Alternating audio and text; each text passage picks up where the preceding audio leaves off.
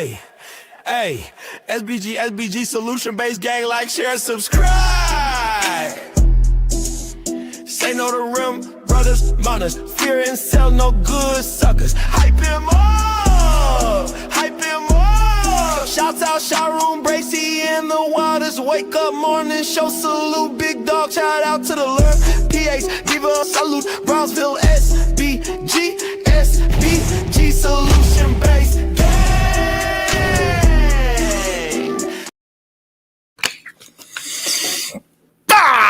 Let's go. Good day, everyone. How y'all doing today?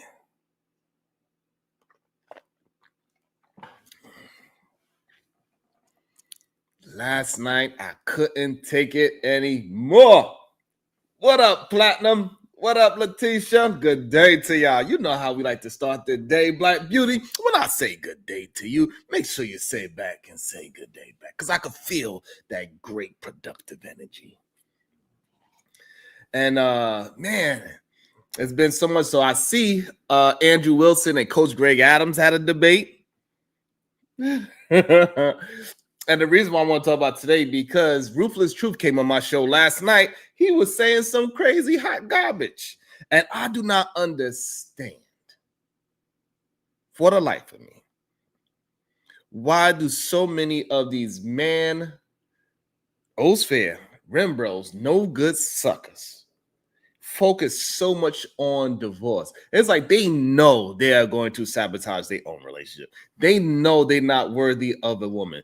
They know how much trash they are. And if that's the case, stay out the dating game and stay out the conversation, because you have nothing positive or productive to say towards the conversation. And your life is also pushing towards that. It ain't fruitful, to say the least. Make sure y'all hitting that like and the share button for the YouTube algorithm. I appreciate you so much for all that y'all do. Every single day, we try to keep it up, keep grinding, but I can't do it without you. You know what I'm saying? It is what it is. I need your help. So, right, and so Andrew Wilson and Coach Greg Adams, maybe we should play it. Y'all let me know if y'all want to play it or not. Y'all let me know. Maybe we could play it and have a good time. And we go all watch it together. Because I actually did not physically see it. I just heard people talk about it, and I hear and I see, you know. Let me see how we're doing. Did I forget to? I did. Let's do that.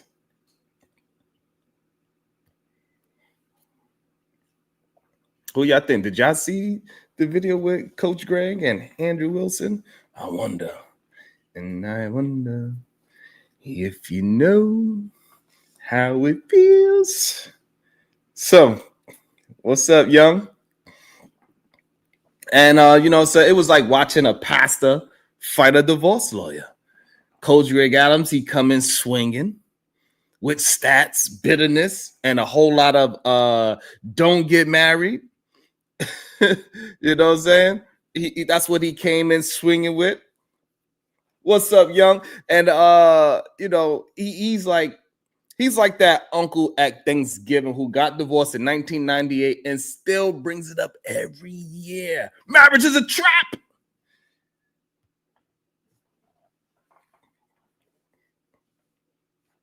Meanwhile, Andrew, he was over there he was trying to because I seen clips. So the clips that I did see, but we could watch it so this way I could get full context.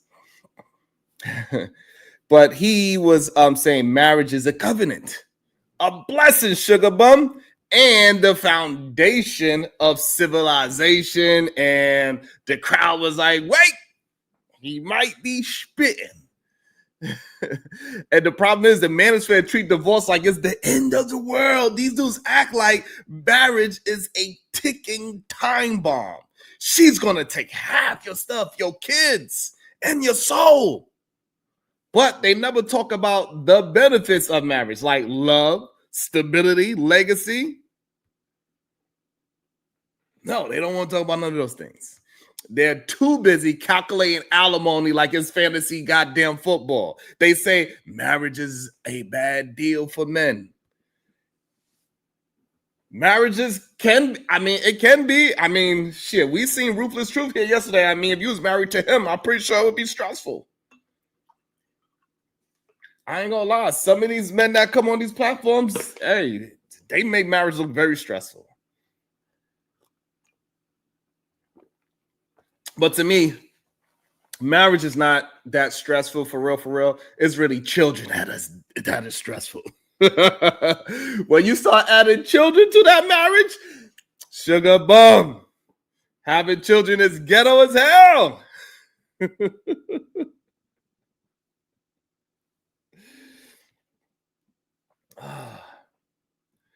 Yeah, that is very true. They always worried and concerned about money they don't have. 100%. The woman can't take the money because you don't have it. What's up, Shock? Man, it is crazy. Marriage is really not that stressful, sugar bum. It's the kids that are stressful. I'll tell you that. That's one. Dina, nah, marriage ain't stressful. It's those damn children. Imagine raising sugar bum crazy ass. What? She be coming to the house all lit.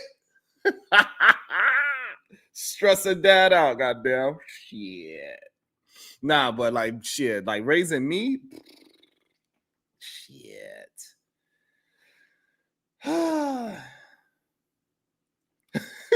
Exactly. Woo, full-time father of twins. Yeah, man. Don't get me wrong. Children are a beautiful blessing, but they are highly stressful. Highly, you know what I'm saying? Even though they're a beautiful thing, you know what I'm saying? But woo, they are going to test you, that's for sure. What's up, Real Talk? Men worried about women taking them for what they got. Oh, let me read that. The men worried about women taking them for what they got is worried she is going to get half of the air mattress.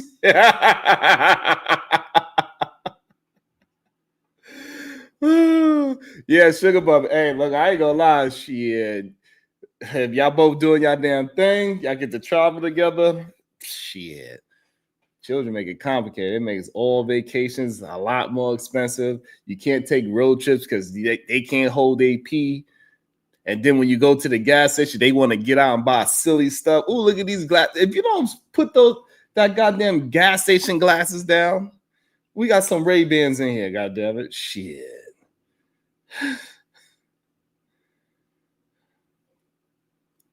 So, that's the crazy thing. And so, that they just love to say marriage is a bad deal for men, which we know is not true at all. It's not even close. But they never say, maybe I should be a better husband. It's always the system fault. Never their ego. And I get it. Marriage ain't perfect, but it ain't evil either. You know what I'm saying? It's not evil. That's the thing. What's up, Wife School Podcast? Marriage ain't evil. And it seems like maybe we should break. Y'all let me know if y'all want to break down Coach Greg Adams and Andrew Wilson. I could pull up the video if y'all want. I could go find it. I don't know exactly where it's at. I'm pretty sure y'all can let me know. Is that we could break it down together, see what actually happened, how they communicate. Because Andrew Wilson, he's a difficult person to have a conversation with from the things that I did see. Whenever I do see him, he be on people's ass. So, but from the clips that I did see. The clips I seen, it didn't seem like it was that bad. I seen Andrew's clips and I seen a couple of Coach Greg Adams clips. And the clips that I seen with Andrew Wilson, he was like a goddamn preacher with a mic. He was like, marriage build families, which is true usually. Communities and character, true. And Greg, from what I seen, he's like, yeah, but what about the divorce rate? What's up, Boricua? And I never understand why every time we have a conversation about how marriage is a good institution for human beings that want to be with each other and how they can move life together and like it's better for the children. Majority of millionaires are married. Like it's a better situation usually if you are treating it properly. Why do they keep on bringing divorce rates into the conversation of marriage? Divorce doesn't have anything to do with marriage. I don't understand. It's like saying, "Hey, don't eat food. It might give you gas." Everything has a risk. That doesn't mean you stop living. Marriage is hard, but it is also beautiful. It's the only place where two people can build something bigger than themselves. Unless you're in the manosphere, then it's just a trap set by the government and maybe Beyonce. And I get it, divorce is real, but so is growth. You know what I'm saying? Like you can grow. That is very true, Sugar Bum. Negativity do sell to men.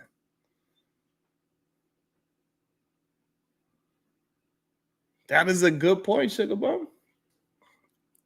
They do like to. It's a weird thing when you start to recognize like why? What's wrong with you?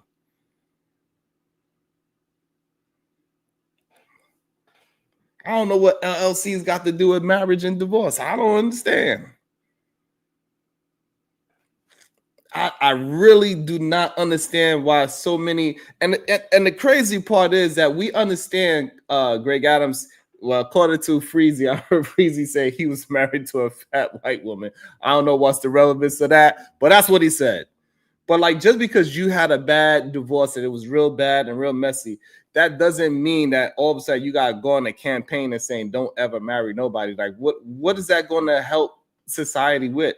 I thought you had an issue. I thought most of the Manosphere had an issue with single mothers and people just having sex and people going out to the, you know what I'm saying? Like I don't understand. Like because the thing that you are trying to push, Coach Greg Adams, is not good for society. And we, yeah, I don't know. I don't understand it.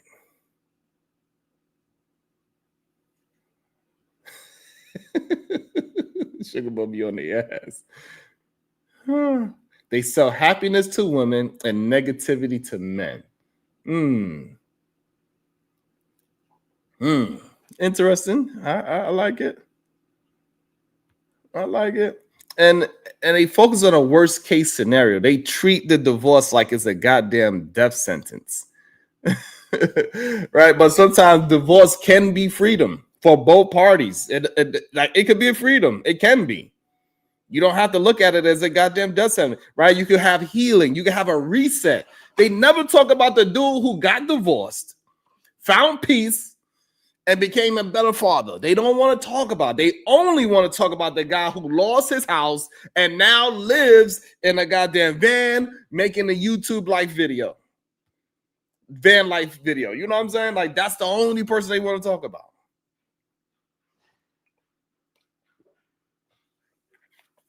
Which I do not understand. And I'm gonna go find the video so we can break it down together.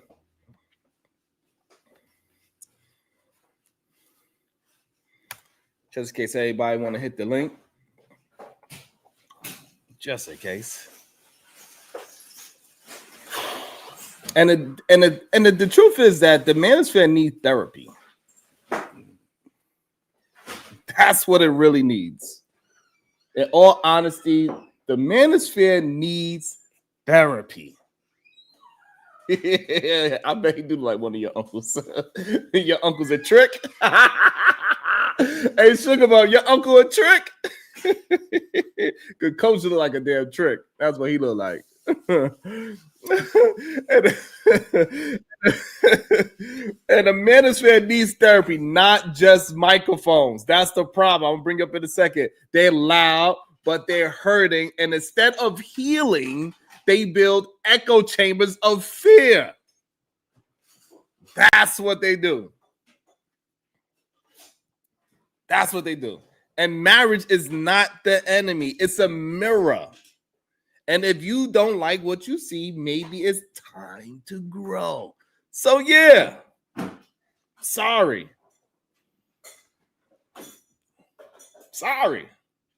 Just is what it is. Let me bring up my guy who sparked this conversation in my head. I don't know why his ass ain't on camera. And periods, he want my attention. I don't know why people keep trying to attempt to make this an echo chamber. It's not an echo chamber. There's no way you can prove that it is an echo chamber.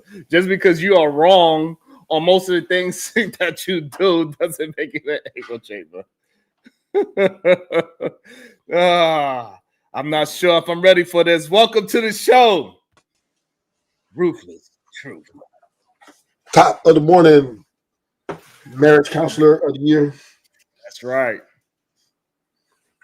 You guys right. keep telling, keep telling the disagreements and agreements with the things I said just now. Yeah, you selling a bad ticket.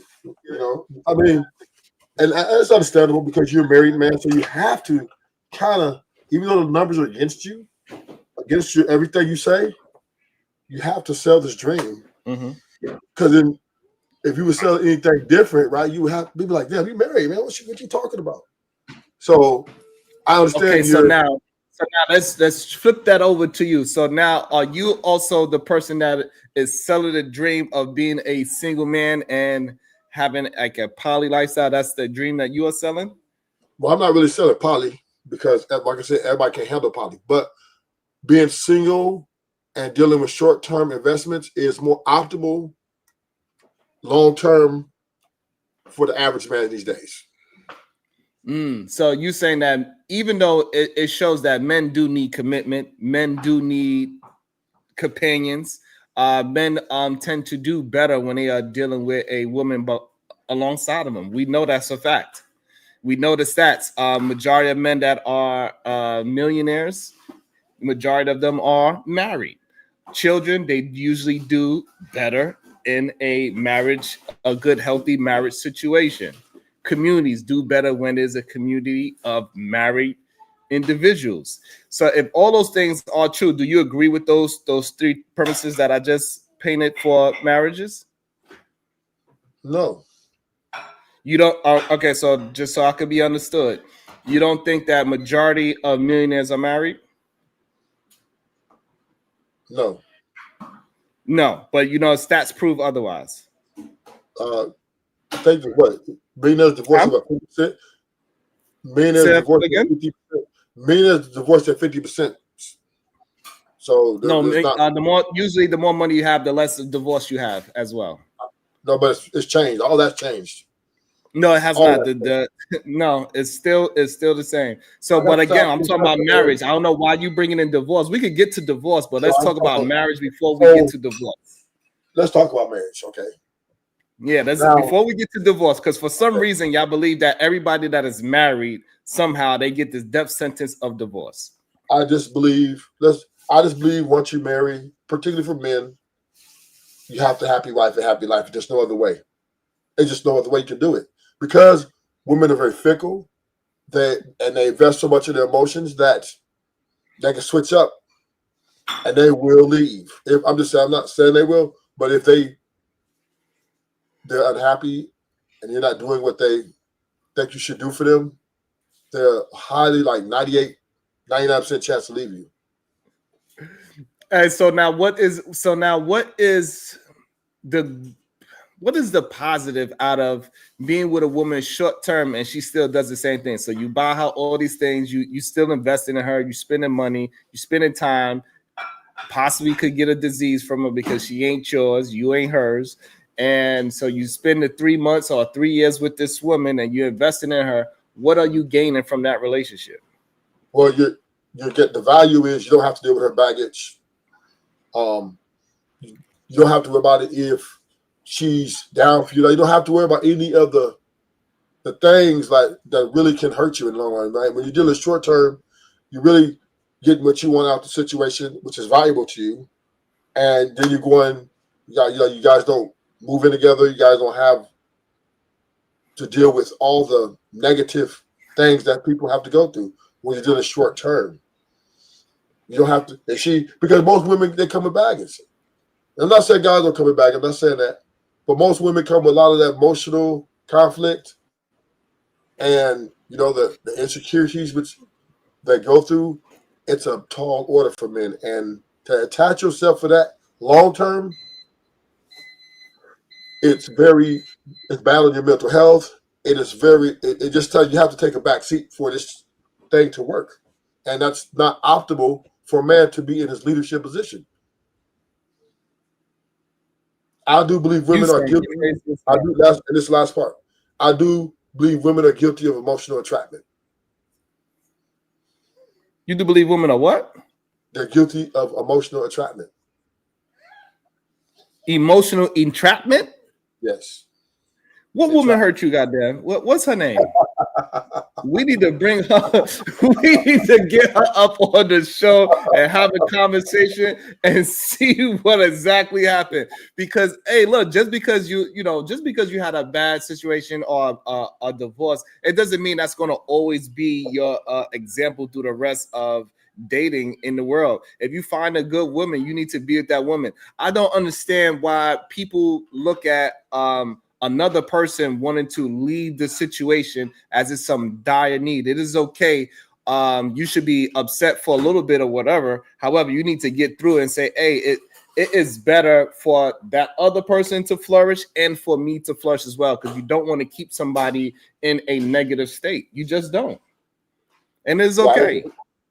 I believe that because women are enslaved to their emotions, and they also would never love you more than they love themselves, she's a liability. Right, but you making it seem like that is the response of majority of women. That's all women.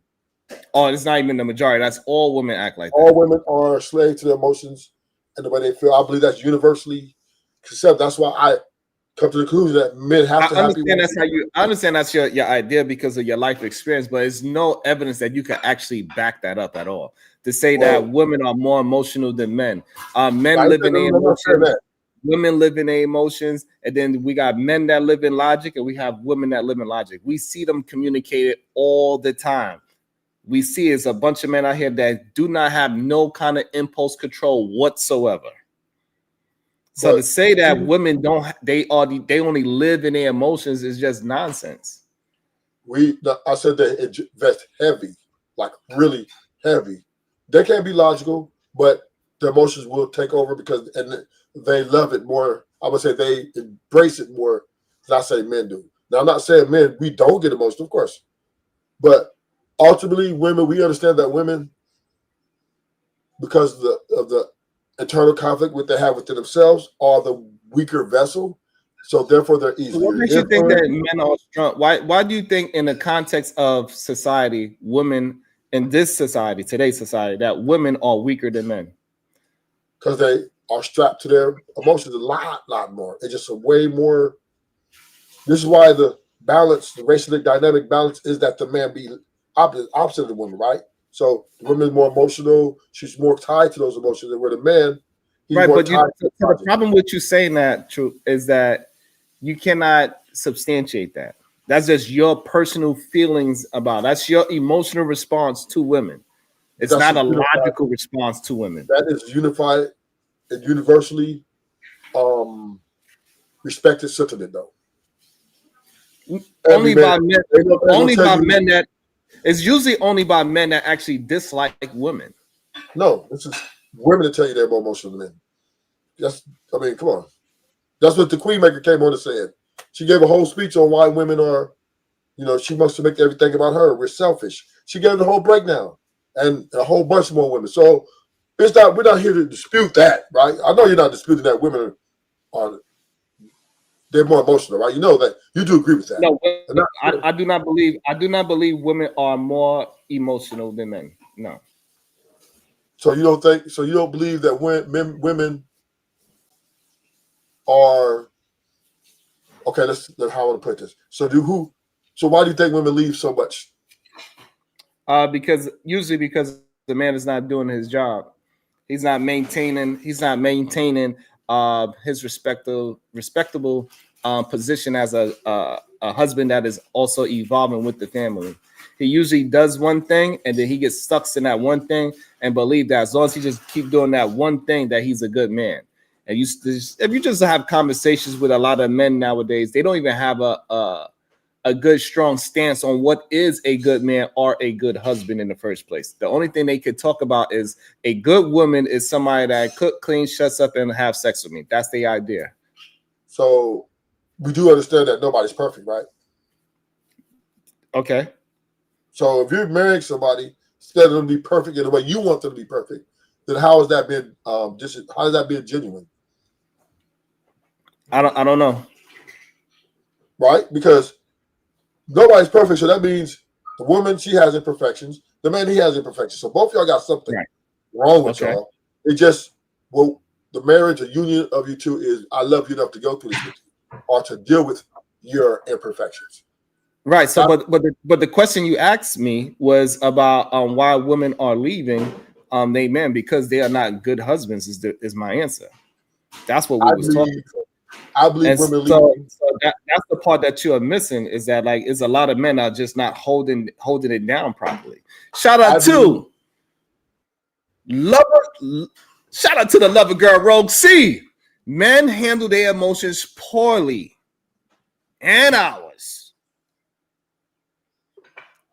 I believe that's a good point.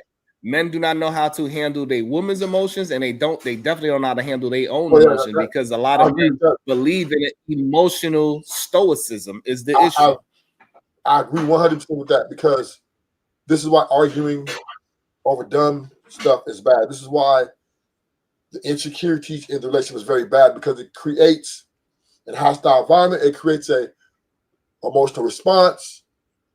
This is why men, they say, oh, I think you made a statement that men check out the marriage, right? Yes. And I don't necessarily think the men check out the marriage. I just think the men, once they see that reason and emotionals don't mix, and it just creates a more hostile environment, they shut that, they stay away, they try to walk away from that. And women look at that as weak, because that's where I think the thing emotional intelligence come in, that women are requested from men, which to me is an unfair request, because men aren't therapists, right? They're professionals that deal with that, which will deal with mental health. And you actually your husband or boyfriend to master something that he hasn't mastered, which is emotional or internal conflict. That's something that's unrealistic, unfair, and definitely a ticking time bomb in that relationship. That's wild. Shout out to Boricua Preciosa Sharon. He's a liar. Tell him shut the fuck up. Stop crying. but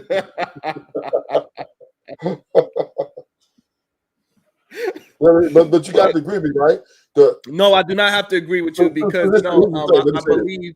So let me tell you, look. So yeah. I don't have to agree with it, because we do understand that majority of men that check themselves out of relationship, it happens way too often. Shout out to Bappa235. Ruthless blood type is magic marker.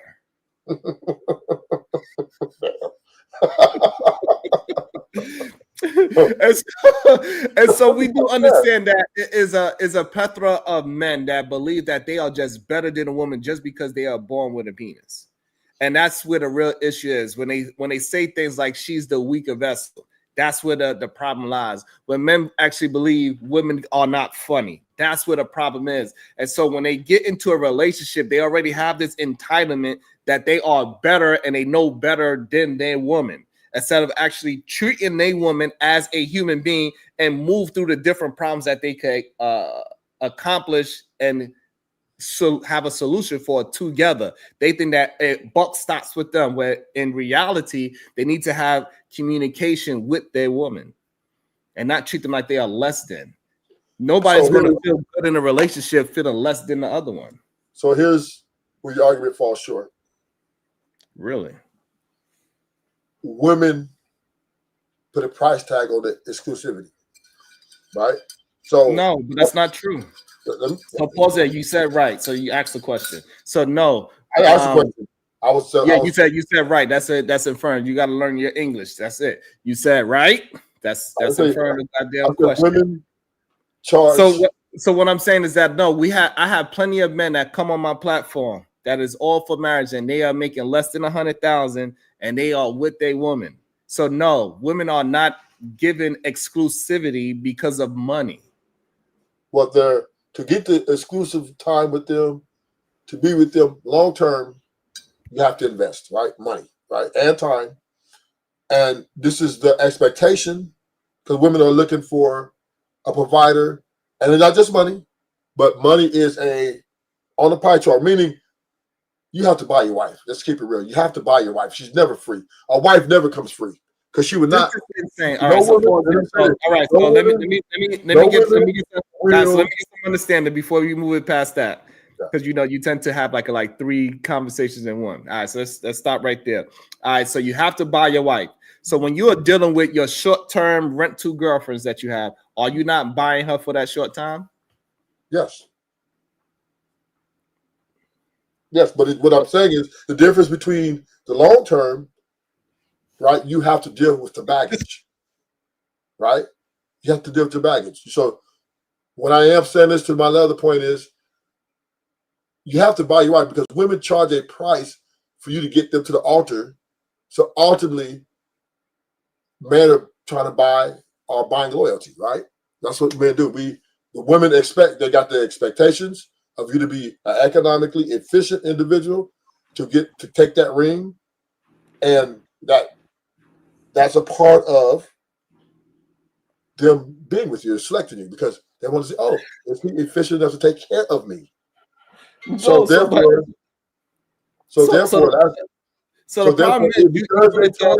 last point. Therefore, they charge this price. That means they need to, for that, because they charge this price, they need to also keep their end of the deal. Meaning is he's the boss, right? Because he's paying for my loyalty and my submission. I need to bring my end of the bargain and say, you know what, hey, because I'm taking this money from you, your time, your energy. Right. I'm going to go ahead and let you run the show. Right. So the problem is majority of men that get married to them, they're not saying, hey, I'm marrying you, but you know that I'm the boss, right? That's not what happens. Majority of people, when they get married, they say, hey, I love you too. Let's build something together. It ain't no, hey, we're going to build something and I run you. I'm the only one that's supposed to have communications and make decisions about our life. That is not what happened. So this whole idea that you are the boss of a woman is the problem that the manosphere have. And they teach other men to have this problem as well. They believe that even though majority of relationships are 50-50 situations, that they are the boss of a person that they need to coexist and to flourish. That's the problem. Most of these men need a woman so they can leave. So they could like even with this EBT, a lot of men, they depend on their wife's EBT. So it ain't gonna be just these women that need winter coats. Men gonna have to put on a goddamn winter coat too. Winter's coming for all of them. So this whole idea that men are surviving without they mate is just a fallacy. We know that a lot of men have roommates.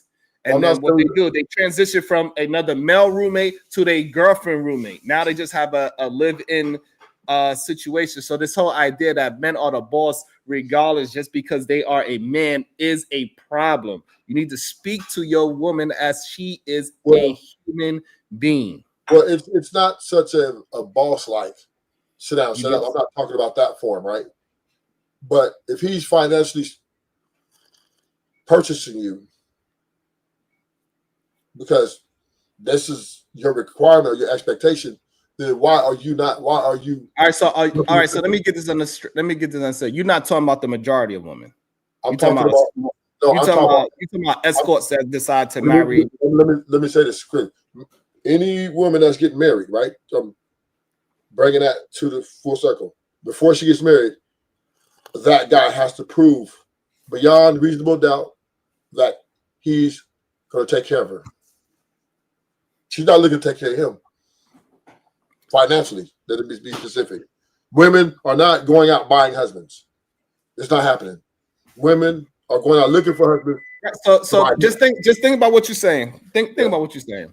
You're saying women are not going out buying husbands. Why would they go and buy something that's going to be the boss of them? If she's buying it. So if she was to go and buy a delusional male and turn him into a husband, he's still going to believe, like how you believe, that he is the leader and that he is the boss of her. Nobody is going to pay for that deal. That is the issue. Men got to change their mentality and start looking at women as humans. And once they take out this whole bravado and this whole that I am better and stronger than a woman, and then maybe we could get back into building families for real. Welcome to the show, FOG. Good day, sir. What's up, Paul? While he's getting his mic together. So that, I think he's good now. Try again. No, we can't hear you. I'm about to go and come back out. Go back down and come back up. So yeah, so men have to start looking at women and enjoying women as humans instead of looking at them like, I'm going to be with this woman and she is going to be now. I gotta run her and train her, and I'm stronger, I'm faster, I'm smarter, I'm funnier, I'm everything above my woman. If you look at your woman like that, you are going to have issues in your relationship. I'm gonna just put something before you, right? And I want to hear what you think about it. I think it should be opposite. I think because women look at men as a business perspective, I think men need to look at the women the same way. Because when they view their man, they have intentions of survival, of security, all the things that come with that. So they're looking at men as a business perspective, meaning how can I benefit from him long term or whatever term that they're going to deal with this man. So it would be fair. And I think this is where men are losing because we're still Disneyland. Oh, she's a good woman. Oh, I love her. I think men are leading with more, she likes me for my character, where she's looking at him, I like you, or I want you for his business perspective. And if we can align to get that together, men look at the same way the women look at them, then we can have a more transparent transaction than a lie. So the problem is, I don't believe majority of people are looking at their relationship as transactional the way how you do. I think you've been living in a transactional relationship with women for a long time, and you believe that's how a majority of people should do their relationship, even though we know they can't. We know majority of men can't afford those transactional relationships. This is why they fall short in companionship, because they actually believe what you are saying, but they do not have the resources or the mental fortitude to do the things that you are saying. This is just not a thing that majority of men can actually execute at all. Let's see if your microphone works. FOG. Dang, I don't hear what you got to say. Hold on, let me see. Let me see if I could. No, ain't nothing I could do about it. I don't know. Everything looks like it's good. What's up, next level? So if you talking FOG, we can't hear you. So I'm not sure. So yes, and that's the issue that most men cannot afford a transactional relationship with a woman because they need a woman to survive. That's what's normally going on in America. No, what I'm saying is, can you hear me? Yeah, we can hear you now. I'm gonna say this point. I'll let you go. Can we agree though that women look at men in a business perspective? That they look for the best suitors to take care of them, not because they're not looking to financially support any man off the rip, right? They're looking for a man to financially support them. That's like a lot of girls say, what's her name? Sarah told her new fiance that, hey, if I'm in a relationship, I don't pay bills. So no, so it's just that what you're saying is just not true. No, she said that to her husband. No, but what I'm saying, what you're saying for majority of relationships is just not true because majority of relationships, the men cannot survive without their woman. That's not true. What you mean? Let me say that we understand that women do not support broke energy. So therefore, when they're talking about husband, right? Now, so when they're looking for the best suitor to marry them or to get married to, they're not trying to attach their wagon to struggle of. They're not trying to look for a dude who's no, but the problem is that just not, so the problem is not true because if that was the truth, then you yes men So, but what I'm saying that I want you to deal in reality. In reality, normal men are getting married every single day because they're economically efficient. That's why. They're not getting married and broke. It's not happening. But broke people get married every day. No, you don't. So what I'm saying is that women are not choosing a man because of some financials. They are choosing a man because they like that man for the meantime until he starts messing up on a day-to-day basis. So no, women are not choosing men because of some financial situation. And reality is showing that every single day.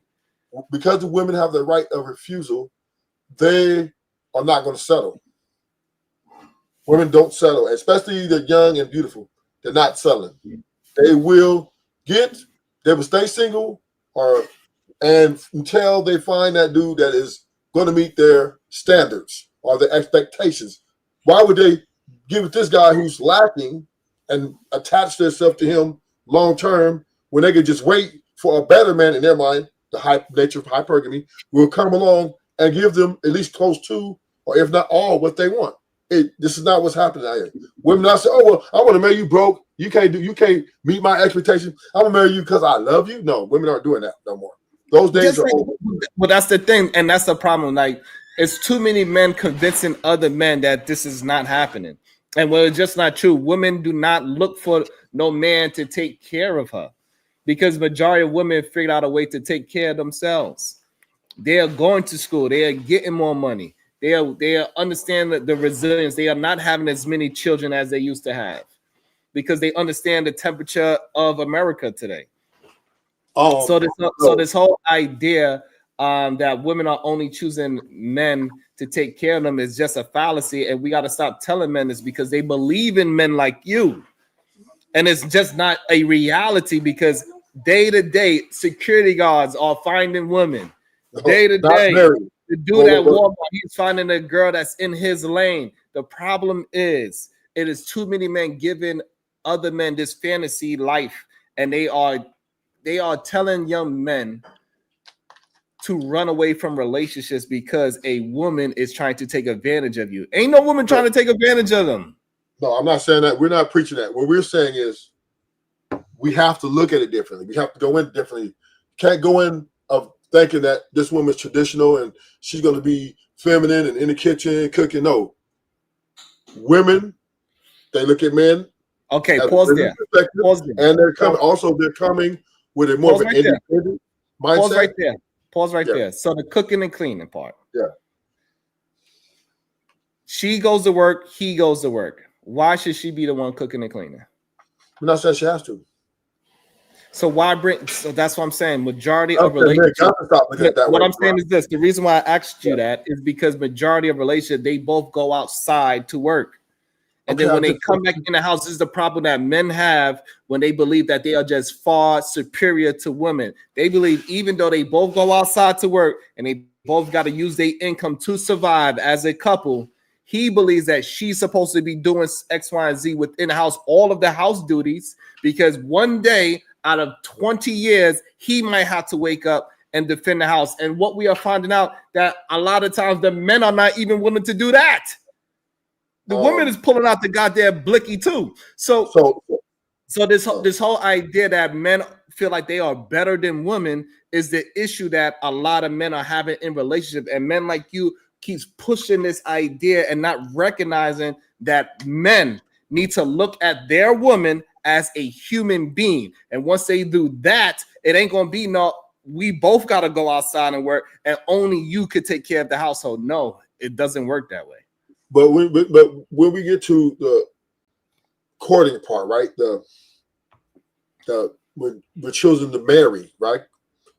That women look at guys first, and I'm not saying only, there's several factors, but the main thing they look for is that a man. They look at a business perspective. They look at business decisions before they marry that man. And I'm saying that men need to start looking at women the same way that women look at them to even out and have a more transparent experience. Because a lot of men are going in and they're thinking that this woman is only looking at them for the things of emotional needs and character needs. And that is where the divorce rate tells a story that women are saying, well, I'm not happy, I'm leaving. No, so let me stop you there. That's yeah, but because you have that's not met her business needs. so the problem is Go ahead. Do you so think, host? and again and again, so when men are delusional about what's happening in reality is the Yes. problem with the dating market. When men start to look at women and say, "Oh, I have to have a Lamborghini, I got to have this amount of money, I got to have this kind of clothes on to get a woman," that's when the whole dating market gets stupid and is ridiculous that men believe that, even though majority of men that's driving a goddamn Honda Accord, they could get a woman as well. And the problem is that majority of these men, they are convinced because they have some kind of infatuation with rich men. Men have a problem with rich men. Men love rich men so bad they think that anybody can come and take their girl just because he got more money than him, and that's their insecurity. So that's why they believe that all women are hypergamous. All women are just going to get the best man with the most money at the time. Because men, they have an infatuation with rich men. They want to be the baddie for the rich man. That's the problem. If they would look at themselves, go outside and work on themselves and be who they can be, women will flock to them. I believe that when women leave, women cannot deal with some goddamn rich millionaire that is not home for 90% of the time. Nobody wants that.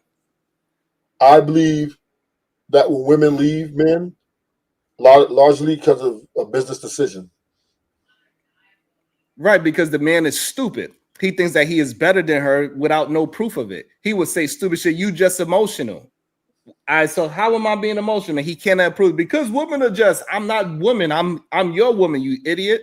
So this is the problem. So these men, they have this already set preference in their mind that men are doing something better than women simply because they are born a man. And then once they bring that into relationship, they are not looking at their woman as a human being. And that's where it becomes an issue in relationship because they never took the time and say, let me see what my woman enjoys. What jokes made her laugh? What jokes made her upset? Well, I have to disagree with that. Because but life disagrees with you. Most men are beta, are simp. So most men cater to the woman at the highest level possible. They even worship them. So most men, right? And then this is why women take the ring. This is how they get to over the threshold. So we understand that women in this country have a right to exercise the right to refusal, meaning they can walk away from you at any time they like. And most men are acquiescing so that she doesn't do that. We can clearly see on these spaces that men act like they need women and women act like they don't need men. So you saying that men, I think men are all too much giving too much credence to women, too much, and women are taking it for granted, and no matter what, they're getting rid of them because they're just bored or they just don't want them no more. So I don't agree with you when you say, "Oh, well, men need to do more." No, men are doing too much. I think, money-wise, we know that men spend quadruple the times on women, and men are happy wifing, happy lifing it in, I say, all the marriages that are lasting. And I believe that ones that divorced are not happy wifing, happy. They're the ones that want to stand up and stand on principle, and then she leaves them. Yeah, so the only thing is that life just in reality just not supporting what you're saying. And that's a interesting take for yourself, and maybe it works for you that do everything as a business transaction, but it just doesn't work in reality. Majority of men cannot look at women as a business opportunity because they ain't got no business. And they don't got no money. They need their woman to survive. Majority of men need their woman, not just for companionship, but financial growth. They need her. They cannot live without her. They need either a roommate or their girlfriend. Okay, I agree with you. I agree with you. I think I agree with you. That's an illusion of men that they need the woman, but the women act like they don't need the man. Meaning they let her know, nigga, you expendable. She lets him know you are expendable. If you do not do what I need you to do to make me happy, I will replace you.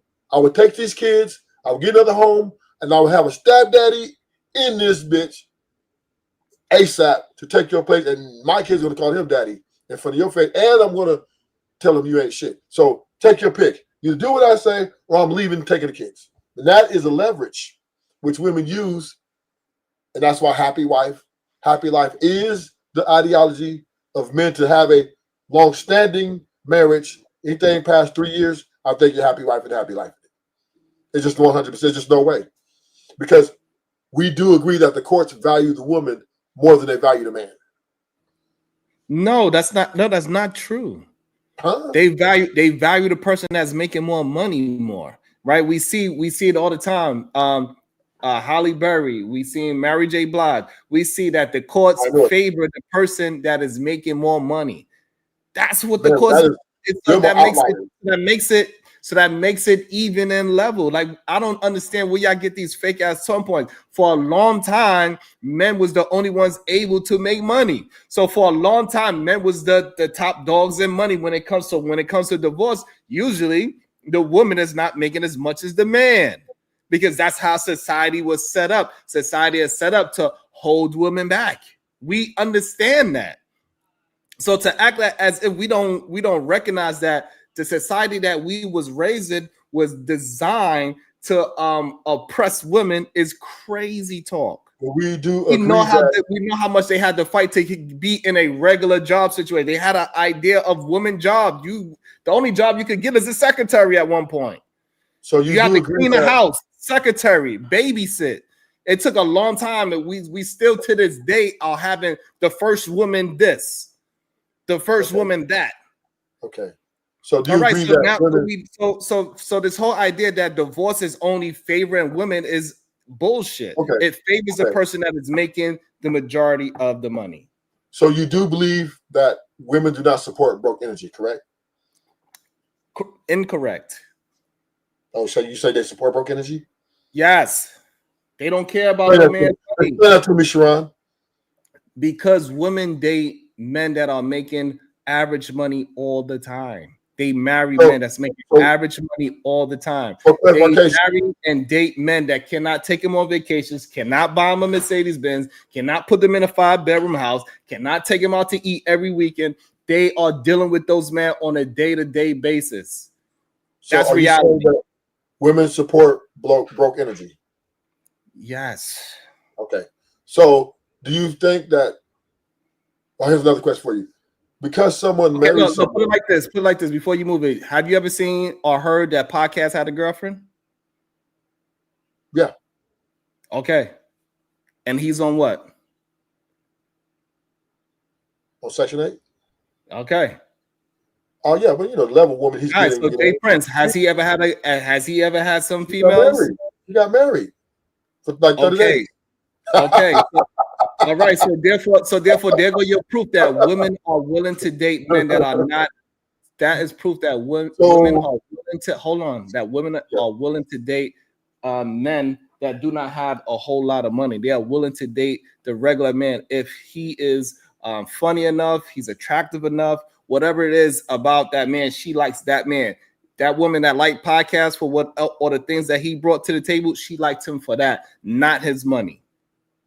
And that's why they didn't make it, right? But once again, right, we do say, I will agree with you on this. Women will marry or get with a guy for potential. Like, she might not. Stop. No, I'm not going to allow that to happen. No, it ain't got nothing to do with potential. Because she will, listen, and this is a very common thing in a relationship. You meet a woman, you're like, oh, she thanked me for me. But the moment you have an argument, right, the first thing she's going to call you, or she's going to say to you, get your broke ass up and make this shit work, right? And this is very common. So this is why these relationships don't last. Pause there. So this is the problem with these conversations, right? We never want to actually deep dive into this whole she's going to call you a broke ass. What conversation that y'all are arguing about is going to force her to call you a broke ass? Well, because if y'all arguing about you looking at some woman across the street, broke ass is not usually going to come in. Why is she saying you're a broke ass?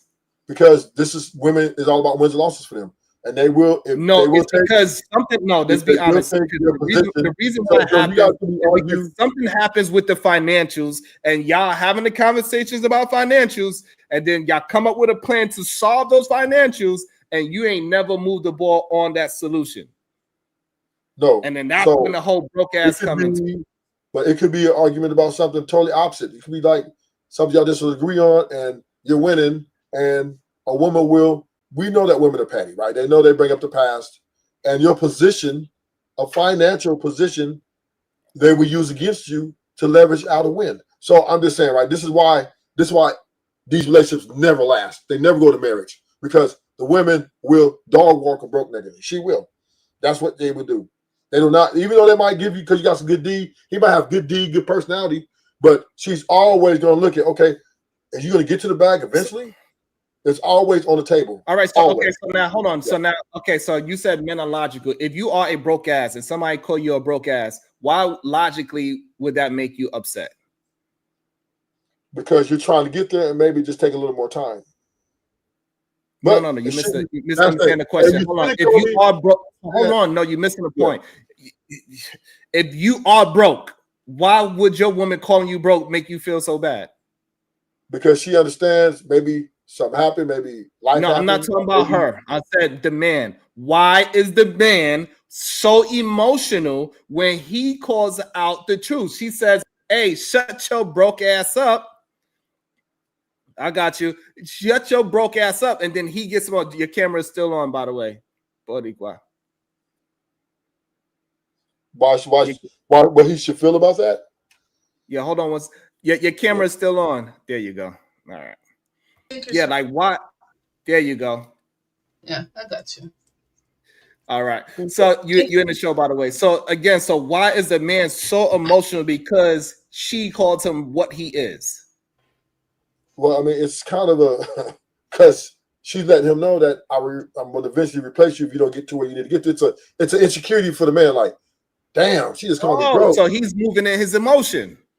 No, he's thinking logically. Like, man, if I don't get my money up, this woman is obviously thinking about leaving me, or she's looking. No. I'm not gonna allow you to do it. Hold on. No, that's not what the conversation about. You said she called him a broke ass. She didn't say I'm leaving you because you're a broke ass. She said, shut your broke ass up. We ain't going to goddamn roof, Chris, because your ass is broke. You know you can't afford no damn roof, Chris. Shut your broke ass up. That don't have nothing to do with leaving them. Why is that man so emotional about her saying the truth about him? Go ahead, explain that. It's not emotional, it's logical. It's like if your woman calling you broke, that means she doesn't respect you or see you in but is it oh my God, ruthless truth.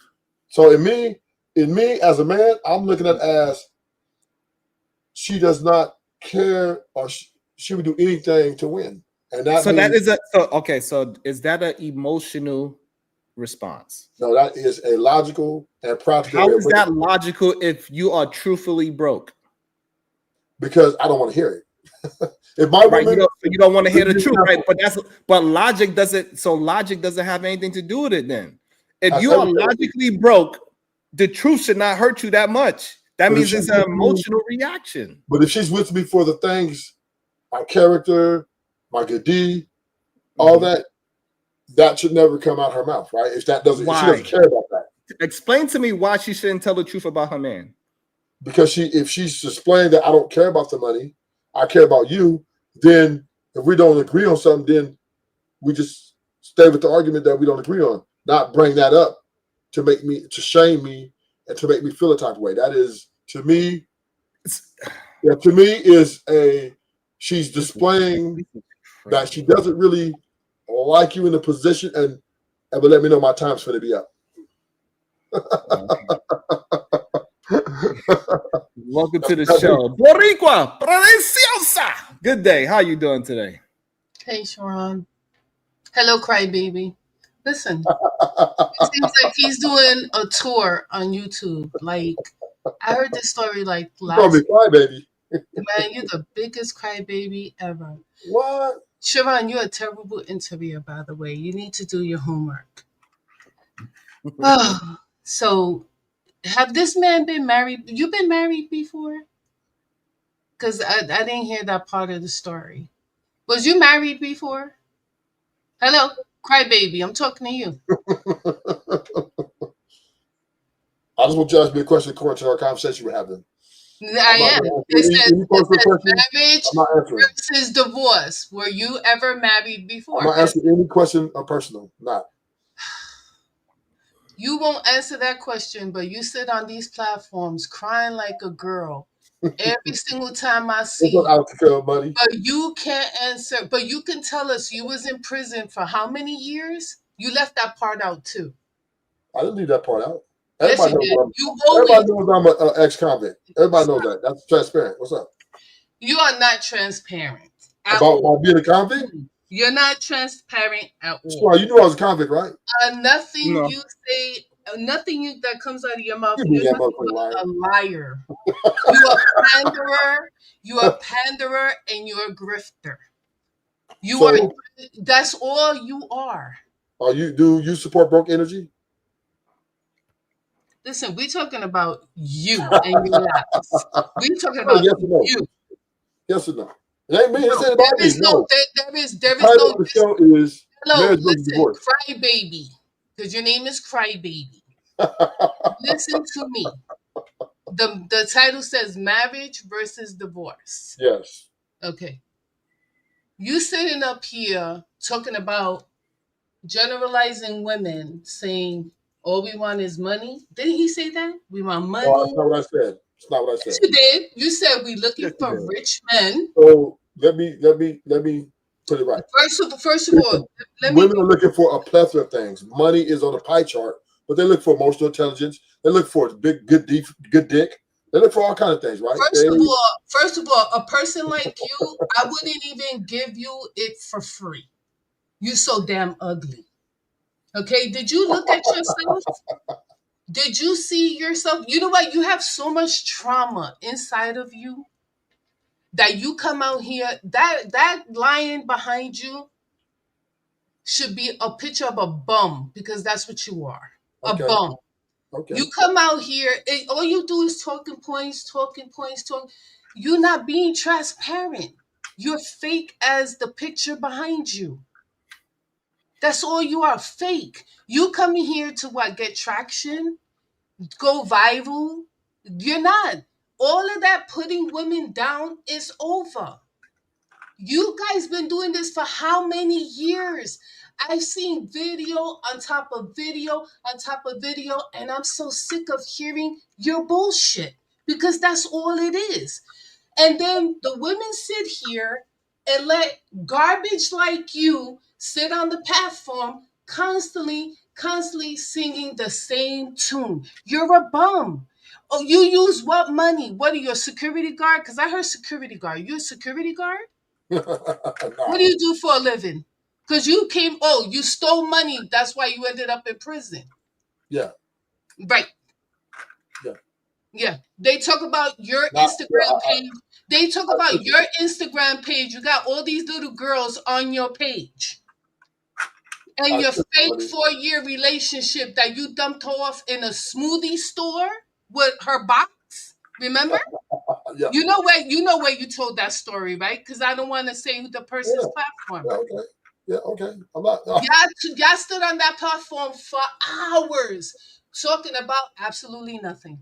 And here you are on So Sharon's why were you panel there listening for doing hours? because I support that channel. That's why.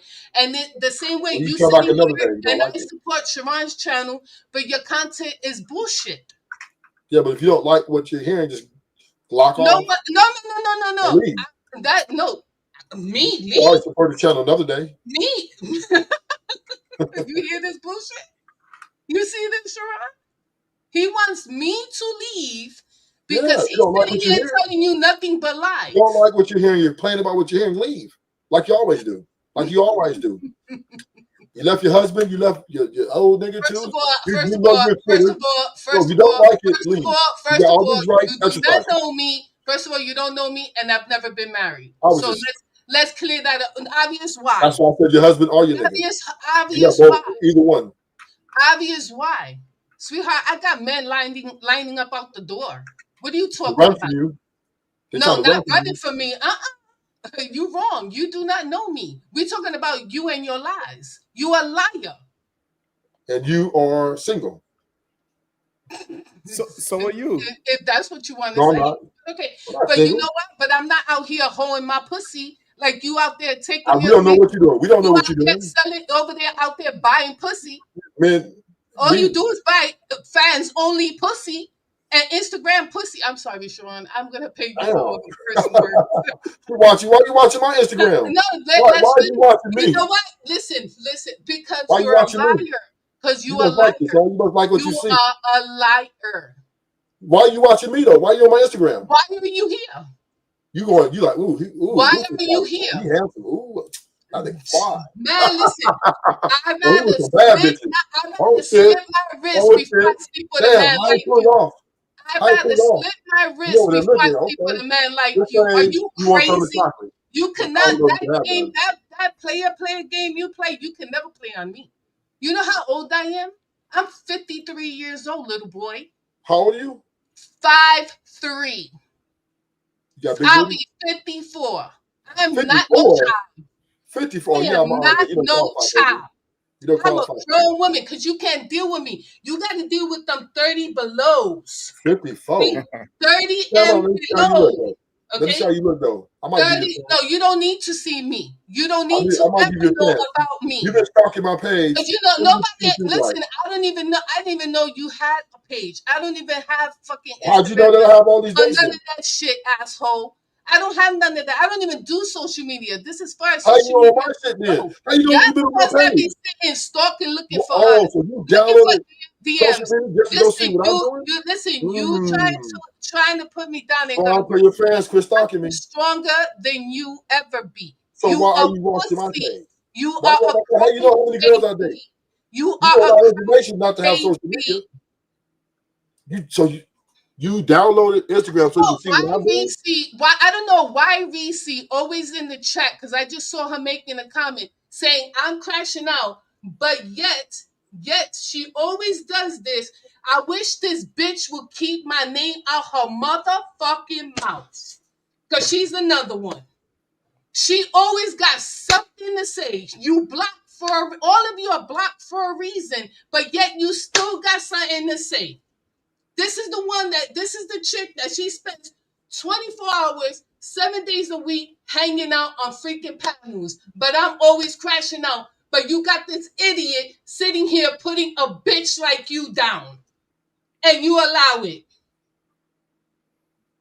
Girl, go somewhere. You are dismissed. Back to you, crybaby. Go ahead, crybaby. I Let's go. respect my elders, so I'm not No, going. you no But elders, hey, you look look, older than me. look. You You look want to go older to my than me. You page, look stalk right. my You know what? page. You want me to If give you you want some a picture of advice, Rufus, cry baby? just You want screenshot me it to on give you my some? page. You know what I Listen, mean? you want me to give you advice, cry baby? Go get a man Huh? and go be happy. Go get a man. Why Go not back man? to your prison life. Go back to your prison life where they tell you how to shit and eat, how to bend over, wash socks and t-shirts. They got washing dryers in prison, silly. They got washers and Hold on dryers one in second. prison. Oh, so you was They in got a whole so you laundromat. was You just in drop your clothes federal off. prison. You just So drop your clothes off to the laundromat and you pick them oh, up in 2 hours. We don't do no hand washing. The fuck you what talking in about? prison? In prison Yeah. they do that? They got washing dryers. They got Hold on one emails. second. Welcome to the show.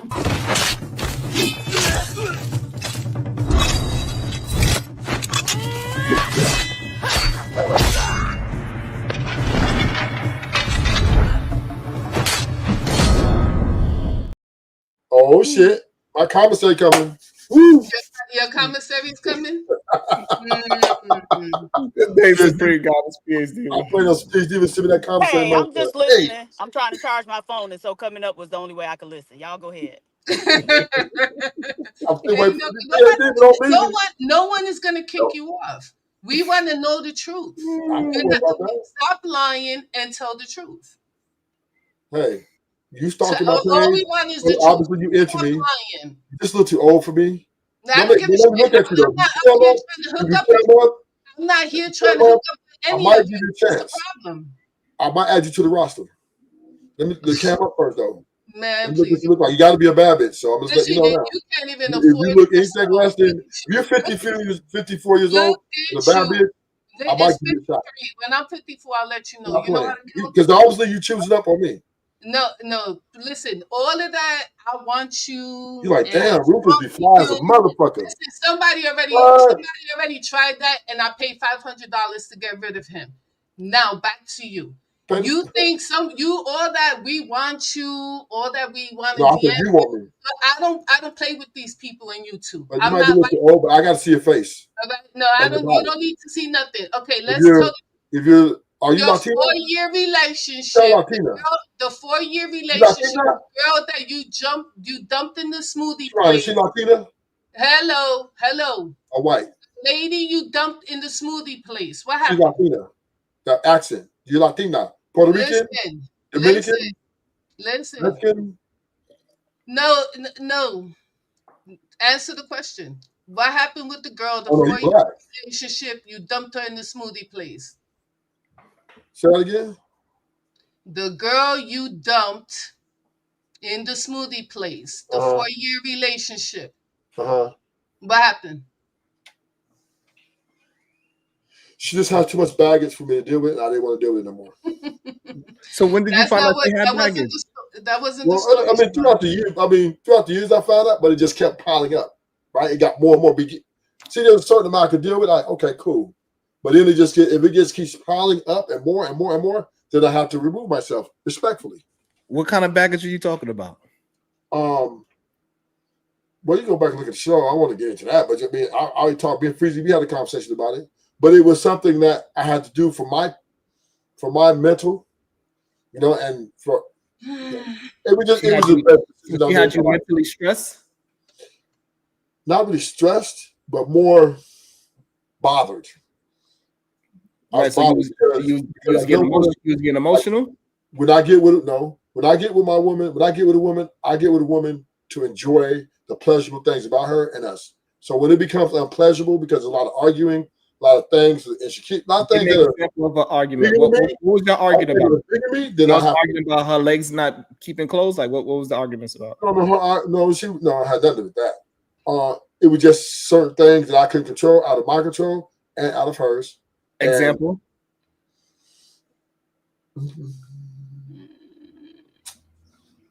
I won't go into that right now. You got to watch the show on Freezy Channel because I don't want to make the whole show about that.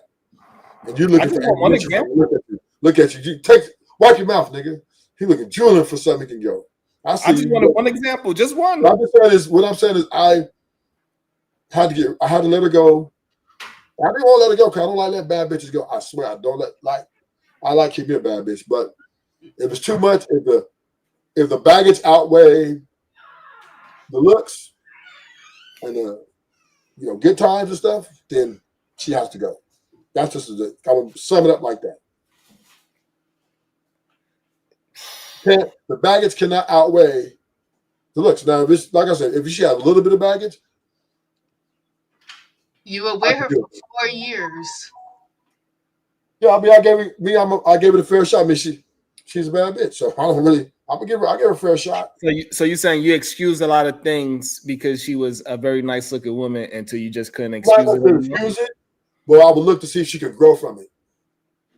I'll give you a chance to grow from things. Because we have a conversation, we come both to it. And that's only because she's nice looking. So if she did the same thing and she wasn't a nice looking woman, you wouldn't have dealt with it.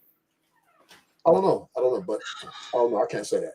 But I'm just saying see, and this is the problem that a lot of men have. Y'all just don't want to be honest about what's really happening. Mm-hmm. Is that y'all are only looking at women as less than a human being. Y'all look at a woman as a piece of meat, that she's stupid. She's not as intelligent. She's not funny. She's not a companion. You only look at her, she gotta look cute and you can have sex with her. And this is where the problem lies with the majority of men having relationships in today's time. That's so. But I mean, it's a mutual agreement, though. Where is the mutual agreement at? What are you talking about? Women do not look at men that way. They don't look at women. Majority of the time, women are looking at men as a partner in crime. So once again, women, but in the very beginning, right, there's a law of attraction, right? So she first to get the foot in the door to start the process, You have Listen, to look a certain type of I way. don't understand why is that even a conversation? Majority of people are getting with each other that they are sexually attracted to. That's okay. We are all grown human beings. That's supposed to be a given. You are not supposed to be somebody that you're not sexually attracted to. So using that as some goddamn excuse to say that women are sexual beings is the dumbest argument ever. No, but you said that we only look at women as a piece of meat, and women look at it the same way. No, they don't. So again, the problem is that women don't just look at men as a piece of dick. You look at a woman as just a piece of vagina. That's not the same. Women look at men to say, "Hey, I want to build with him. He's funny. I enjoy him.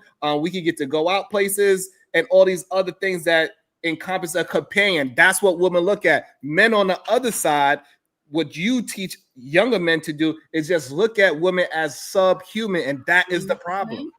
So once again, right, we're talking about when we first meet. Right? You've been way into the relationship.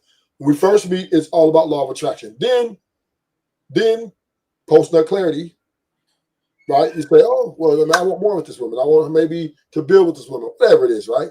Then we go into the process of let's get to know more to see if we can go further and are more compatible.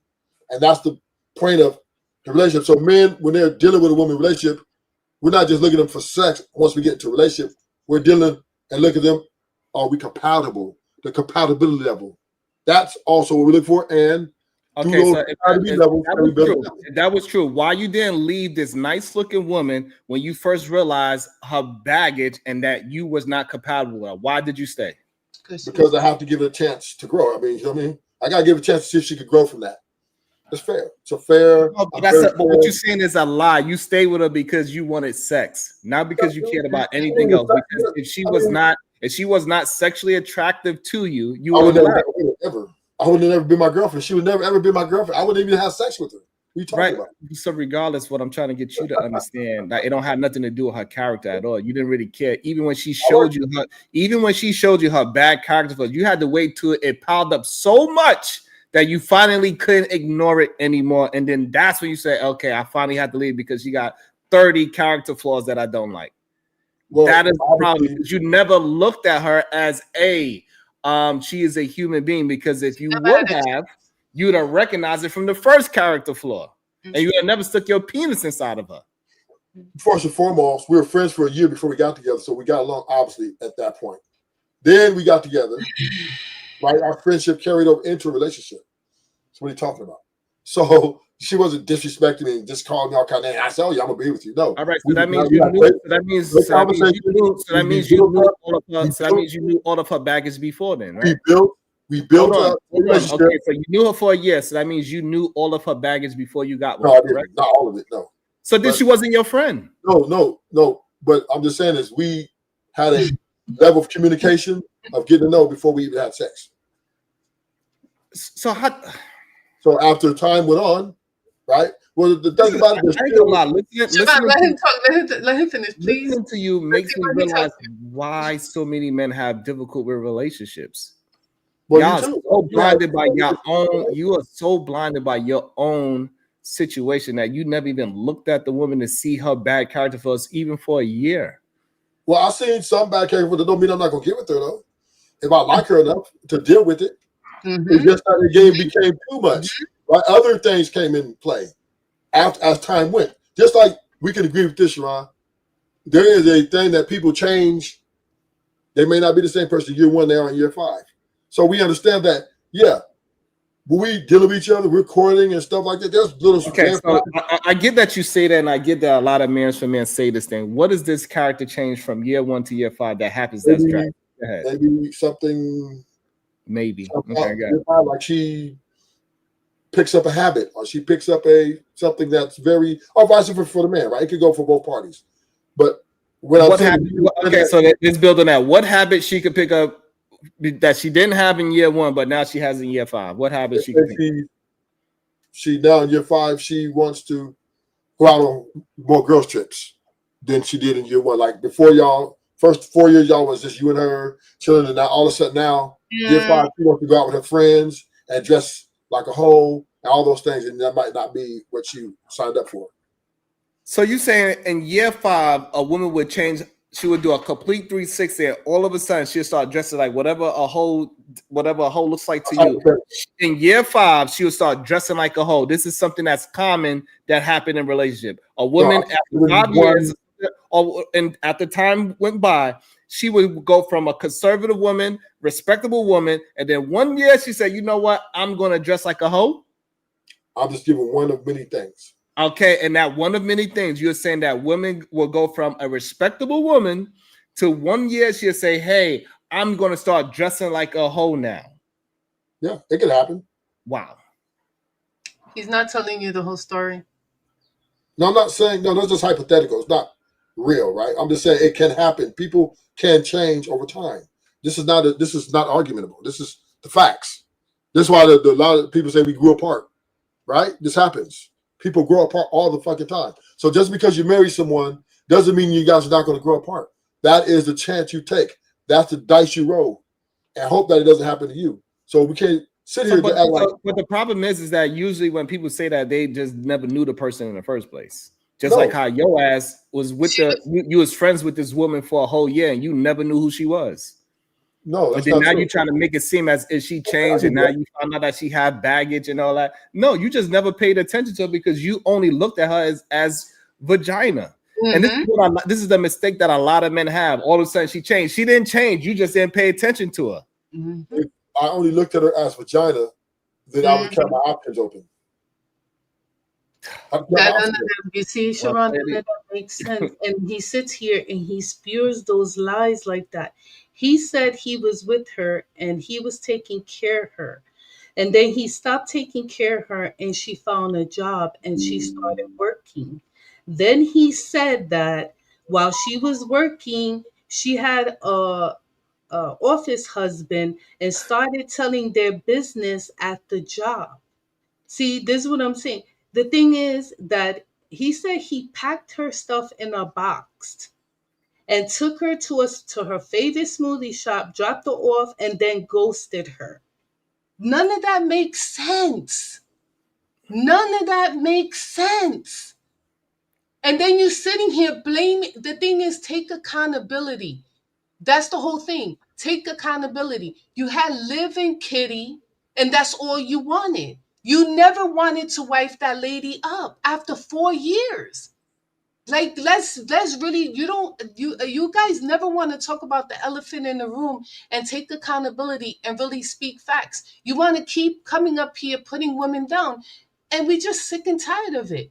It's everything that happened is your fault. No, everything you chose that route, crybaby. So we're not putting women down. We actually, you know what? Let me say this for clarification. I'm proud of what you guys do. I don't care. It doesn't bother me.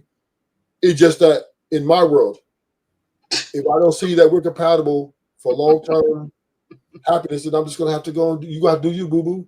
I always have love for you. You know what I'm saying? I always have love for you, but we just won't be doing it together. And I'm not sitting here talking bad like, oh, this bitch, none of that. Oh, listen, y'all independence, what y'all have accomplished, and where y'all at in life right now. Hey, do what y'all do. Hey, I'm not mad. Shit, if you want to be the high earner, if you want to be high value, if you want to be the best 3 or 4 you can be, that's fine. I'm not going to sit and argue with you about that. But what I'm saying is when we're dealing with each other, my main thing and my importance for me is our compatibility to get along. Other than that, we good. If we can get along, we're Gucci. Yeah, but the problem is what you are preaching is that the only way men can get along with women if she has no choice to be with a man. That is the issue. Say that again. What'd you say again? You are promoting that the only way men should be with a woman long term if she has no options to leave him. That is the issue that majority of Manosphere men have. Yeah, this is what and this is why as soon as a woman starts talking about she makes her own money or some kind of independent, means that she is anti-man. Or if she's a feminist, that means she's anti-man. Because freedom to choose what she want to do with her life, that means she's anti-man. Doesn't mean any of those things. Men ego is so goddamn fragile. Y'all gotta stop. Y'all need to leave these goddamn remedial rhetoric Manosphere men alone. They are the most emotional men on the planet Earth. And then y'all believe that they are the ones that have stoicism. Either they don't show you none. They tell you not to go ahead and date a woman, a single baby mother, and they go ahead and marry one and live the best life they ever had. So again, I don't understand why we have a conversation about divorce, right? When we talk about marriage, because they don't have nothing to do with each other. People that are breaking up, hey, they went through whatever they had to go through. But there's plenty of people that are married and they are moving fine. But we do understand that there are plenty of people getting divorced. You can understand that, though, right? Right. So why bring it up? There's plenty of people that eat steak and die. So Because what? It ain't it's a gonna lot. stop you from. It's not gonna stop you from eating steak, bro. It's a lot. There's plenty of people that get in the car and drive and die. It doesn't stop you from buying a fast car. Yeah, but if that car breaks down too much, People that just recently an airplane pilot passing UPS, right? You still want to be on the airplane. So this idea that you have to bring up the negative doesn't make any sense whatsoever. So if we are talking about this part right here, then we could just have a conversation about marriage. We don't have to bring up divorce when we are talking about a marriage. But your title is marriage versus divorce, so that's why I'm bringing it up. So once again, right? Let's say this to this. Two different. What I'm trying to get you to understand, two different things. Like divorce doesn't have anything to do with marriage. This is to your point. This is going to solve this. If you can deal as a happy wife, happy life man, marry, right? Bottom line, right? If you're beta and that's what you subscribe to, and you can do those things, then I think you are eligible for marriage. But if you are, okay, so pause there. Assertive, hold on, pause there. And overly, pause there. So pause there. So hold on, I want to get some clarification. So only beta males and simps are the ones that could stay married long term. Yeah. And those men that could take care of their wives also are the ones that could stay in marriage long term. That's wild. No, that's not a guarantee. No. Okay, we understand. We're not talking about guarantees. We're talking about high percentage. So high percentage, the men, the husbands that are simps and beta males, they are the ones that could stay in marriage for a long time. Yes. And alpha males, they cannot stay in marriages for a long time. Right. No. Right. Okay. Because the women, they won't stay with them. They'll leave them. Because they so you think that being an alpha male is a better situation than being a beta male? For what though? What situation? For life. If you want to be single, yeah. Also, only if you want to be single. So if you do not want your own woman and family, then you should be an alpha male, is what you are saying. Yeah. Because if you are at least you be about that. Hey, listen, if that's what you consider alpha, that a man that is just being a lone wolf, I guess. Then I guess it makes not a lone wolf. You're still dealing with women. You're keeping yourself at an advantage point. That's all. But yeah, it sounds good. However, men are still the main contributors to self-deletions because they don't have companionship. Men are the ones that have a lonely epidemic because of, I guess, alpha male and all this other shit. So, hey, listen, you could preach it and make it seem as if a man growing up in age that being a single alpha male is going to work out good for him, when we see that is just not the case. They are the ones that this is the whole reason why we have this is the month of what man mental health. What is it called? Mental health month. Yes, this is man mental health month, right? There's a reason. It's because people say the things that you are saying. This is crazy. I would say this to the men, to those who that don't work, do not kill yourself because women leaving you. It's not you, it's them. And that you have to understand you're valuable with or without a woman. Man, we get value from other ways, not only being with the woman, right? We can be valuable in other ways to society, and that's productive, and that's very embraced. So I think men need the problem that you are missing is that the problem that you are missing is that men need to have companionship as well. We can have companionship without marriage, though. Right, but it's proven that that's not true. That's because true. After a while, when you get old, stinking, crusty, you ain't gonna have no companionship because now it's gonna get to the point where your money don't mean anything, and now you're trying your best to look like a young person, even though you too old to be hanging around young people because people that is your age ain't willing to hang out with you. So it turns into like this whole idea It's crazy to me. Like y'all don't see the writings on the wall. I don't understand it. It's kind of, man. Hey, look. If y'all want to be like Ruthless Truth and be single, and then when your ass can't figure it out and your ass is lonely, and you thinking about some negative things, and you just in your room drinking, hey, then go ahead, be an alpha male. If that sounds good to you, being an alpha male, being without a woman, hey, go ahead. That's crazy to me. I'd rather be, if that's the case, I'd rather be a beta male with my wife and my kids, enjoying rubbing up on her booty every night. Hey, and if you're happy in your situation, stay with it. I'm not saying, or no, I'm not promoting to leave who you already love and everything's going well with. But for the men who are out here that are, thinking that they need a woman to make them happy, that is a very bad way to lead. Because typically, if a woman seeks that out, that you need her more than she likes you, she's gonna dog walk your ass. So right, and again, this is the problem, that too many men are looking at women as something less than human. If you just look at your woman as a human being, she could be your companion. That is it. That's what you need to do. Let that woman be a human being. Stop treating that as just because you are dealing with a woman, you got to get something out of her. So I would say this: men and women will always deal with each other, but I believe that the capacity is going to change. Right? And what capacity? To the capacity of marriage is not necessary, but to the capacity of companionship is possible. Right? You can have a friendship with a woman and get all the things that a married man get and still be happy. It's possible. Oh my God, I can't believe that came out of his mouth. You don't need a woman to generate happiness. You don't need a woman to generate companionship. It's nice to have around. I'm not saying that I don't like women around, but if she cannot meet the respect level which you stand, you have to let her go, and you have to let them all go if they can't respect it, because respect is the baseline. Respect for what? Loyalty for what? Respect for me as who I am, and being able to have conversations without over talking, without trying to be belligerent about everything, trying to win all the art that to me is. But crybaby, she's not your woman though. What do you think is going to happen? You think she's going to treat you the same way you treat her? If she's a piece of ass, you a piece of ass. How are you looking for respect and loyalty? Do you know the difference? Hold on, do you know the difference between BSDM and relationships and being single? Because you guys mix it all together. You want to live this life that you want to control everything. Oh, I'm the alpha male. I'm the dominant one. You want the bedroom all the time. Do you know how to separate that? So let me clarify. Let me clarify for you, boy. I don't want to control no woman.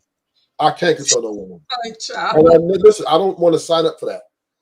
That is an impossible job to do. All right, okay. Like, even though everything you preaching says opposite of what you're saying. Welcome to the show. You're a double-minded man. This is okay. Welcome to the show. Oda on the go. Good day, sir. How you doing? You on mute, by the way. Okay, yo. Y'all hear me? Yeah, we hear you well. What's your thought? Salute. I think his thoughts is all over the place, man. I mean, it ain't for me to just come at brother. Here, brother, I get it. You know what I'm saying? So anything I'm telling you, brother, is just from a talking to you, not really talking at you perspective.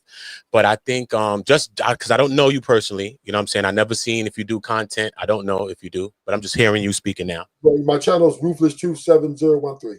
Cool, got you. I'll check it out. You know what I'm saying? But I think to me, I don't know. Judging from the way you speak, I think that you have a lot of talking points. I think that you've gotten your talking points from other people because you cannot really break down the talking points when people really ask you questions on the points, right?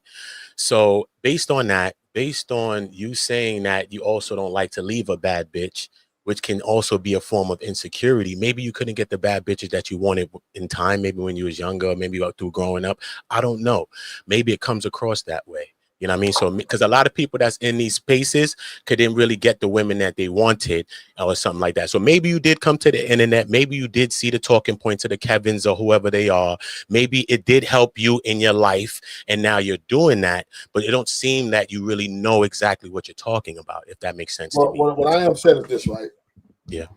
No disrespect, bro. Disrespect. I just think what I'm saying, and this is what I'm standing on. Yeah. I just don't think women are great long-term investments. Period. I just don't think. I think they're liabilities more than they are a return Oh, on anything that's worth profit, right? And I'm saying I'm looking at it from a business perspective because hey, we are living in the world of business 101, right? And women look at us from a business perspective, and I'm looking at them the same way. And my return on my investment, what I want, these women are not bringing this thing on a consistent basis because we do agree that most women are selfish and they're self-centered and they're going to make the relationship about them. And once it gets to that point, then all is lost. Yeah. But what if she does those things? What if she brings that to the point then? Then what do you do now? Then say What it if again? she is like that? What if she in her bag, you in your bag, y'all in your bag, and all of that? What's next now? What do you do now? If she's in her bag? Yeah, she's in her bag. You getting money, y'all doing y'all thing, y'all both doing y'all thing, which is all good. Now what? If we can get along after that, we cool. And you could get married to her, or you want to get married? If we get along, okay. Yeah, if we're compatible and we get along, I'm definitely gonna hitch that up because that's rare. Right? I have never.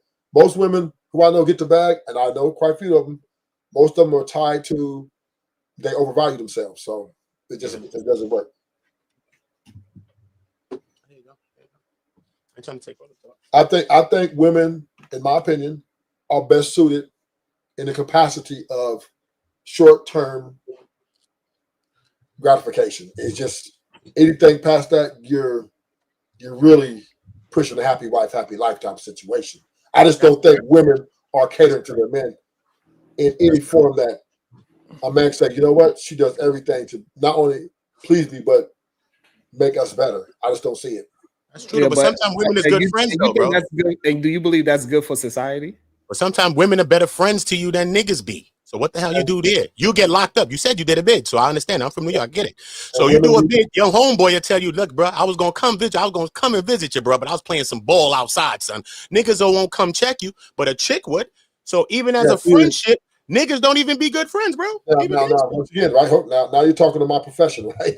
Okay, cool. Let's go there. Women ain't running either. The only women that's going to run up to that person, some strange bitch women that she's 300 pounds, look like Whoopi Goldberg. She's the only one. It's baddies pulling up on the visitings. Don't say that. It's baddies on the visit. I've been to visiting rooms 100 times. Everybody in the ugly, or the one who's up there the most, your mama, your sister, your brother. That's who's up in the visiting room. Then you got maybe two dudes who's on the visit with some chick he met online and or through mail, and she looks like hell. I've been to visit hundreds of times. I get it. So what my question is to you? So do you believe that your way of people moving is better for society? That's better for the children. I believe that if men have to start looking at women in a business. Now so how's that going to be better for society? How does that help society? Because if men keep treating these women like these women are looking at them in the business perspective, they're going to keep buying the lie and they're going to keep getting hurt. They're going to keep getting left. Okay, so now who's going to so you saying that men should be tricks? And you ain't no choice. You're a trick no matter what. Okay,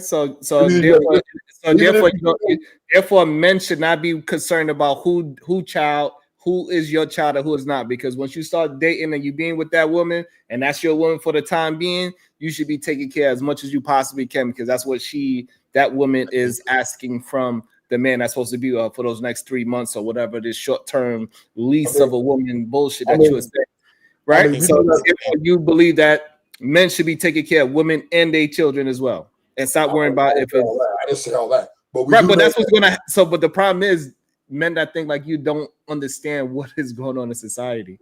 I think that just because your single life, you're a single person doing that, you tend to not understand that your rhetoric is pushing out degeneracy. Yeah. Shout out to girl, Rogue C. Just say you picked the wrong woman, sir.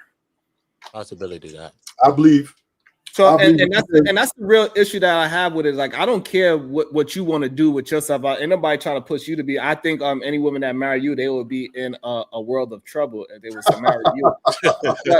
but the problem that I do have is that when these ideologies come up and y'all just cannot deal with logical truth. And that's the issue that I have. Yeah, you come up here saying that men are the logic ones, but you are not communicating within logic. Yeah. You're saying that if women and men just go ahead and be degenerates, that is going to be better for society, where the kids is going to suffer. We're going to have a bunch of children just running around, just creating more children. It's not going to work when you look at it in society. Maybe for you directly, it's good.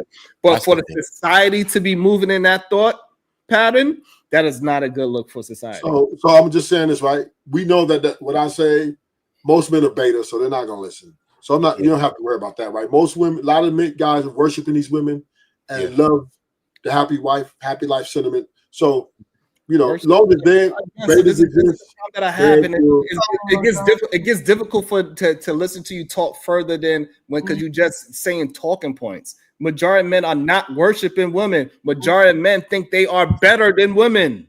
Mm-hmm.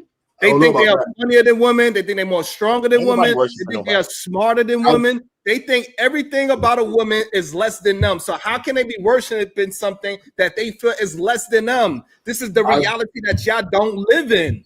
Y'all just live in talking points. At Brownville, right? You in Brownville, right? You guys are the women whisperers. So y'all think y'all women are better than y'all, right? Here we go. Right? You guys think your women are better than you, right? Rufus, I want you to be able to just let's take our shoes off to the queens. Hold on. You need to be able to have a conversation about what I'm saying. I just substantiate how men do not worship women because they believe that they are better than women. We hear the talk all the time. So how can somebody that feels like they are better than worship something that they are better than? Tell me how is that possible? First of all, the majority of men are beta simps, so they don't think that. Wow. Minority of men, there are a minority of men that think like that, and these men are, you know, pretty much ostracized by the women.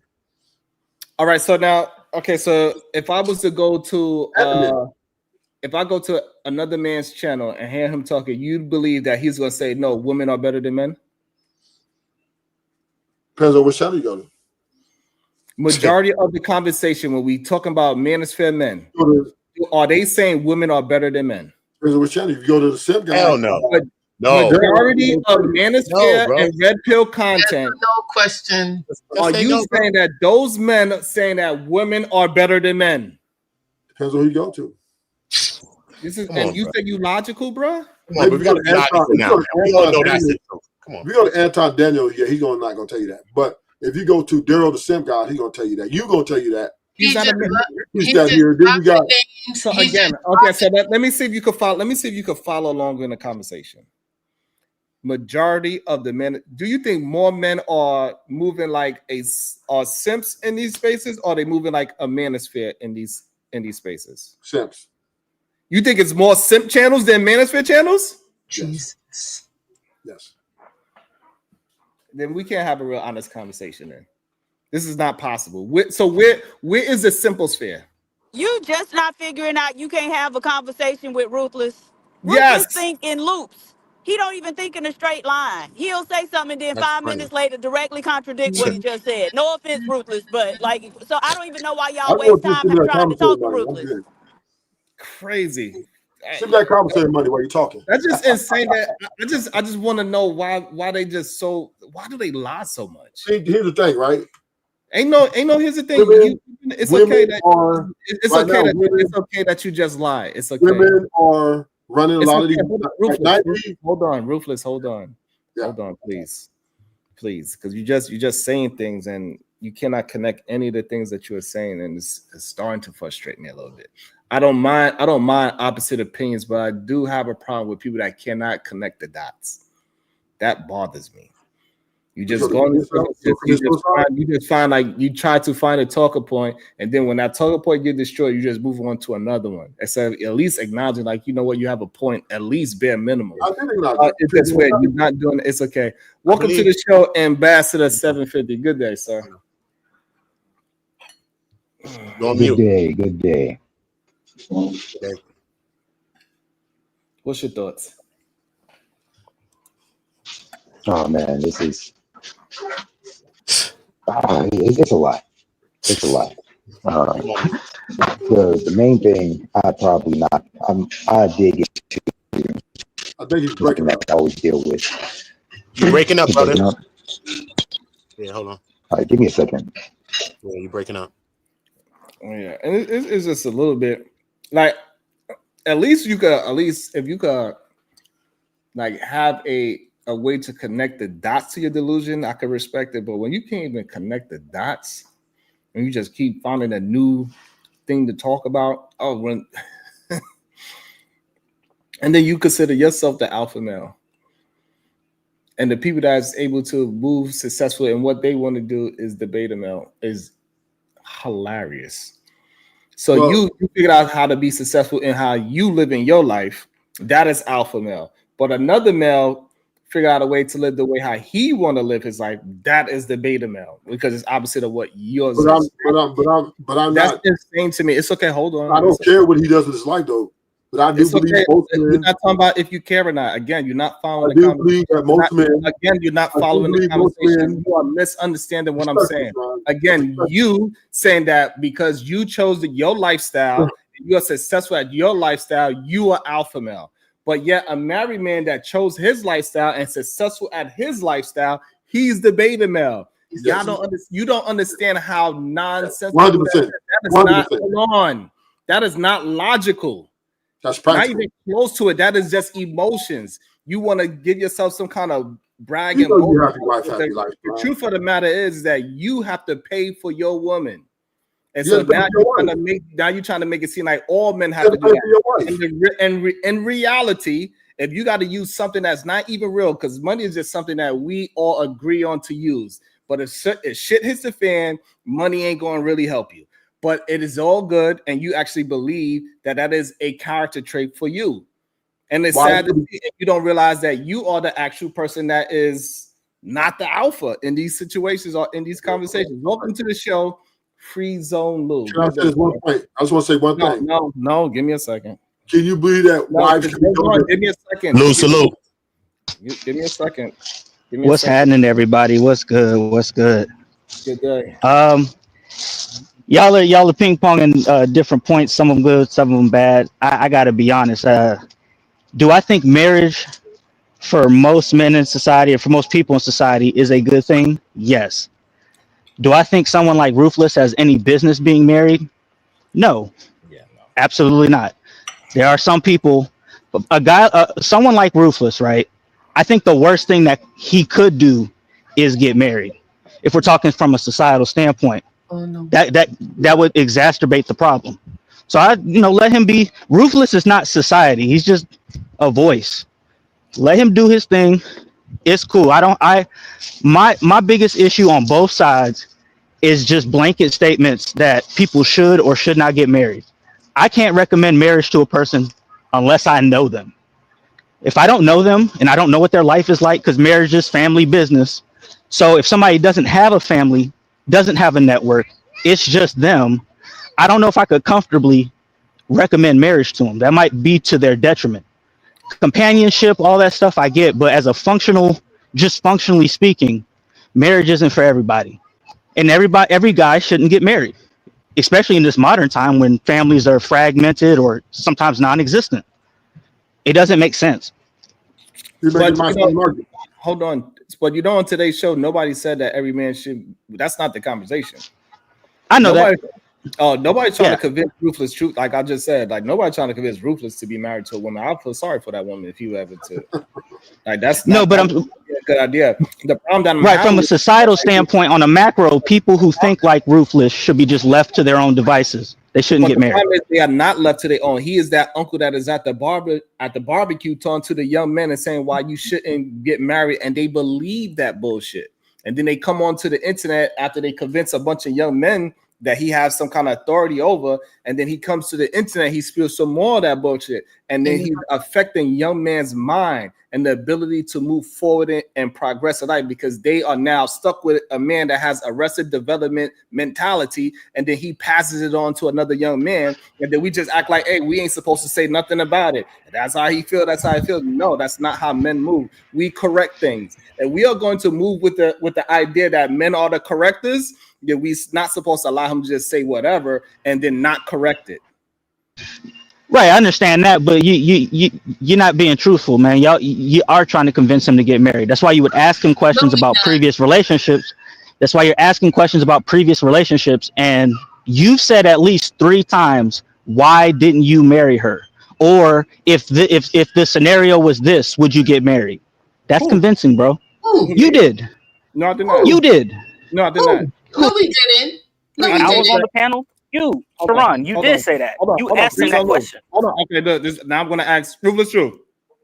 Did I ever tell you to get married? When he was talking about baggage and all this other stuff, you did ask him that. Hold on, Freeze and Luke. You want to hear it from the man himself. Is he muted? Hold on, Freeze and Luke. Maybe you misunderstood.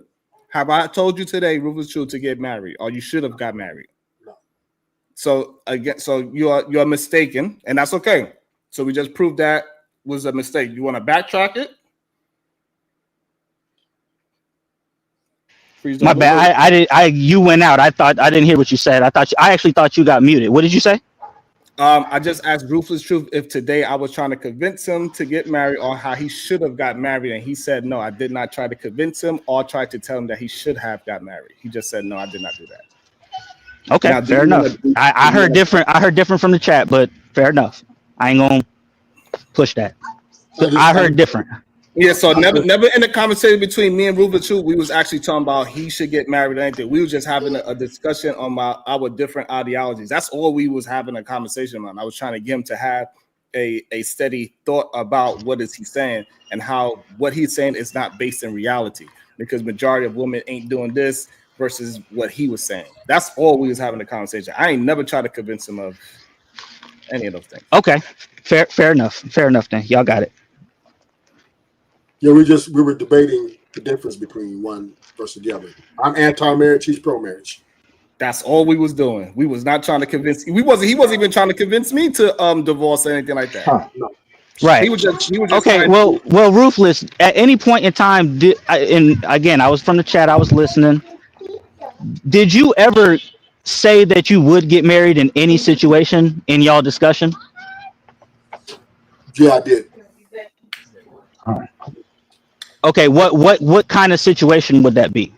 Because you say you're anti-marriage, but you'll make an exception. What's that exception? I think it was my boy Antongo said if I was getting money, and I said if we get along and get money, I would definitely marry. I did say that. Okay. Yeah. Through life, though, did you ever have an opportunity that you felt like you wanted to be married? Like maybe maybe you was younger, or no, never. Through life, never felt that. I had a fiance. Post pre-prison term. Okay. Pre or post? Pre. All right, pre. He ain't go right. Yeah, he was in a bit. Well, let me read this concept. It says, "Hey, shout out to my guy. Appreciate you." He said, "Ruthless choose to be a sponsor, not a husband." A husband is a sponsor, silly. No, stop. A husband is a sponsor, thing, bro. He's sponsoring his personal thing, his own thing. You just sponsoring anything. He's sponsoring her life. It's true, but he's sponsoring his own thing, though. You sponsored her from Tommy Duckman. So this is why we having the conversation, because double-minded men like Rufus, he keep trying to pollutes the water, right? So if he is with his wife and his wife is doing the right thing, it's not he sponsoring her life. He is sponsoring his and her life together. Yeah, it's the duality thing. It's not he just like she is the only one benefiting off of this marriage. This is a problem that men have when they feel like they are better than women. If they would just look at their partner, their spouse, their companion, their wife as human beings, then we would negate all of this BS, and men would start to have fruitful relationships with women because they would see the woman in front of them. And the reason why himself, he didn't see all the baggage that his so-called friend for a year had, and because he was only thinking with one part of his body. But what part of the body was that? Y'all both said the same thing. Y'all ain't shit. Y'all both said that. What you talking about, man? You sure? Yeah, like you was there. What I'm saying is this, though, right, bro? What I'm saying is this: for you to live your long life the way you want to live it is cool. You know what I'm saying? But I just think that it can be very dangerous with these certain kind of thinkings in the hands of the youth, with young people. I think that especially these young people is not even the young people that we used to be or before us. You know, the young people is different as we get further in the digital age. I just think that it could be very dangerous for the young people. You know what I'm saying? We understand that coming from the 60s, we might not ever get back to that time where we had some of that, where men were stepping up and all of that shit. But I think that kind of thinking just pushes way further than from that 60 shit even further. When we're trying to get back to that, when we look at each other as black men, black women, we see each other like, yo, bro, ain't nobody but us. We trying to get back to that feeling. This is the problem, right? This is the problem. Yeah. This is the way us men are looking at this, right? But the women are looking at it differently. They're not going back. They don't want to go back. They're pushing forward.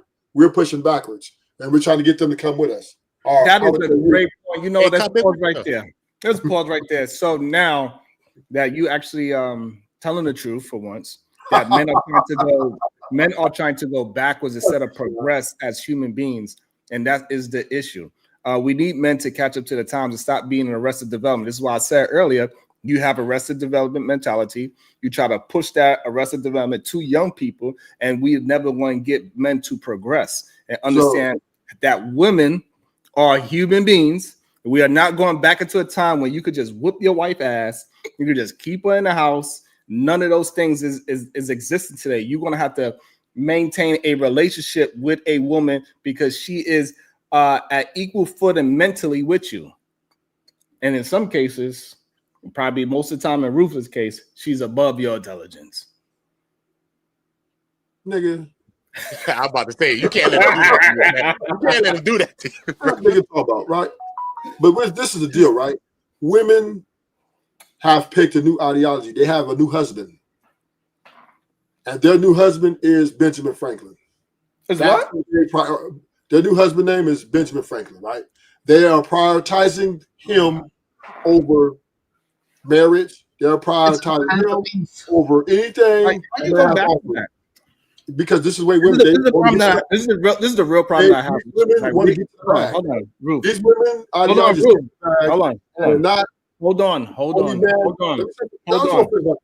on. It is no way. I'll let you finish your thought. See what I'm saying? No, but it's no way you can keep. Hold on. It's no way you can keep coming back to the same thought after we proved that thought was wrong. No, you didn't. We absolutely did. Okay, so let's ask the women. Women, do you guys support broke energy? Yes, they do. So don't tell them lying. No, don't answer for them. I said to the women, do you guys support broke energy? You are a total idiot. A lot of black women do, right? A lot of black women do support broke energy. Yeah, actually, I personally do not, but I do not. But a lot of black women do. No, but that's the thing. If black women didn't support broke energy, most of us wouldn't be here, right? Because black men have historically been broke. Amen. Amen to that. So now, Rufus Truth. So now that you heard that, can you please stop using that bullshit ass story? Like it is too old. We disproved it a long time ago, but you still coming back to this whole idea that women are looking for money when we know that normal everyday men have wives. So you say have women. So this whole idea, you have to stop. If you're going to be a logical person, if you're going to be logical, then we need you to speak as one. So you're saying women stop using outdated information that is proven wrong. Are you saying women support?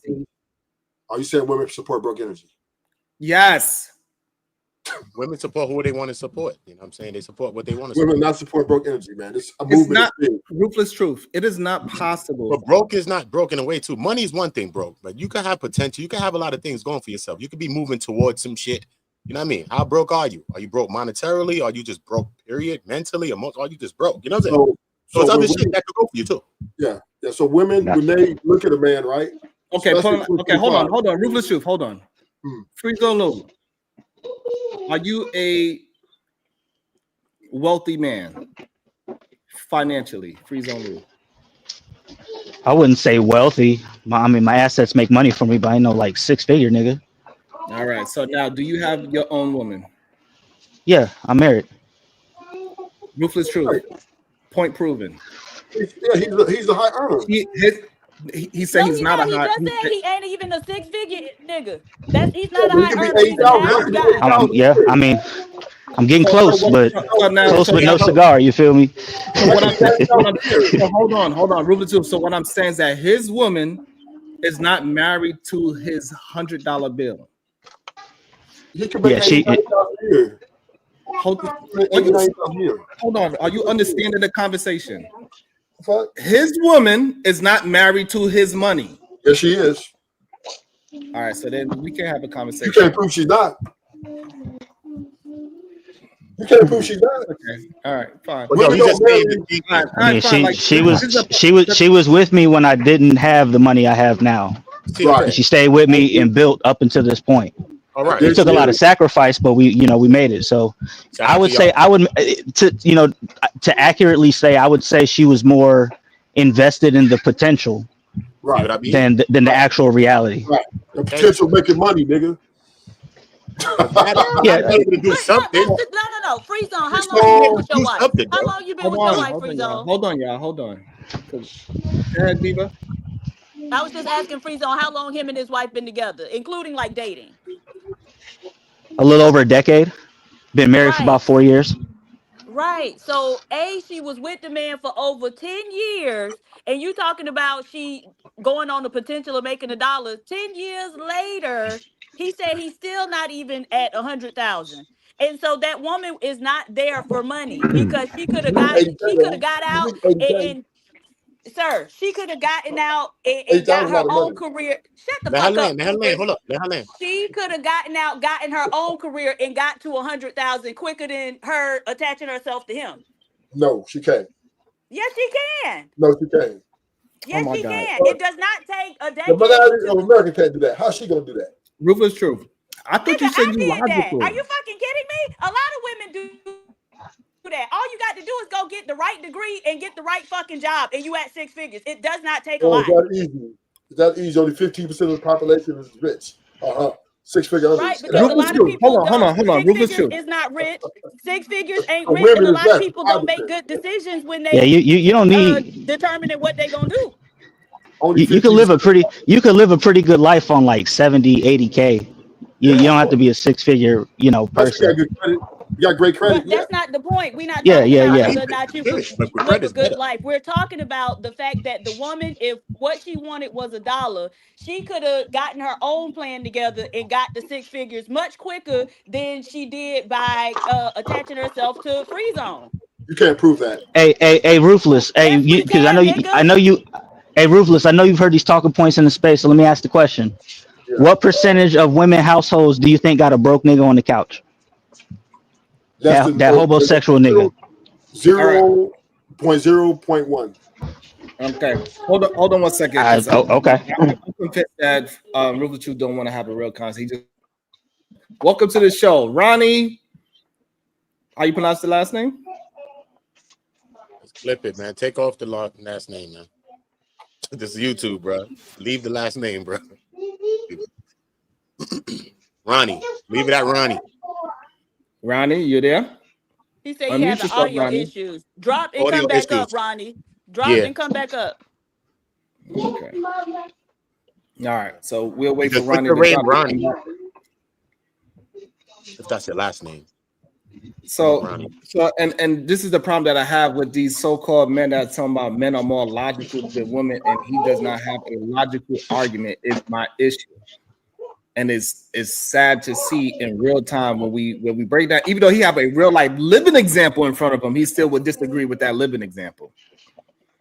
That's ain't crazy. None of y'all being logical, right? So you said, Ruthless can't have a conversation. I said, why y'all try to have a conversation? Ruthless thinking damn loop-de-loops, not even circles where it's gonna meet at a certain point. No, loop-de-loops, so the shit never even meet. And then y'all went right back to trying to have a conversation with Ruthless. So now I gotta think all of y'all ass is crazy. We glutton for Yeah, punishment. we got praise for trying to speak to our fellow brothers. Yes, go ahead, Ronnie. What What's you your doing? thought?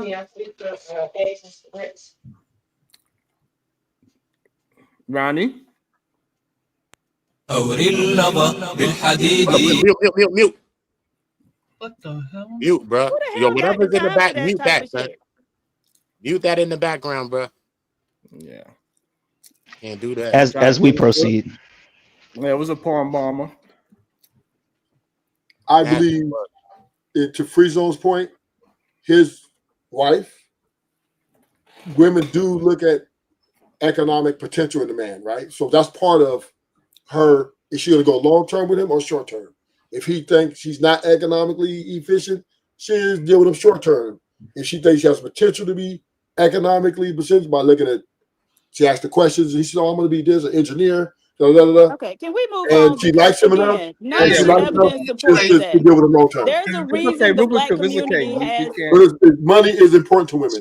Don't ever get that twisted. There's a reason the black community has the concept of a homosexual, right? It originated in the That's black less than community because 0.1%. there are plenty of black women who who have attached themselves to black men who ain't got shit to offer but a hard dick and a smile, right? No, And so they no. live off A these dick and a women. They smile. sleeping, couch surfing until they get with these women. These women bring them into their homes to create chaos. No, But that's women are what not the black women. homosexual is. And so I we hope. have that because there are plenty of women who so desperate, right? They so desperate that they don't care what a man got as long as he got a penis in the post. Yeah, she got 8 kids and 5 baby daddies. Right. I don't think No, it's about no. desperation. I know women who do not have any children who still do stupid shit And like she that. ugly. She ugly and fat. Yeah. You Right. So you ugly. just gonna keep You ugly, nigga. What are you talking about? You ugly. And If she's you You look got broke. titties. You if she sitting there has with titties. Your titties are bigger than mine. if she has any level of attraction, she's not gonna long I term don't build. even understand. Like to be honest, I don't even understand how you have conversations outside of the internet. Well, no, This that's is an not. I idiot. don't want to talk to you, Sharon. Leave with money, bro. He leaves with money, bro. It's money. Listen. I have. And he calls himself an I alpha. have family. I have kids. Get the fuck out of here, man. I have not been rich my whole life. So you ain't tricking up no paper. You ain't coming up off no spread. You ain't coming off no paper. Dude, everything costs. All right, that's what I'm saying. If you get married, that costs. So you just about, yeah, I mean, that's what I'm saying. You right to the shit with the bread. That's what I'm saying. But don't act like y'all niggas ain't paying.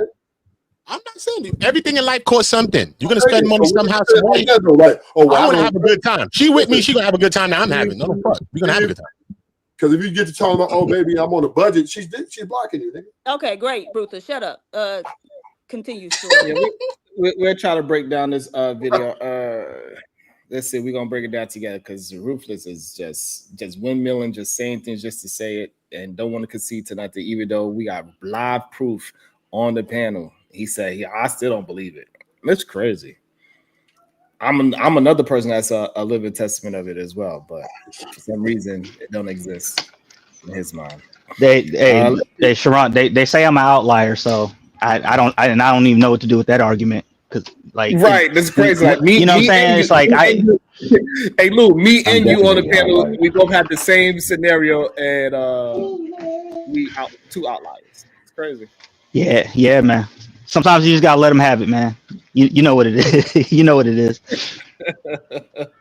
I mean, that's that lovers of men mentality. So. Oh damn. Oh, I'm just repping the Jake Rattlesnake. Yeah, he was calling you out. Yeah. Let me see. I guess they ain't got something yet. Let me go here. America, most of the better communities. So let's get into some opening statements. Okay, Who wants to let's start get to off? open the statement. Go ahead. What you saying, sir? Yeah, man, marriage is a great institution. It was an institution that built the community of America. Most of the better communities that have safety, good children, good schools are typically centered around marriage. However, marriage has not progressed to the point where men could be safe legally, and a lot of men have experienced tremendous damage, collateral damage as a result, and it has led to broken families, a lot of broken hearts, simply because the laws are not positioned to benefit both people in a divorce. Therefore, yo, this cannot be a real statement. That's what you start with? He froze? Oh. Eh, how you start with saying that how great I don't know what that was. How you start with how great marriage is and you lay out the point why marriage is great and then you start talking about divorce. I don't understand that. So therefore you say marriage is a good thing. You could talk about life being great and still consider the benefits of life insurance. Those two things don't have to be antagonistic to each other.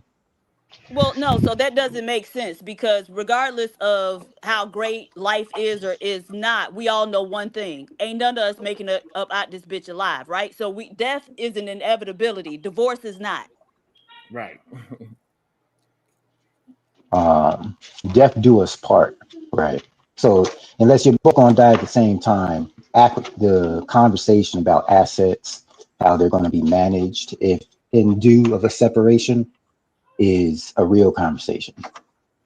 How is it so you're planning on getting separated? I mean, well, so the thing is, that's something you I should do on the front end before you even get married, right? You have conversations about what y'all are planning to, what y'all got, what you all are planning to do with what y'all got to build a life for one another. And if, people do prenups, that's why it's a prenup, right? And so you don't have to wait until it Shit. falls Yeah. apart to then start considering assets. And the law is pretty clear, right? Once you marry someone, you either, in most instances, become one entity, right? And then if you are in a state that practices Spanish common law, then y'all are partners in everything. So the idea that these men think that they should be able to use up a woman's time, energy, body to produce children and make a family, but when it's all over and they split, that he should be able to take everything and move on, and she's supposed to start from ground zero with the children, right? Which is what happens in a lot of time, in a lot of instances. The statistics show that women after divorce end up in a much worse state than men do after divorce. I think a lot of the issue with this, for just talking about the prenuptial agreement and stuff, is that this thing where men say that they're logical and it's emotional and not emotional. This is where I do start to disagree with the manosphere, because if you talk to people who, like someone like the lead attorney, people who are actually in the business of divorces and things of that matter, right? Men cannot have this conversation. It is an emotional position. It's like they have what I would describe maybe a hero complex. Maybe they just cannot take their relationship and sit down and have a conversation about these hard topics. I don't know if they're afraid. I think they're just afraid of being shamed. But when you talk to these guys, they just cannot do it. So it So should what's be, I agree with you. I agree with you. It should be what you said. It should be simple. We should talk about it. I believe in post nuptials. So we should sit back, have a conversation. Hey, we've gained this, gained that, and in an event that something were to happen, how should these assets actually be distributed? Should we be doing lump sums? Do you trust yourself financially to deal with a lump sum? Should it just be kind of breadcrumbed out with a trust? We should easily have those conversations at least every couple years. But it just seems like when you talk to a man about this, his eyes just roll over in the back of his head. And when I end with this, if I find it funny that the women, as women are making more money, it's easier for them to actually talk about prenuptial agreements. It's just a conversation. I Yeah, don't but I know. I think think. men have this Oh, go hero ahead. complex. I don't know what it is. I don't know what it is. No, you can go ahead. I don't know what it is. I fight with dudes all the Men time about are that. cowards and they are not leaders, right? So we have the same conversation when it comes to men want the state to step in and mandate that when their wife or any woman they attach to has a child, they want the state to step in and mandate a DNA test when they could easily have a conversation with the woman before they even get to the point of her pushing out a baby and say he want a DNA test on any children that come into that relationship. But men are generally cowardly, and it's because they want to be able to control women. And so anything that they might say that a woman may not agree with on their terms, then they'll just rather ignore it or put it to, the background until it's, staring them in the face, and the choices are limited.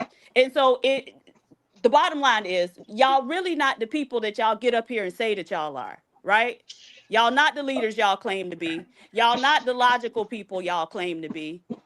Y'all, in most instances, what you're telling me is a lot of men are scared little boys. I mean, I wouldn't frame it like that. I I would. agree that I hear you. I hear you framing it like that. I mean, I wouldn't frame it as if they're cowardly and they just want to take advantage. When I talk to husbands and things of this matter, they don't like the idea of um, almost as if you're implying that your spouse is lesser than by bringing up a prenuptial agreement. They feel like you're implying that their wife is a whore by talking about a DNA test. Okay.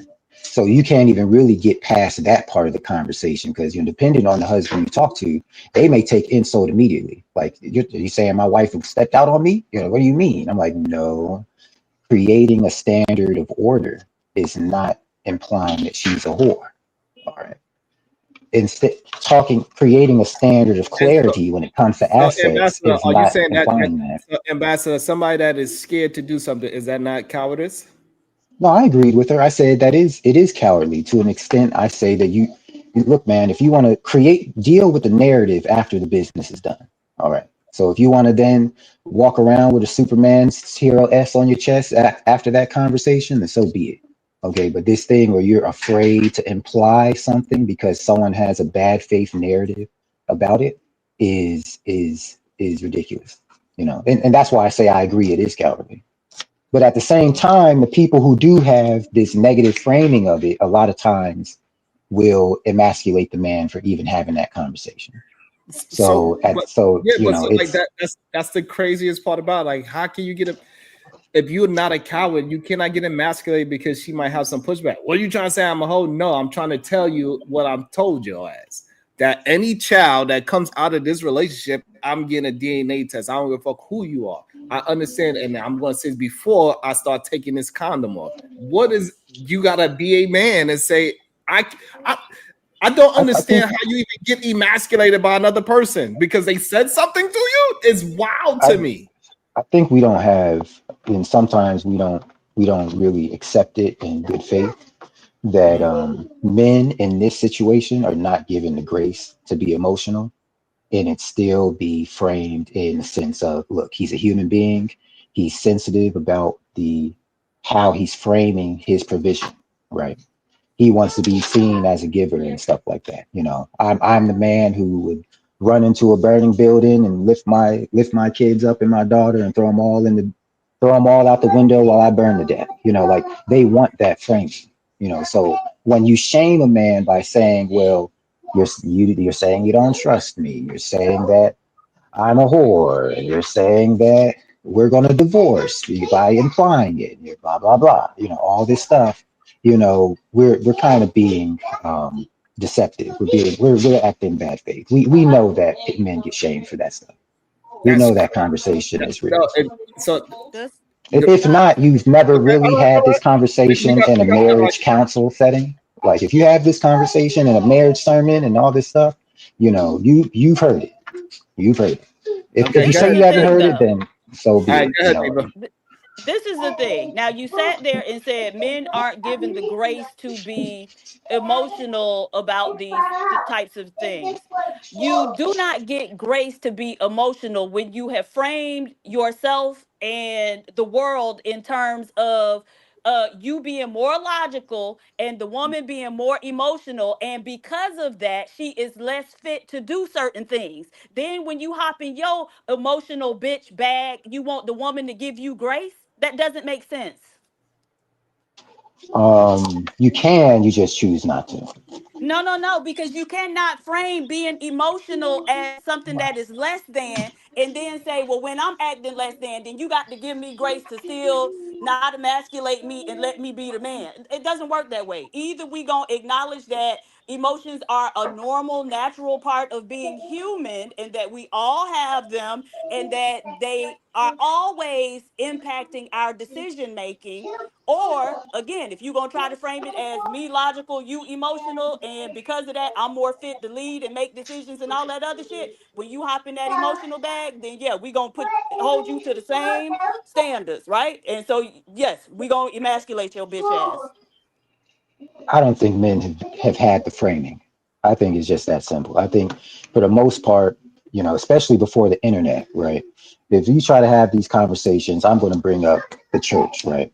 If you try to have these conversations amongst all married people in a marriage retreat, right?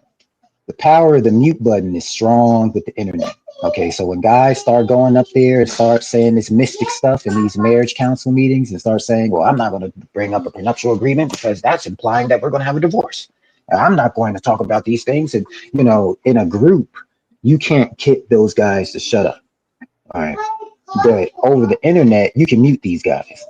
So the framing has just really started to develop. Men have been held back. I think without the internet, men's conversations have been held back because what those statements do is it weaponizes a man's I guess idea of being a hero or whatever. I put the family on my back and I'm the logical one and stuff. So by No, weaponizing, hey, I believe that I am the one sacrificing here. Well, that's not a good framing for me to start saying that we're going to have a divorce and all this stuff, and then the conversation never goes past that. Right? But then I have to sit back in and go ahead. the real problem, Ambassador, is that majority of men cannot have a conversation about prenuptial agreements because they don't have nothing to prenup. That's the real problem. A prenuptial agreement doesn't have to have assets. We can just say, hey, okay, we're in a marriage. All right. We're planning on get authorized with the state. There's some things that the state does that we believe is in bad faith. Right. So you can go in and say, hey, we're both responsible for if something were to happen, we're both responsible to pay for our own lawyers. All right.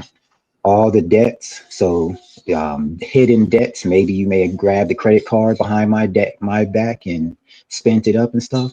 We're each accountable for our own debts. Right. And things of that matter. So it doesn't have to be, you can be setting the culture for how you deal with things.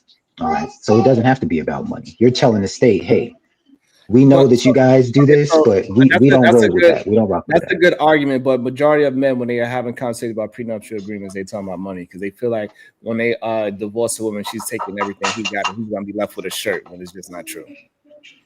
Well, okay, so I go back to the point of everyone's responsible for their own lawyer fees. Can you say in good faith that most men would know that in a divorce, the lawyers can she can get a lawyer, was it probatum, I think, and they'll just Yeah, go in like, oh, she's not paying, it's okay, we're just gonna stick it on him at the end of all this. Do you say that most men know that?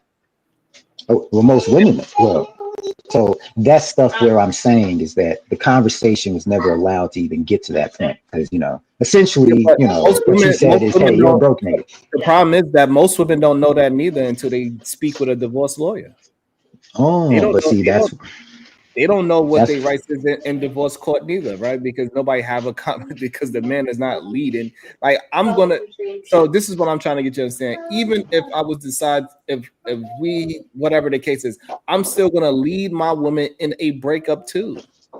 This is how it's going to move. So when me and my child, I was like, hey, listen, I think because of my situation that it's better for our child to live with me because nothing's going to really actually change in her life because I'm able to do X, Y, and Z. And I led her into even a breakup and say, this is how it's going to be. And she understood it. And whatever emotional thing she tried to throw at me to make me react illogical, I just didn't react that way. I said, okay, I hear you, and this is why it should be like that. Do you agree or disagree? She had to, and eventually, when you are leading, the person gonna say, oh, I understand it. So it's just you have to be able to have tough conversations with your person or with people in general. You can't be scared of. The bad and faith part of it. if she pushes back, you got to stand on it, because you got to think about it too. If you bring up that conversation and you say, "Hey, we need to do this," and then you allow yourself to renege yourself out of that situation, you have now set the tone for the future of your relationship. You are telling her that you're not standing on what you want to do, especially something as big as this. So if I can bully you out of signing a prenup that you want to sign, what's to stop me from bullying you out of anything else? Or maybe not even bullying that. You could outthink the person, right? Like maybe the person don't have a really good argument. They only have talking points, like the person that just left, right? They only got talking points, so they can't substantiate the reason behind it. So like Frieza Lou, he can have a substantiation. Hey, no matter what we do, it doesn't mean that I don't trust you, but I am going to have a DNA test with my child. It don't have nothing to do with you, man. It has everything to do with me. And that's a simple conversation. And if she don't understand that, she ain't the one for you. It don't have nothing to do with you being a hoe. It has everything to do with me as a man. Yeah, and this is where the leader thing comes in. Some conversations are point blank. Period. I'm not budging on this. And not only that, right? So if she was to come back and say, "What? So you got insecurities?" Yes. Sign the contract. I have an insecurity. Yes, I do. See, And for but some that's the reason, part. and for some reason, men feel like you cannot have an insecurity and your woman can't point it out. See, but that's the part where I would say that we have to be honest about how much grace you are put in a situation. I don't expect a guy who's been raised up since he was a child to be the man in the situation and give your wife grace and men love your women, and women respect your men and blah blah blah, and expect him to all of a sudden become stern in conversation. She start crying, she start doing all this stuff. You're all like, well, is it really this important? Is it really this important? That's why the whole point is to make paternity testing mandatory and stuff like that. Is that, hey, we have to acknowledge that the men are putting up a farce. They're not as stern as they say they are. They cannot have these conversations. Right. The state has to step in. So you do agree with Diva. So I mean, then that's fine. Then you agree that. But even that aside, right? Let's just say I'll buy that, right? That you don't want to have that conversation. You can test the kid yourself. I agree with you. You know what I'm saying? You could buy the DNA test when your kid is with you, get that strand, do what you got to do, send that bitch in. I agree with you, but you know what this is a lot of times, and this is why I be in the middle with this stuff, is that this is where the women actually have it right, right? They are not going to fight each other about a woman not being strong enough to defend herself. They are not fighting about that. So if a woman is being a victim in her situation, right? Let's say she decided to be in this crazy relationship and all that stuff, right? They do not have conversations about, well, that's her fault, girl. Hey, we're not going to get the state involved. You should have been smart. We are independent, smart, and autonomous women, right? We fought all these things for you to do it. The women aren't like that. They're like, oh, hell no. All right. I don't care if he's doing that stuff, we're coming after him. Because like majority of black men are not on child support. So they are not doing what you are saying. Majority of women do not put their baby daddies on child support or their ex-husbands. No, I'm saying in the sense of if a woman is being abused, right, and she is too emotional to defend herself, the women don't go back and forth about whether she should suffer because she's too emotional and she's not making the right decisions. They're like, hey, someone needs to step in with this thing. Domestic violence is a crime, and so that's why we get the state involved, because there are agencies that are tasked with dealing with criminal activity, right? And so once you start abusing somebody, you are engaging in a criminal act, and so yes, the state should be involved in it. Right, but that the simplicity of that conversation is an advantage, right? So if you're dealing with a guy, right, let's just say me and having that conversation, and you're a guy, obviously I'm a guy, right? And we're having that. I'm a guy having that conversation, right? I will have to argue with you a lot of times for someone to even step in on that, because men just feel like, well, if he's a real man, he should stand up for himself and blah blah blah. Women understand that, hey, we're not going to. I don't care what emotional or mental state she's in. Okay, that's why you have the mandatory reporting. That's why you have, hey, this is a domestic violence call. Someone's going to jail. All right, someone's going right now. It was called. Someone has to go. So that's an advantage that women have when they have this conversation. I have to tell somebody to tuck his dick away and stop trying to initiate a pissing match with me about these conversations. I don't even know what you're talking about at this point. Sir. Yeah, I'm lost. You don't? Okay, you lost me on that one. We're gonna get back to. I'm lost on that one. We're gonna get back to the. I want to bring it back just a little bit. Led to broken families, a lot of broken hearts, simply because the laws are not positioned to benefit both people in a divorce. Therefore, you have no fault divorce. You have opportunities for women to use the courts against men. And as a result, men have seen 1, 2, and 3 generations of men getting harmed, their grandfathers, their fathers, their uncles, their brothers getting harmed by this. So Generation Z men are not positioning themselves for a positive marriage. So at this particular point, if someone asked me, would I recommend marriage for them, and they were in a certain position in life, they weren't established, I would say no. There's no benefit for the person to get married. Wow. Got it. Your response, Andrew? Yeah, I didn't hear any anti-marriage arguments. I heard anti-divorce arguments. Agreed. So I'm with you on divorce, 100%. Stream over. And but agree. But it's a good thing that the topic isn't on divorce; it's on marriage. And it seems like you agree with my proposition then. And the proposition is that marriage, quote, is a great institution. Yep. And that right now your concern is that men can't be safe in marriage, but that's not actually what you're saying. You're not saying men can't be safe in marriage. They can. You're saying that they may not be safe in divorce. So I have a counter proposition for you. My counter proposition is, what if it's the case that you can use religious marriage institutions without the state? Oh, shit. And then we add the ecclesiastical structure of the marriage. That's what always kept them together anyway, before the state was ever involved. So what if instead we use the ecclesiastical church, the structure of the old churches, that would be Catholicism and Orthodoxy, where you see the lowest divorce rates, because the community puts pressure on the women to act right. That's what they do.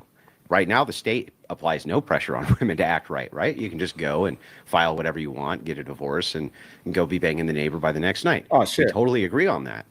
But That's to crazy. say that we should abandon marriage is silly. It seems like you're completely pro-marriage. You're just anti-divorce. So why wouldn't you just throw your weight behind institutions where the divorce rate is the least, and you have an ecclesiastical structure which can be appealed to assist with that? That's what makes no sense.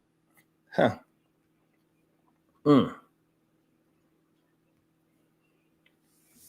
Anybody like his argument?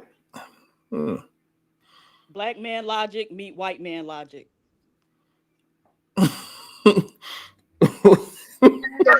Yeah, basically. Huh? What'd you say? Oh, basically. I mean, you just saw what I was complaining about. Instead of addressing the divorce laws, you just ignored it and said, let's avoid the state. Right? Is that what we just heard? No, what we heard was that because I picked up on the same thing that the white man logic did, is that you for marriage, you against divorce. You said all the great things about marriage, and you said all the bad things about divorce. But a marriage doesn't necessarily have to have anything to do with divorcing. And he's saying that Catholics and Orthodox, they have the least divorce rate. So if you're concerned about divorcing, then you should go ahead and be with a Catholic woman or Orthodox woman, is what he's essentially saying. I don't know. I heard the same thing I usually hear. Like, man, I ain't gonna get married. You see, I get married, but I ain't gonna get the state involved. I'm a jump the broom. Right, but I'm gonna have me a backyard. but that's what he said. He said you don't have to get stated. That's what Andrew is saying, that you don't have to get the same involved. You get married under God, literally, under being Catholic or Orthodox. So this way you take the state out of it. This is what Yeah, he. but That's his position. that doesn't address what is it? Cohabitation? What is it? Cohabitation laws? Or what is it? Damn, I can't find it. Common law marriage. Common law marriage or something like that. It's a specific word where if you guys are living together, No, so for a it does. certain amount of time and all It that. covers it. It covers it because if you are dealing with a woman under Catholic or Orthodox, he's saying that the church applies pressure to the women to not leave their husband. I did. I have it on auto save. But she wants to What's go that to a higher background power. noise? Did you drop them in the Oh, my bad. Let me get Facebook? this out. I'm trying to turn it down. Okay. So yeah, so what's your thoughts on it, Diva? You think it was a good response? So pretty much Andrew's given a risk assessment towards marriage. Right. So I think I said, black man logic meet white man logic, because oftentimes black men don't really display much logic. If the conversation is about marriage and whether or not people should or should not get married, to frame your entire argument around divorce Right. doesn't really make sense. You're not even speaking to the question, which is what the white man pointed out. Yeah. I think the white man made some valid arguments, but I think he still missed one of the large things, because even if you use those ecclesiastical institutions to try to keep women in marriages and encourage them to act right, who's encouraging the man to act right? Right. And so a part of this is men want to be able to have wives, treat them however, and somehow force that woman to stay there and take it. And so that's a lot of the issue, right? Because if we look at divorce, like Coach Greg Adams, big Walla Galla head ass was talking about, uh one the most commonly cited reason for the divorce, which as y'all love to point out is most often filed by the woman, is irreconcilable differences, right? And so this is just, we just ain't meshing with each other, right? And it could be a lot of things underneath that, right? It could be he cheating, it could be I'm cheating, it could be he going across my head, I'm going across his head, something. But it could also just be we ain't seeing eye to eye, and this ain't gonna work, we ain't compatible. uh but yeah, so they never really address, like, men, how do you behave and how do you show up in a marriage that will encourage a woman to want to stay with you? And also before that, what are you focused on? How are you choosing a woman to be your wife? Because a lot of times men are focused on some very superficial, unimportant shit, and they don't really realize that or understand that until they actually get into the marriage and see, I don't care how fat your ass is. Like, you getting on my nerves, or we not gonna be able to see eye to eye, or you spending up all the money, right? And so I think men need to focus more on how they select a wife, and then how they show up in that marriage that will encourage that woman to actually stay there with them. That is a bar. And I think it just recently happened. The dude, the DeJounte Murray from the NBA. Who was that? He just put a baby up in NBA YoungBoy's baby mama. And then now he's mad because she back outside in the club shaking her ass. And men are hitting her in the DM and she's answering it. It's like, bro, what did you think NBA YoungBoy baby mother was going to do? You thought that she was going to turn into a good wife and be a stay-at-home mom at the age of 24, 25, whatever it is, even though she been outside since God knows what age, and dealing with somebody like NBA YoungBoy, which we know now because of NLE Chopper that he's a goddamn demon. What makes you think that she's not a demon too? So men, you have to choose a proper kind of person to be putting your thing up in. I understand she's a cutie, I guess. You ever seen a diva? No, I don't know who any of these people are. Except for NBA YoungBoy. Well, yeah. So the DeJounte Murray, he's in the NBA. He made over $100 million, and he popped it off NBA YoungBoy's baby mama. Right. And then now he's on. Now he online, upset that she doing. But then the thing is, simply by virtue of the fact that she NBA YoungBoy's baby mama, he should have known that wasn't a woman that you ever want to deal with, right? And so a little bit of common sense go a long way. Long way. So it's like it's just so weird to me when it's just weird. It's weird. But yeah, I think that he is addressing a risk assessment to marriage, which is an interesting one, Catholic and Orthodox. And I would like to see the type of women that are Catholic Orthodox women.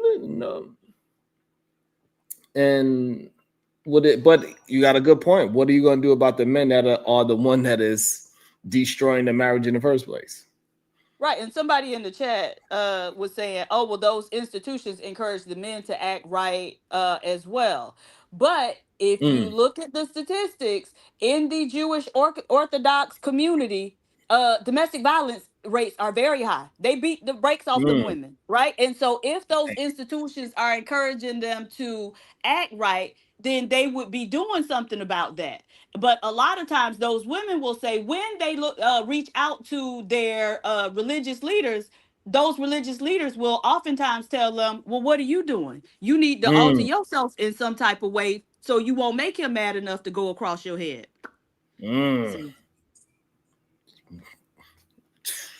It's a bar. I like it. But so far, it seems like, sad to say, Andrew Wilson got him on the debate so far. What you think, Diva? It seems like it's going to go towards his logic versus CGA's logic, but maybe it could change.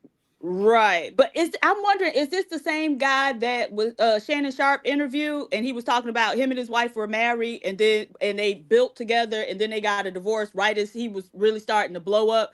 And so she has like access to all of his accounts or whatever, and Shannon Sharp was about to have a heart attack and pass out. What, Coach Greg Adams or Andrew Wilson? Andrew Wilson, it was a white man who was saying like, yeah, she got access to everything. If she wanted to spend all the money, she could, but I trust her and because I know her. And Shannon Sharp was just, oh my God, you let her, what is she, and so the man was just like, yeah, we're not together, but it wouldn't be fair for me to, now that I done built all this wealth, when she was there on the ground floor, it wouldn't be fair for me to just say, oh, well, because we ain't together no more, you don't get none of it. Now, I believe Andrew is still married. So. Oh, okay. I'm gonna have to find that that particular clip of that interview and send it to you. Yeah, I think. It wasn't Andrew. Andrew has never. Yeah, he's never been on Shannon's. Oh, okay. Interestingly, no. Andrew Wilson and CGA have been through a divorce. Oh. Okay, so they just after that they just chose to go. They go different ways. They made different decisions after that. CGA said, hey, I'm not dealing with marriage anymore. I got ran through the coals. It was bad. I don't want to deal with it anymore. Andrew said, I'm willing to take another chance at it. That's wild. So that's really good insight. So it got two men. One man is successful in divorce. Say, hey, maybe correct his wrongs because he's married now and his woman is a podcaster too, right? His wife. And I do understand she's like a baby mother. So I'm like, oh, well, she had children with other men. Other men, what I understand. So yeah, again, it's something like that. And that also destroys the whole idea that you cannot be with a baby mother or multiple baby mother. So yeah, and I think he came into the marriage with the kid as well. So it's like a blended family thing. Okay, so hey, I don't know. Andrew kind of cooking right now. He's on point with his argument, I should say, at least so far. Let's see. To me, my response to that is if we're fifths, we beat all drunk. All right, so that's a scenario that just isn't present. Did he say if, Deepa? Did Andrew say if?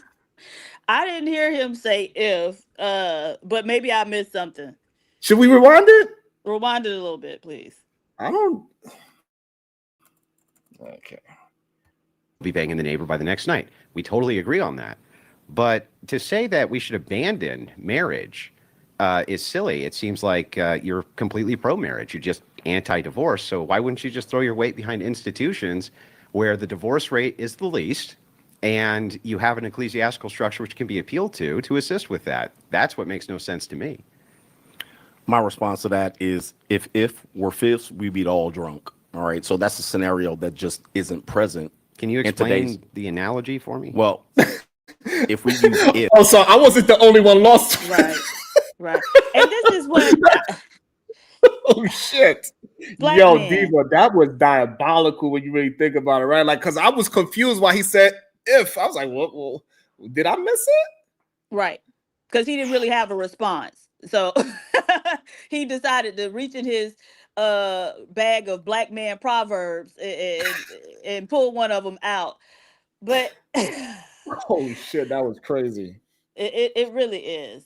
So I guess he's saying like that doesn't exist, but it does exist. It exists in certain communities. And so one of the things that I frequently criticize black men for is their inability to build systems and structures, right? And so he can't relate to that. He's saying it don't exist. But that's because you have to build that type of a system or that type of a structure in your community, right? But he just and so it's interesting how these things show up in real time when these logical men are dealing with the more logical men who actually created that ideology to begin with. Whew, that was crazy right there. And in real time, he picked it up as well, and I think that's what makes it even more interesting. Is that like, because you know, us we kind of like what they call it Monday quarterbacking, so we can kind of see it a little differently, right? But he's seen exactly how we seen it is crazy, because it's very rare that so far in the debate that we see it exactly the same way.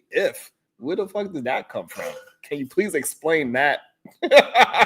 Let's see if he can. If it's not a matter of if, it's a matter of when. If we say if we have a situation where this is present, then this would work.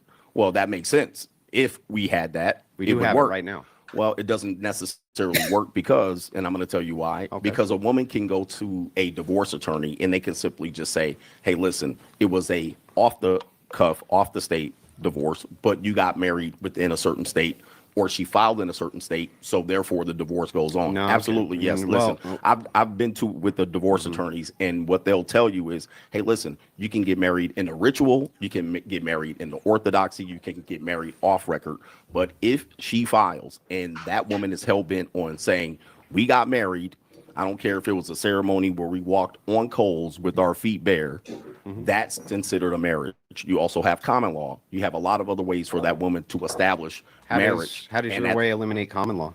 I don't have any way to eliminate common law. So what I have is a way for men to avoid then the being used. No, the argument's not silly. So here's what you have. You have a if proposition, which doesn't exist for most men. Wow. Most men aren't religious. Most men aren't looking to be under a religious orthodoxy. So it doesn't apply.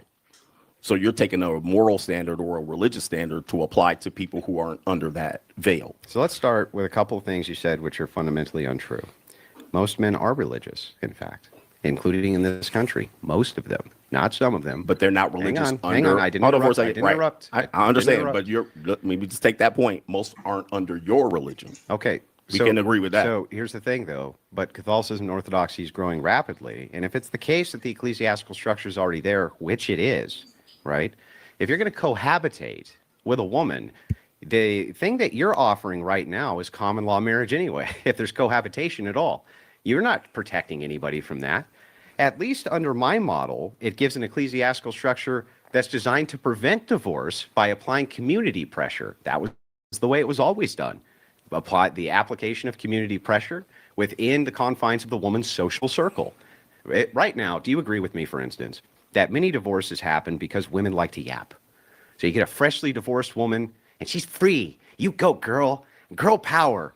and she starts talking to her little friends, and she starts telling them how liberating it is and how great it is and this and that. And this is why when women have divorced friends, their likelihood of divorce actually rapidly increases. It's for this reason. Divorce is contagious. So if it's the case that this social contagion is eliminated because now we have an ecclesiastical structure, an ecclesiastical authority, which won't grant it because you get ostracized from that social group through excommunication, for instance, or not being able to participate anymore with that community, that's an application of a serious and significant social pressure, which can do the very thing you want.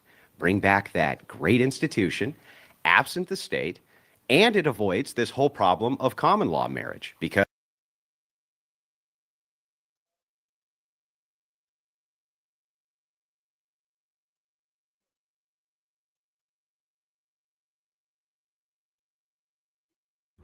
he cooking them. regardless Wow. if it's a small percentage of people that follow it, is there, it do exist, so he's cooking them. Wow. I hear something different. This is, I don't know. I'm used to listening. I'm used to being in these marriage conversations with church folk and stuff. And this is fantastical thinking. Most definitely.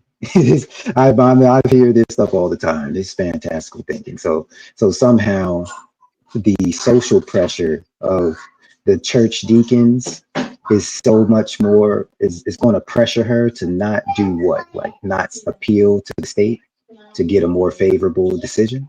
Like No, what exactly is he talking about? that's not what he's talking about, Yeah, right? So keep in mind he said orthodox, right? yeah, And so he is talking about Orthodox Catholics and Orthodox Mhm. Jewish people. And so what he is saying is in those traditions, yeah, if a woman gets divorced or files for divorce or whatever, the social consequences are so great that they are discouraged from doing that, right? right, Because you're going to lose your entire social support system or social mhm, network, right? You cannot be around your homegirls from up the street no more right. who still no, you get ostracized. You aren't there anymore. And so there's a social pressure to stay in that marriage, not just social but also the church. You're gonna have a problem with being in that church. They may excommunicate you from the church. And so Right. now you So losing your church home, you losing your social support network, which a lot of times your family is going to be involved in as well. Mm-hmm. And so people they're move losing a churches all the lot. time. That's what I'm saying. People move churches all the time. So it's in my Not when I hear that Orthodox stuff. Catholics. We're not talking about the Whoa. So you're Pentecostal people down the street or the missionary Baptist people down the street. We're talking about people in Orthodox religions. They are not moving around all the time. wait, It's a wait, wait, very wait, it's a wait. very specific solution that he got. It's not a roundabout solution. It doesn't include all these, sad to say, like what coach is saying, all So these what ifs. What if she just leave? No, it don't have nothing to do with that. He's very specific and said, hey, in this culture, people get kicked out, excommunicated, and that is a strong blow for somebody that's been 10 years friends with this group of people, and then now all of a sudden you and your kids cannot be around this group of people anymore. You gotta literally pick up and leave. It's a so difference. is so we're not going to call this like a niche situation. Like this is a niche community. It Yes, it is is. an each. It is. Okay. Well, I mean, at this point, it's perspective, right? I think No, the power of a niche community to, if she's okay with saying, forget all this, it's like I don't know. This, like I said, right. it sounds like That's what. fantastical thinking. So, all right. You So, know. It do you? doesn't though, because the statistics back it up, right? The divorce rates are the lowest in those communities. And so what he is saying is, yes, it is a niche community, but what he is saying is in the larger society, men, because men run society, right, can create systems, those ecclesiastical systems that would still encourage women to get into and stay in marriages. You can create that in the general society, is what he is saying. Right. That's what he's saying. You can create that in the general society. Yes. Without, okay. I mean, hey, I want to see it happen. Like I get where he's going with these niche things, but when you're building systems, especially if you're used to building systems, your minimal viable product doesn't necessarily mean it's going to scale. Scaling is different than a minimal viable product. Okay, things just happen. If you're machining and stuff like that, you gotta think about the continuity of the metal and can it actually deal with the added stress from the weight that comes up from scaling and things of that matter. There's systems that are only specific for small situations. So That's I mean, crazy. I get it, but I mean, hold on 1 second. I get what you're saying. Imajo, that's you, Truth? Yes, sir. Okay, all right. No, please, no. Check your Cash App. Oh, that Truth. I thought it was Ruthless Truth. I'm sorry, Truth. Hey, how you doing? No, Steve, how you doing, sweetie? I can't take no more today. Shout out to my guy. He says, what's that word? I can't read. That's it start with L? No, with a P. Oh, that means money. Pukuna for patience. I need a lituation. What language that means money? About to be a lituation. Hey, hey, hey. What language that means money? Hey, that's Latin. Okay. All right. I got you. Let's go. Yo, but I think when people bring up a solution, you cannot just say, "Oh, just because it's not mainstream, that it's not going to work for majority of people." Is a solution, and he is substantiating the solution how it could work, and it's been working. He even put up the statistics, right, and saying how much is lower in those communities. Well, I don't know if he said the actual statistic numbers, but he's saying that is much lower in those communities. Maybe hopefully later on he has actually bring a statistic with it. Well, I didn't go into it because I didn't want to, I'm not trying to hog the mic, but you're trying to scale a religious solution in a state that has like what is it? In a country that has a separation of church and state, quote unquote culture, So yeah. You're trying to, and there's 300 million people in this country, so it's kind of like, so you're trying to do a mass cultural shift without involving the state. I'm like, who else does that? Hold on, no. So that's not what he's saying. He's saying if a man want to get married and he want to have the best possible outcome, this is the path that they should do it.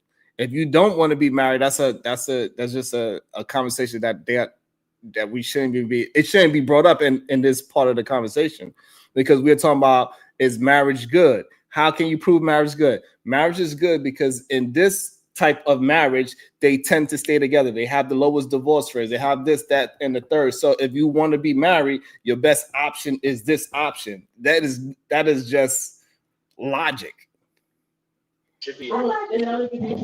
Okay, I mean, I'd look more closely into that, because I'm just usually, like I said, I wouldn't dismiss it, but you're definitely going to have a hard time like trying to convince me that this is something that's going to scale. But like you said, it's a small thing. So like, you're speaking to a man and he says he want to be married. He's saying he's going to have a hard time following the best path to do it correctly. It depends on if the woman that he's choosing is Catholic, right? So he has to choose a Catholic woman who's willing to go underneath that type of strict dogma in a country that is more of a liberty type country. So he's going to have to find someone who's compatible to putting himself underneath that type of dogma. That is women in the Catholic Church. Yeah. Argument done. It's women that's in the argument. I mean, there's Muslim people too. I mean, I don't get, so what? I'm saying taking someone, so you have to find someone in the Catholic Church someone who's already in the Catholic Church, right? Yes. Or you're trying to convince someone to convert to Catholicism. If you're trying to avoid divorce at the highest level, he is saying the best choice you got is Catholic or Orthodox. Right. Convert into Catholic. That's what I'm saying. So for someone he didn't say nothing about converting nobody. Wait, so how? Okay. I'm cool with that. Hey, can I get in there real quick? Let me get in there. Well, okay. First off, I don't think it's as much about the Catholic religion in particular as it is about the concept of getting married within a structure that reinforces the marriage, whatever way that you do it. It doesn't have to necessarily. I didn't get from that everybody needs to be Catholic. That's not what I got from it. Right. I got from it. This is the reason why the divorce rate is what it is in that community. Yes. So if you can mimic that in other, if you can mimic that, even if it's something slightly different, you have a lower chance of divorce. That's the first thing. The second thing, I think the biggest gaslight of the whole conversation is that the solution has to scale. Like they're having a they're just having a conversation. This is a podcast. This ain't Captain fucking Planet. They're not supposed to fucking save the world through this conversation. You know what I'm saying? So whether most people will partake in the solution or not, it's still a solution. And from there, you can do whatever that you want to do with it. That would be like me saying, I have the cure to cancer, and you saying, hey, I know this cures cancer, but most people with cancer won't take it. Who gives a fuck if most people with cancer won't take it? This is the cure for cancer. This is a cure for cancer. You can either take it or don't take it. If you don't want to take it, then if you don't want to partake in the solution in any way, then 9 times out of 10, you don't want to get married anyway, which makes the conversation pointless. Which is why I go back to my original statement. I don't think marriage is for everybody. I like that whole sell me on marriage thing. No, I'm not going to sell you on marriage. You either want to get married and you're willing to do what it takes to get married, or you don't. It's the same thing with money. You want to be a millionaire? Here's the ways to become a millionaire. If you don't want to do the things that it takes to become a millionaire, then the conversation is done. What are we talking about? This is the way. Either take that way or don't. Damn, Lou, you always spit bars like that? I get what you're saying. Happened? I mean, I ain't never know you spit bars like that, Lou. He don't. This is first. Congratulations, Yeah, Lou. I said I ain't never knew you had Don't do that, bars. PH. Don't do that. Look, man. You know what I'm saying? But I think that's the whole majority, minority, most. I think all of that is gaslighting. Look, Because these conversations aren't designed to save the world. They're just designed to present options that people can take. I disagree that it's gaslighting because, all right, there's 2 experiences that color my position on this. One is teaching and tutoring math, and the other one is actually doing ministry work, right?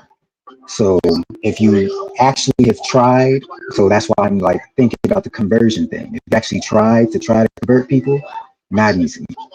If you try teaching someone math, hey man, it's easy for me to say, hey man, if you don't want to sit here, if you don't want me coming in your house and having to make you do homework because your parents are making me to do it, do this on your own for 20 minutes a day, right?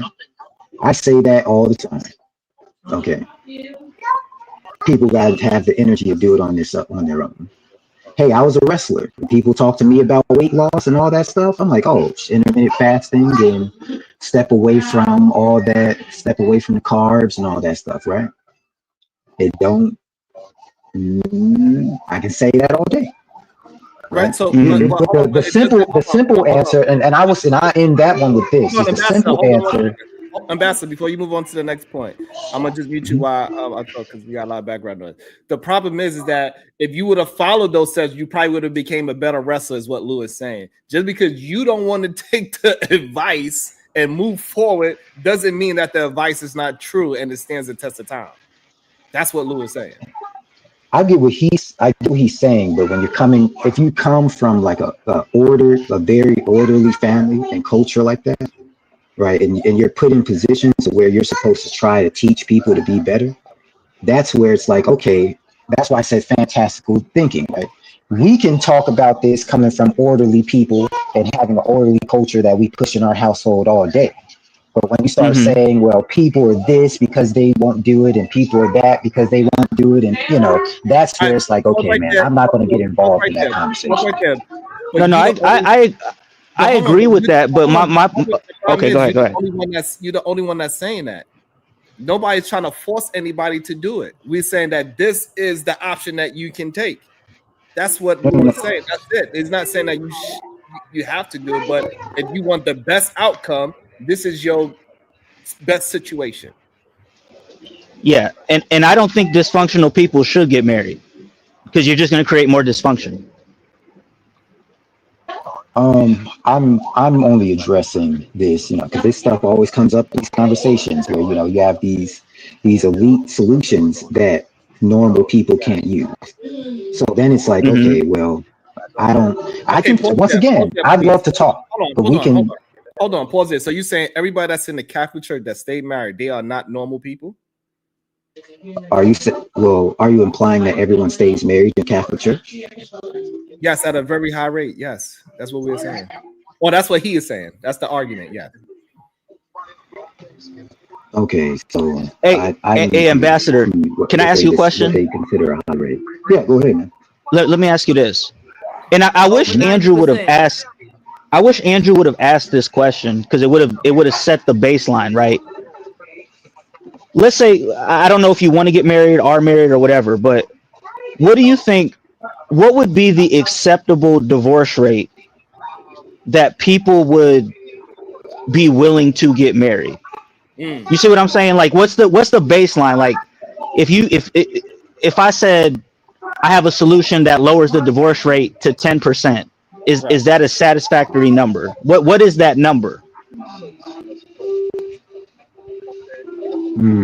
That is a very personal decision, right?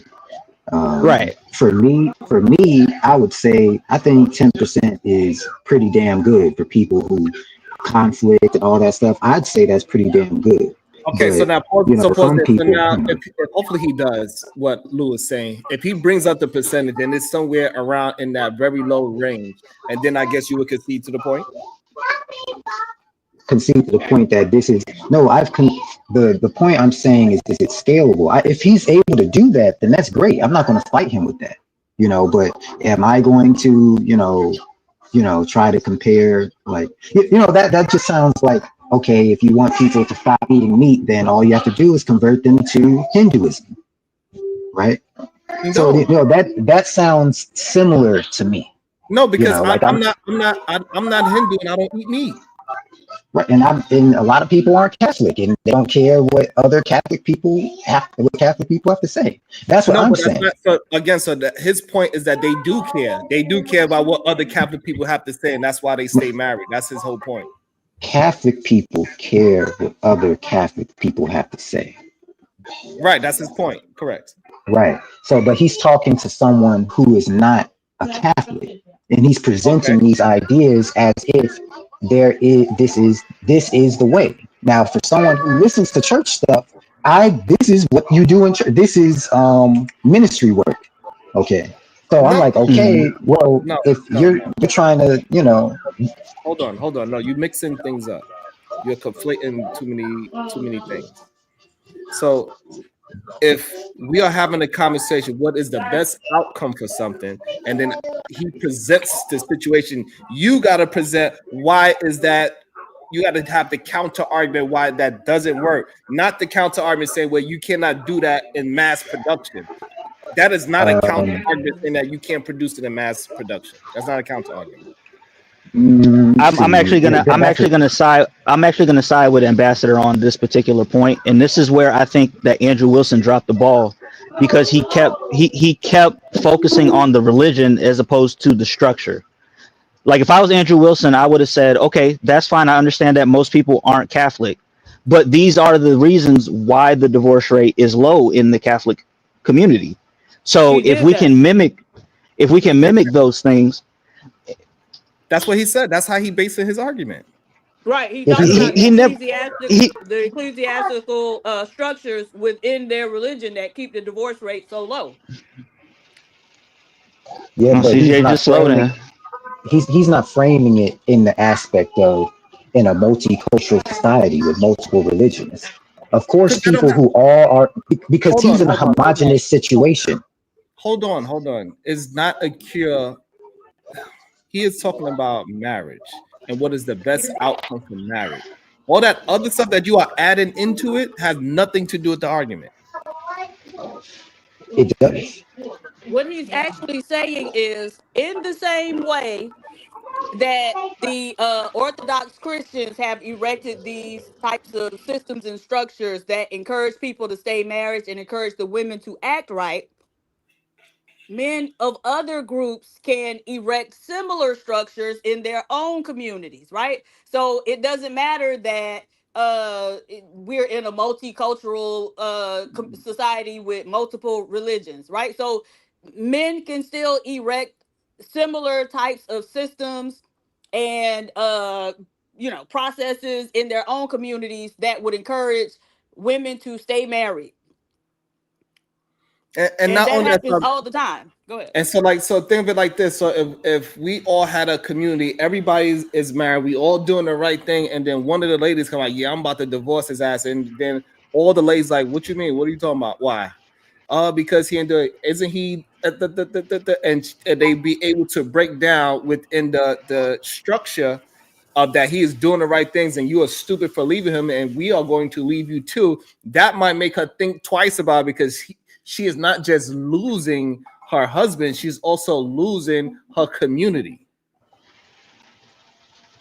Okay, see, the disconnection here. Hold on, let me just make one last point. Okay. And also, this is why he structured it when he said, when you are a married woman, you have a divorced friend, it tends to breed into the group that now you're going to have multiple divorced friends, because they're going to be like, oh, I'm liberated and does this, and the third. And so that woman promoting divorce get other women to divorce. So if you could promote women to be married, the other woman will stay married as well. So it worked both ways. So go ahead. Okay, so the disconnect with this is that there's too much ambiguity in the terms he's bringing up. Okay, because the issue is, okay, so he's talking about people who do marriages, right? All religious systems have their own form of marriage. This to me is like saying, okay, we're at a school with athletes, right? The wrestlers are saying, hey, if you don't want obese athletes, we imply what we're doing. But we're coming out of a culture of making weight, cutting weight, running. Wrestling is a totally different culture than different athletes and sports are dealing with. And I'm saying, hey, we got the weight. Well, obviously, because you make weight. I'm trying to convince the offensive lineman to stop eating pizza, but he's still good at his damn job. Right. Okay, so it's a totally different system. In that analogy, right? So the wrestler, I'm guessing, is the married one, and they're the Catholics trying to convert. The offensive lineman is the CGA that said he don't want to be with a person. Simple. No, I see. The argument I'm saying with that is that everyone wants to be an athlete, okay? But they can be athletes in their own right, but they don't have to subscribe to the culture that wrestlers. Right, and that's why I gave you the analogy of who is who, right? Because both of them are men, but one man want to be married and the other one doesn't. So yes, they are all athletes, but they are two different styles, and so therefore one is going to, hey, I'm going to lose weight because I got to do X, Y, Z. So you losing weight and letting off all of whatever that is in the analogy, that is the Catholic version of it. So it's less wrestlers than offensive linemen, right? So that's just what it is. It's exactly the same thing. The only mix-up that you have with my example is that in this example, all the athletes would be all married people that have different marriage cultures. Exactly. We are saying the same thing. One of the athletes have a higher success rate at something than the other one. Yeah. Okay, so one is healthier and the other one is not, because we all know eating pizza is not healthy. So Right, therefore, but you gotta the go. If problem you want to is be that healthy, He's you're if talking you about want the to be converting healthy, though. you're He's on trying the to converting element. so if exactly you the want, part that's missed here is that sure, wrestlers are always in shape, and a lot of us have six-pack abs, right? How do you convert other people to that wrestling culture? Yeah, yeah. because they will So have to want. Yeah, Oda, this is crazy. what I would think is like this. So you thinking more on the container of the situation, but not actually what's in it. So I see what you're saying about it's going to be hard to get people to convert to the ideology of something, even if it has beneficials to it, though. But let's take away the box, which is the Catholic or the Christian or the Islam or whatever the box is. Do you believe that a strong belief in God between the two people can help marriages in that way? You know what I'm saying? So to take away the box of anybody having to convert, but then we could figure out how we could get a non-believer as well. If you could come up with a system that both people that believe in God and don't believe in God can understand, because a lot of people don't believe in God. I think God is a lot, and I think it helps marriage and all those things or relationships or whatever. So do you believe that a strong belief in God between two people, whether they believe in any religion, because some people say I'm spiritual, but I'm not religious. You know what I'm saying? I don't believe in religion. It divides. So do you believe that two people, a man and a woman, having a strong connection with God can lead to divorce rates maybe lessening or whatever the case may be?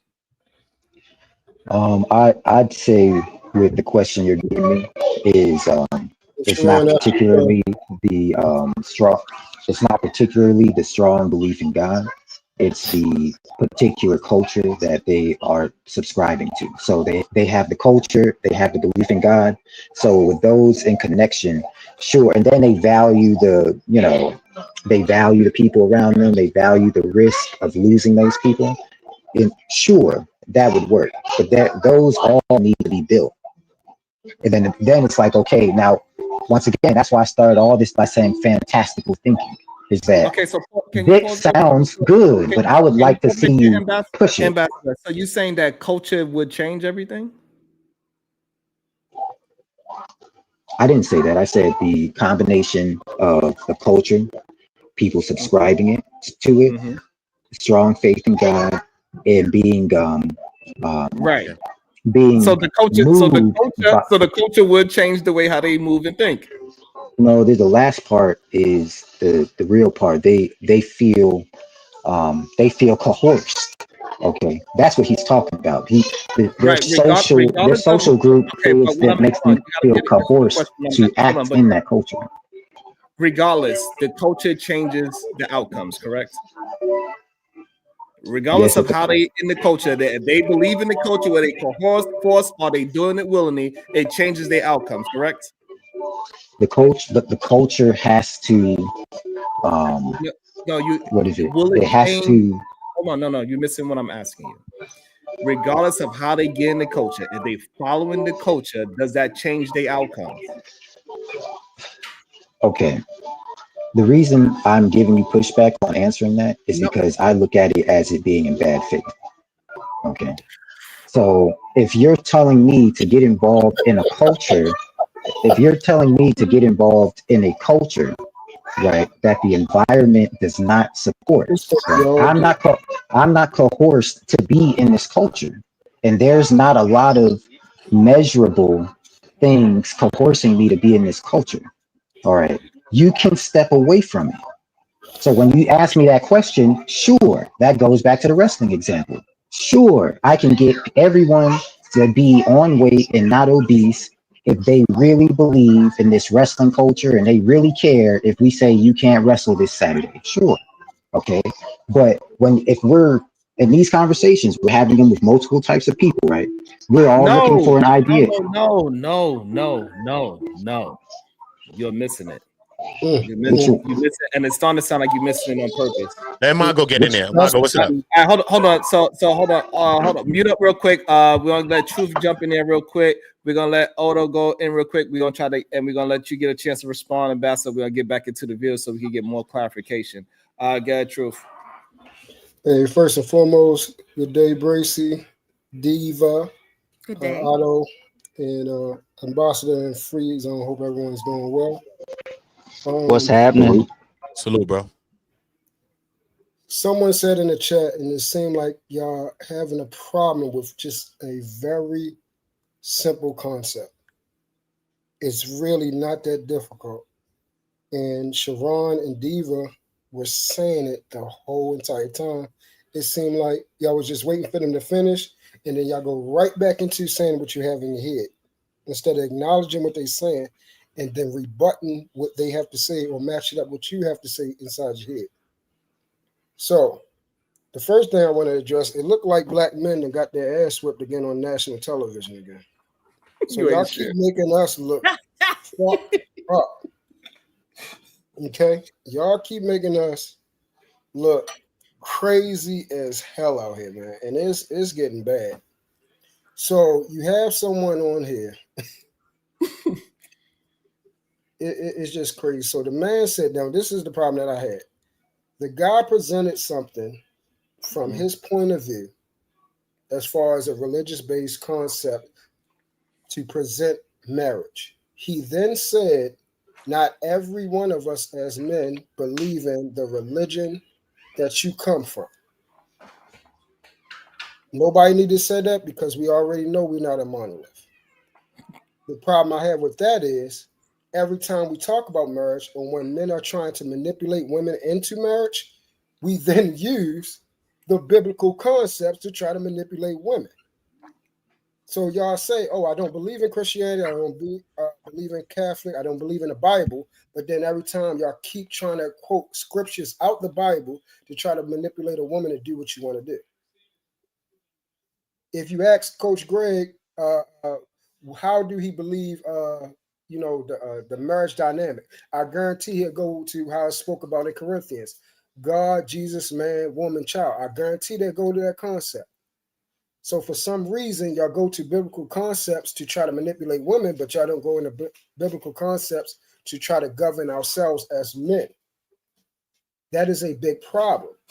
Now, marriage itself is a simple concept, and it comes from a place. Does other religions around the world have marriage and have their own baseline and objectives to act upon in marriage? Yes. The problem is y'all don't even live by those concepts as well.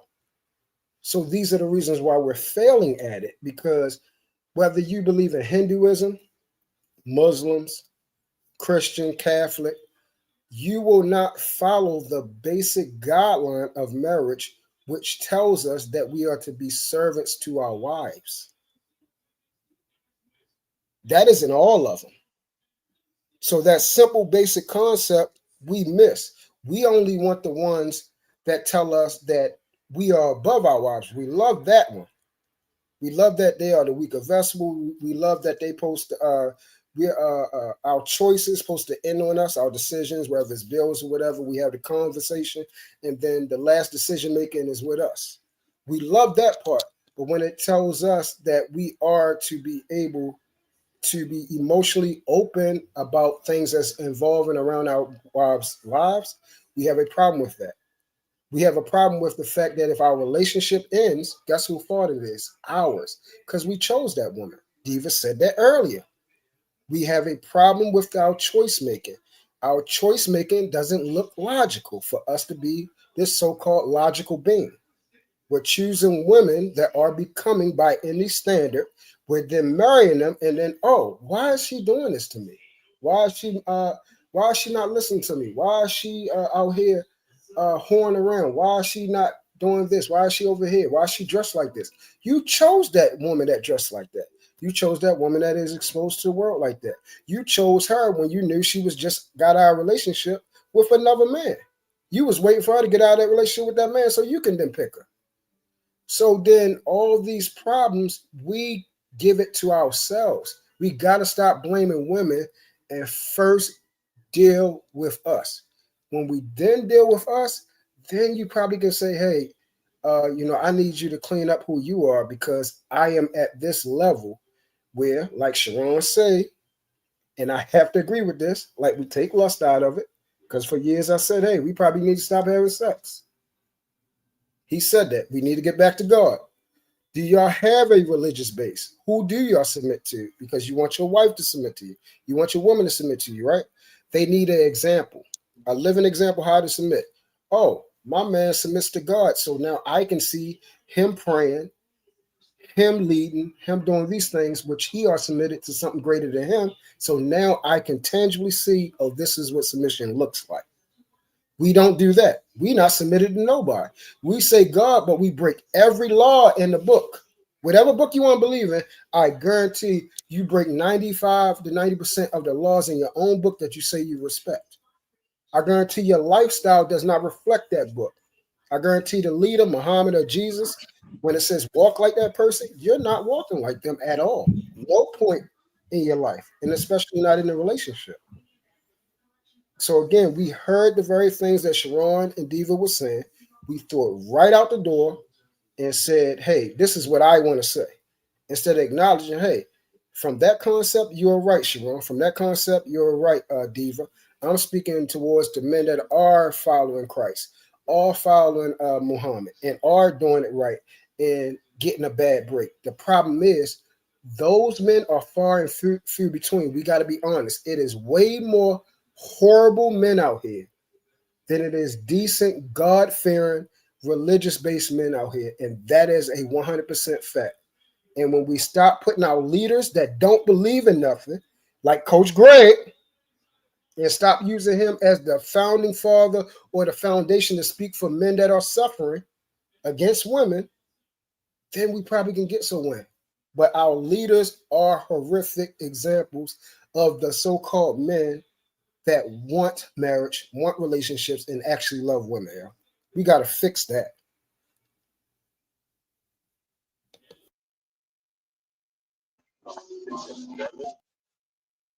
That was He made some valid points. I agree. Some valid points. He made some valid points. You know what I'm saying? I agree. But it's not just about leaders and all that too, though, truth. You know what I'm saying? Because at the end of the day, at one point in time, let's say I ain't living that time. I wasn't from the 60s, but you know what I mean? I do a lot of history in life. You know what I'm saying? I could just see the history of life. You know what I'm saying? And you know what I mean? It's a certain time in life where men was able to talk to men when you slipping up, or you know what I'm saying, when you ain't doing this and that. Right now it's still a time where men can't even talk to men about shit. You know what I'm saying? You can't even say something to it about nothing without you getting into something 9 times out of 10. You know what I'm saying? I do agree with you a lot about the spirituality elements of it as well, and us as men applying, you know what I mean, certain the word or whatever the case to our lives. You know what I mean? I do agree with that. You know what I mean? Especially even in, you could take that from even in Proverb 31, you know what I'm saying? Even in a virtuous woman proverb, how it's all about the woman still, that his mom is talking to Solomon about it. But the first thing she's talking to him is about him. She said, don't give your ways to that which destroyeth kings. You know what I'm saying? That's maybe the lust and all of the other things, the extract, everything else that destroys kings. You know what I'm saying? And then she went into telling him about what a virtuous woman was. You know what I'm saying? So I do believe it comes down to us as men and what we're going to do. But I believe that spirituality, because you might be slacking and it might be a woman that believes in God and y'all get it together. So I just believe when you have somebody else that believes in God, it's just a different kind of electricity. You know what I'm saying? And I believe that even if y'all make faults or y'all fall in situations, I did believe you have that energy to bring it back. So I believe that, yeah, regardless of what faith you believe in, you know, because people subscribe to different things. I won't tell you to convert to nothing, but yeah, if you really live in like your way of life is really, really supposed to be, and that's within your relationship, I think that you got a good chance of having something that's long lasting. So I agree with what you just shared with. Oh, go ahead, Sharon. Okay. All right. Raheem Ali 206 Happy Man $5. Make drive-bys great again. Hashtag MADGA. Period.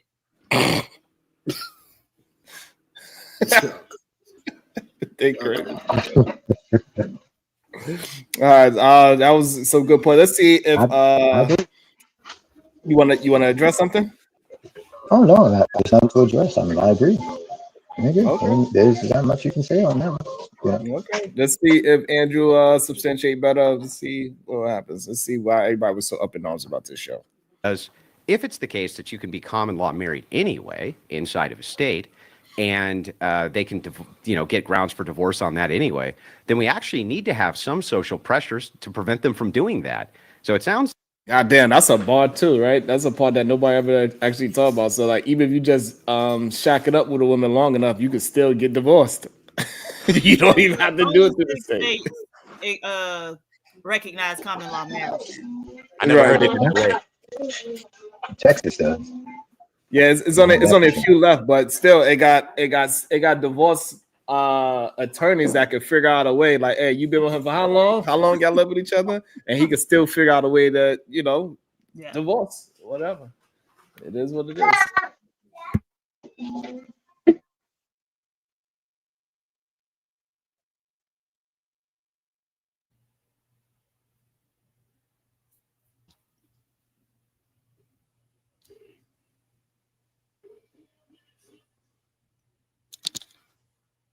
Not Jesus. No.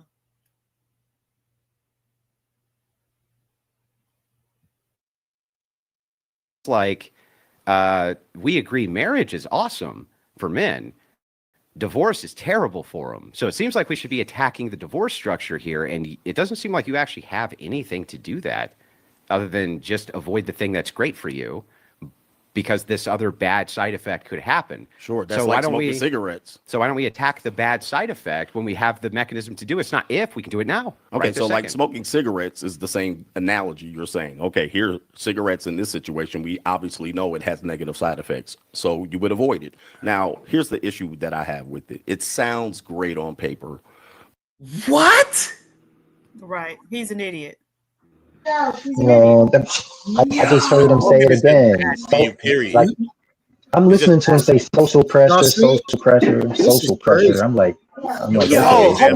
hold on. Let me understand. So, Ambassador, you agree with the analogy of marriage being a cigarette?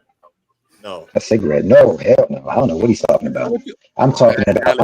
I'm listening to. Hold on, Ambassador. We're talking about the video.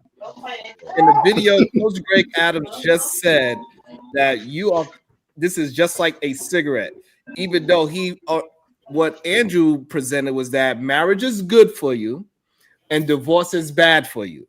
So we could talk about the bad thing, but we need to do something about that. That's a separate issue. And Coach Greg Adams said, what you are talking about is just like a cigarette. What a part of a cigarette is good for you? It's not good for you. So it's not a good analogy for him to bring. Yeah, You know what I'm saying? yeah, like that was silly. That was silly. I don't feel the need not to address a silly statement. I'm talking about the guy say that divorce is a bad thing, so we need to create some type of social pressure. Here we go. So you don't want to address the judges. You want a shame. Okay, that's what I'm saying. Fantastical. That's what I'm hearing. Okay. How is it fantastical when throughout history, societal pressure has been capable of getting people to do all types of stuff, right? and so it's not fantastical. In which way? Elaborate a little bit more. Yeah. So the whole Crusades. How did they get people to go ahead and kill people? What was the Crusades? Okay, so that's a good example. All right, so it wasn't just them in their religious positions. They were backed. They were armed. They had to be armed by somebody. They had to be organized by somebody, and they need to be given a mission plan by somebody. Okay, now and that is all the state. Now pause that right there. So what about using the? This is crazy.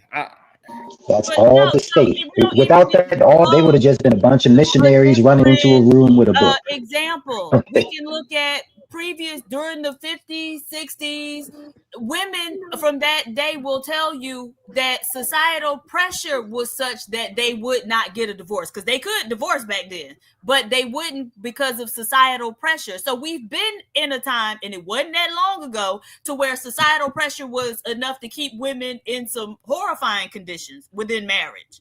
The interesting thing that the white guy was saying was, he was like, we both agreed that marriage is great for men, right? But when he talked about that divorcing woman and how she gets out of a marriage and say, oh, I'm so liberated, it's so free, it's so much better, and those other women who are still in that marriage will look at her and say, you know what, let me divorce too. Y'all got to start making marriage a great thing for women too. But it's so great for men because a lot of times women are being used for labor.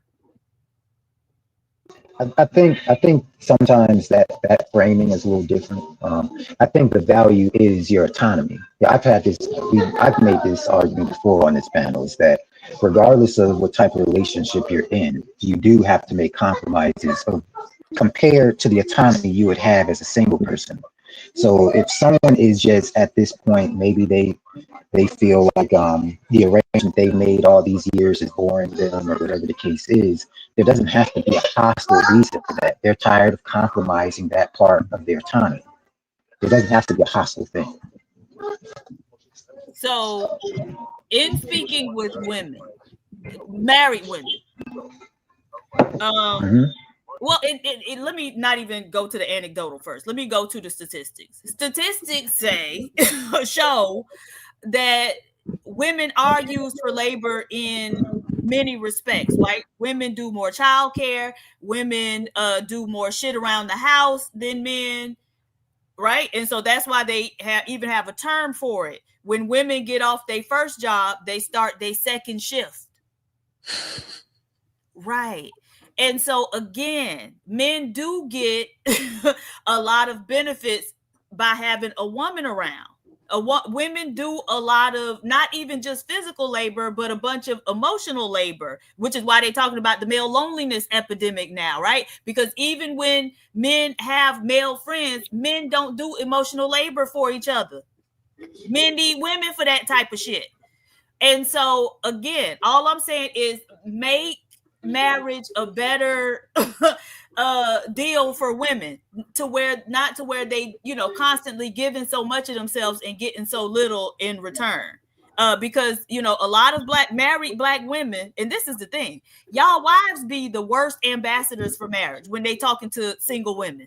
They the ones telling us all the shit they got to put up with and they got to do. But a lot of married women that I talk to, married black women, will say, black men are very traditional when it comes to women playing our role in a marriage. But when it comes to them playing their role, then somehow they're not so traditional. I agree.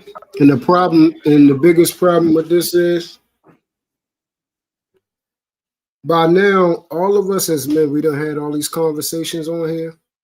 There should be undeniable revelation that inside of a marriage, we gain more from our wives than a man does. It's not even close. That is the reason why we want one. Because men live longer too, truth. Yeah, I was about to go there. That's why all the benefits of being married and why it's held in our environment, the United States, everywhere. That's why nobody that ain't a president, why you think they're always married? It's because of the imagery and the structure of it and how beneficial, how it makes a man look powerful because you have this great woman behind you.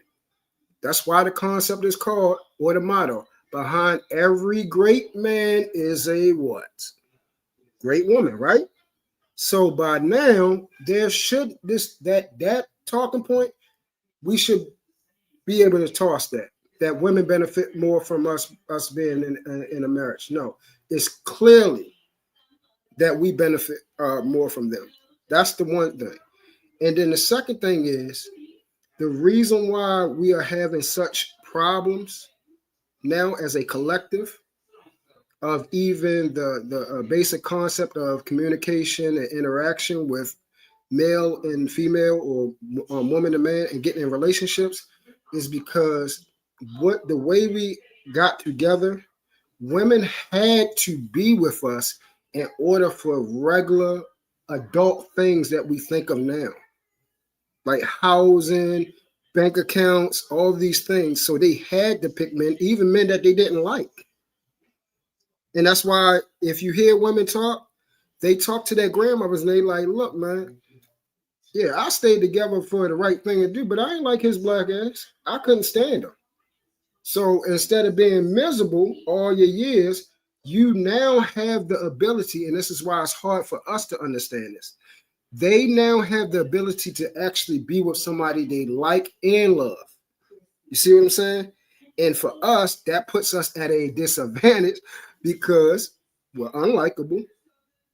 We definitely aren't traditional men as much as y'all want to say we are.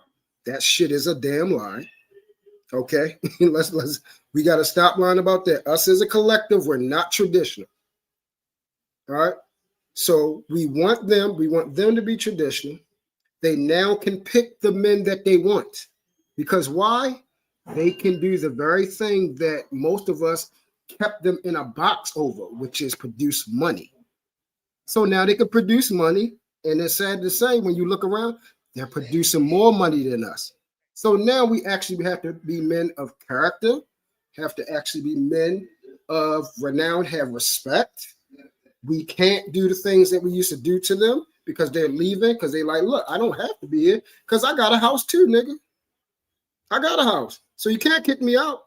You can't divorce me. I ain't got nowhere to live. I can go get a house, get everything I want, and then go get the man that I actually love and like and be with him. That's the thing. And that's what's making us hard on us, because we had to use something to be able to trap them. And it's a struggle. Hold on. Let me also shout out to the Cash App. This Cash App is for Sugar Bum.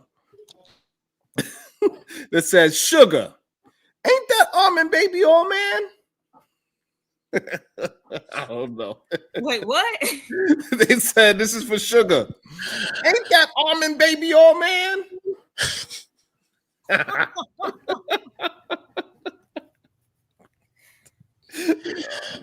Let me read a couple of super chats too. Oh man, y'all be hilarious. Corinne Mackey, thank you for the $2 super sticker. At Raheem Ali 206, Happy Man, $5. Marriage is like a box of chocolates. You never know what you're gonna get. Y'all ain't shit. I should have said it like him. But let's see if he's gonna maybe he's gonna bring it back around, and maybe he's gonna shock us with the cigarette analogy. Because I don't know how. Let's see. Maybe he's gonna shock us with the cigarette. Okay, here, cigarettes in this situation, we obviously know it has negative side effects, so you would avoid it. Now, here's the issue that I have with it. It sounds great on paper, but we can't travel to the land of make-believe. Wow. It sounds great. The majority of people probably wouldn't do it. And if you ask a guy, which this is an important part, they're not even prepared to even talk about that. They don't even know what divorce laws are.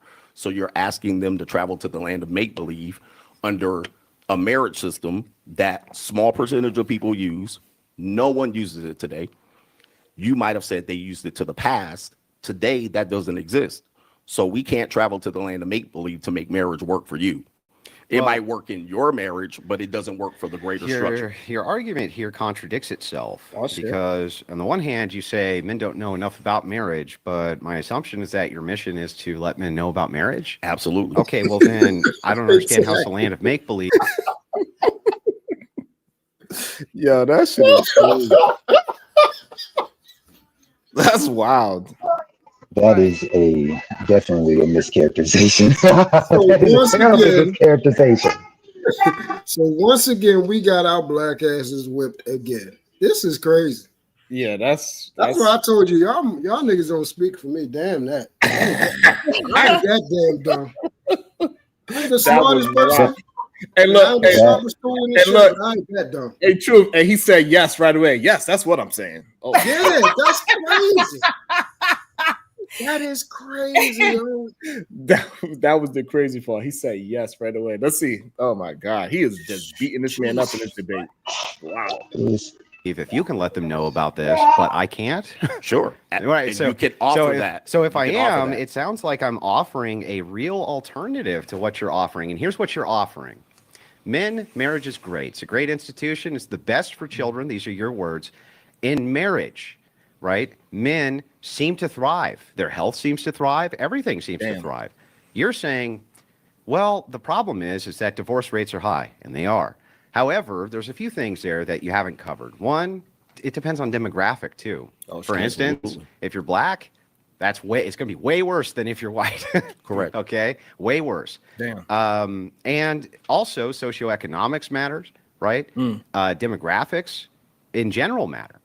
So you can do a lot, actually, including prenuptial agreements. You can have a prenuptial agreement with the ecclesiastical authority without the state even involved. And it seems like that would mitigate your risk to damn near nothing.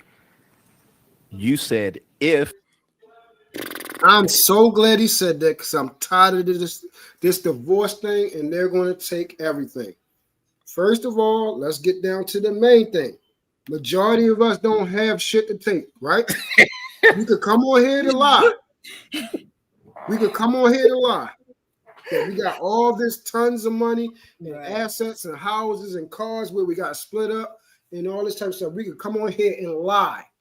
I guess you guys are speaking about your potential or projection that you're going to be making all this money soon or whatever, but let's stop lying. Secondly, there is a prenup. There is one. And if y'all in agreement with that, then y'all can sign that.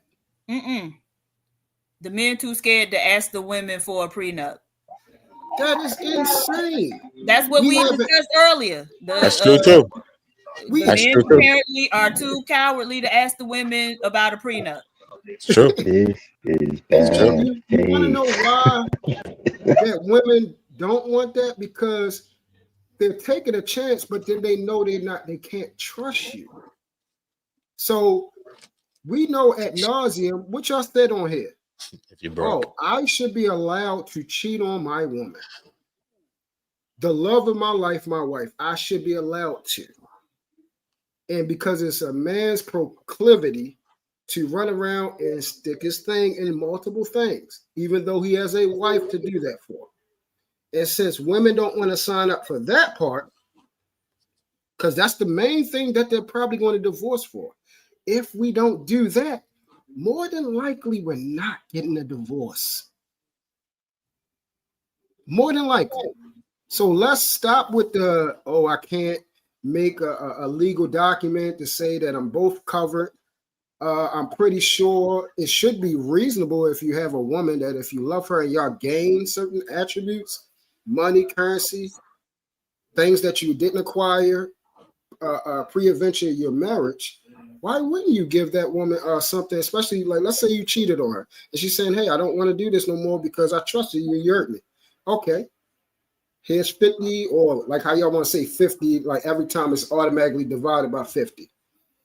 Here's some of the things, because you have helped me to acquire certain things I didn't have to worry about. When I was sick, you fed me, you gave me soup, you encouraged me to take this business investment, even though you don't have, a business degree, but without your insight, I wouldn't achieve the money that I have now. I can at least give you what you're worth. You're saying you don't even want to do that part, right? So why are women supposed to want to get into something that they don't have? You're basically saying, get into something, get cheated on, and then you don't get nothing out of it at all. Waste your life, have babies, body destroyed, have nothing to show for it. Nobody's not going to choose that, even the logical men, like we claim to be logical, right? So it's not that marriage is a bad thing. You got to tell the truth. We don't want to be married. We need to start saying it. Men as a whole do not want to be married. And when I'm talking about marriage, what marriage is actually designed for, right? We don't want to be married. We either have a woman that we do not want nobody else touching, so then we marry her. We're not marrying her because we love her, because we're trying to further our legacy. Because we want to give her something if we pass away for all the things that she has done for us. We're not getting into that. We're not getting into it as a form of worship and praise for God, because that's what it's originally for. It's really for him. But y'all don't even live that way. So we're not getting married. You just want to do a contract to trap her, right? And then when she goes outside of the contract or don't do the things that you want to say, then it's a problem, because you're going to go outside the contract. You already said you're going to sleep with every woman because you just believe that's just your name. Yeah, man. Right? So let's get into before we start saying women are bad and they don't want to be married. Let us say we want some, excuse my French because I'm trying to work on my language. Let's say all together, I just want some pussy I can fuck. Okay? That's what I believe that she's only worth. I just want to fuck on her. I don't want the responsibility for her and take care of her.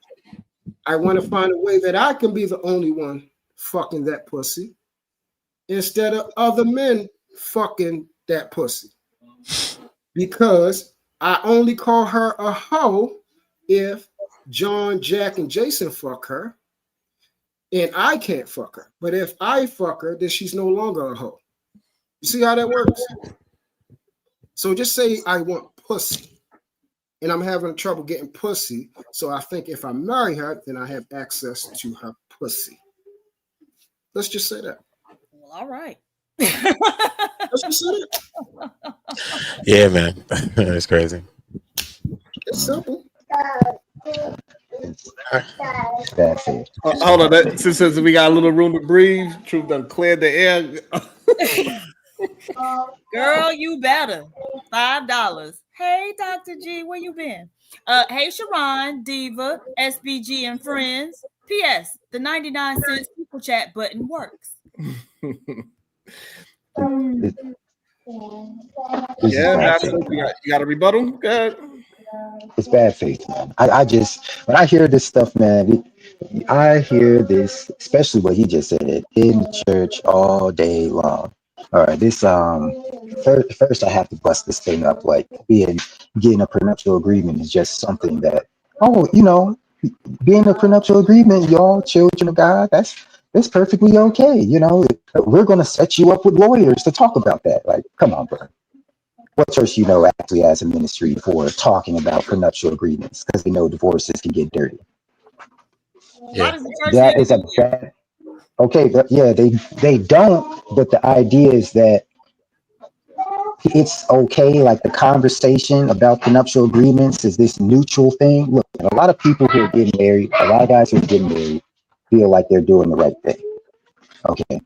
So when you mess up that man's idea of him doing the right thing and then saying, well, now you're trying to trap her and you're trying to leave her broken, stinking with kids. If you talk about a prenuptial agreement, like us acting like that's not the most, that is the discourse you're going to get more than likely if you're a young person trying to do the right thing and you want to talk about these things.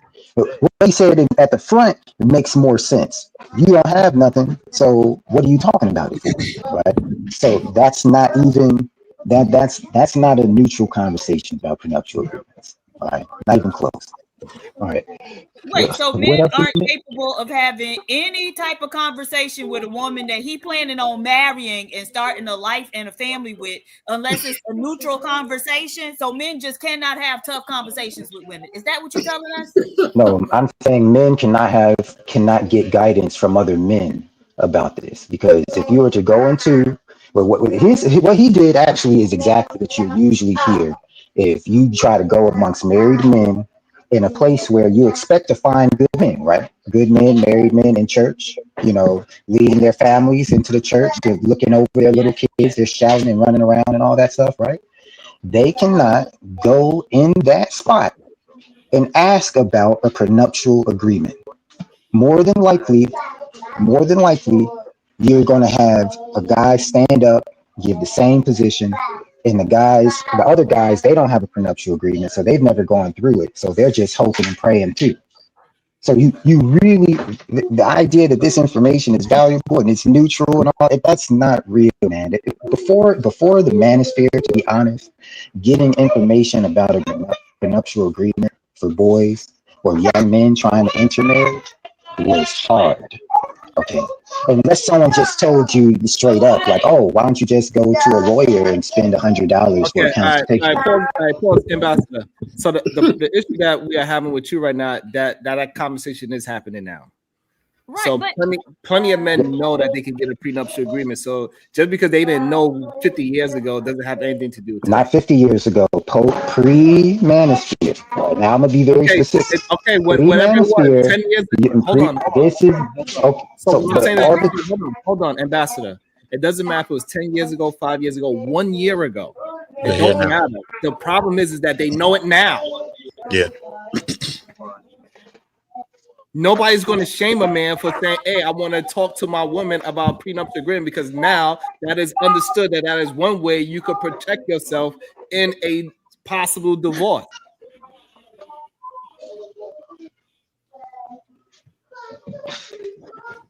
I'm not.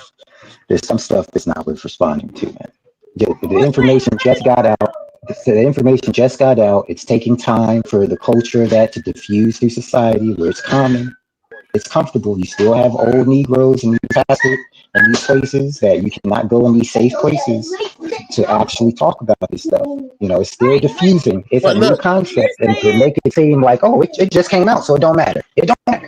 No. The culture of the church has been this way for a long time. Most black men aren't in churches anymore, so they would never be going into a church trying to ask people about no damn prenuptial agreement to begin with. A lot of people, when they do get married, they get a pastor to say something to annul to start the marriage, don't they? In the church, they are not going to nobody in the church to ask them about nothing because they're not there. Y'all say these men talk about that all the time, how the church consists of black women, not black men, because the men have gotten enough sense to know that the pastor just trying to scam them out of money and draws, right? And so the men aren't there. They're not going there to ask about no damn prenuptial agreement. If anything, they'll be more likely to even try to ask Google or Chat GPT about a prenuptial before they go to a fucking church. Yeah. Another thing is the man gave several examples of how social pressure will keep people married, right? And so when he talked about the difference between white people and black people and the divorce rates, what that consists of, why white people don't get divorced as much, among several other things, is part of that is social pressure. So those women are willing to put up with a little bit more than black women before calling it quits, right? Then he talked about rich people, and there's a whole lot of social pressure for them to remain married, right? So the woman could know she got another woman out there and she's still gonna stay, or the man could know she got another man out there and he's still gonna stay because there's social pressure. They care about outward appearances, and so they're not going to divorce one another. So he gave several other examples of how social pressure can keep people married, since you thought that was such a fantastical idea. It is a fantastical idea. It's not. You're just a moron. Oh, okay. So there's not so culturally, right? Culturally, people of different cultures, if they don't subscribe to that, that means that they do not have the same social pressure, right? Right. You have to come from that culture, right? Right. And so he's saying create a culture to where it is. How long does it take to create a culture?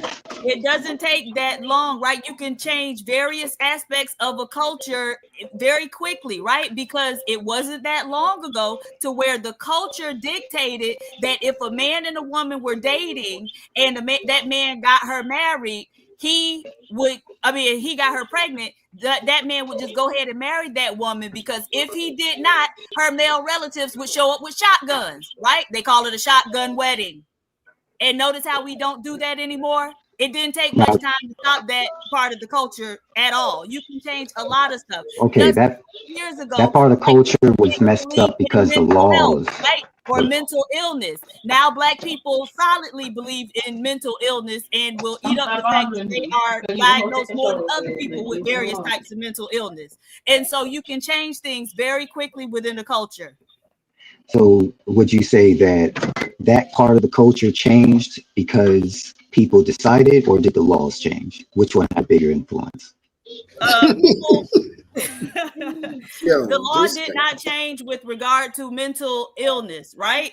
No, I'm talking about your shotgun marriages, not the mental illness. That's easy. The shotgun marriages. No. I gave several examples. As far as some laws changed, but it was always illegal to go show up at somebody's house with a shotgun. So But with regard to how we saw black people, the culture, black culture change with regard to how we view mental illness and mental health, no, that didn't involve any type of law change. It just was a matter of black people being influenced because they were inundated with certain types of information. Hey, Mr. Ambassador, can I ask you a question, sir? Yeah, man, go ahead, please. Are you married? Yep. Okay, and you have children with your wife? Yep. Are you a biblical believer? Been covering my wife since I was 14. Say that again? Been covering my wife since I was 14. Are you a biblical believer? I'm careful. I'm careful with that because when I sit in these conversations, people start using the Bible to do a lot of spiritualism and a lot of stuff. I hear a lot of stuff, man. So okay, like I am, but I have to hear how do you use it? No, I want to hear how you use it first. Answer questions as a man directly. I answered all those questions up to that point directly. Okay, that is a problem that Sharon and PhD have been having, which it seems like they ask you something into the spew of what you want to say instead of answering the question directly. I answered the question first, and then I give the explanation. I answered all the questions you gave me directly. Okay, now that spiritual part, I would say, is reasonable because if you're in the church, you know how this can get. I think it's reasonable for you to assume, for someone to say, "Hey, I got to know how you apply the Bible before we start getting into our spiritual moves." All I wanted to know whether it was literally a yes or no. Yes, I believe in biblical text. No, I don't. If you're not going to admit how people can use biblical text to start going all over to the weeds, then we're having a bad faith conversation right now. All right. So I understand you like that word called bad faith. I understand. There's a lot of bad faith. I understand. I understand you like saying that. So the reason why I asked that was, let's say hypothetically, God forbid, because this is not something I wish or happen. I'm glad you and your wife are married. Again, we need those type of examples. If you guys were to divorce, the things that you have acquired through your lifetime of being married, she says, Mr. Ambassador, we can't do marriage no more. I want to go my separate way, but I would like such and such. Would you give that to her? You got to I muted you just because of the background noise. You got to unmute yourself, Ambassador. Yeah.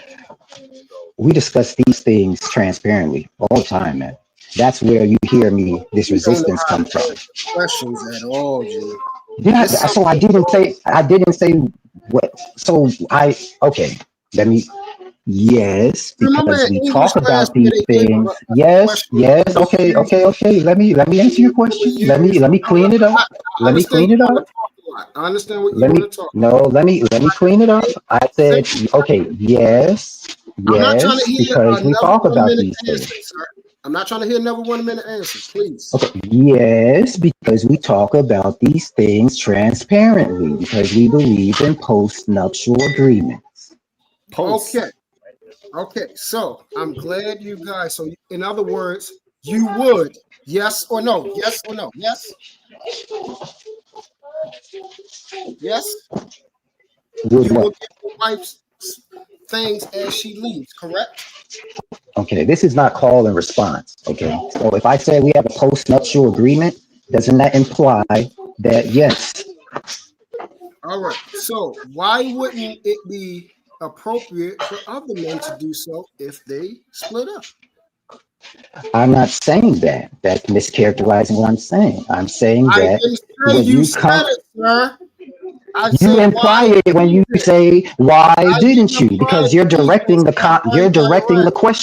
You're directing the question to someone who has been complaining all panel about men not being able to have these conversations. So when you direct it, it's like, okay, what have I been saying this whole time? So you can answer it as a direct ambassador. Why did you not say that in the first place. There we go. Since you think I implied it about you. In response, say what in the first place? What? Say what? You said, why do you think that men can? I don't want to be like my brain. I'm trying to get my brain together. And this stuff take your brain apart. I'm done. Thank you, Sharon. Diva, it's good to see you. Y'all can stress yourselves out. I'm not doing it. Jeez, man, I've been on this panel complaining all day that men don't have a safe place to talk about prenuptial and postnuptial agreements because people get on, when you try to talk about it, people start white knighting and saying you're calling them whores and all this stuff. I've been saying this stuff all panel. So if you're saying like, well, what do you think? Should they be able to talk about it? But damn it, that's what I've been talking about, isn't it? Am I confused? Yes. But how do we get to that conversation is the question, you know what I'm saying? Because a lot of times to ask a woman for a prenup is like asking for like, the fuck? It's like asking if you like for paternity or like, yo, is that baby mine? It comes like that in a way, you know what I'm saying? Whether we want to agree with that or not, it's true, you know what I'm saying? So how do we get to that conversation? You know what I'm saying? How do we get to that level? That's what it's all about. Because I see we all have these talking points, but where do we progress? Like what is the solutions and things? You know what I'm saying? Because we could talk like this all the time. But like, what's the solution? You know what I'm saying? We understand women have changed. Okay, women are working. They're doing their thing. What the fuck? Look, I got a broom right there. I'm doing my thing. Men have changed. Men are cooking. Men are cleaning. Why? Because women are doing things too. So the archetypical, typical thing of how it was in the 60s and shit. Back in a certain time, men wasn't cooking and cleaning and doing certain things. You was looked at weak if you was doing certain things in a certain time too. Men wasn't want to do certain things. See what I'm saying? On a whole scale, you had little ones or twos that were doing what it's doing, but on a whole scale, men is like that. But men are more conformed now. Men do cook now. Men would clean now. Men do house things too as well. Men, I'm not talking about other people. I'm just saying men do those things too. Just like women say, yo, I ain't got to be in the crib. Women is outside. They making bread. They doing what they doing too, right? So where do we go now? I think that right now we do have a lot of the components because the 60s was real, but I think we got more of the components now. It's realer than the 60s now because both sides, men and women, are willing to do more on both sides. You see what I'm saying? Just a simple thing. We're not even talking about financially. We're not even talking about financials yet. Because as a man, you want to do what you're going to do as a man and provide for your woman, your kids, or whatever you're going to do. That's just part of being a man. Regardless of what she brings to the table, for most part, I don't want that for my shit. You know what I mean? Most men don't want something for their shorty. Even if she's working and you working, you probably still doing what you're doing. She probably taking care of what she's taking care of. You know what I'm saying? It's just a vibe of how maybe society makes it that way too. But I just think right now, we still have a lot of the components right now. If we will look at, same way how we look at Jesus, we need to look at the 60s. We need to go think about it. Take some of those things from it, right? Because some of those things were stiff. It was stiff in the 62 because men looked for women that's cooking. That was a high point, right? The way to a man's heart was through his stomach. They was told that, right? So women learned how to cook. Women did those type of things. Right now, you might meet a chick that don't know how to cook. She ordering Uber Eats all damn day. We get it. You know what I'm saying? So the stereotype of how things were then and how things are now, it had good points then and bad things then in the 60s too. And it has good things now and bad things now. But I think that we're more in a position right now to bring back that energy of the 60s in a different way, in a modern way, because both men and women are willing to do more. You know what I'm saying? Straight. So we got to give credit to both sides. I agree, man. Look, my critique on this is simple. All right. Instead of talking about this social pressure stuff that I've been complaining about, and I'll admit to what he said. I wasn't being direct. Well, I'll be direct with this one. All right. If these people want to get married, sit them down in front of a lawyer. Go across the parts of divorce and stuff that happens. And if they cannot amicably agree, then I'm sorry. It seems like you guys cannot speak frankly and honestly about a conversation enough for me to endorse marriage. You can do what you want. I won't endorse it because this conversation here shouldn't be complicated between two people who want the best for each other. All right. Simple. But that idea, and when I say is bad faith, that idea is very hard to push through with, with married men in general. All right. Welcome to the show, Tunnel Runner. Good day, sir. How you doing? Doing good, sir. Doing good. What would you like to add to the conversation? Yeah, the brother was just asking about the prenup agreement. You just got to ask. You just got to tell them, look, this is what I need you to sign. You want to get married to me? This is what you're going to have to do. You just have to just tell her this is it. If she doesn't want to do it, then that lets you know something that she's not ready to get married to you. You have to protect yourself at all times. And I agree with it. To get away from him. Uh-oh, my phone's in trouble. All right, so I agree with him with that too, but it doesn't have to be just him. Like even with her, be transparent of what you expect if something were to happen. This shouldn't be complex, man. It really shouldn't be. All this fear and this fantastic. That's why I say fantastical thinking. You're the only one pushing. Who's pushing the fear part? The what part? Who's pushing the fear? Okay, that may have been bad word choice. Something they can agree on, because what's fair to you is not fair to me. No, I'm saying, but no. You said it's a lot of fear mongering going on. Isn't that correct?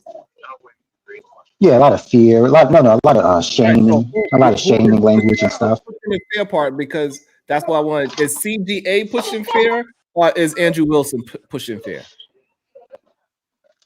Well, there's fear of divorce, but there shouldn't be if you could transparently talk about it. Which one is pushing it more, Andrew or CGA? Who's pushing the actual fear part? That's fictional toy. If you listen to what Andrew is saying, every time you talk about divorce, he deflects it to say, let's talk about marriage, because divorce is something different. So he tries to separate these two. Because you think, hold on. So you believe divorce and marriage is one and the same? I'm saying that divorce can happen after someone gets married. Okay. This is simply a conversation of the asset if something were to happen. The example I say all the time is, let's say something traumatizing happened, right? Like on that one movie, you forgot to strap the kid in, and one of our children passed away. And I cannot get over that trauma. I look at you as being the reason they're not here. And then for that, I cannot be in a relationship. So then we need to have the conversation when we still love each other about the division of assets, not when now something ridiculous happens and now I smell blood. But you still didn't answer my question. Which party is pushing the idea of fear? Is it CGA or is it Andrew Wilson? Who's pushing the fear part? They're both pushing fear. One is deflecting and saying, focus on this. The other one is saying, no, you should be afraid of this. But they're both right. So dealing with this. So now what is the topic that they are communicating, that they're supposed to be talking about? They're talking about marriage. Okay, so who is the one deflecting? Oh, okay. You're coming from the camp that marriage and divorce are not. Okay. Well, who's doing the deflecting? If you're saying marriage and divorce are not intimately connected, don't worry about what I'm saying. I'm saying I'm saying out of this argument that we are watching, who is doing the deflecting? Because you're saying that's one is doing the deflecting. Who is doing the deflecting? If the topic is marriage, who is doing the deflecting? You're saying CGA is deflecting from marriage by talking about divorce? I'm asking you a question. If we're talking about marriage and one is talking about marriage, the other one is talking about divorce, then which of them is deflecting? Oh man, I hate these bad faith questions. Obviously, someone who's yes, it is. You're a moron. No, it's not. No, you're not, because if you talk, the issue. Hold on. What is the issue with answering the question? All you gotta do is answer it. It's not anything about good or bad faith.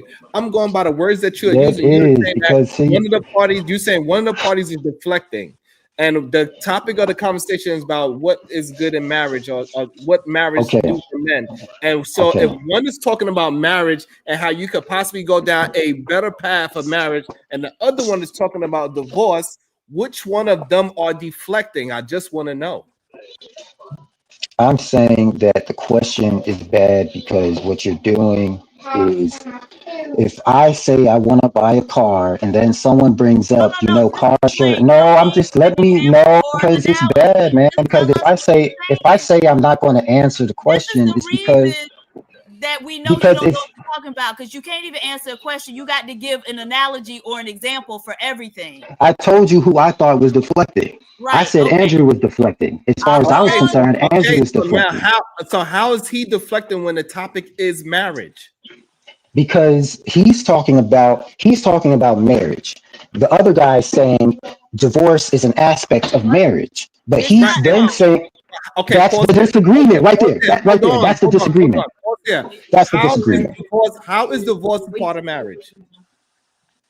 Because if anything happens where you guys have to separate, okay, and talking about the division of assets is part of marriage, because now marriage combines your assets. You're literally doing something. Hold on, pause. So when you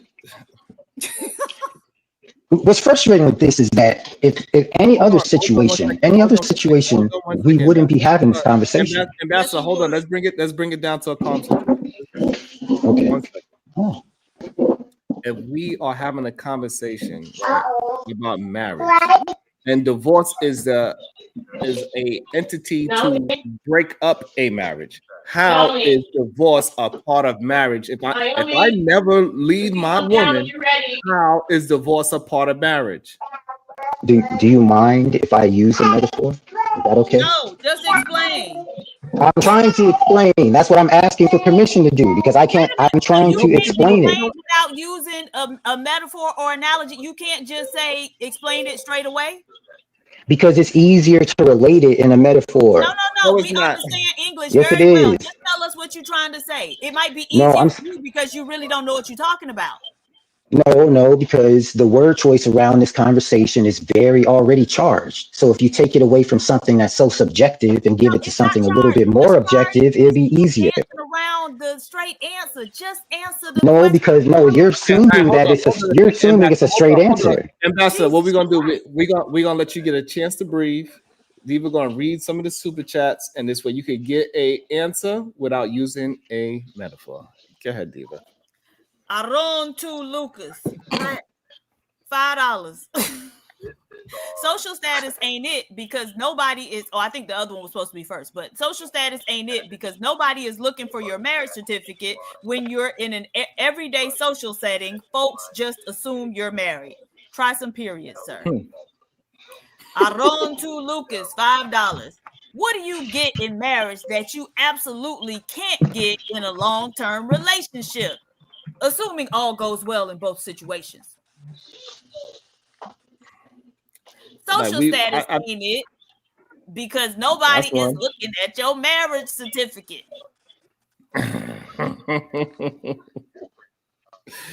And we know there's a lot of protections with marriage if certain things happen.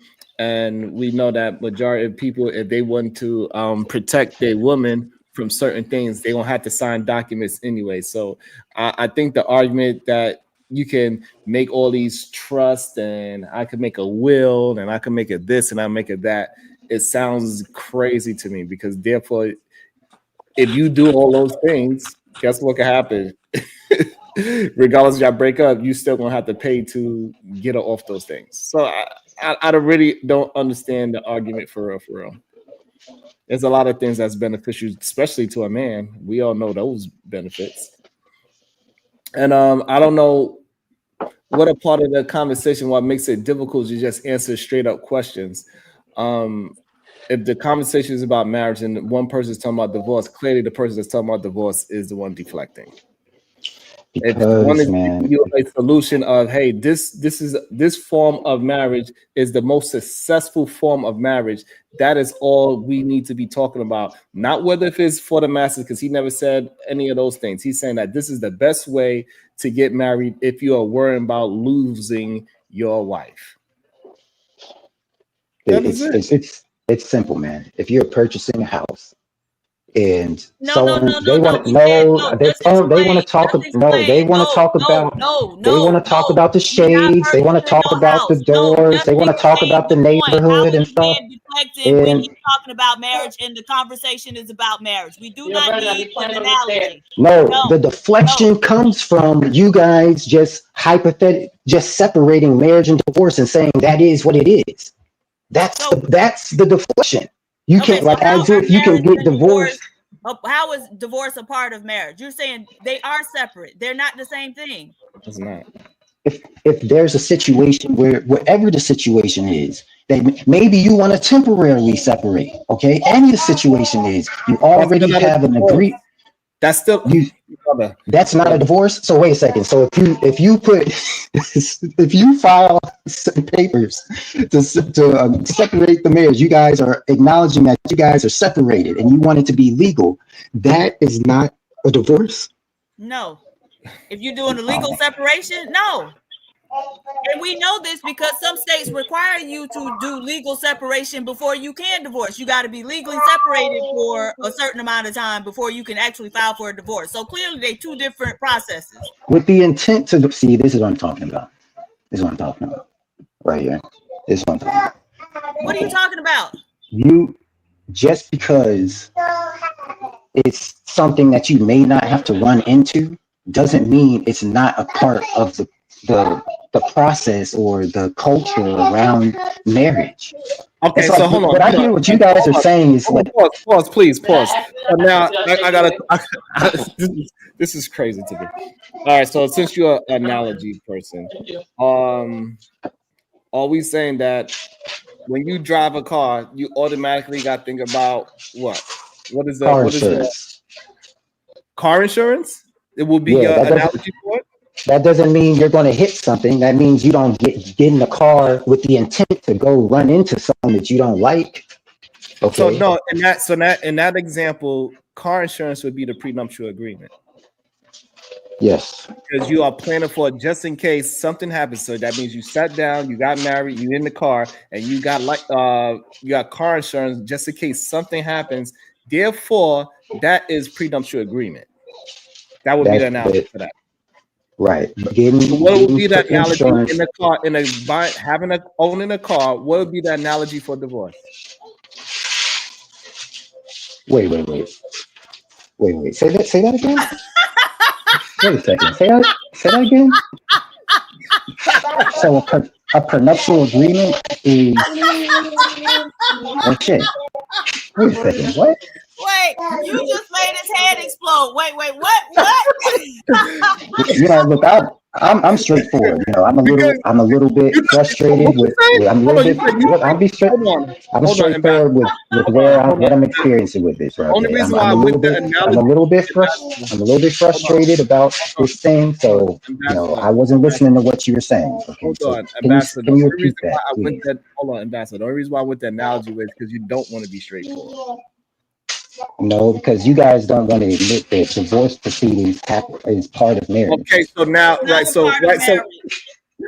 we disagree. So I don't have to answer the question. We disagree. It's part of a breakup of marriage. If I wasn't married, I wouldn't have to get divorced. That's silly, man. All right, If I didn't have a car, I wouldn't have car insurance. If I didn't have a house, I wouldn't have homeowner insurance. What's with y'all? Hold on, slow down. So the insurance part, I tried to break it down for you, and you agreed. The insurance part is the prenuptial agreement. Right, you got to get insurance just in case something happens. So prenuptial agreement is just in case something happens. So prenuptial agreement and car insurance is the equivalent. So what is the equivalent of owning a car and divorce? The crash. No, that's not. No, hold on. So I'm glad this is why I wanted to use the analogy. So the crash would be if something happened to you. You hurt yourself as a person. You lose a job. You losing things within the relationship. So the crash is not a divorce because just because you get into a car accident doesn't mean that you leave your car on the road and you never drive it again. So no, again. Right, so now please give me the comparison to what a divorce would be to owning a car. No, I said the crash. I don't. Just because you say that. Hold on. Just because you say that doesn't mean. Hold on. I just substantiate why the crash would not be a divorce. It'd be more like they come back to repossess your car kind of shit. Niggas come back to take it from your ass. It'd be like a repossession more than a crash. Actually, the only thing that you could compare it to is you make your payments. No, selling the car would be probably closest to divorce. Okay, yeah, that makes sense. That makes sense as the closest. Yeah. And so now, and we also know that selling the car really gave up on the damn car. Yes. Right, and we also know owning a car doesn't necessarily have anything to do with selling your car. No, because selling. Okay, because no, I can't agree with that because selling a car, you have no control over the market for what you sell that car for and stuff like that. Hold on. You don't have control over that. So hold on, please. Do majority people sell their car?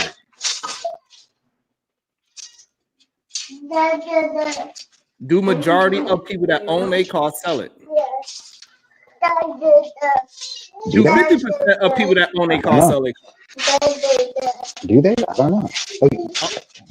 This is fucking. I'm trying to meet you halfway, so because I see that you think in analogies, so I'm trying to give you the analogy equivalent. And even when I'm breaking that down, and you can't. No, I'm asking. Do they? I don't know. No.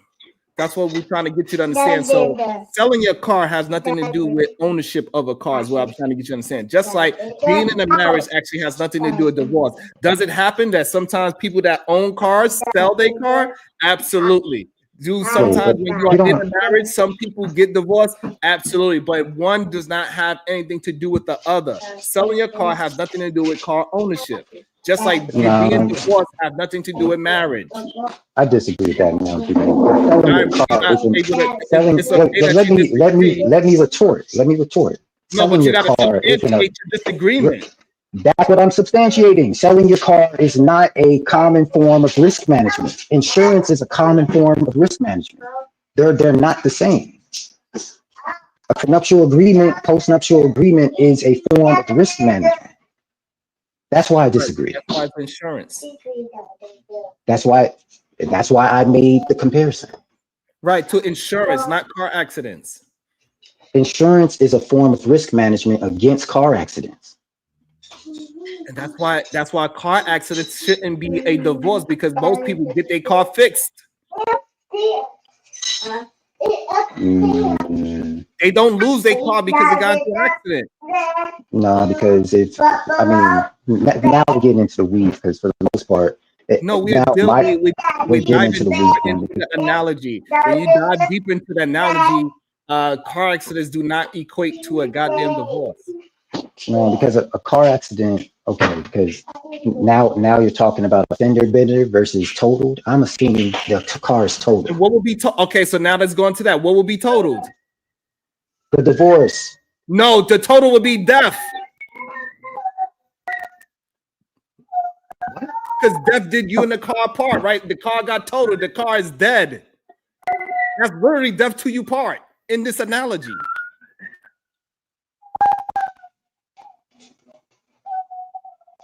Wait, why would the car being totaled be death when we're just talking about insurance? It's supposed to mitigate the risk of I'm using as an example, mitigating the risk of your relationship, your marriage breaking down. And you said it's death. Right. And now that's totally like, that's just totally different. I'm trying to get you to understand. A car accident. That's totally different. You think in analogies. I'm trying to walk with you in this analogy form of thinking that you're doing because I can't talk to you straight.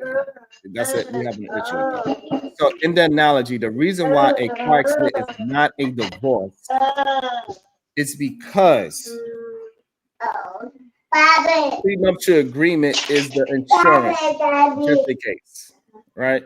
And so therefore, just because you have a prenuptial agreement doesn't mean you will have a divorce, right? You can still be with somebody forever. Even if you have a prenuptial agreement, you could be with them forever. And so now when we go with the crash scenario, if that car is totaled, that means that your partner is dead. So you're saying, so the reason you're saying, I'm trying to use clarity. I'm trying to get clear, clarifying question. So what I'm hearing is that since I'm saying the car is totaled, you're saying that there's no chance of it being revived. So you look at that as death. Correct. It's totaled. Right. Okay. Now, when I was thinking about totaled, okay, I'm saying in the sense of they're not going to go through the process of fixing it. So they're just going to cash out the car, give you the money for the car, and just send you to the market and buy a new car. So that's the disagreement that we're having here. It's fine. All right. But ultimately, what I'm saying is Okay. that just like I'm gonna go back to the insurances, video. I think it's okay. Let me get to the video.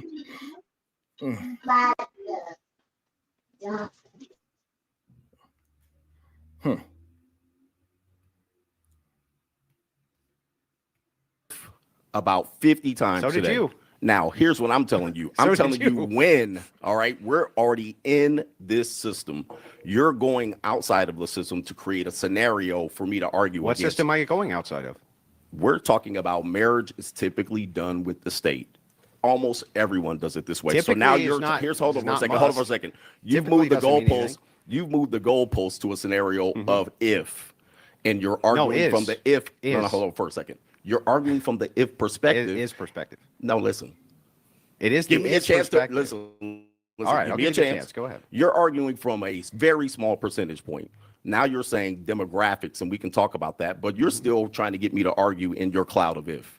That's the land of make believe. Most people, by far, are married to the state. Not only that, your land of make believe still exists. The prenup with the ecclesiastics, you can write whatever you want in that prenup.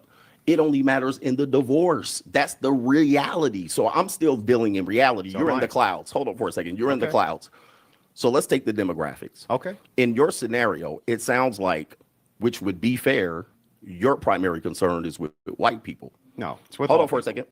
You said with black people, the demographics, the chance is higher. Yeah. So have you discovered the ecclesiastics approach to black people married within this? Yes. However, their demographics, economics, which all do affect marriage, has nothing to do in the land of the clouds or the make-believe with ecclesiastics.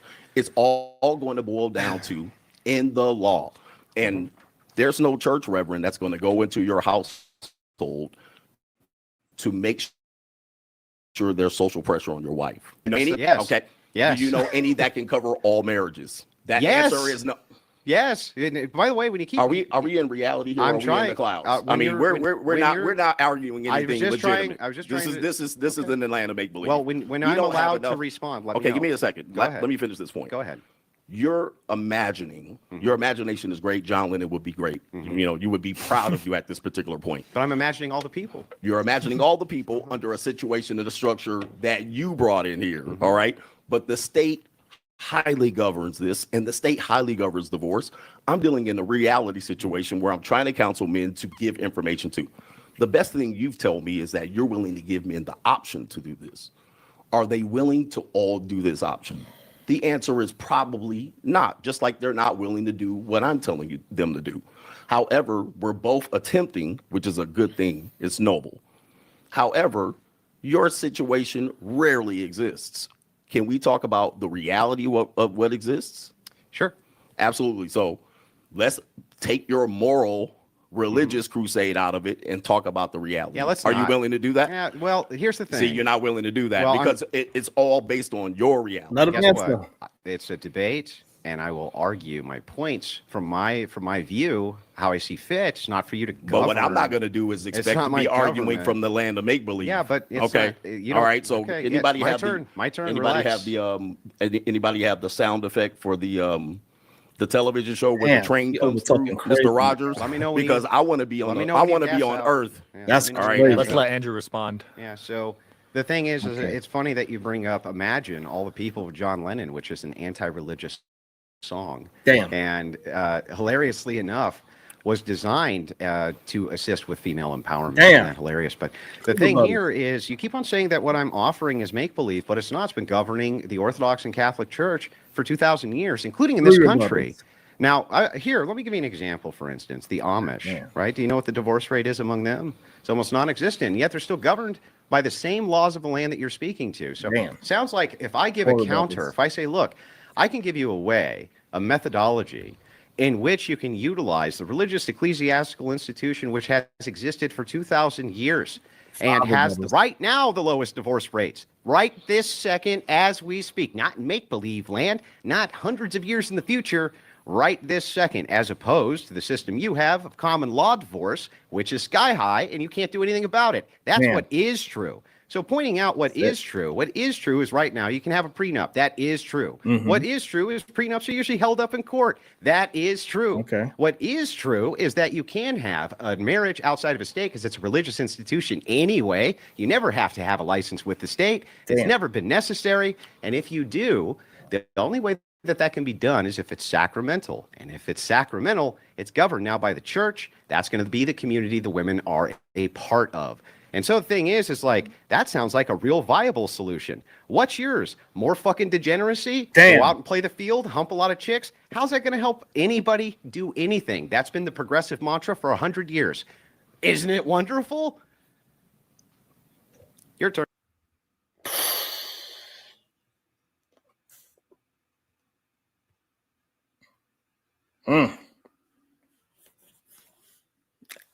If anybody's saying that CGA is winning this argument, this debate is wild to me. That was he rebutted everything. That was kind of crazy. Hey, I don't know.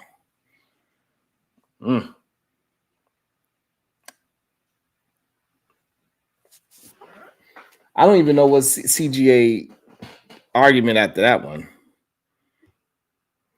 I really want to know. You there, Diva? Yes, I'm here. All right. Aron to Lucas, $5. Maybe it's me, but every time I hear these marriage conversations over the years, I get more and more confused on the what and why it's beneficial. They already talked about that. You came in late. And did he cook him again, Diva?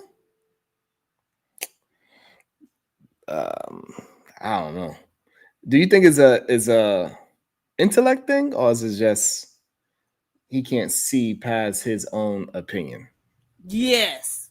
So I think a lot of times Black men don't understand that logic and the ability to reason is a skill that you are taught and that you have to practice. And so they tend to be so anti-intellectual and anti-school. You don't need to go to school. You don't need to go to college or whatever. But that's a lot of times where you learn how to do that.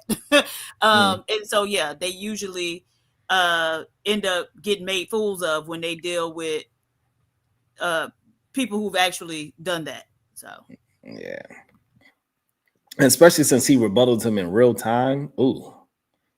That was, and I don't even like, and I think I disagree with Andrew Wilson on a lot of things, but on this debate, he is absolutely cooking him on this debate, in my opinion. Right. Who is he? Andrew Wilson? Yeah. He's one of those Christian nationalists. Okay. Yeah, that's what he really is. But on this argument, he and I think what CGA is not understanding that he is not even arguing probably his point of view on things. He is arguing what is just a better option in marriage, and that's the part that I think Ambassador is missing as well, right? Is that like he's not even arguing that it should be for everybody.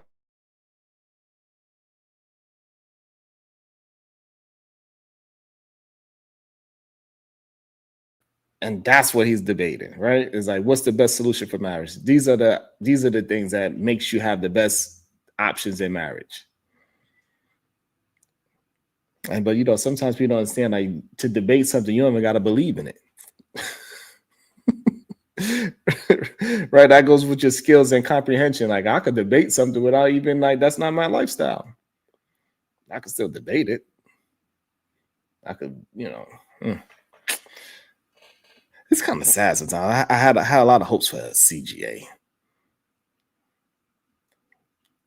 Let's see what you think. He gonna be able to rebuttal this, Diva? Let's see. All right, we're returning back to Earth now. First things first. When it comes to this, back in reality, there's no God in marriage. So, Mr. Sky Daddy, God, religion, that's all great, but there's no God in marriage.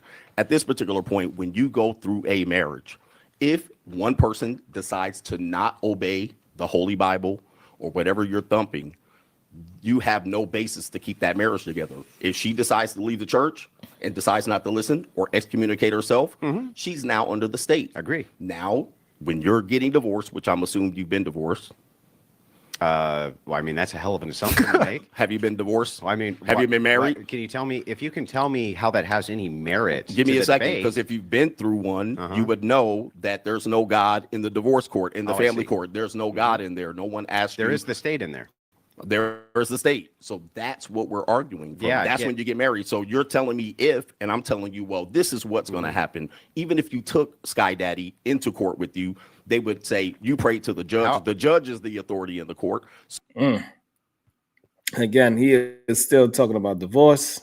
I don't know. I don't think there's any Sky Daddies in divorce court. So I think that's crazy that he called him Sky Daddy. That's hilarious. MC Nemesis, good day. Hey, how are you guys doing? Doing okay. The reason he called him Sky Daddy is because he's probably an atheist. Okay.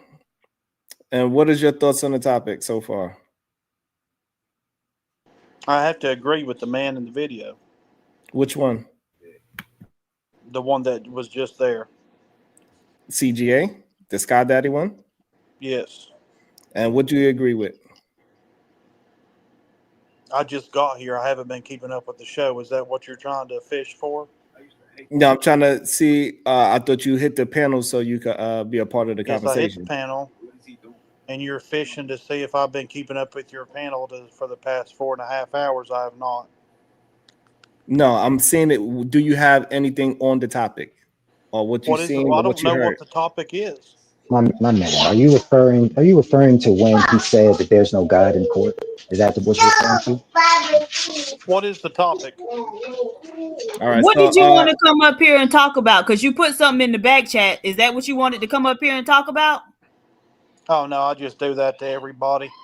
Oh, okay. Did you see what he put in the back chat, Sharon? Now I do. Oh, okay. So yeah, he probably was, yeah. I don't know. That should be crazy. I mean, what is that, Diva? What is that? you try to throw it a bone, man. Like, what? Are you gonna just say what you just heard or something? Like, wow.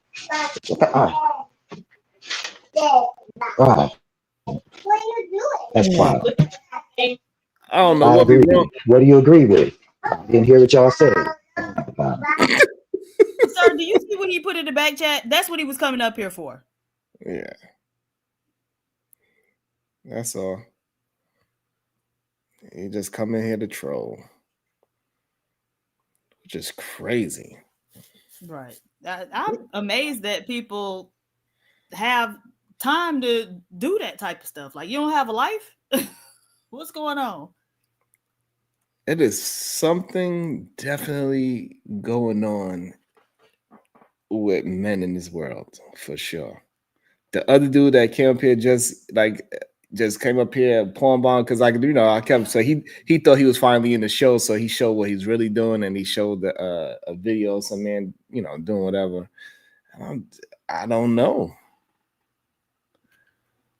Yeah. There's something about being honest about what is happening with men today. It triggers a lot of men to just hate for no reason. It's a weird a lot thing. of these motherfuckers just sick. Because who even thinks of something like that? It is a lot. It seems like we have a male mental health epidemic going on for real. I know we just got done disagreeing with this stuff, and of course it still stands. But this is where I'd be comfortable listening to y'all, because there is a part where you're trying to pull these guys to have a conversation, like PhD was saying, they're being cowards, right? So I'm trying to pull them, right? But then they get mad, and since they feel spited, they start doing a bunch of illogical stuff. And then it's like, well, weren't you just saying that this is this and this is that and this is, yeah, fool. That's why I was trying to tell you to have a conversation when everything was calm. I'm not co-signing you just lashing out now. It's like, as far as I'm concerned, once you deny the conversation, you get what you get. Right? The people that my grandmother said, you see a fool, you bop his head. All right. So the bopping's coming now. All right. So don't come over here. Well, what's your solution now? You get bopped and tell your story and be honest that you were warned. All right. That's my solution now. Right. And shout out to the Cash App. It says, for my potty tab.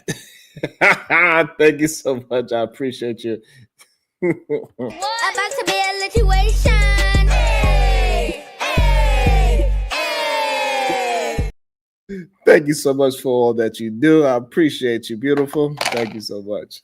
But the infatuation that they are obsessed. They are absolutely obsessed with us for sure at this point. They don't even know why they're even mad at us. You know what I'm saying? Like, you just came up here to say hateful things towards us for what reason? Because he hate himself. Damn. Shit is weird and wicked. A lot of men out there today is very wicked. And it is time for solid men to just recognize that and say, hey, man, like, it's going to be tough out there for a lot of women. They keep saying winter is coming for women, but it seems like winter is coming for men. Right. That's what it really seemed like. And I know they want to have women be punished, and they think EBT is going to punish women. Them losing their jobs is going to punish women. But in reality, you're punishing yourself. Because you are not recognizing what's going on with you, and you're not doing any self-reflection. And to move on with your growth, you have to figure out a way to grow. Yeah, I just read it, Bodigo. I just read it. Thank you so much. I appreciate it. I don't know if you heard me read it, but I just read it. And it's just, damn. When are we going to start recognizing that, hey, men need to do better and be better human beings? Just be a better human being is all you need to do. Like, you don't even got to really do much of anything. Just be a better human being. Don't look at yourself as better than a woman just because you're a man. It's just that simple. Just treat your person like a person, or as you would like to be treated. Right. You wouldn't want to be treated as you less than.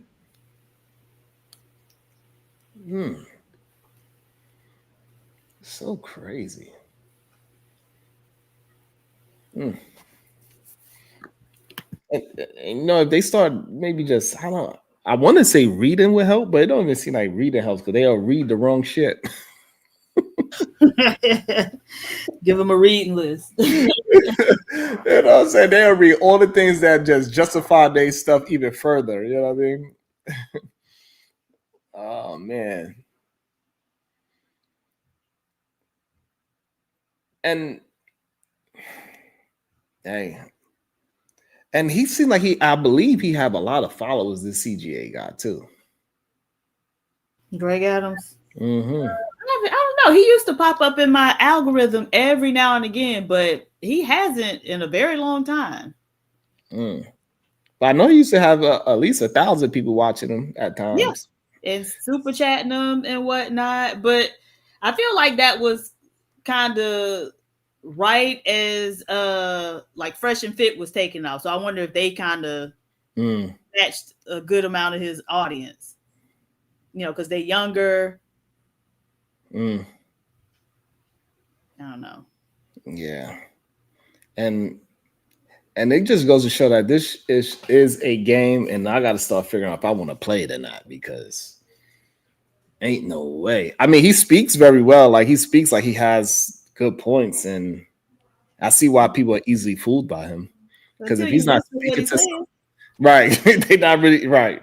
Because now when you speak with somebody that is just moving in a logical argument, a logical debate, it's falling apart. And he's the main one with the insults. That's what's surprising me the most. I thought it'd be the other way around because Homeboy is known for insulting. Yeah, but he know he could beat him up. He could, slap him around verbally, like just with logic. It is funny because I think it was Sugar Bum was saying, oh, well, when black men get beat with logic, they start pulling out insults. And she said that he was going to start insulting the man.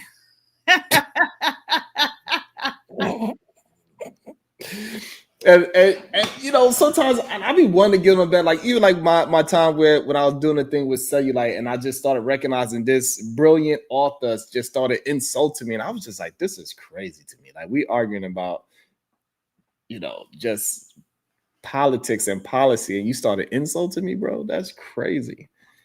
The angry man would try to bring up some gossip about if I said something about my sexuality or not. Like that's just insane. It has nothing to do with the conversation whatsoever. Yeah, but I blame you because you just do not get enough. I just don't really care. I don't care enough to really, Yeah, but once you know that people don't really see it for you, why not just avoid them? I do avoid. He asked me to come. I ain't know Angry Man was going to show up. It was supposed to be just me, Cell, and that author dude. Okay, but so the first thing you gotta know, so you fall for the come outside. We just want to talk. You fall for it.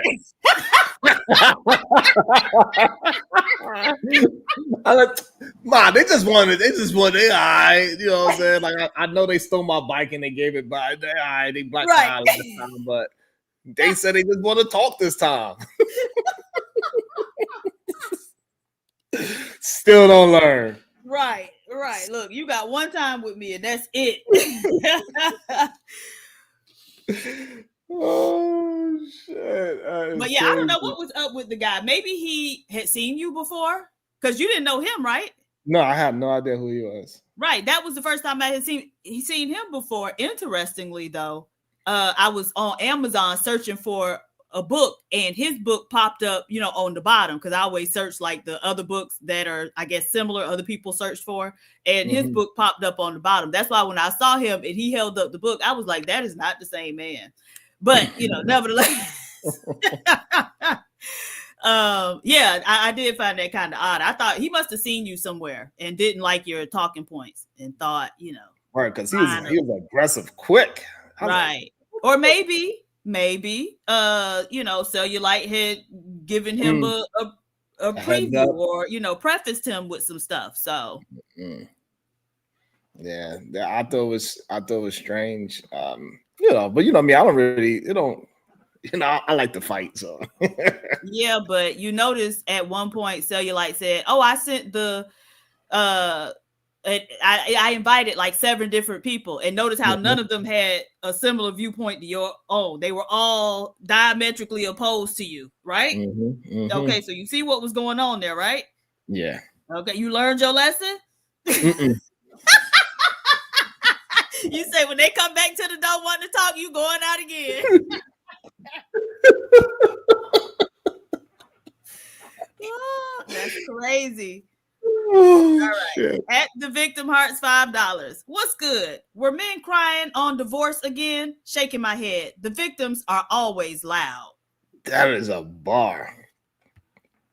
And I think it's interesting that men are always the ones playing victims in divorce. Like how did we get there in the first place? Because that woman was probably a victim. Right. That's the wildest part to me. These men, they were like, oh, she did this to me. She did. What did you do, sir? You just did nothing. Right. You was being the most upstanding good man. All right. So what's a good man? What happened, sir? I came home after I finished cheating with my girlfriend.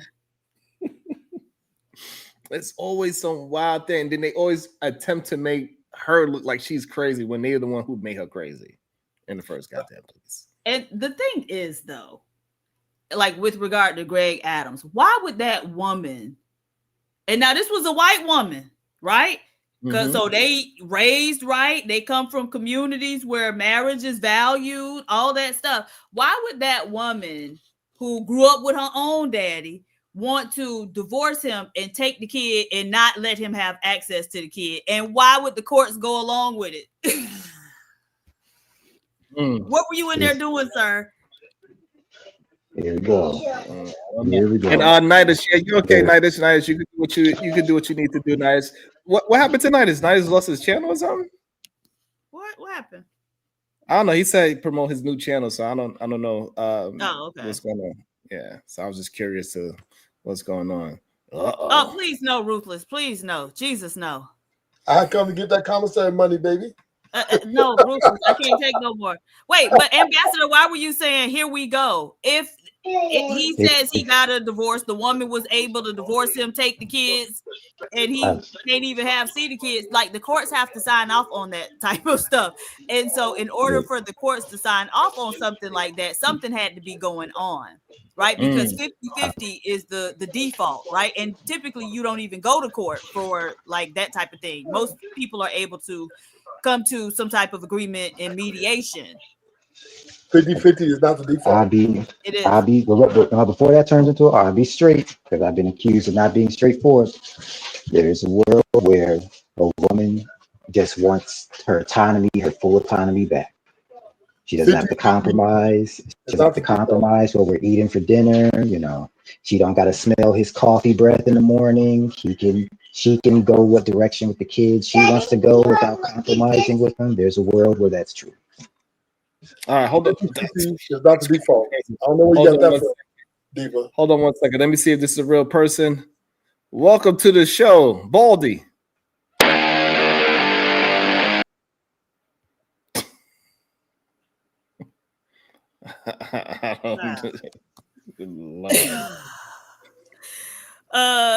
That's the thing. Okay, so first off, most custody agreements never even make it to court, right?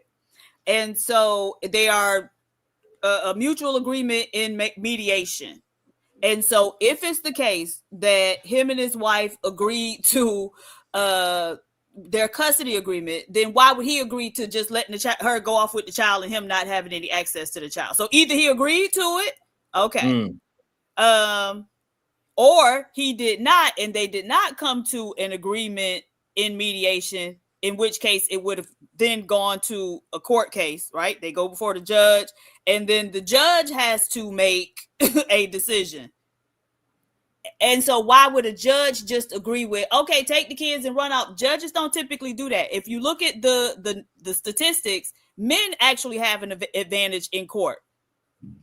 And so again, it wasn't that he was some upstanding human being and the judge just decided, oh yeah, lady, go off and take the kids and don't let him have access to them. Come on, y'all gotta stop.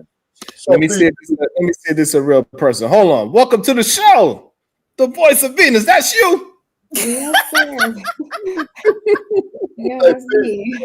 Man has the advantage in the court. Hold on, Ruthless. Hold on. Damn. What's up, voice of Venus? Good day. What is your thoughts? I think hi everybody. I think Coach Greg Adams, that's his name. Yeah. Yes. Is very stupid. I think you guys mentioned him being well spoken. I noticed something about him and Obsidian that they have in common. I think these men have taken the time to learn how to speak and communicate well enough to present to be intelligent. Does that make sense? They're not actually intelligent, but they've learned to speak well because they know for their demographic that would be impressive enough. Doesn't matter that the words don't really have much substance or logic. Okay. All they do is appeal to the hurt of men. And because they appeal to the hurt of these men, the men are in full support of the message without realizing that it's actually detrimental to them. And by the time they realize that, for a lot of them, it's going to be very too late, because a lot of these men are old. Like Coach Greg Adams looks older. Obsidian looks older. So I don't know if a lot of their demographic are like older men. And contrary to popular belief, it is harder for older men to get people, to get partners too. So A lot of these people following behind these men, they're keeping each other single. And it's kind of like I always say, it's kind of messed up. Because I think the people who are speaking are well aware of what they're doing, but they don't care because it financially benefits them. So if I could keep you stuck in your cycle of being hurt and hating women, then I can keep lining my pockets. And that's what just kind of what a lot of them give in that space. And listening to his points, they don't make logical sense because it's like he wants to exist in a world where the women just can't leave you no matter what.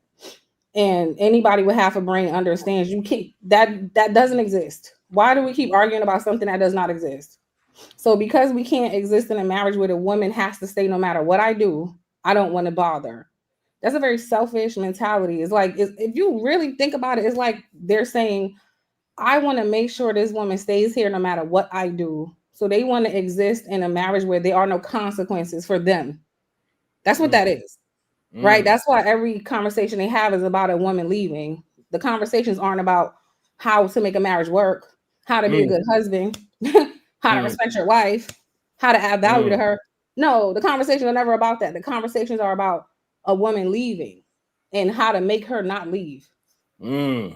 Because I want to be able to do whatever I want with zero consequences. That's really it. And that's the mentality of children. Ooh. Only children exist in a world where they don't believe there's consequences to their actions. So unfortunately, a lot of these black men sound like they think and they sound like children. Damn. Because adults understand there are consequences to our actions, men and women. But for some reason, this group of men, when they keep fighting to be in a marriage where there are no consequences for actions, it doesn't exist. And again, the people who are speaking, I believe they understand this very well. But if they could keep selling that dream to these other men who are hurt, it'll keep lining their pockets. So essentially, that's what I think is going on. They're just way too old to be this damn immature and stupid and selfish. Because why would you want to be with somebody if you care about them? Why do you want somebody to stay somewhere where they don't want to be? Anyway, right, you gotta force them. Right. Like, why are you forcing women to stay with that's because they know they ain't shit. And that's the scary part. They just don't want to admit the part that they ain't shit. Right. There's no conversation about putting effort into being a better person. No, all the conversations about putting effort into forcing her to accept a horrible person. Yes, that is what the conversation is actually about. Forcing her to be with a horrible person. Because if they was to focus on themselves and getting men better, and then after men got better, women kept on doing the same thing, and then y'all would have an argument. It's that simple. When a woman is doing something to a man that is doing a man that is supposedly doing the right things for as much as we can see, we be like, what's wrong with her? That's what would normally happen. But what's happening is that majority of men ain't shit, and most of those that man that has friends, they would tell his ass too, bro, you tripping. That's a good woman right there. Why is it back in the days the conversation was always, hey, you better stop treating that woman wrong?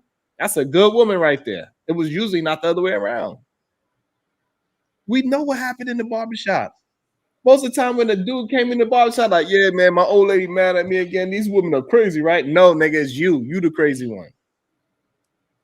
You need to go and treat that woman correctly. That's what happened in the barbershop back in the days. This whole idea that the barbershop was talking the way how the Manosphere is talking is a lie. They'll say anything. That's the reality. Like, I realize they will say anything to try to make a point here. It doesn't have to be true. Just they'll say it, it sounds good, and everybody will repeat it, and now this is the quote-unquote truth. Because you ever hear them, they sound like they have a script that they go off of. You hear the same answer from different people. That's how that happens. One person will just throw something out there. Like, no, it's up to a woman to make me wear a condom. And then you got a bunch of idiots really repeating that when it makes no sense, right? But do you see how many people will really take that in? Now that's their truth. Yeah. There's a bunch of like mindless fools. Like, I feel sorry for women, like, because women get shamed right now for not having husbands. But look at the pick. Look at what's available. Nobody ever talks about that. Look at how these men think. Y'all ain't no good picks either.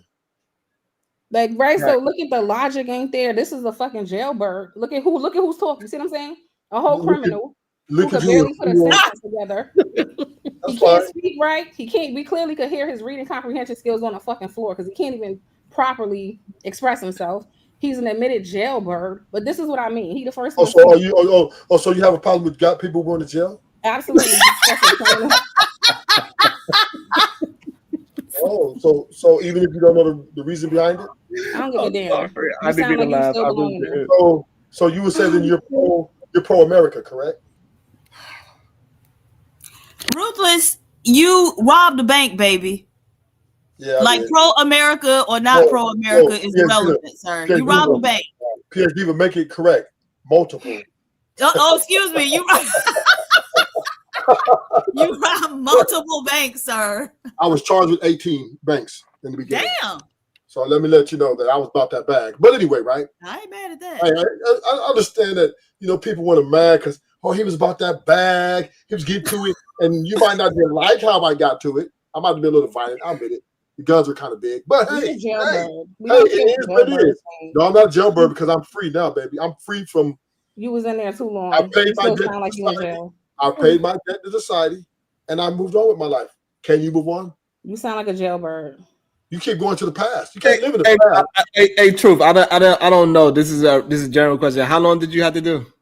I did 2 separate terms, so a total of 13 years.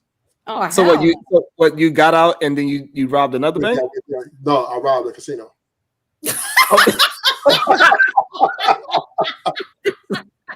Like we should not be laughing at this. This is me. I'm transparent. I switched it up a little bit. Oh shit! He said, I just switched it up. I robbed a casino this time. Oh, yeah, so first time I did 11 years on.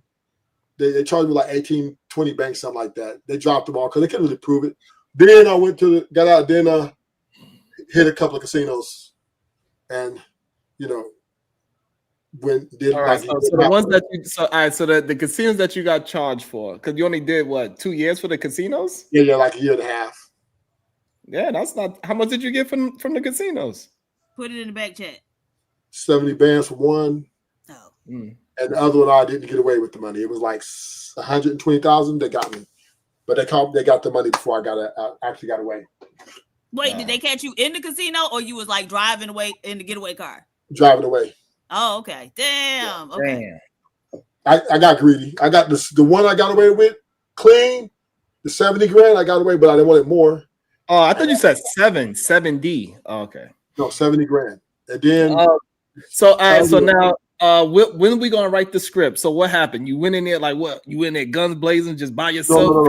No. What? So no. So I mastered law when I got down the first time because the banks I went in with the guns, but then this said I went in with just gangster some shit. Just took it. So it was like how you get behind the bars? No. They got the so in the casino they have the little carts, right? That has you just took a cart. Took the cart.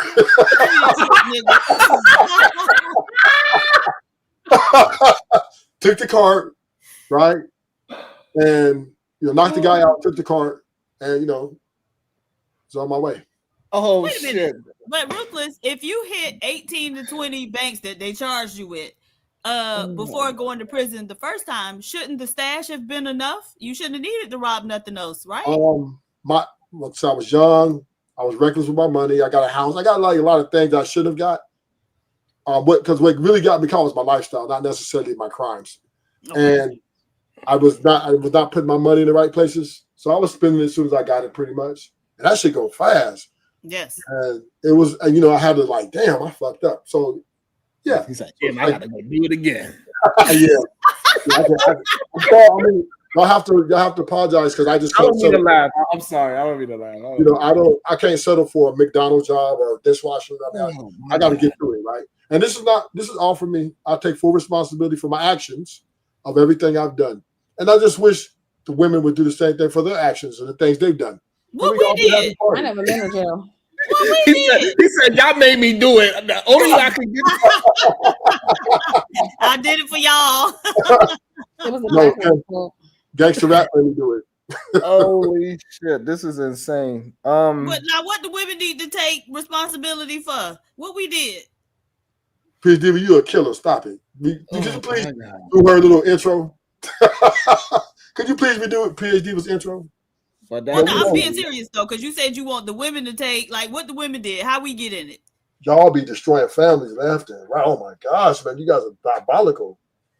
Oh, by leaving. Okay, so leaving relationships is what women have done. Well, the reasons you leave for and the fact that you guys, I mean, I'm not saying men are perfect, but the fact that you guys blame it on a man, that's the part I have. Like you guys did nothing wrong. You guys, there was nothing wrong you ever did, and it was just all the man's fault. That to me is not accepting responsibility for your actions or your part in it. That's all we ask. Just stand up, stand 10 toes down on, yeah, I'm diabolical and I'm an evil bitch. Just stand down on it. Like I was saying, Go ahead, look at Venus. Coach Greg Adams and a lot of the people who follow people like him and people like others, you see there's a mentality issue, there's an immaturity issue, there's a not immature about taking money, logical thinking issue. Yes. And those are the options available. So what do you think America's built on? Excuse me, I'm talking. We Convict. talking about the video now, True. We're not talking about you anymore. Go ahead. Venus. Never was talking about you. You just want my attention so bad, and I don't know why. I don't like you. I never said you like me. I love you though. Anyway. Oh, all right. Leave the lady alone. See, All right. Hold on. Let her finish talking. Go ahead, Venus. that's why it's hard to come on panels. These men are obsessed with somebody who truly hates I love them. too. Don't address me. I love Why PhD. can't y'all help you? This is my point. These are the men, Sharon. These are the men. Who the fuck want to deal with men who don't even understand no means no? Even on the internet, you can't even just not want to deal with. They will harass you, and that's how they are in real life. Nobody wants to deal with them. All right. Let nobody harass your ass. Nobody coming looking for you. But she said, all right. So she said she don't want to engage with you, so don't engage. Well, ain't nobody stalking her. Like ain't nobody looking, checking for her like that. No, but when you try to talk when she's talking, and when she's that's the problem that a lot of people tend to feel like they don't understand. Okay, it's like they want to force you to have an interaction when you don't want to. Okay. The entitlement. Well, I love you, PhD, with these men. I love you, PhD. Like that. You're one of my favorites. Like you just said you understood it. You said you understood it, but you still did it anyway. I was talking to PhD though. Right, but that's still over talking. Oh, my bad. I'm sorry. What's her name again? Again, so you see, like this is the mentality of the men out here who are saying, "Why don't women have husbands?" Nobody, they're children in the mind, Sharon. Like literally children in the mind. Rena, who you call somebody a child? They do disrespectful shit and then play like they don't. Oh no, I didn't understand. Dumb as hell. Nobody want to deal with that. It is weird sometimes when you see it when it happens so much in real time, and then even when we watch something back and we just all right, let's see. Everybody was talking about this Coach Greg Adams, and a lot of people saying that Greg Adams won, and it's weird to see the people that said he won. It's kind of like what Venus is saying. They tend to move and think in this childish way, instead of actually having real deductive reason. I think they both look bad. Women act like children. No, so like how you try to you're almost like a bad kid, just doing something just so we could talk, just say something to you, tell you to stop. Like, no, I said exactly what I said, and then you asking me a question about something that's irrelevant to the topic.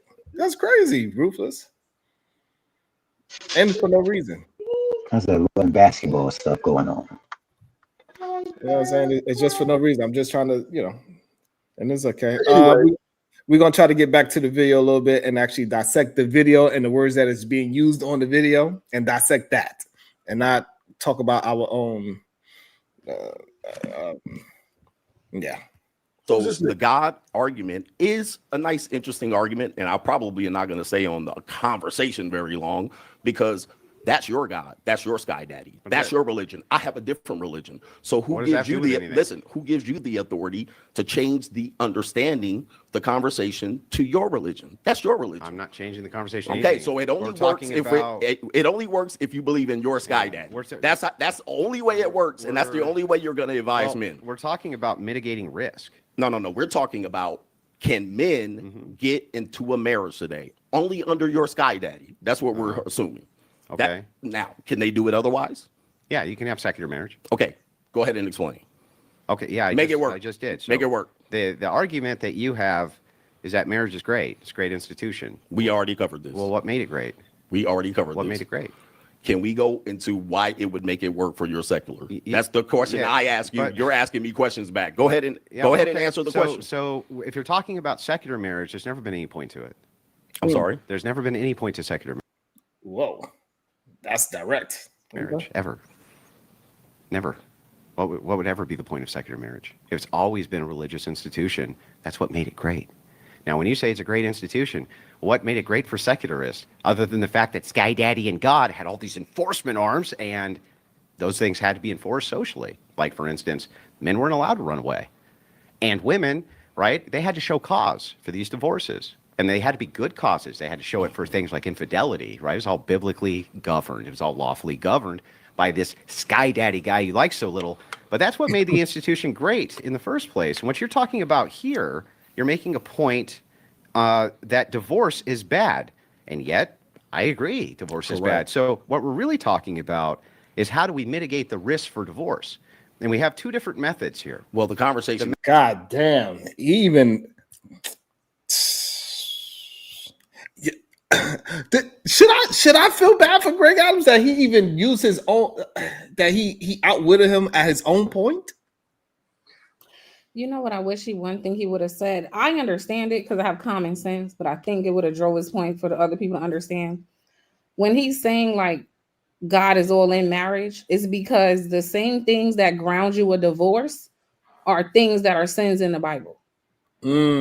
Like committing adultery, certain things, right? Like those things that in the quote unquote religious world would be a problem are legally in your state a problem. That's the part they don't understand. But I wish he would have plainly said that for those of them who don't understand. Yeah, because he kind of skated past that part. And the way how he's about to bring in divorce, let's see how he breaks that down. Like it's like he about to break divorce down better than what Greg did, which is kind of scary. Let's see. That's how you correlate something, goddamn. Is marriage good for men? That's the conversation. But it is. We already said it's good for men. That's not good for men. The risk for divorce. And we have two different methods here. Well, the conversation is marriage good for men. That's the conversation. But it is. Ain't no way Coach Greg Adams just said that when his whole argument is about divorce. Right. And he started out talking about the benefits of marriage for men, but the downside was that they could get a divorce and everything gonna blow up in their face, right? Yeah. Well, marriage is bad for men, right? That's why we use the word stupid. Nobody said that though, Ruthless. Nobody actually made the argument that marriage was bad for marriage. The man in the black hat is saying that marriage is good for men, and Greg Adams actually said it was good for men. He just was talking about lamenting the drawbacks of divorce. Right. So I can make an argument why marriage is bad. Okay, we don't want to hear your argument. We trying to break down the video. We're trying to break down the video. All right. Break down your beard. We already said it's good for men. That's not even a dispute. And now, how do we make it better since they're avoiding it? Since men or women are avoiding it. It sounds like the thing that you think makes it bad is divorce, not marriage. Correct. Then Listen, we need to mitigate divorce. We're 15 minutes in, and we are in the land of reality. You finally called up. Can you tell me how we can get to the secular marriage? I mean, I've given you a chance. So you're dragging your feet. So again, secular. There's never been any point to secular marriage ever. Now listen. Marriage is for child creation. It would be great for child community and all of these things. And now listen, by the time the religious aspects got into marriage, they were chopping people's heads off and burning Bibles. What? So listen, I know we want to take it back to the past and act like the past was better, but there's always a negative part of the past. If you go back and you look at the English, this has all been there. People were getting their heads chopped off. The Crusaders were doing their things across countries, and they were spreading Christianity through threats and violence. What does that have to do with anything? Now, that's what you're trying to uplift. That's what you're trying to uphold. I don't even know what the hell you're talking about. You wouldn't know what I'm talking about. I don't. That's where you're lacking. I have no so idea. Catch up. You're sitting What across does the from me. I Crusades want have you to do with divorce? That was when your holy marriage was the best marriage that you're trying to go to. Now, listen. In the if we're trying to drag it 1950s? Holy shit. That is, man. But this is exactly what they do. They'll introduce something into the conversation. Again, like that's a fact. but has nothing to do with the actual topic, and it'll confuse the listeners because they'll be like, well, that is true. The Christian Crusades did use violence. Cool, but what the fuck does that have to do with this? Nothing. I came up here to tell Sharon how disappointed I am in him. I'm so disappointed that he's up here. He got a female basketball coach, Coach Adams, up here sparing this narrative and he's reviewing it. I'm so sick and tired of you having this black man who was married to a Karen who tried to get him deleted. And you gonna let her play on you. Oh yeah, what? Y'all ain't hear about his wife, his Karen wife? And why he's so traumatized? Oh man, y'all don't even know the story. Oh man, let me give you the backstory. So, so he, he married he married this Teletubby. Big white girl. Hold on, I'm about to tell you what happened. He married this big white girl. Oh shit! And I don't care that you marry out your race, obviously, right? But it's a difference between marrying a white woman and marrying a Karen. Can we agree that it's two different things, right? And so, married this woman. She helped build him up. You know what I'm saying? Make sure he got a couple basketball jobs so he can be a female basketball coach. You know. Hold on, he was really a female basketball coach? Yes. I don't know why y'all think I just be lying. I don't know why. That's why They said that's why his name is Coach, not for nothing else. Yeah. It's not. He's a dating coach. Hold on. He's not a dating coach. I really thought it was dating coach. Either man, go ahead. No, I know, but see, that was the facade. She's like, since they already called me Coach Adams, what I'm gonna do is I'm gonna say my name's Coach Adams, so these rim brothers think that I'm a relationship coach, right? So I start giving out relationship advice, right? With no proof in the pudding. So, what happened? Long story short, what happened? In so many words, he was married to this woman, big woman, by the way. And I ain't nothing wrong with big women. I like big women, right? I'm just stating the facts. I don't want nobody to think I'm trying to speak negative about this woman. All right. Either man, where'd you get this messy? I like it, but I'm just. I just want Sharon because me and Sharon is cool, and I want to know who he's giving the light because he said he wasn't gonna give these rim bros no light. So I'm just trying to put it out there, right? Okay. So this big old Karen, right? He got this big old Karen, and she married, and he was the love of his life, and he thought everybody should get married, right? And then she said, "Hey, I made you, so I want half of what you got."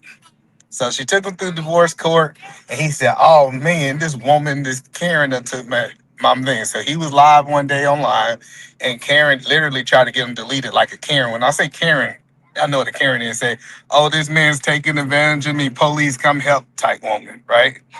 So, long story short, he's like, "I'm so traumatized. Marriage is so bad for everybody." So then he started doing this rhetoric online, saying how men should never get married because he was unsuccessful in marriage. And this is where he came out with a book. He came out with all these things. So his viewpoint is coming from a failure mindset that he failed with his Karen, his big old Karen. And now he's trying to get relationships. Now, no, let me give him credit. He got 1,000 rim bros to subscribe to his Patreon on why they should not be married and they should stay single. He But getting that bag. Wait, didn't he say somebody said he doesn't date black women? Is that true? Damn. I don't know if he don't date I hope black so. women. I know all No, the I hope pictures so you're gonna too, but find him online. It's gonna be with white women, and his ex-wife was white. Now I'm not saying that he never played. I don't know that information. I'm just giving you the facts of what I Maybe know. somebody said it on another show. I was just wondering because I was gonna say like, damn, even when another race does them dirty, somehow they hate black women still. So I was just trying to figure out. Yeah. I don't know if it's true, so I don't lie on him. But somebody said he did say he don't. But even though a white woman traumatized him, that's interesting. Yeah, all this trauma came from the white woman. Now, there's good white women out there, but this Karen made him completely go against his marriage, what he believed was the value of marriage. And then you got a white man up here. You're gonna give him some light. His wife literally make all the money, and he get to sit online and talk all day. And he living off his wife. The other white dude, Andrew, listen, that's what I said to Andrew. He's another rim bro, but he's a rim bro that got him a good white woman. He got him a good white woman that pay the bills, What she do? that feed him. Yeah, what she write books and I everything. can't remember. I can't remember what she do, but I know he says it on that video. On that video, he says, you know, my wife, she feed me, she bathe me, and she also makes sure that I ain't homeless. So What? yeah, these are builder bears. We need Hold to on, but start calling these. I thought she was a 2-time divorced woman with 2 kids from 2 different men. And But she she's got making money. Yeah, you know how it works. They go to divorce. They get with the rich man, get his money, go take care of the bomb. You know, man, come on, man. You know. Wait, but to be fair, does Andrew so it sounds like Andrew is not the person who makes those single mother arguments, right? He wouldn't be. No, he's arguing that marriage, that's the white guy. The white guy saying that you should find you a rich white woman and you should move in and you should, you know, He clean did her not say that. nails. I saw it. He didn't say that. I'm paraphrasing this part, but hold on, play the, you go back to the video. Go back to the video. Maybe y'all think, like, I be talking, then Sharon gonna go review the video, and he'll like, the man was right. He did say it. The man just, he niggified the information so y'all can understand it. That's all it was. Oh shit! Oh no! That is funny. All right, let's see. But don't he look we like a crusading hold on, tonight? pause. Just look at his face right there. Don't he look like a good white woman taking care of him? Just look at his face. First of all, that's how y'all all look. Whenever we see a husband who look good, we know it's because the wife's taking care of y'all. Because if it wasn't for her, y'all would all be dusty. So we know it's y'all wives. When we see y'all coming looking well groomed and everything, we be like, oh yeah, he got a nice wife at home. Uh-huh. Oh shit. No. What the hell are you talking about? You talked about the institution of marriage for 2,000 years. Yeah. Sir, do you need me to catch you up on what you're talking Yeah, about? but, You're having trouble you know what keeping up with marriage- me. do you know what You're marriage was having like trouble 50 years keeping up ago? with me. You said I am. 2,000 years ago. Truly, and your I told you intellect is 2,000 dizzying. years ago, they were chopping people's heads off. Which has what to do with I anything? need you to catch up with me, sir. Okay. If you want to take things back to the past, you have to accept everything as the past. You can't just cherry pick. Now, What? here's the thing. You're cherry picking. If you want to take things back to tradition, take it all the way back. Why stop at the 50s? Take it back to the 1890s. What you're saying right now is so incoherent. I actually don't even understand Well, it. that's what, listen. Yes. When you're running out of bullets. Incoherent. Sean, that's how I feel when they're talking. Oh, that was perfect. This is so incoherent. I don't even understand. Other words, you're so damn dumb. My brain can't compute. But listen to what this black man is saying. He said, even though we supposed to evolve some type of way mentally in 2,000 years, we can't go back and take the good. We need to take everything. Like it's either all or Let's go nothing. back 2,000 years. Who's what? Who says That that? sounds crazy that we need to take a all or nothing approach. Like we can't go and say, you know, this was good for society, this was bad for society. We need to go ahead and use the vein that we call the brain. No, don't do that. Just take it all as is. Cut the heads off. Like that's crazy. That was crazy. Hey, hold on, let me see what happened. Oh man, I think they're attacking me. Hold on, let me see. In the chat. They attacking all of us. They said we just want to agree with the white man. I see. That's the funny part about it. We said both of these guys are ignorant. Like I don't know why everybody think that we think one, like it's two ignorant people having a conversation. Yeah. And Okay, so to be fair, I don't know much about Andrew, so I was just looking at per this conversation. I lean more toward what he's saying, so I don't know. yeah, I'm usually because a couple of times I see hold on. The couple of times I seen Andrew speak, I was usually not on his side about things, and this one I ain't gonna front. He absolutely cooking, homeboy. Yeah, but shit, if you've been taking care of like a white woman, Sharon, do you know any experience about a white woman taking care of you? Because maybe I just don't understand. You know what I'm saying? Hello? I do not, even though Diva would say otherwise, but I do not. Okay. The question, but I want to make a deal with you. you that if I answer this last question of yours, that you'll actually answer when I ask you after that. Is Listen, that we're not in a court of law. I don't have to answer anything. I can state something. Yeah, I know, and but then I'm we asking can go if we back can and make a forth. deal. That if I I'll answer this question, you'll answer answering my the next question one. that you asked me. I'll So consider we're not it. going to make a deal on You that? see, this is I'd like to gas. make a deal. Listen, You don't I'll have to. consider I'm asking if answering you will. something. Possibly. So go ahead. Possible? Okay, well Possibly. then I possibly will hold the debate hostage until you possibly make a deal with me. All right, great. So that gives me the floor. So we'll just sit here and They stare at give me each the floor. other, or we Well, just here's the deal. filibuster each other. Like at this particular point, you don't want to. So I can answer it. You want to answer it, but you're not going to. But you're not going to answer mine.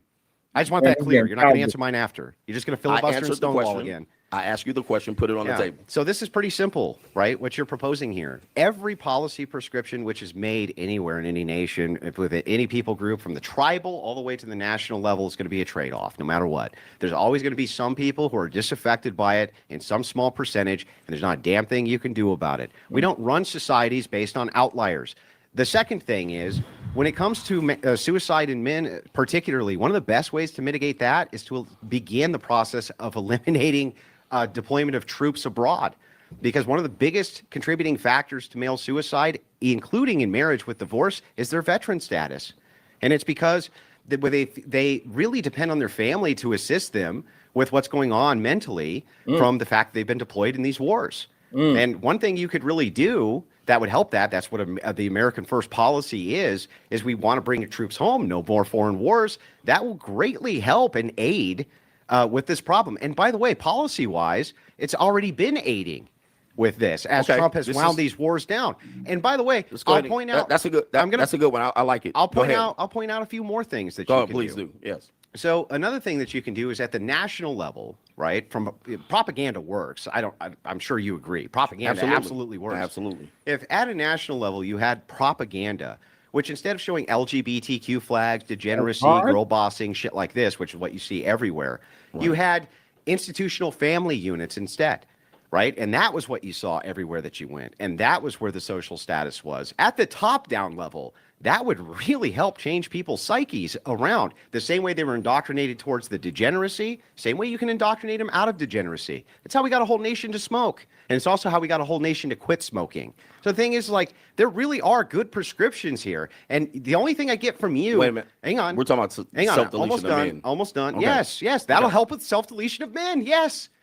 And it's one of the biggest contributing factors. Single motherhood, another huge contributing factor. These are all things which we need to mitigate. And by the way, these are all great prescriptions. You said I don't have none. No. For a second. That's what you said. Now, whoa. Typical. They never have no answers, Andrew. They don't. They're just going to tell you why it's a bad idea, but they have no solutions. Same. Man. I mean... That was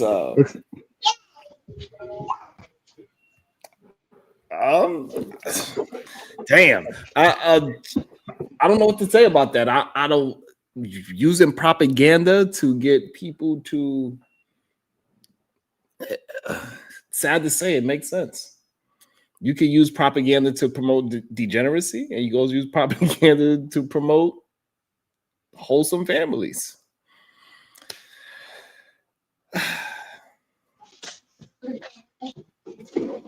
I guess so. Like he said, it works. If you think about it, a lot of the things we accepted as normal, that was a huge part. Like he said, like that's how we got a whole nation to smoke because it was cool to smoke, right? Cool, yeah. There were cigarette commercials everywhere and celebrities and people in movies, and then it just was this societal norm. So I understand what he's saying. Like propaganda is a bad thing, essentially, and I think that's why I see you struggling with agreeing with that. But I think overall, I understand his point because we kind of are susceptible to it anyway. It's his point. Like we are kind of constantly being influenced by propaganda. Yeah, but I'm trying to figure out why he decided to go from the veteran point of view, which not saying that it's not true, but we realized that the I don't know what word I can use, the self-deletion rate is a lot higher with single men versus married men. So actually you getting married actually increase your life long to live longer.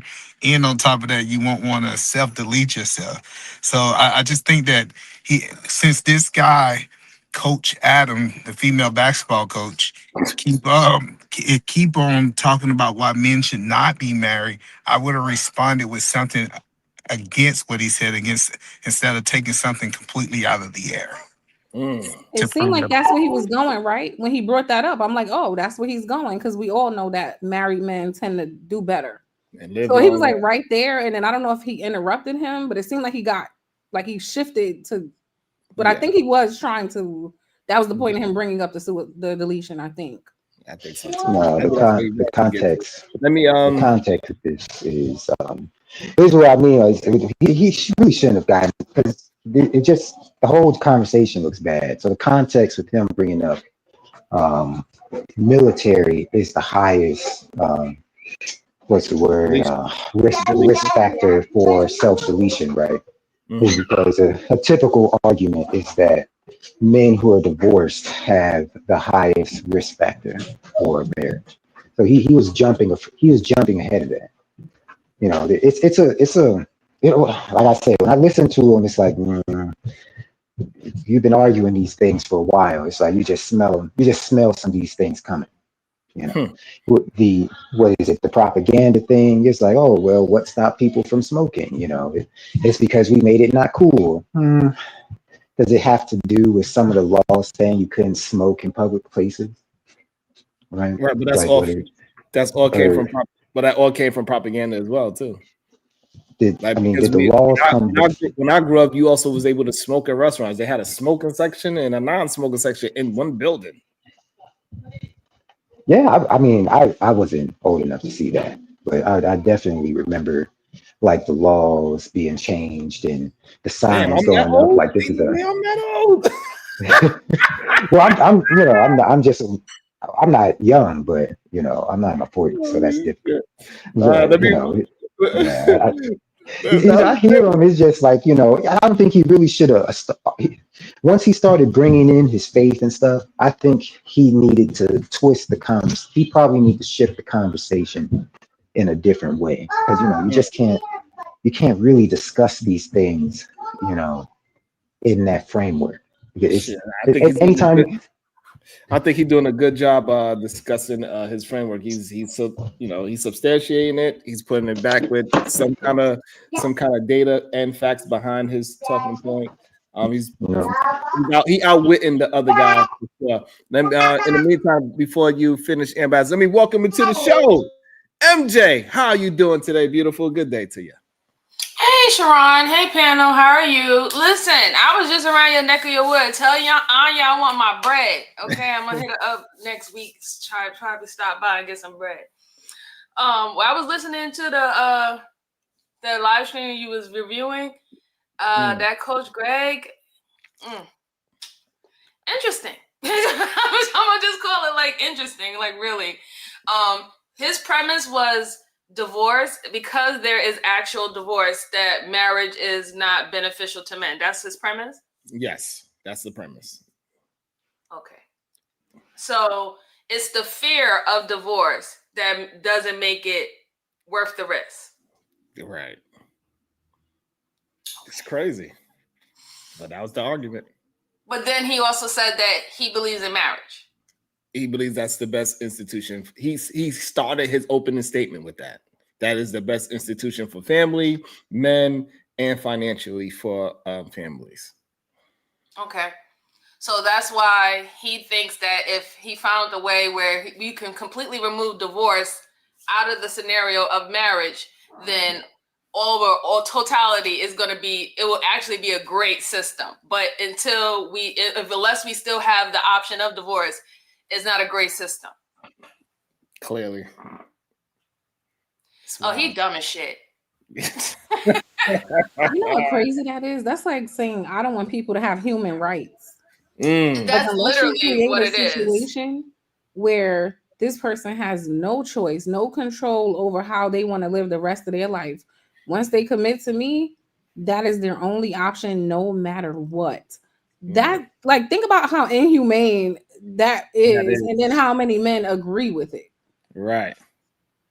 The funny thing about it is, if that's what they're throwing out there, right? Like, hey, we need to find a way to get rid of divorce. what is that? I don't know how that correlates in their mind that's going to make women want to opt in for marriage initially. If they had that information that you're going to be locked in, whether good or bad, they're going to literally not be involved. They're not going to be involved. I'm like, no, I ain't going to get married to you. This is like, why no, I absolutely think, not. MJ, to be honest, this is why personally I think they don't mean these arguments. I think they don't want marriage. They don't want to truly commit to anybody. They don't want the responsibility. And instead of just saying that, they come up with these dumbass arguments that don't make sense. That's what I really think. I don't even think they believe the things they say. I think the reality is they don't want to commit. They're scared to commit, whatever it is, but they don't have a desire to do it. So they come up with these reasons that in their head they think sound like they make logical sense, but they don't. Yeah, they cowards. Yeah, I agree with you, Venus, and I also agree with you had stated earlier. It's just a part of the hustle, right? Men have always used hustle and gain to even get access to women from the beginning of time. So why would they stop that now, right? Yeah. So they need us to still be motivated to be in a relationship with them. They need us to believe it. We have to value it more for it to work. And that's the only way that it's going to be actually beneficial for them, because we want it more than them, not the other way around. I probably disagree with that a little bit. Disagree with that. Because it seems like, the quote unquote male loneliness epidemic, it seems like a lot of this stuff, you got China changing their laws and stuff, is coming from Gen Z not being interested in relationships. Like men, just boys not even caring to look. They're not interested in dating. They're not interested in shit. They're damn near not interested in sex. So I think it's a response to the men doing that. Because you can't. The thing is, when you're dealing with a society that you're dealing with men doing a lot of this infrastructure work, it's hard to get a single man to work overtime. All right. And if your structure is designed to have men working 50, 60 hours a week, well, most men who are working 50, 60 hours a week are married. They're trying to build a family. So if you got guys who are checking out and they're like, shit, I don't even, actually, now that I think about it, since I don't really want a family, I really don't need a house. I really don't need to work that dangerous job. I'm fine working a part-time job. Only thing I need is food, a bed, and so what's it called? I think you're having a situation where governments are responding to men checking out of the workforce because they don't have families and stuff. Well, I want to disagree with you a little bit, because that men loneliness is because they're not getting what they want. That's what that meant. That's a cry for, I can't have the baddest woman and I can't make the baddest woman stay with me. That's what that is. It's not as so deep in detail. Everything is working against me and stuff like that. Sir, this is a patriarchy. Majority of everything is supposed to benefit men, who inherently is supposed to benefit their family if they're decent men. But what's happening, these men don't want to be decent, and a lot of the rules and regulations that they put in patriarchy, they don't even want to fucking follow. They don't want to follow it. So now the option that they're trying to find out is, how do I not have any responsibility for what I said that we need to hold in this patriarchy, but still keep women's role in the patriarchy as says whatever we decide her role is. That's what the big issue is about. How do we swing this where we don't have to be responsible? We can do whatever the fuck we want, but women can't do whatever the fuck they want. And it just goes back to what we were saying earlier. Men just gotta be better human beings, and then this stuff would stop. Right. I mean, if the simple fact that they even talk and they address and they express women even being in relationships with them as fucking property is already disturbing within itself. Like, you jump through fucking hoops, you put your best foot forward in the fucking beginning, all that. You knew how to act like a fucking decent human being in the beginning, but then now when you get in the relationship, all of that goes away. You become incompetent. I think the D. Go ahead. Go ahead. And and I see Shikara said the black community never been a patriarchy, but they tend to hold up all the standards of it. They still they still want to hold women down and oppress women by being cheating and thinking that a woman's supposed to just stay. Though a lot of men are homosexuals, like it's a lot of the patriarchy situations that men try to portray all the time. They use the Bible, even though they're not Bible thumpers, for example. And so you could say it's not a patriarchy, but they definitely uphold the patriarchy ideas as much as they possibly can. I think guys do a lot of grandstanding, man. What are you saying? I think they just do a lot of grandstanding, man. It's like man, you talk to these married guys, and I ain't gonna get too deep into this stuff, but man, like I understand what the women are saying because I be, the one getting in they ask about that stuff too. They don't understand. They have no concept of child rearing. You know what I'm saying? Just what time does the kids get up? How often do they have to study? Can you actually implement a family culture? I've said before, one of the reasons why I support men working nights is because they need to be able to implement a culture at home. They need to be able to be there, wake them kids up, do that part, wake them kids up, get them studying, get them exercising, get them to the park, and do that over and over again, get them prepared. But it's I don't know. It is complex. I don't think it's a patriarchy because they just don't. You talk to patriarchal men to an extent, they actually know what's going on in their households. I was listening to a guy tell a story about, I guess he was in Mexico or one of Central America things, and someone was trying to sell him something, right? It's trying to sell him meat or something, right? Meat guys trying to sell him stuff, right? And he's coming from our culture. He's like, "Oh, cool. Yeah, why don't you tell a woman that? She'll tell you what food we, how much we need, and so and so and so and so." And the man was offended. He's like, "I'm talking to the basically." He's like, "I'm talking to the head. Why are you telling me to talk to your woman? Like, you're supposed to know." Right, but that's not the case. I'm there, I'm like, no, that's not the case, man. Most men are making the money and kind of giving the money. They're not really, when it comes to the micro decisions, most of the decisions of where the money's going and all that stuff, that's the women. That's definitely the women. We even acknowledge that because they said for years the main people you have to market to when it comes to selling stuff is the wife. You sell the wife, you got the deal, right? So it's like they grandstand and all that stuff, but once I get done rolling my eyes and ignoring them, right, and then I start asking about the what's actually going on in your house, I don't know. No. I mean, should I know? I'm like, well, yeah, you should. You should. Why should you know? Because well, if you want to be involved in setting culture in your house, I think you should know. You should have an opinion on things like how often they should study, when they are able to get up, what are the, their diet, their nutrition, these things, they should know. It's not something you should just outsource. So then you're outsourcing the task, but you don't have your woman, but you making it seem like your woman is the outsource.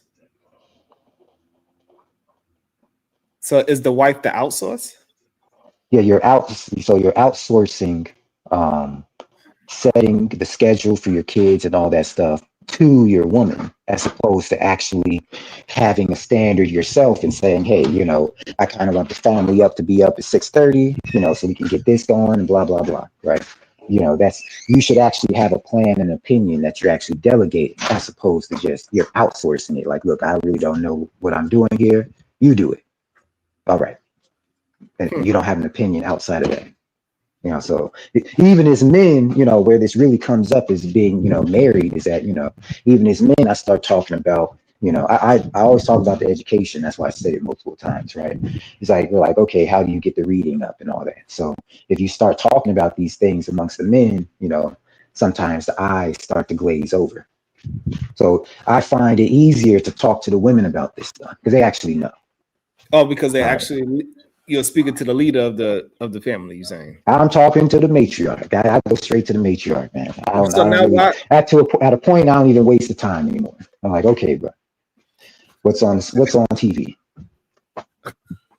Okay, so if you're talking to the matriarch, because if you're more interested in, like, you know, what studying things to do with children, having them have hobbies or better in their grammar and things of that sort, I'm not understanding why you would even consider that the outsource. That's not the outsource. That's the source.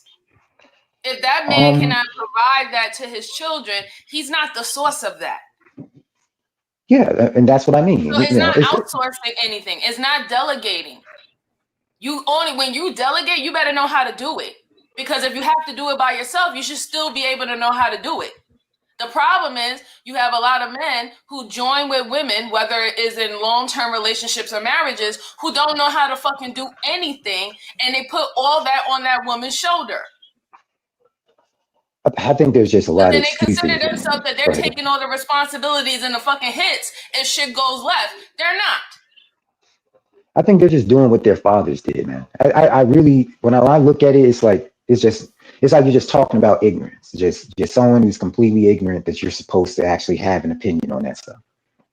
You know, but I mean, I trust my wife to do it. That's why I call it outsourcing, is because instead of you managing the schedule, just business stuff, instead of you scheduling, managing the schedule and upholding the culture in that house and stuff, you're then putting that on your partner, spouse, or whatever you want to call it, right? You're putting that there as opposed to saying, I have an opinion. I'm going to make time to implement this as well. So now it's two people who are actually implementing a plan, as opposed to one person is oblivious and they're just like, look, I'm a provider, so I'm basically paying to outsource this understanding that I should know. I mean, of course, in my opinion, you should know it, as far as I'm concerned. But I call it outsourcing because of that. It's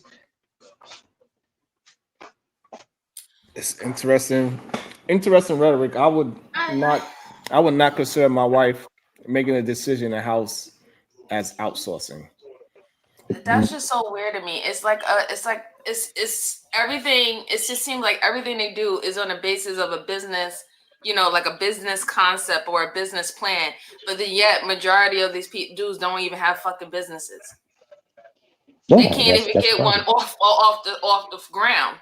No foundation whatsoever. But yet, in their minds, they have made themselves believe that there are some great business planners and business starters.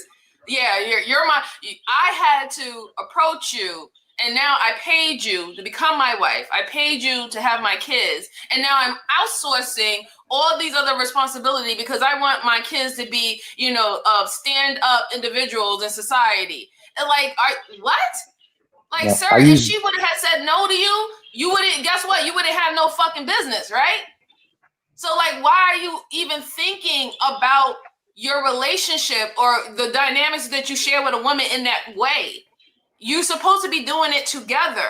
You're supposed to be raising your children together, not one outsourcing and one this and one that. Sure, we know everybody has their strengths and their weaknesses.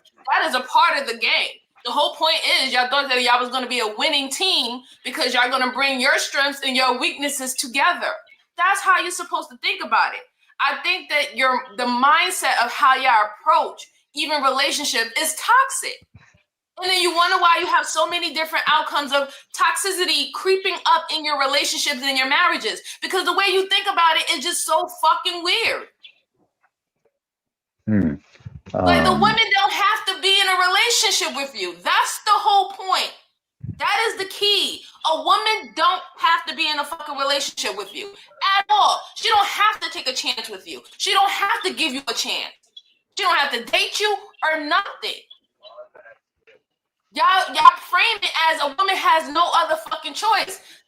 But y'all sit up here, y'all cry every day knowing that she do. So why even continue to even talk in that way? Why even bring that type of fucking energy? That's just crazy to me. Well, what energy? Not you. I'm just saying the framework of how you discuss the environment of being with a woman in a relationship or a marriage is very toxic. Your words have meaning behind it. It doesn't stem from anything of love or anything. What you just stated is no different than having a business meeting and talking to a potential partner. I think we're just using words to try to figure out like what's the labor, to try to bring clarity to what's going on. You know what? I think a lot of times you want to create the bare bones of what's going on, and then we can, you know, we can put flowers and wrap it up and things of that matter. But you know, when it comes to, you know, you use the term outsource, because I use the term outsource when people just send their kids to school and they really don't have any homeschool plan, you know. So you don't really have a plan at home. So that's what I'm referring to. You're not having a plan. You're giving it to someone else, and then you really you just don't have an opinion. Like, what do you go and talk to the parent teacher conference about? You know, you really don't have an opinion or a culture in your house as it pertains to academics, studying, and developing skills. You know, what are you actually talking about if you just completely gave that task away? But you're You the one know, who's so talking about outsourcing. it, You're the one who but said that you're the one who made the framework that you were outsource that type of job, that plan or structure to your children to the wife. And you even said that you don't even go to the husband or the man anymore. You just go straight to the wife for that. not even exactly, because I'm acknowledging that this person really doesn't have a lot of opinions about the ins and outs of developing a kid. So they just pawned that, they just gave that to their wife. They don't really have an opinions about it. So if I'm talking about, you know, hey, how are you tutoring them? Hey, what have you noticed when you wake your kids up, do this and do that? You know, they don't have a lot of opinions on that. So because they're not doing it. I say outsource because they basically went 0% on it. Okay, So they just gave it that's why I gave it said away. that's the problem. A lot of men have that mentality, which that is something that should not have only been on the woman's plate to begin with. Even if she is the better person to speak to about it, it's two adults that came together to make a child, right? So they're both supposed to be just as much involved in the development of a child.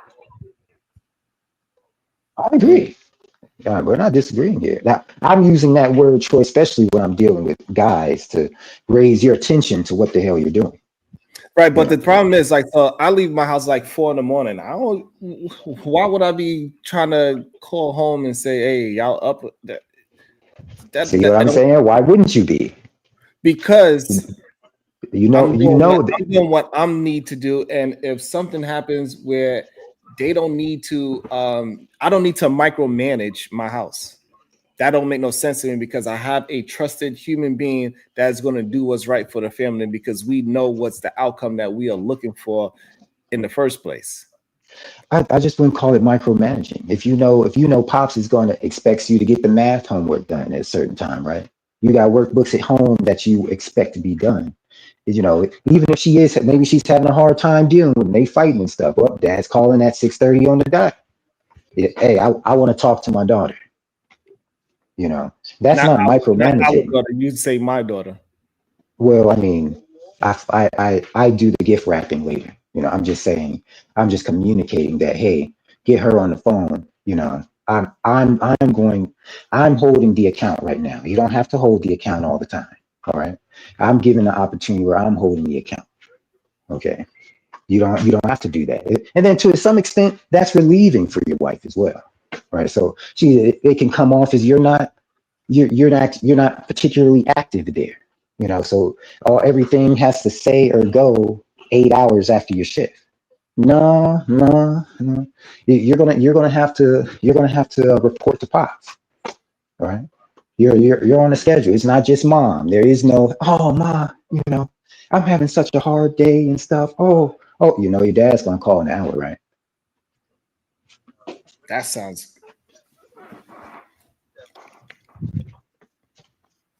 Yeah, I can't imagine myself calling my house to say, "Hey, did the kids do they schoolwork today?" Absolutely not. I'm not going to be calling, concerning myself with that.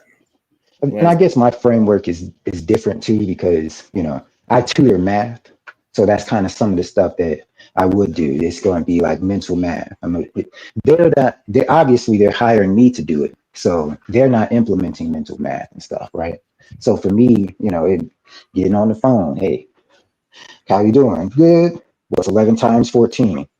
It's, to me, I don't look at it like that. I don't look at it as a negative thing. It's just, you Right, want but them to be what on I'm top of saying is it, then that, so be it. like, so yeah, I do Yeah. math homework with my child. But I'm not gonna call at lunchtime to talk to my child about math. If I'm gonna call the house to talk to my children, my wife, I'm gonna talk to them and just have a conversation with them, not talk to them. Did you do what I told you to do? That's crazy to me. Hey, we disagree. I think it's crazy to frame, calling and having a conversation about math as something negative. Yeah, because I don't want it to be that when my child sees me that she feel like she got to jump up and do something. I want my child to look at me as that's my dad, and if I need to speak to my dad, I can speak to my dad. Not that I gotta be performing for my dad. So every time my father gives me a call, I gotta make sure. Oh, did I?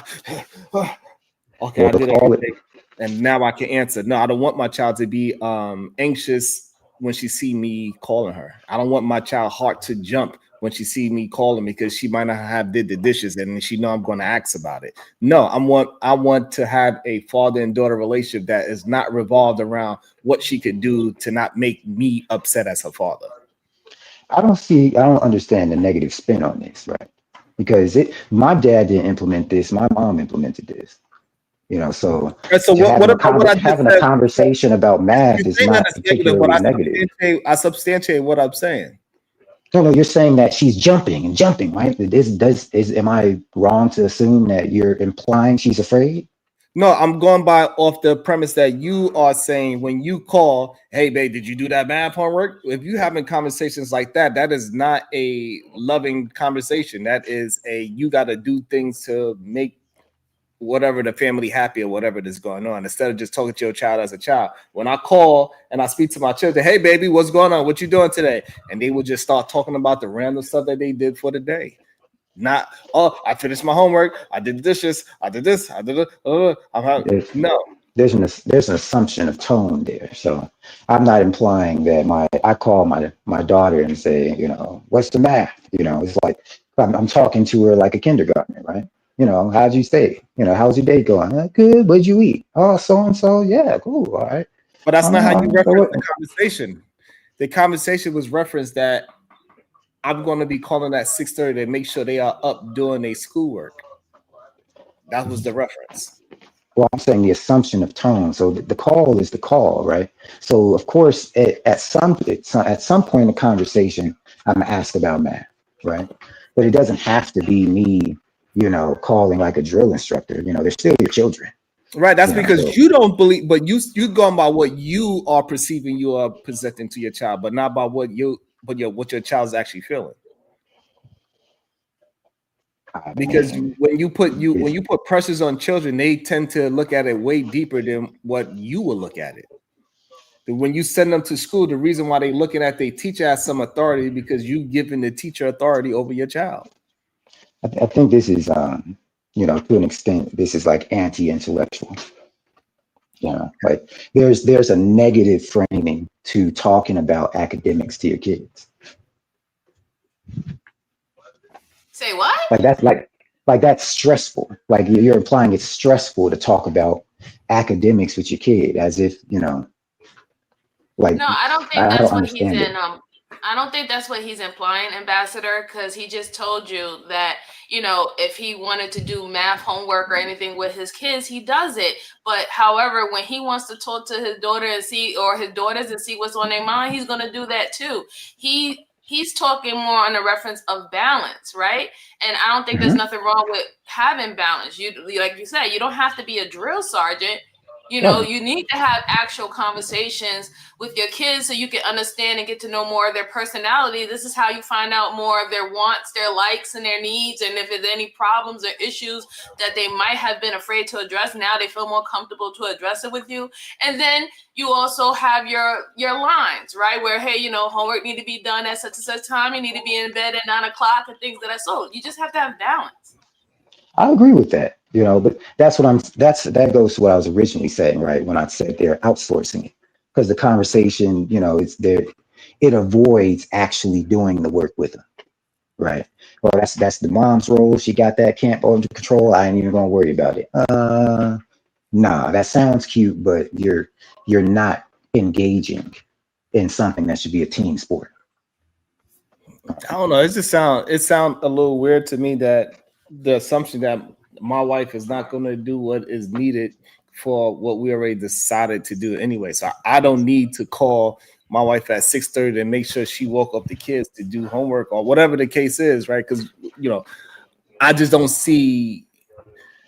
I trust my wife to do what she says what we all already sat down and decide what we are supposed to be doing for our children. So I don't need to call and check up on it. That's just weird. But can you imagine, like, maybe because I look at a lot of things like being a business owner, right? And I have a co-CEO that we have already agreed on what our plans is for the business. And I reach out to my employees and be like, did the co-CEO do what I told him to do? And, pull out the business plan? Like, I don't understand why y'all feel like women need to be micromanaged to the level of saying, because it's almost like you undermining her authority. Like if I keep calling, asking my kids did they do their homework, and I already have a quote unquote a CEO or a boss there that's supposed to be enforcing that thing, why do I have to get involved with those things when me and her are on the same page? That's the point that he's making.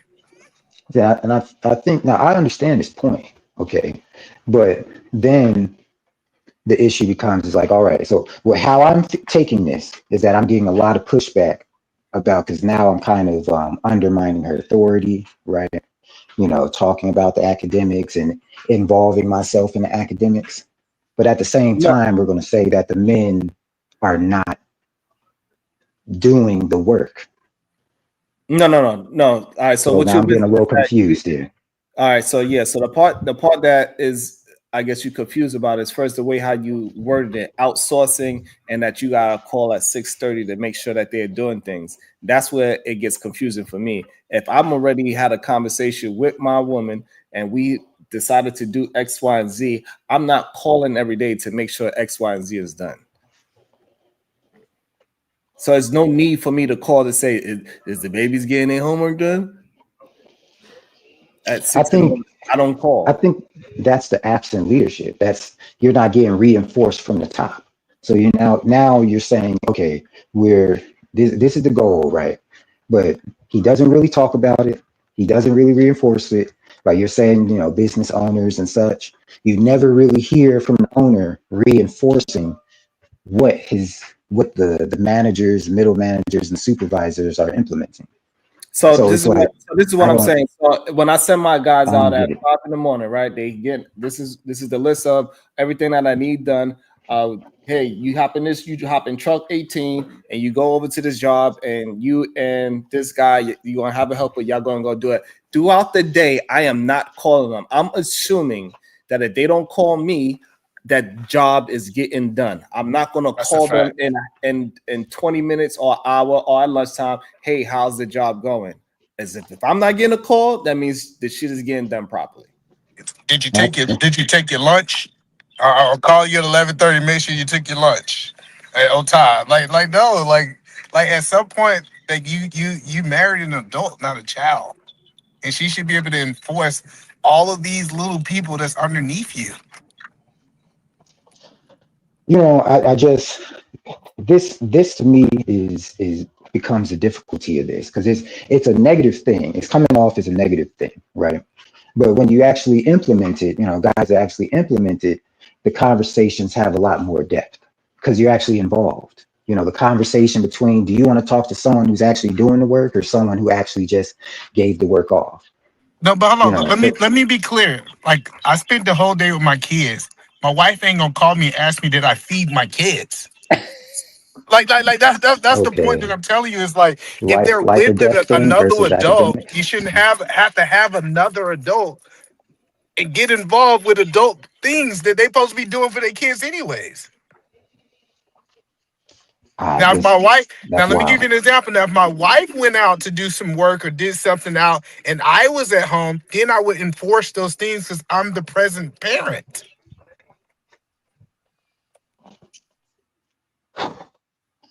You know, like I said, this is where the conversations get tough. You know, because at one instance, we're saying the men are not involved, right? So when you're trying to problem solve with the men, hey, maybe we can get involved like this, maybe we can get involved like that. Now I'm kind of insulting my wife by overstepping your boundary. Overstepping my boundary. Right. Do you get that part that you can absolutely overstep your boundary by getting involved? You know, like No, for example, I like just disagree. some parents they overstep their boundaries by being too involved in their children's relationship or their children's marriage. You could overstep that. I understand what you guys are saying. I just disagree. You know, I just disagree. You know, I run into this stuff with the schools, and I can't stand when they say that to me too.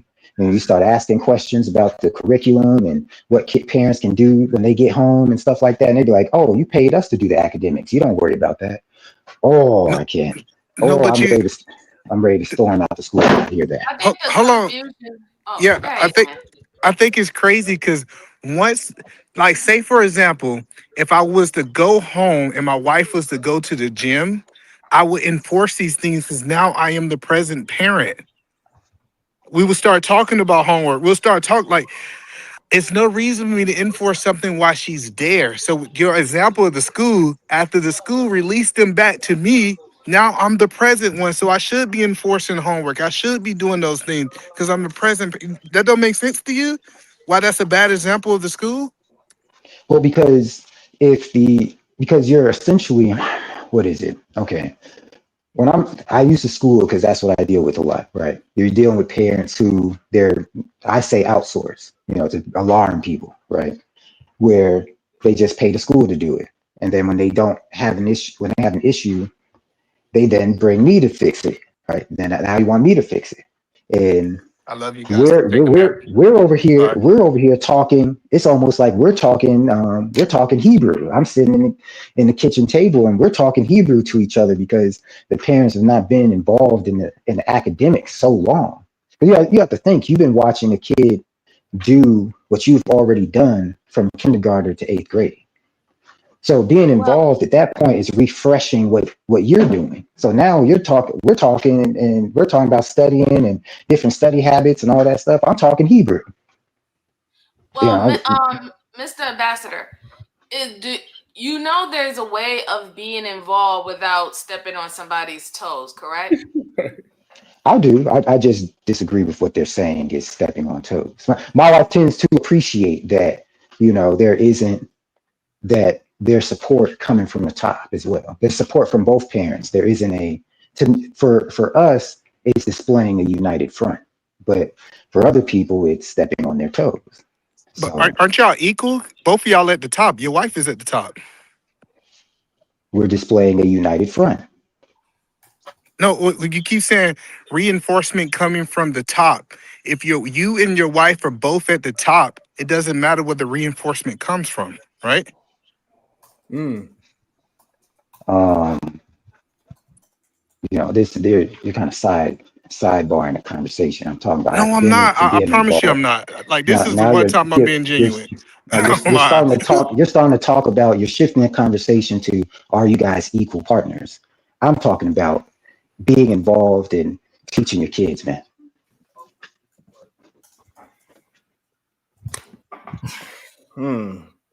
Right. Interesting. And I don't think nobody's against that, Mr. Ambassador. I don't think nobody's against that. I just think it's like the phrasing of outsourcing. If this is the plan between you and your wife from the get-go, you're not outsourcing anything. This is both your plan. So you don't have, she knows what she has to do. And when you have the time and availability, you know what you have to do. That's it. Well, That's why I I said know. there's a way to be involved without stepping on someone's shoes if y'all on the same plan anyway. Exactly. See, but that's what I'm saying. I'm not really disagreeing with it. I'm not disagreeing more so with Well, I guess I really didn't come in here disagreeing. I disagree with it. I disagree with it framing as it being like because I'm sensing it's a negative thing because you give it to somebody, they do everything, and they don't want you to be involved at all. Well, they're saying now they're to me they may be projecting that on their spouse. When I hear men say this, I feel like you're projecting that on your spouse as if your spouse wouldn't like if your husband calls and supports what she's doing with the kids. That's. Hello, let me ask this question because maybe this will give me a better clarity of what you're saying. Um, do your wife need you to call at 6:30 because the kids are not listening? No. All right, so that I think that's why we're saying like if your wife has it, she don't need you to call, and you just calling just to call. Is the perspective that we're calling now. Hey, my wife called me and said, "Hey, these kids ain't listening. I done told them to do their homework 3 times, and now she need reinforcement." I understand me reinforcing it because the kids need it. I guess I'm just more proactive. But it's like No, if so like if when I it use, is it's not if about it being is proactive. Like, so this is why I try to use the work analogy. Like when I send my guys out in the morning, I'm not calling them through the day to make sure they are doing the work. Same way I'm not gonna be calling my wife to make sure she's doing her work. Because that is annoying. That's annoying, and that is overstepping boundaries. And I want to have a proper work environment. I'm not creating stress. When they see my phone call, they're like, "Oh shit." The resistance I'm giving to this is that it just seems like I'm talking to the men with this, right? When we're supporting our wives, is that when we have these conversations and you've never implemented it, could you just be projecting that on that? Would she appreciate that a call from dad may bring the tone of the house a little bit down? She may be a little overstimulated. The kids are spinning around and doing all this That's stuff. what we asked though. Yes. Hold on. No, yeah, listen. If my wife is overstimulated and she need my help, I am saying you should help her. I want you to agree with, understand that. What you are saying, she do not need my help. She doesn't need any reinforcement. And I'm calling just because I'm a proactive dad. Those are 2 different situations. Yes. I think that's where we fail as men, right there. That's where we fail. What do we Why fail? me and Oda did the same thing? I'm about to say it. That's where we fail, right there. It's like crazy. That's where we do. That must be a Brooklyn. No. We did it at the same exact time. Like what? That's where we fail, right there. I'm gonna tell you. That's how you feel. I've been accused of not being straightforward. I'm still gonna be as straightforward as possible with this, right? Okay. We've been hearing the women complain about the expressing that the men are not involved in the house. They're doing a double shift. They're doing all these things, right? Yeah. Mm-hmm. Now, but we expect them to come to us when things are, she's already fed up. She expects us to come to us and tell us what the solution is, right? I have a problem and here's the solution, as opposed to us observing and knowing that this is an issue and proactively going about it. But everything we ain't gonna. I'll give you an example. Everything we're not gonna be able to read minds, though, bro. So it's gonna take communication. Not everything we're gonna be able to read minds. It's good to be able to see things and act on it, and you see things and offer to help or do whatever you need to do. But at the end of the day, even if you're gonna be with a woman, she's gonna be a leader too, and she's gonna be leading the kids too. So she's a leader in her own right too. So don't get it twisted. You ain't just dealing with a chick to deal with a chick, right? This is crazy. This is where we fail. This is where we fail, man. I ever heard. Ambassador said that he's off at work and he pull out a mystical ball and say, "Hey, I see that my wife need her help right now." We like that's BS, bro. It is. No. Hold Let me on, give you because you something. talk about you see Go ahead. something and you're not present, so you call because you got this feeling. Maybe it's a feeling that I don't have. I don't have that sixth sense. I get this feeling inside of my chest that says my wife need me to call right now, and I'm gonna call and I'm gonna give her some reinforcement that she don't know. No, if I'm not present in the house, my wife need to pick up the phone. She don't need to assume that I know what's going on in that home, and she need to call and text me. Hey, I need help with such and such with these kids. Like See, that's a this, bad argument if you're not present this, that you're gonna see Let me something ask that's my not wife. there. this is where we're I don't being think you gotta really micromanage people. we're being logical into ignorance right now. Okay, that's what's going on here. All right, I'm gonna tell you. So right now, I hate to do these personal examples, but this is a good one. My kids are going over to grandma's house, right? Now, every time I watch my kids every day, all right. Now every time I pick them up and say, "How were they?" They say, "Oh, they were good." No issues. No. Okay. I do that for about a week. They same answer, right? No issues, right? I drop them off, come back 45 minutes later. Kids are cutting up. Grandma is hiding underneath the bed, all this stuff. Now, I know how my kids are. All right. I watch them. So you giving me a constant good report? Something in my gut don't sit right. I don't need her to communicate that to me. And not only that, and this happened, I went over there and I took a good look at the room. They've been drawing on stuff. They've been cutting up. See, grandma don't want to dime them out. All right. And she don't want to have to say that. All right. That's But a bad I'm part. no, but I'm coming in because I already know. I'm like, okay. But I'm pulling up. So the behavior is different. All right, All right. But that's the point is that you Ambassador, I just called my wife and asked her, would you like if I called 6:30 in the morning every day to wake y'all up to make sure y'all doing everything that we said that we supposed to be doing Annoying as hell. That's annoying, bro. And she said, absolutely not. We have our routine. Okay. And we are doing it. So I just don't. Do they wake up at 6:30 every morning? Like, Everybody do they wake up at 6:30 every morning? Like, are we, me and my wife is up at 4 a.m. every day. Everybody doing what they got to do. They in the sync. They in the system over there. They So, in the like, sync. it's not strange. It's not strange. Like if I call my wife at 6:30 in the morning, she's like, "Oh my God, what's going on?" She know we are both up. Like she calls me at 6:30 in the morning. It's not something strange. Like, oh my God, my wife is calling me at 6:30 in the morning. No, we are up at 4 in the morning. So, but I don't know why weird. we're not talking about like a routine. Like my kids start getting tired at a certain time. They know that it's nap time. Like it's not an argument that your kids should be having if they do this every single day. I get maybe the first week, but like every day, my kids know they got to do their schoolwork at this time, homework at this time, or whatever it is. Like we just got to stop thinking that we How need old to are your be kids? important and we need it because that's what it sounds like, a need to be important, a need to know that they still know that I'm there. And that's why I also referenced that if I'm calling my children just to be talking to my children. I'm not calling them, making sure that they're doing the right things. Like for example, my oldest daughter, she got I'm not gonna call her, did you feed my grandchild? Did you wipe his ass? Did you? That would be annoying. Even though that's me so-called I'm just trying to be a proactive granddaddy. Well, And then proactive your ass and picking them up instead of calling. And Sharon, real talk. You know something I learned? When I just say, "Hey, baby, how y'all doing? I'm just calling to check on you." Anything they need, they tell me. Like they say, "Hey, Dad, I'm working on my shape. Hey, Dad, I'm working on my ABCs. Hey, Dad, this is a challenge for me. Guess what happened to me today?" And then I'm involved when they need me to involve, but I'm not just doing stuff just to do it. Right, because like for example, I never call my daughter talking about how did math go today. But guess what? I came in the house, hey Dad, can you help me with my math homework? Because I don't understand what the hell this shit is. How old are your kids? Are they already like teenage? They're post-pubescent?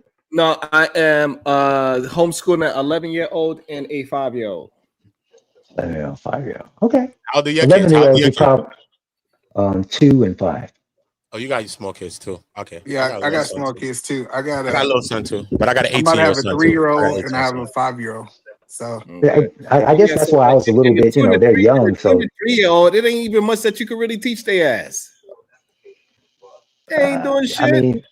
I mean, my ain't 2, 2 and 3, 3-year-olds. 8, You ain't teaching them shit. You just hoping that they don't choke their goddamn food. You calling them to do their homework at 6:30? Also, is this a theory or is this something that you're doing? Let's get it. Man, I hear it all day long at the park. Oh, your kid is so well spoken. Oh, they know how to spell their name. But oh, my name is so and so. And So, if you spell so and so, it's SOW.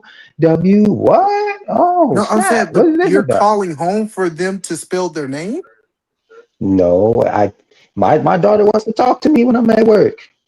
Oh, she'll be that's like, what oh, we said. Okay, okay. All right, we all on the same page. You just call right, home to talk to your daughter because you miss your daughter. You ain't talking about no homework. You not talking no, about no, all this see, stuff you talked about for the last 15 minutes. no, but I do make talking about math and stuff part of my conversation. I don't think it's a hostile thing. You talk She wants about to math say with a she 2-year-old? with my 5-year-old and my What? 2-year. Yeah, I mean, she'd be all like, "Oh, That is okay," and it's I'm like, "Oh, sorry so to you want tell you. to?" I'm sorry to tell you, talking about math with a 5-year-old is hostile. That's Hold on, crazy. let's hear the That's conversation. We don't know, that's Sharon. Hold on, no, that's Sharon. Wait, crazy. Sharon. No, That's tell us. crazy. Hold on, no, hold on, Sharon. I want to know. So you call home, ring, ring, ring, ring, ring, ring. Your 5-year-old answer the phone. What do you like? What does the math conversation sound like? Well, because we talk about math all the time, so it will just be like, "Oh, what are you doing? Oh, I'm just coloring and stuff." Yeah, oh, that's good. What colors are you using? Like Red, white, and blue. green, Yeah, green, red, yellow. white, and What's it blue. called? Yeah, okay. Oh, that sounds good. You know, um, Hmm. Okay, babe. Well, can you count by fives for me? Yeah. 5, 10, 15, Hell, 20, 25, 30, 35, 40, 45, 50. Yeah. Like hell no. I don't see why this is such a hostile thing. That's what makes it. That's why I said it's a little. It sounds a little anti intellectual because No, it's no, like, no. Okay, you just you call and know, ask your kids to count for you. That's cool. Like, cool. All right. she's a I thought when you 5-year-old. What am said I going to ask her to do? A quadratic equation? no, no, your numbers. No, listen. That's why I wanted more conversation because my kids count for me on the phone all the time. Like Oh, that. so what? I'm not telling you Whoa. that So you wait. shouldn't say like your kid. Call your kids and my kids every time they learn. Get past the number. Like because we did a thing where they missed 15 for like a Yeah, whole week. I ain't gonna lie. So, Either man, right now, I feel someone. like calling my 5-year-old and say, "Can you count to 10 for me?" and see how she reacts. I want to see. My daughter gonna be like, 1, 2, 3. It's like she's gonna be she's gonna do it, but it's gonna be confusing. Like, okay, Dad. Like But yeah, it's just That's weird what because like so this is the reason why it's weird for me. If I'm talking to my child, I want to talk to them to develop social skills. And I know talking to my child about mathematics is not developing social skills. So what I want to get my kid to do is learn how to talk and communicate in complete sentences, not know about 5 plus 5 is 10, because that shit don't mean nothing in communication and conversation. So it is, and I think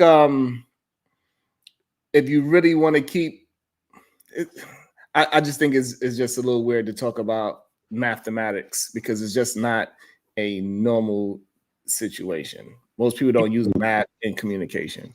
yeah, like so when I talk to my kids, they be like, also I'll say, hey baby, what y'all doing? She said, oh, we just got finished cooking pancakes because mama let us mix the pancakes. Like she's talking about her day. Like she said, because so we believe that our kids should know how to eat at a young age. So my 2-year-old and 5-year-olds actually know how to cook. Like they're cooking, like they got supervision. Obviously, we got that little step soup, and they be like, we cook and then we color, then we do, and she's communicating what's happening in her Yeah, life. Is kind of what I'm hearing. It's usually not. All right, count by 5. She'd be like, why am I counting by 5? I'm trying to tell you, like, oh, we went to go get Bella, and she'd be right, like, she'd be telling on everybody. She'd be like, Bella was walking out with that tall guy from school, such and such. Like, she's having a conversation with right. back and forth with me versus I'm teaching her over the phone. But it's not wrong with that, bro. If you want to teach your Yeah, kids Hey, over the phone, it's not hey, wrong with man, it's the framing that shocks me. So when you hear me like earlier, kind of going off a little bit, the framing of it is wild. Because I know I do math. My mom was an accountant and all that stuff. So for her, we're at the grocery store. I'm already adding up what's in the cart, right? You start adding. Like it's not really like, oh, they're social. Now me, I come from the camp that the social stuff is going to develop anyway, it. especially in the schools. No. The schools are nowadays because they're not even really, they don't even believe in giving kids F's anymore. So they're pretty focused on just social skills anyway.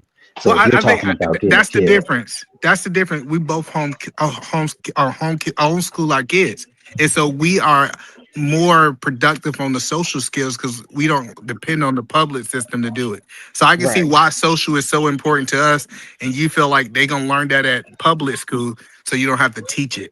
So I think that's the difference too. I think they're going to learn. They're going to learn social skills by socializing. But you with their can parents. avoid Right, but they you can avoid math all your life. Damn No, near. you cannot. No, you cannot. Really? You cannot. Everything is math, bro. Everything is math. It's not So possible. so what level math are we talking about? Because I don't want to just jump off the cliff here. What do you mean? Like We're talking about a basic level of arithmetic? math if we're talking about Basic. We're talking about 5-year-olds. kids. Hold on. 5-year-old. Yeah, You mean if we're basic talking about arithmetic, 5-year-olds, right? we're talking about a basic level of math. We're not talking about calculus. Yeah, bro. But Not most up to your people, kid. Okay. You doing but calculus. most people interact with money, and most people understand that they cannot go through life without understanding adding, subtracting, especially when it comes down with the currency. Do you agree with that? Yeah. Okay, I agree with that. What I'm sensing here is when you say that there's not a priority for higher level math. So I'm talking about abstract Not math. at 5. Not at 5. Well, obviously not So you 5 said, all right, because so Ambassador, you they said that you can could they can so barely hold they on, can barely add it Ambassador, 5. So Ambassador, let me understand correctly. So you're saying at 5 years old, you could call your daughter right now and say, "Hey, what is 60 plus 10?" And she's going to give you the correct answer. 60 plus 10 is too hard. I can ask what's like 12 plus 5. And so this is why we are telling you that getting your daughter to rehearse what's 5 times 5 and say 5, 10, 20, 25, that ain't really math. Wait, is And what that's I why said not math? is just because she remembers how to recite More the 5 pattern times and table, I routine. think you said, but that's not Oh, actually math. And so I guess is what maybe that's why it kind of confused me a little bit.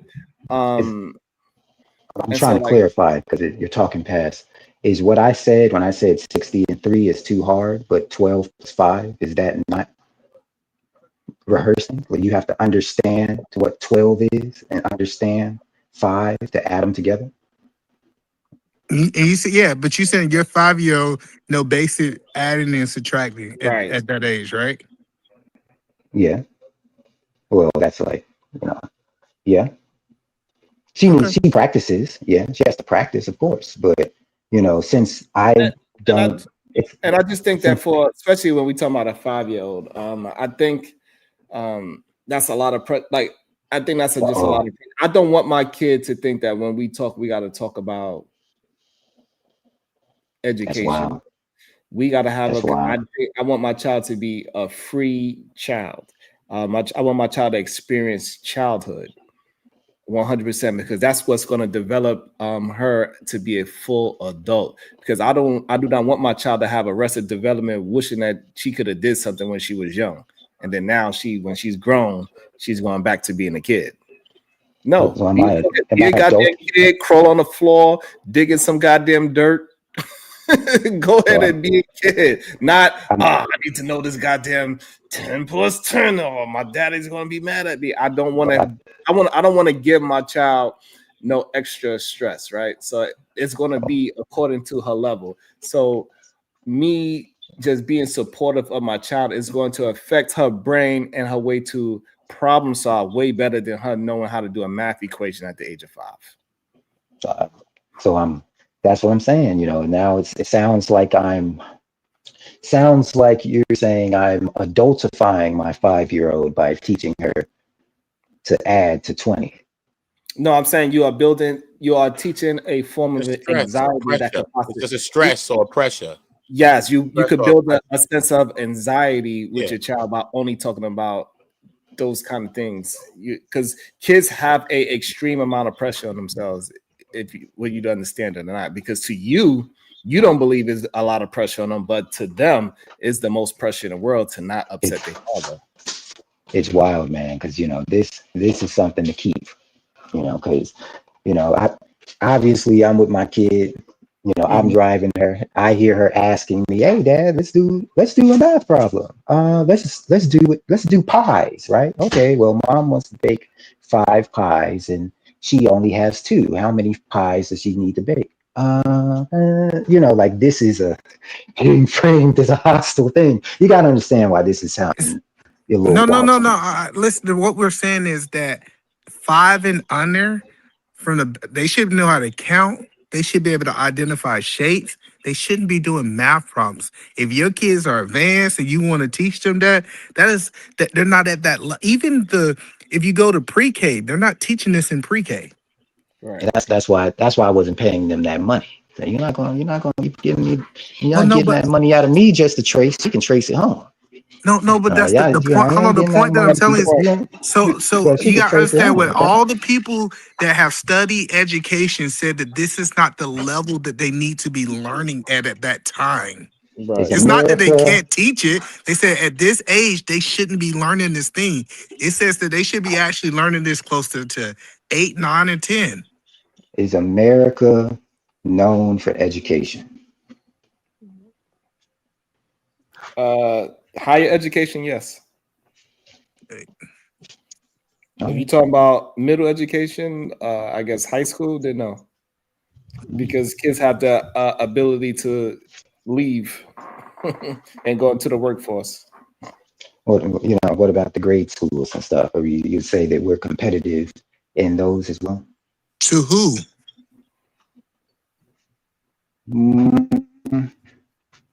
I don't want to name the main person, but I'm about to say China. I'm about to say China and Japan and stuff like that. And so, hold on, I just want to make sure I understand you. You believe 5-year-olds in China is learning how to add and subtract? I'm not saying I believe. I'm sure I can pull up a curriculum where actually that's where I was reading a lot of that stuff. So they're saying that, for the most part, you want to get them to memorize things as much as possible.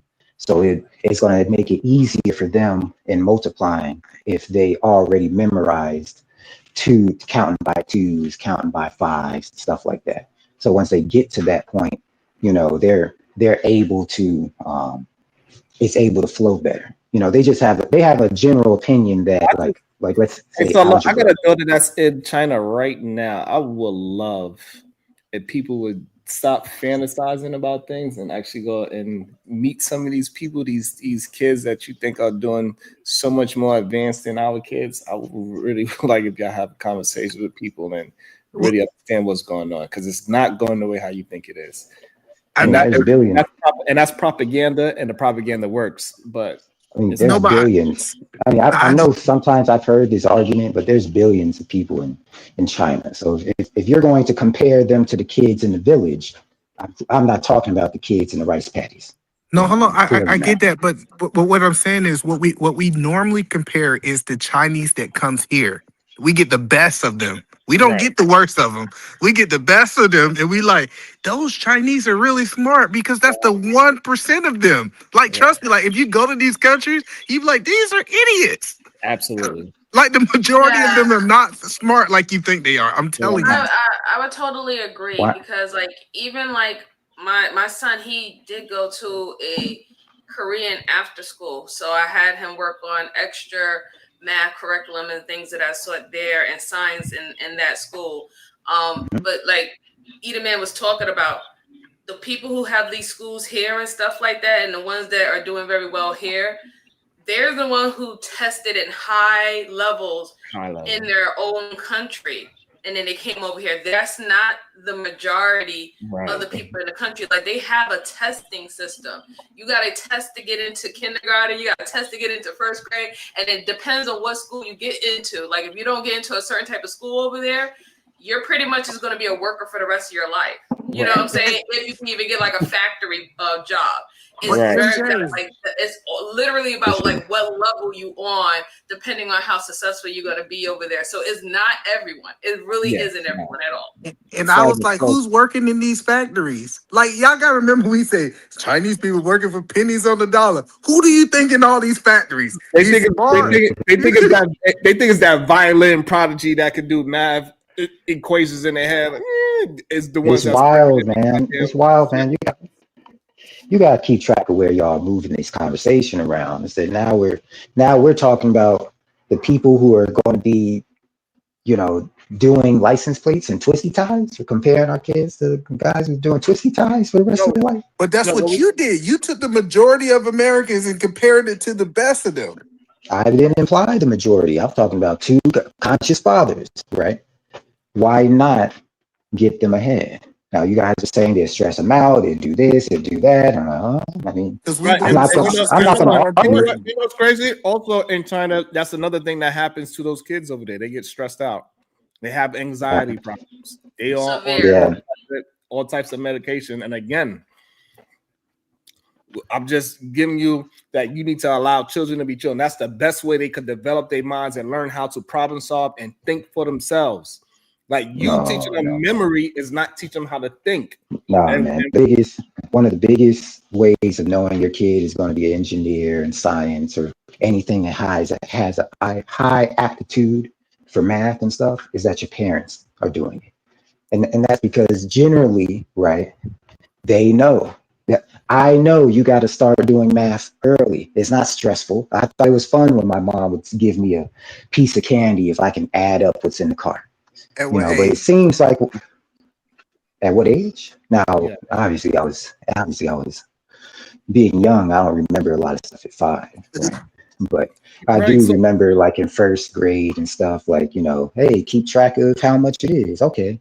Now, how do you do the percentage? Well, remember 20% off is this. I'm like, okay, so I'm doing that, so like, and boom, like it's just one of those things where you're trying to convey a culture that, hey, one of the biggest things that says that your kid is going to actually be into these things like STEM, engineering, now you have nursing, is that your parents are actually in it and they know to start ahead. Now, I'm trying to convey this, but there's a lot of pushback about telling a kid to count by 5. No, You we see the didn't say stress, count. See, that can come. You see the no, we stress didn't. of the conversation, man. No, because you went. Hold on, MJ. He went to the next level. This is why I want to put this out, and I'm gonna pass to MJ. The number one cause of death in China is self deletion. It's like 300,000 a year because of people are overstimulated. Like we gotta really like understand that it's problems that come with what we're saying. Go ahead, MJ. Yeah, I mean that's what I was gonna say. I just wanted to understand like what is really his argument.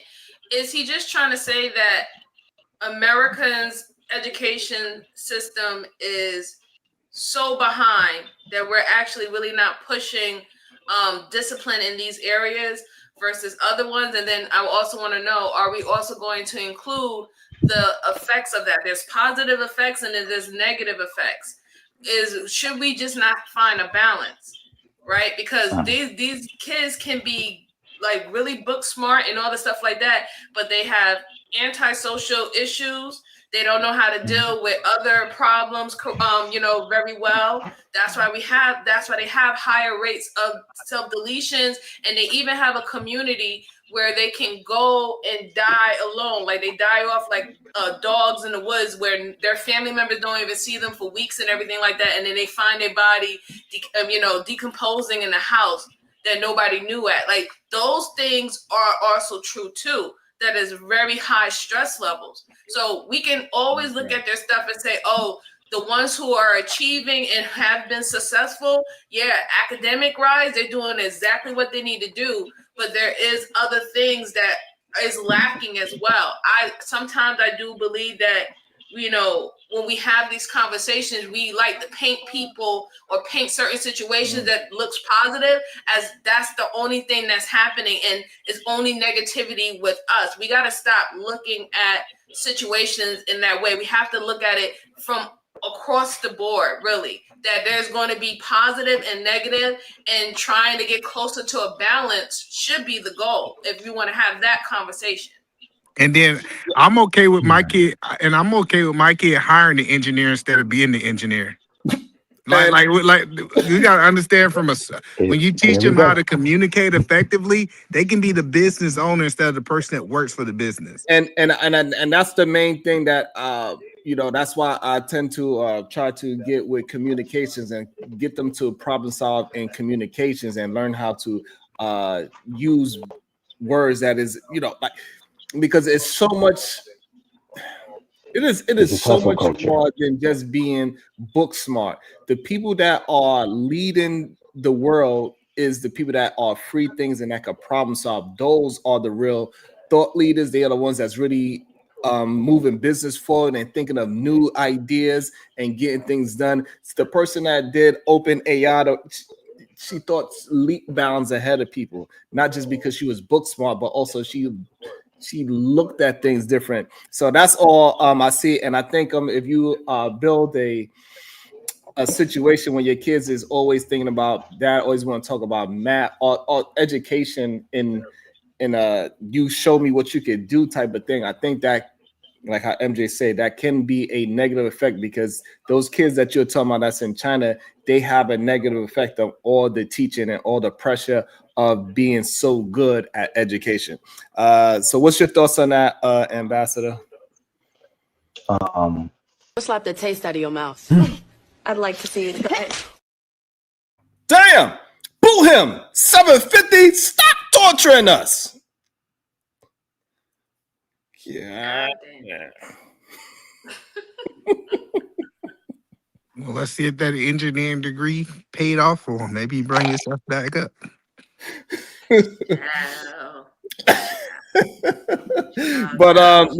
But yeah, I think something that's really missed and misunderstood is that you gotta allow children to have that childhood and let them be real children. A lot of times I see like my kids is being 100% a kid and doing all the silly stuff and not even asking for Jordans and nothing like that. They just want to play. They get dirty. They doing a whole bunch of silly things. They got their imaginary friends and then other kids, like when they go to the park, I see like the kids that is getting taught differently.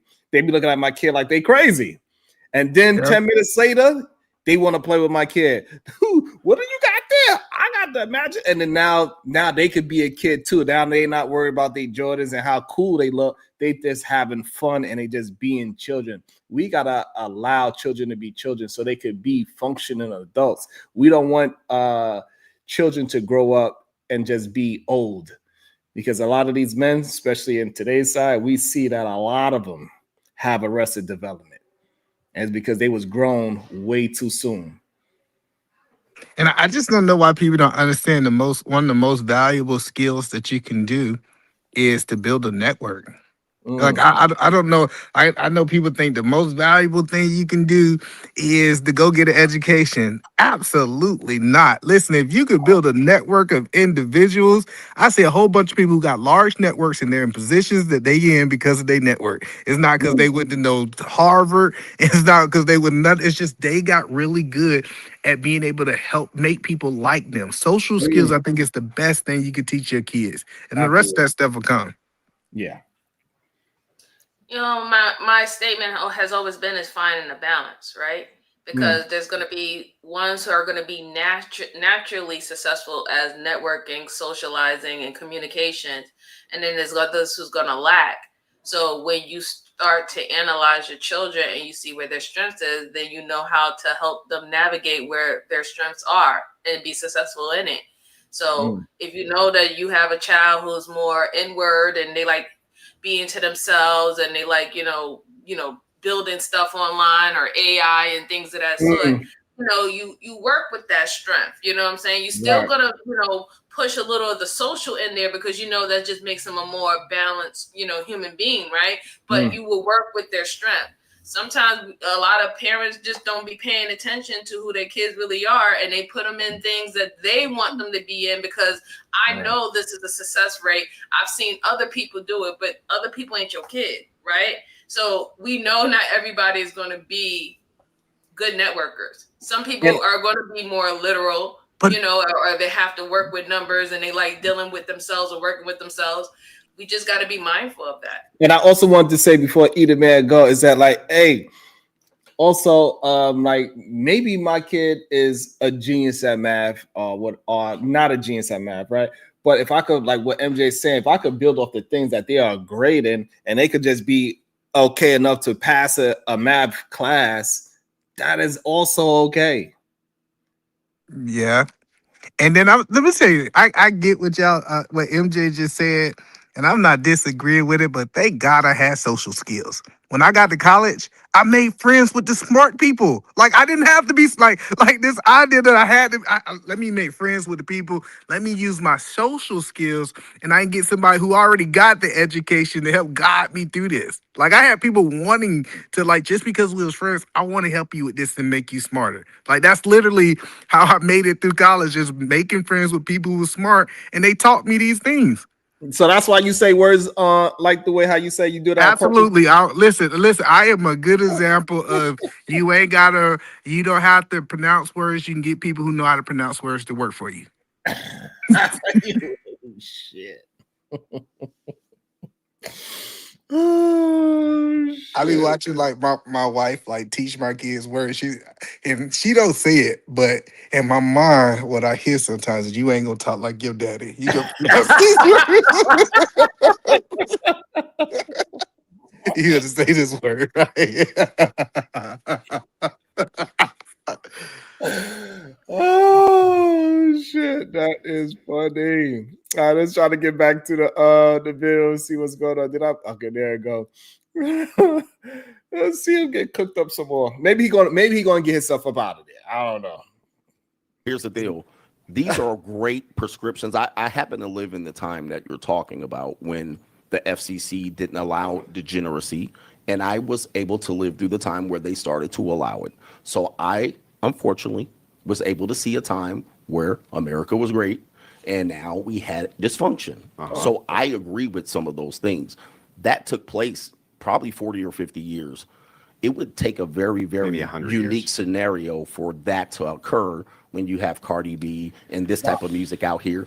And she's a single mother divorcee with a man that is having babies with multiple that's men. a good argument. Okay, so how... That's an actual argument. Hold on for a first one second. I've No, heard. that's something that you agree with. That's okay. No, that's okay. an actual That's okay. argument. No, it's an agree. You just agree. You can be humble enough to say you agree. That's an with me. actual argument. No, listen, you don't have to be, you don't have to belittle or attempt to belittle. Well, I'm here a grown ass man. The argument just say is you agree. propaganda Hey, takes time. listen. Just say you agree. You want to be It's the not answer a matter of just say agreement. you It's agree. a matter of Just say recognizing you that was agree. an It's argument. okay, sir. It's I the know only you're argument not you used made to in the whole somebody across debate. from you. It is so crazy that he said, you're making a good argument. And he felt like, oh no, you go say what I want you to say. These are smart dudes that be having success in relationships, Sharon. It's because a woman can say something, you're like, no, you didn't say it. You didn't respond the way that I want you to respond. I want you to say X, Y, Z. Why can't you just think high at a high level and say, this is what he's saying. Let me move on with my argument. But he's trying to control a girl. The guy who said, he said, I'm not going to answer a question unless I want to, is now trying to control how a man is responding to what he's saying. It's crazy. Hey, Eater Man, I guess I got the same issue going on in my house too, Eater Man. Yeah, these women smart. They like, man, let me get my kid ain't gonna talk like him. I'm about to get these kids right. Yeah, can you pull up Empress Carter's message? It's right on point. Yeah, but let me tell you, Sherrod, listen, it's so bad, Sherrod, that my 5-year-old started correcting me. She said, Daddy, it's this word. I was like, take it. Your mama teach you. Your mama. This one right here, MJ? Yes, it's just straight to the point, because like I'm just tired of everyone using Cardi B, the Megan Thee Stallions, the Sexy Reds, and all the stuff like that as they are the only degeneracy that has been promoted in hip hop.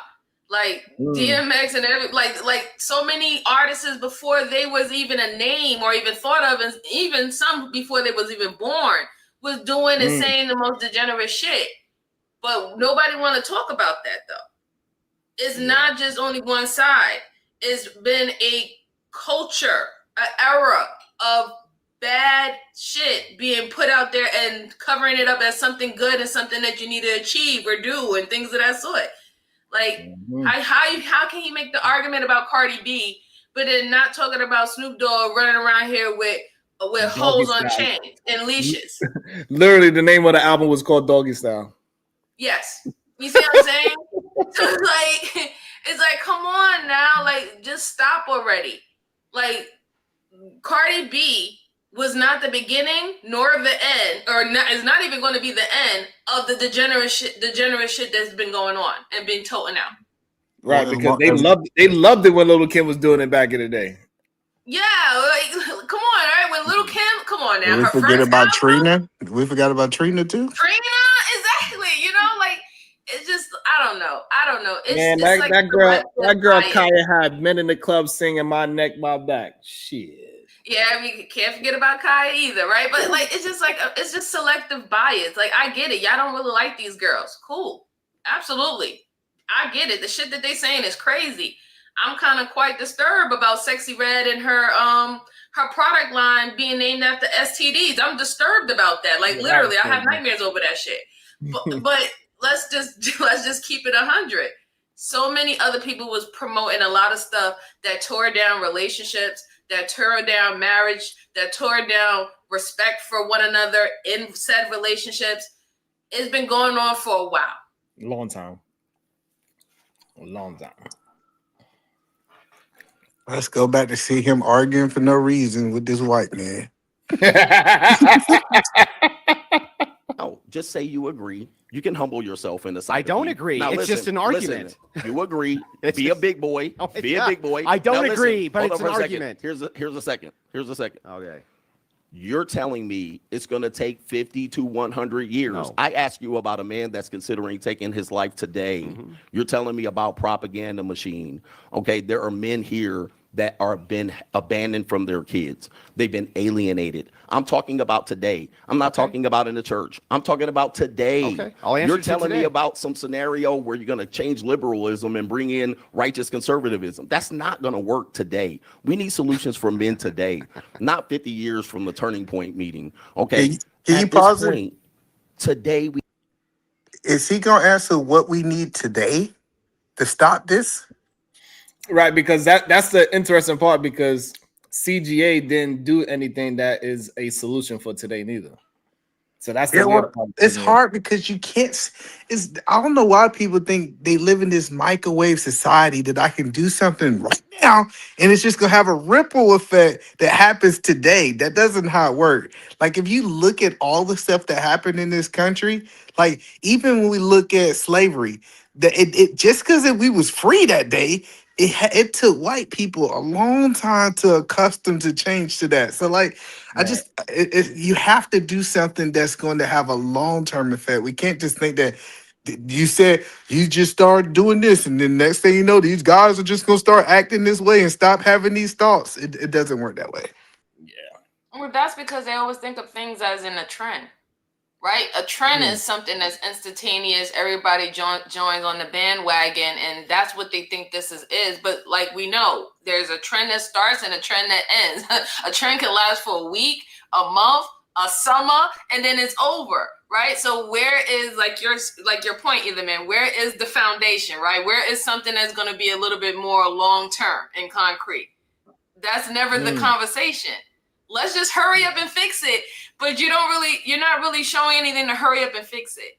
And then on to this point, his solution is finding a way how to remove divorce out of marriage, or that being potentially happening with a marriage. He wants to solidify when you're married for life. You know what I'm saying? You're married until you're not breathing anymore, and you might be married until the afterlife. That's what he thinks. You know what I'm saying? He wanted to make it where that Karen could never leave him. Right. You stuck with me. You got to stay with me forever. But then that's the crazy thing too, because after one point, if you stay with someone and you know that you're not getting what you're supposed to get out of them, and you're eventually, if that person's upset and not satisfied, you don't think that you're not going to be upset and unsatisfied and have resentment the longer you stay in it and you're not getting what you want? So now you're both becoming toxic. You're both becoming even more miserable. And what happens? We've seen what happened with those things. People's domestic violence rates goes up. People start unaliving their spouses. Like, come on. We see it today. It's always been that way. This is why I hate when they frame these conversations, because we can even go back in history when women didn't have the option to leave their husband. What was their husband doing? Their husband, when they was sick and tired of their wives, but they married her for the wealth that came with her, a dowry or what her father inherited into his business or whatever not, what he would do, he would send his wife to an insane asylum, right? For her to get a lobotomy. Sometimes they were forced miscarriages, right?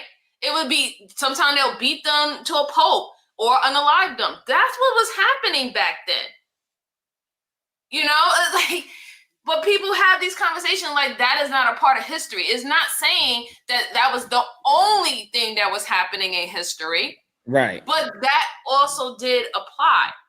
So where's the real big solution? Now, if his solution, and I guess when we continue to look at the live stream, if his solution is, okay, how about with the propaganda, more positive propaganda being put out there, right? Of showing healthy relationships and making people want to, get that.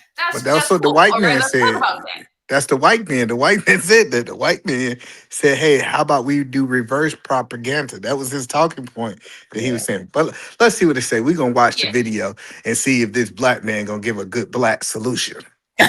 You ain't shit. We have men that are in dire need Uh-huh. of help. I agree. They're going through unsettling situations and divorces. This is who I speak to, and you keep telling me obvious answers about propaganda and changing this and going to church. This sounds great on paper, but that doesn't happen today. You don't start that today.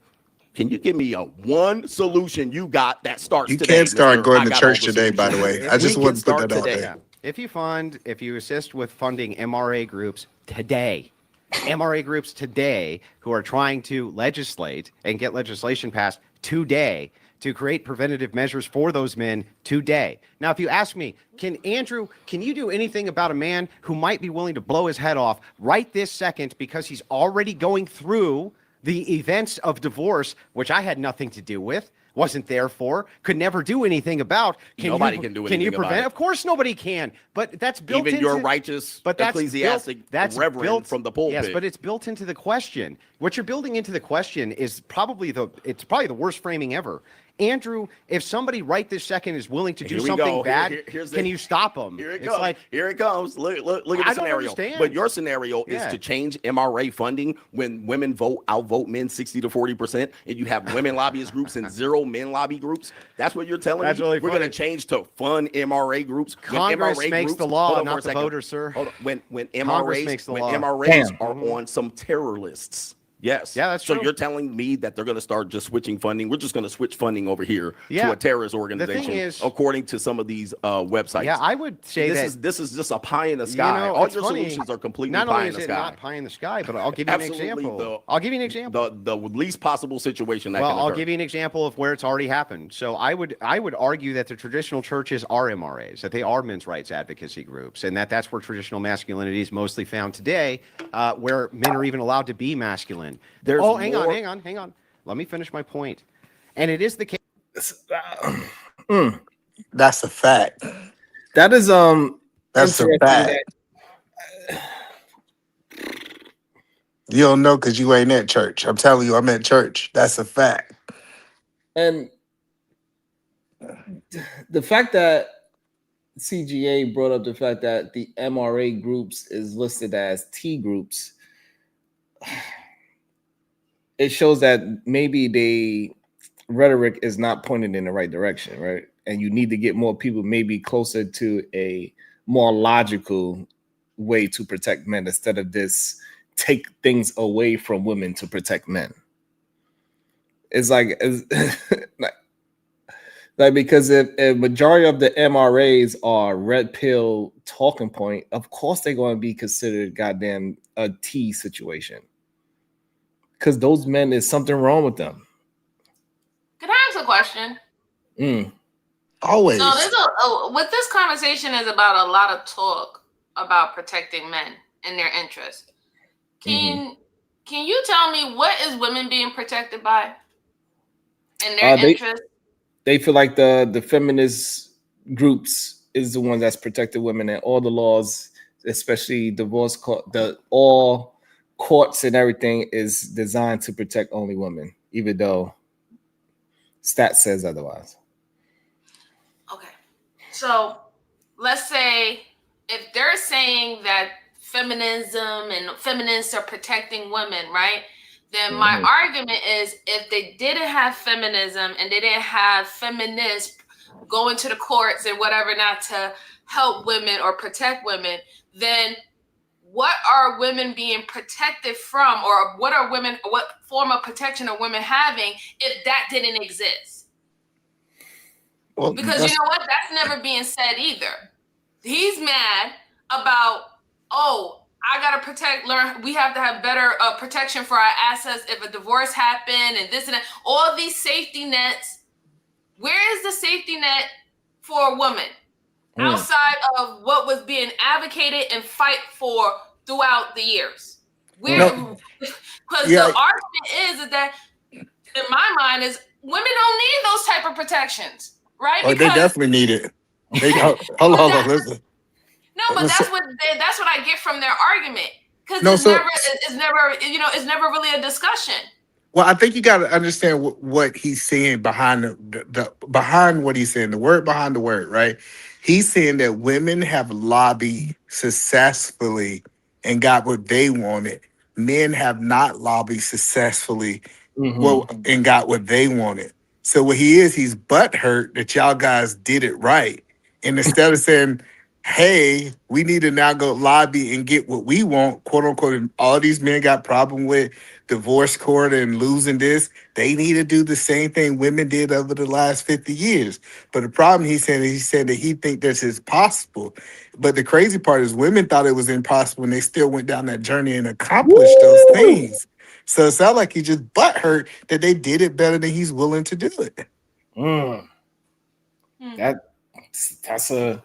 That's a good point. And not only that, women also have to use propaganda to get that point across, right?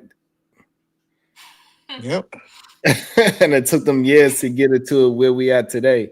And so, But it's never, I don't think it's spoken about enough that the reason why women fought for those rights and protection is because there was things that were happening to them that they had no control of, and they was getting the short end of the stick, and they were being abused, and they was being at one point, women who got into a marriage back then and the man had all the wealth, the resources, stuff like that, if he decided that he wanted to remarry, he would kick her out, but the kids stayed with him.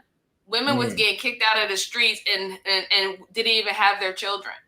Right? That was literally something that happened before back then. So my problem is that the framework that he's saying that feminism and feminist rights and people being an activist for these type of rights and stuff is hard and hurting relationships and marriages and all the stuff like that. But there's never a talk about if that was going to go away, where is the protection for women after that?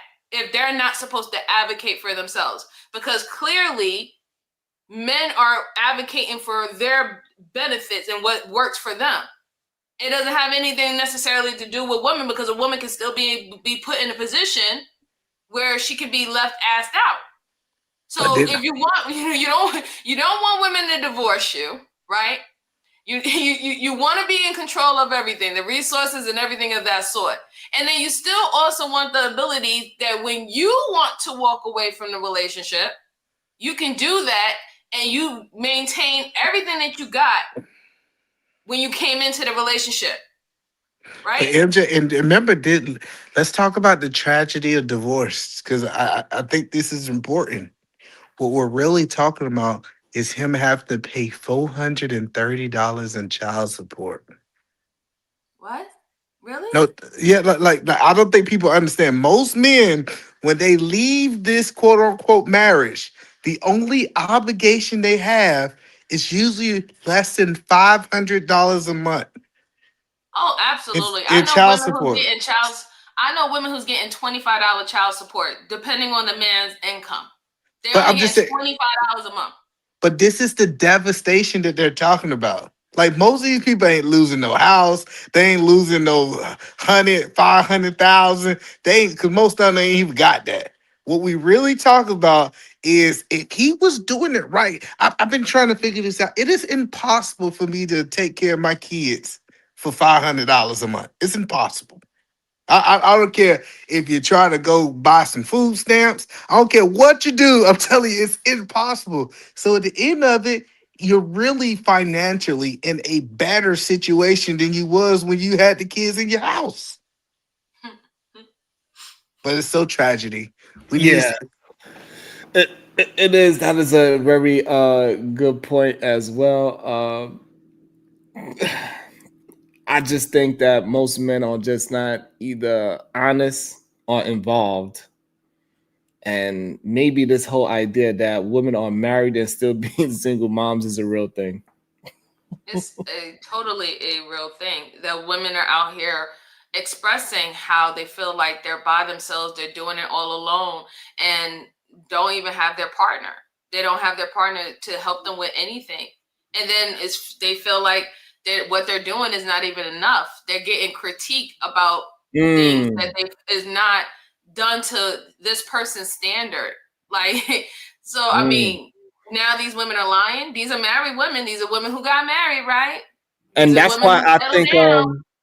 I think MJ, that's probably why maybe when he said the calling at 6:30, it kind of poked me as like, that seemed a little. All right, baby, count to 5, 10. It just seemed a little, it's kind of like on the lines of what you're saying right now. You know what I'm saying? Like, I don't know. But it could be a I just find it misunderstanding. funny. I just find it funny that, this whole painting of, well, women, you don't need these different type of protection just in case if things go left, because you're supposed to completely trust me 100% that I'm not going to change my mind. I'm not going to change my view. I'm going to always love you and treat you exactly how I treated you when I was courting you before we got down to the aisle. And we know that that's not true. We know that men change their minds just as much as they change their fucking drawers. And we know that some men can put on facades and then their real character come out later on. Those are things that do happen. I'm not trying to paint a picture that that's how every man operate, right? But that does happen. Why remove all protection from all women if so happen that does happen? That never seems like a solution to me, to take away something from every woman just because your relationship, you don't need that framework because you're going to do what you need to do for your wife. She don't have to worry about that. But not everybody married you, dog. Not everybody is your wife. My niece, my sister, my cousin is not your wife. She's not going to have the same type of protection and provision that you give your wife. So why would you remove the protection from my niece or my family member, my female kinfolk away from them? Just so happens if they do come across someone who is not going to do what they said to do. Because you got to understand, MJ, him keeping his Karen is more important than any of y'all family members. Because he would have been able to keep his Karen. But look, let's play a little bit more. We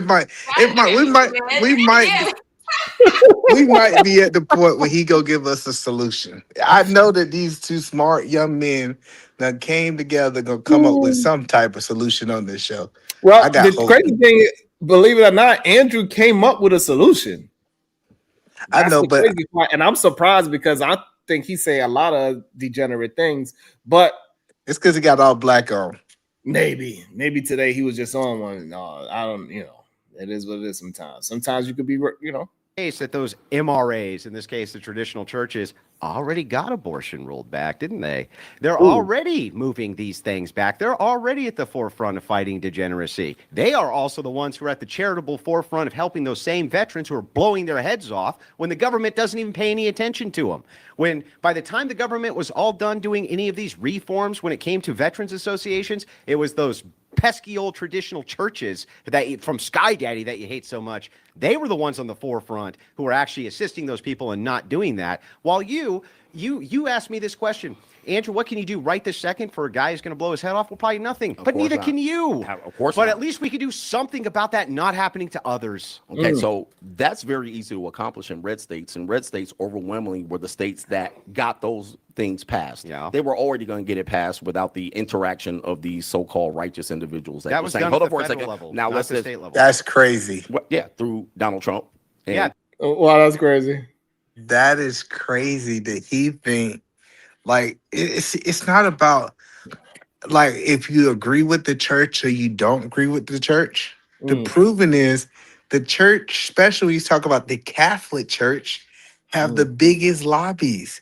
So the reason that we see, like I said, it's not about do you agree with Roe v. versus Wade? They was the ones who was the big contributor getting it reversed. So I think you got to understand is what he's trying to explain him is all of these things that you're talking about, you actually should actually lobby these quote unquote men should actually join the church and try to join the church because they have the influence to change these things regardless if we And the agree with money. them or not. So yeah, so like this white man is cooking him, and I just don't understand why he getting cooked like this. Like, because he's right that even if you don't believe, like he said, in God, everything that we see is changing or going backwards away from liberal things is because the church is involved. If the church was removed, we would keep going that direction. Yeah, I agree. I think he's just missing the point of the institutions that Andrew is talking about. They are getting things done versus just talking. And this is kind of what Piers even said earlier. That the white men, they have a structure that they are willing to go ahead and go do, even if it's detrimental to their woman. They willing to do it because it's a structure. And we got Coach. He is not willing to build any kind of structure. His structure is just everybody. Complain. Let's call it what it is. He said we just need to complain. We don't want to lobby. We don't want to join any organizations. We want to just sit here and complain and not really make any changes. That's what this is. Yeah, his argument is like that ain't gonna work for the masses. He ain't saying it is. He's saying, but this is a way that it can work. And if we start to propagandize it, it might could work for the masses as well. Just the same way how we got the masses to start smoking, and then we also got the masses to. It's crazy to see that. It's sad for me sometimes. I ain't gonna lie. Well, I'll just definitely say it like this. Even though, I say Andrew Wilson is cooking Coach Greg, definitely with his, his stance. To your guys' point, I agree. It's when it comes down to the Catholic. Hey, that's not my guy. That ain't my guy. I'm just all right, man, that's not your guy. Okay, but when he made the point about religion, religion don't care about being the bad guy as long as it get things done. Yeah. The reason why Coach Greg is just complaining and not actually lobbying for the things that he wants is because he is concerned about looking at as being the bad guy and the consequences that come from that. So that's the issue. You know what I'm saying? That's the whole biggest thing. That does bother him. He doesn't want to be viewed as the bad guy. So that's why he needs women to be, to comply. To willingly go, right? That quote unquote mass submission, right? So I don't have to look like the bad guy because y'all willingly went into my lair. You willingly came and moved the way that you want me to do. So that's what he wants. That's what he truly wants. He doesn't want that trope. He doesn't want that title on him. I'm the bad guy. I'm enforcive and all the stuff like that. And when it comes down to Andrew Wilson and their religion, they don't care. MJ, let me tell you a secret before I go. The reason that he don't want to solve the problem, MJ, is because he wouldn't have nobody subscribe to his channel. If they actually listen, like the reason he don't want a solution. They wouldn't have nobody to what to this channel? subscribe. Like they wouldn't subscribe. They wouldn't go to his Patreon. Like if we solve this problem, this is what I call fake outrage. If we solve all the problems that he said, if it was no guys in divorce, it was no guy thinking about self-deletion, nobody would watch him. He don't want to solve it. He just want to complain about it so people that's in that situation can book a session and talk about it. They problem. Absolutely.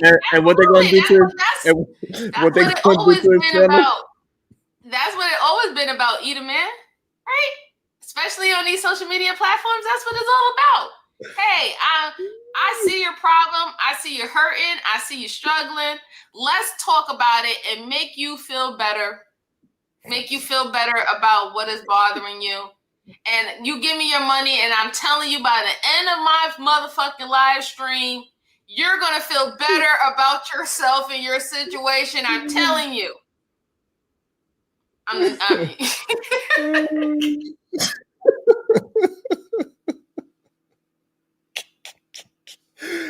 Oh, not to subscribe. Hey, make sure y'all all subscribe to my channel, goddammit. Subscribe. Yo, that was great. But it's kind of I be feeling like it makes me feel a little bad when I see somebody get cooked logically like that. The fact that he didn't understand that he was arguing for divorce instead of marriage was just crazy to me in the beginning. Like, you started off your whole premise in the wrong foot. Yeah, I ain't gonna lie, I ain't no bad. I'll be tearing words up.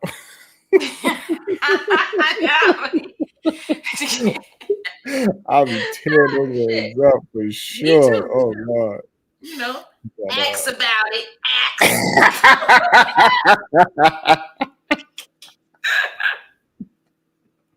The federal level. Now watch this. But California, Nevada, these are all states that you can easily drive to and get it done because they're red, which is why we need a blue federal states. ban. Yeah. And at that particular point, are we going to get a federal ban? Yeah, Do you believe we very possibly could. Yeah, possible. It looks good. It looks good, but we don't have it today. All right, so we don't. We don't have it. So what do you want to do? More than likely, I'm going to tell you. You said it's possible, and I say more than possible. You're not going to get it. All right, so at that point, that's what they said about Roe v. Wade, and they were wrong. They're wrong today. They're wrong. Possibly, we possibly might get it, but they're not doing it. I can drive to California right now. Federal ban, when there's a woman that can drive it, I could take a woman to Nevada. Yeah, but it's already decreasing the rates. Why are we it's already talking about working. Like, what are you talking about? It's already effective. All it does is just send women to another place, and it reduces the amount of abortions. It reduces it significantly. Now, we're not. That's all we're talking about. Reducing it. We're talking about now the unsettling experiences. So do nothing. We're doing something. Yeah. We're doing something. I'm informing people. I'm giving people the information. To do what? And you're telling me what a pie in the sky solution that might take Tell me forever. what men should do. I'm telling you what they're doing. All right. At this particular point, this is the question that you've been wanting to ask me. All right. I put out a book called 52 Things That Men Should Do Prior to Considering Marriage. Okay. What it does is take it through a step-by-step approach of what they need to look out for just to detect. What does that do? Hold on for a second. Just to detect. This man's considering. I've had plenty of men that said they were considering marriage. They found the red flags because of my book, and they stopped getting married to a woman that eventually they saw would have been bad for them. That would have cost them hundreds of thousands of dollars. So I'm doing something very positive. Now watch this. You mitigate the red flags. You allow men to understand what the process of marriage is. Mitigating the risk. Then you're going into possibly telling them what the state is involved in, how your children are affected, parental alienation, the odds of self-deletion, and so forth and so on. So that's an obvious I want to make sure I got this right. opportunity for men to learn. So I want to get this right. You're telling me a pie in the sky possibility of changing laws so what you're when doing, women outvote men 60 to 40%. Yeah, so you wrote, it doesn't, dude, you don't even understand the political process and how it works. Voting itself, when you're talking about lobby groups. Yeah, you're talking about that easy. He got him off his.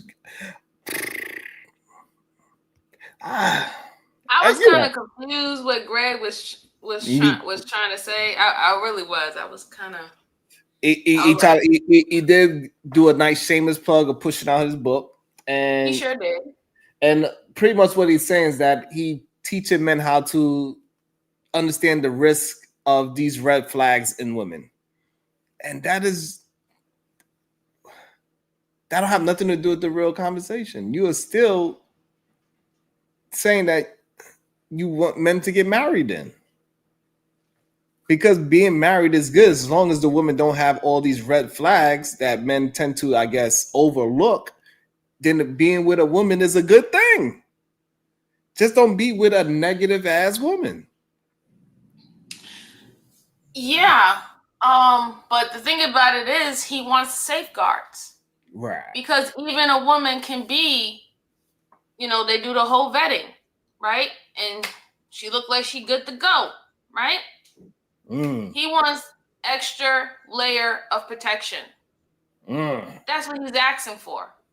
And it's funny because these are the same guys who they say that they don't want white zaddy and the government and all that shit involved in their household and all the stuff like that. But now they're crying to white zaddy to please get involved in our household.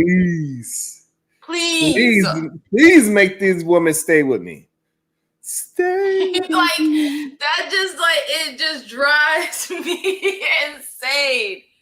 It just drives me insane. It's wild to see it in real time, to be honest. Like, it's ludicrous. It really is. Absolutely. And I don't know how these men really consider. They need to just really understand that they need to be better human beings and stop trying to blame everybody else for your faulty relationships, whether that's your job, whether that's going to school. Like, just think about how, like, the propaganda of men not going to school worked. It made men believe that going to school is sissified somehow. I don't need no school. Are you crazy, homeboy? I'm mad that I fell for it when I was younger. So the reason why I'm in construction. That's the only reason why you was in construction. Because my dumb ass believed it. I was like, man, go. I don't know. It's just so weird. I just don't understand. Like, you want to remove these rights, you want to put in extra safeguards and protection for men to align and get married with women, and then you say this is all for the betterment of women and the kids. But it's not, because you're taking her rights away. How is you taking her rights away a benefit to her?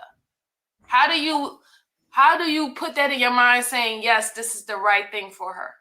Because they believe that if something happens, yeah, it's just so weird to me.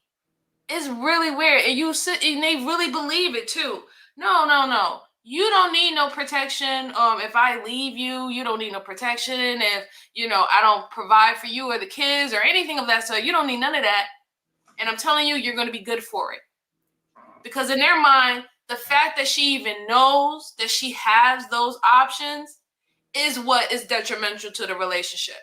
Because he believes if she doesn't have those options, then she's going to mentally stick it out, endure. She's going to have to figure out within this framework. Dog, what you want? You got to get out of my face. Dog, you better get out of my face, goddamn. You better go over there. Go play in traffic. And they really just fix it. They face up and say, yeah, this is all for your benefit, woman. I love you. I know better than you can ever think for yourself. If I smack you around a couple of times, or if I'm cheating on you and I bring you back an STD or whatever now, or an outside baby or whatever now, hey, listen, this is all for your benefit because we got to just keep the family strong, okay? If I'm using your money to go trick on girls outside and take them out on the trips and stuff like that, that's all for the benefit of the family, woman. I love you, girl. It's wild. And they really believe that too. They really believe that that man is everything above a woman. They smarter than a woman, stronger, intelligent, funny, any attribute. And I just think that these men need to just come out and just go ahead and be with men, and it is okay. It is okay. Yeah, but that's because they respect. They only respect and they only value the mindset and the mentality of men. They don't respect that, and they don't respect the autonomy of women. Right. They don't even want to. They don't even think about respecting it in that way. Yeah, not even You know, close. It's wild. Damn, I can't believe I've been here for 7.5 hours. God damn. Oh, you was going strong today. I see that. God damn. Goddamn show is stressing me out. But I do also enjoy it too. Like I do enjoy a good debate. I thought it was a good. It seemed like right now it's starting to get like a little childish now, but it was pretty good up until just now, in my opinion. And I'm surprised because I don't really like anything like that. I didn't think, I thought I was going to be on coach side, but hey. No, I thought he was gonna do a little bit better, but now me understanding his framework, that he said in one breath he's saying it's a good covenant. However, we need to strengthen it and have more safeguards with us where these women can't get out of it. And that's the only way that we can make it more successful. Other than that, I'm not going to preach and tell men to go on forward with marriage if we cannot get that safeguard. That is literally his framework. And Wilson's framework is, listen, the only system that have ever worked is religion. Mind you, they're both on the same coin about removing rights for women, but the way how they want to go about it is different. One wants to go back to traditional and following within the religion framework, and the other one wants to create new laws and policies and removing anything that was being worked on through the past decades. But they still on the same shitty ass fucking coin. That is true. And I thought Andrew was going to talk more on the shitty coin part, but he just stuck to why the percentages is lower for the, like he just did a better debate. And he's, and I'm surprised Coach was the one that started the insults first. I was like, God damn. I'm not surprised. You should know this by now. Because I know Andrew, he be name calling. So that's why I was surprised. I thought he would be the one that started, and Coach would just take over. I didn't think that he was going to actually beat him up with logic. But sometimes some people have a good day too. Because the last 2 times I've seen an Andrew Wilson video, I was like, this man is crazy as hell. But this time he was able to stay on topic. So yeah, I mean, I think it was easier for him to stay on topic because he's following the religion. You know what I'm saying? Like his premise is all about religion, and we all know that is a old system that has generally produced whatever outcomes that they have wanted through that system. It's harder for Coach Greg's opinion of how to move because we're in a different world, we're in a different era, we're in a different space, right? And even the mentality of women are not the mentality of the women of past day. So there is a lot of risk if you take that route. If you take that route, you're going to have a lot of risk and a lot of consequences that's going to come for that. Absolutely. Just like how a lot of people was clapping their fucking hands. EBT is out, y'all EBT bitches, y'all out, winter came for y'all and all this shit like that. And in their fucking pathetic little minds, they assume that now you think women are going to be running to dry dick. And it's not going to happen. I literally heard and spoke to so many women who said that they rather fucking drag their coochie on hot coals before they ever go with these thirsty ass desperate men, and they would do everything else besides being with them. So I mean, like I said, it's risky business. You can go ahead and play that game if you want to. Yeah, I mean, the last time I was on well, not the last time, but a couple of panels ago, I was on it. One of the dudes a minute, he said, "Yeah, I was on unemployment. My girlfriend was on food stamps, and that's how we ate." So a lot of men act like they don't benefit off of food stamps, but they lying. It's just that they're not personally on it, so they try to act as if they ain't never been on it. But boy, the crazy thing about it is that they talk about the single parent that's on food stamps or SNAP benefits. Do you know that the rate is only 1% higher than actual married couples that's on snaps. When I did the stat, 43% of married couples are on SNAP benefits, and 44% was single parent households. Damn, I would love if I could get on them shit. I would love it. I would absolutely love it. I eat the hell out that food differently. Shit. I mean, listen. I don't even understand why people mad at people that get it. Like, I really don't even understand that. I don't know either. I don't know, especially with the framework of our society and social class. If our society is, or our economy, I should say, is based on someone has to be on the top and someone has to be on the bottom, right? I think that the bare minimum that a country can possibly do is to make sure that their citizens eat. Yeah. Especially when even if you cannot give them the same equivalent as someone who is a business owner, lifestyle and environment and stuff like that. I think the bare minimum that you could possibly do for your citizens is to make sure that they're not starving and they can feed their families, especially since you want them to continue to have children, to keep the population up and to keep the economy going, because we need workers, right? We need more young workers to keep the economy going. And and that's where they dropped the ball. The reason why New York went the way how they went too is because he was able to get a lot of those young people out there to vote. That's another thing that they don't. When I heard, bruh. I've been bugging out here in New York with this shit, but he got those young people. Young folks voted for he him. got those young people out there. I just got a question for MJ. That's why I came back up here. MJ, why do them Democrats don't want to let these folks eat? I don't think it's only the Democrats. Yeah. I think it's both Republicans and Democrats. The shutdown. They just don't want people. They don't want them. They don't want people. Wait, one moment. To prove a point. This is a Democrat shutdown. It's a government shutdown. It is a Democrat. These Democrats are holding these people food stamps hostage. This is a hostage negotiation tactic. No, but it's not about the food stamps. It's really about the health care. And I think it is about the food stamps. MJ said at the bare minimum, I don't want to talk about health insurance right now. I want to talk about these people eating. And she said the bare minimum, we need to feed these people. So don't talk about no health insurance. Y'all ain't going to no doctor out there anyways. I ain't seen Sharon ain't been to the doctor. How long, Sharon?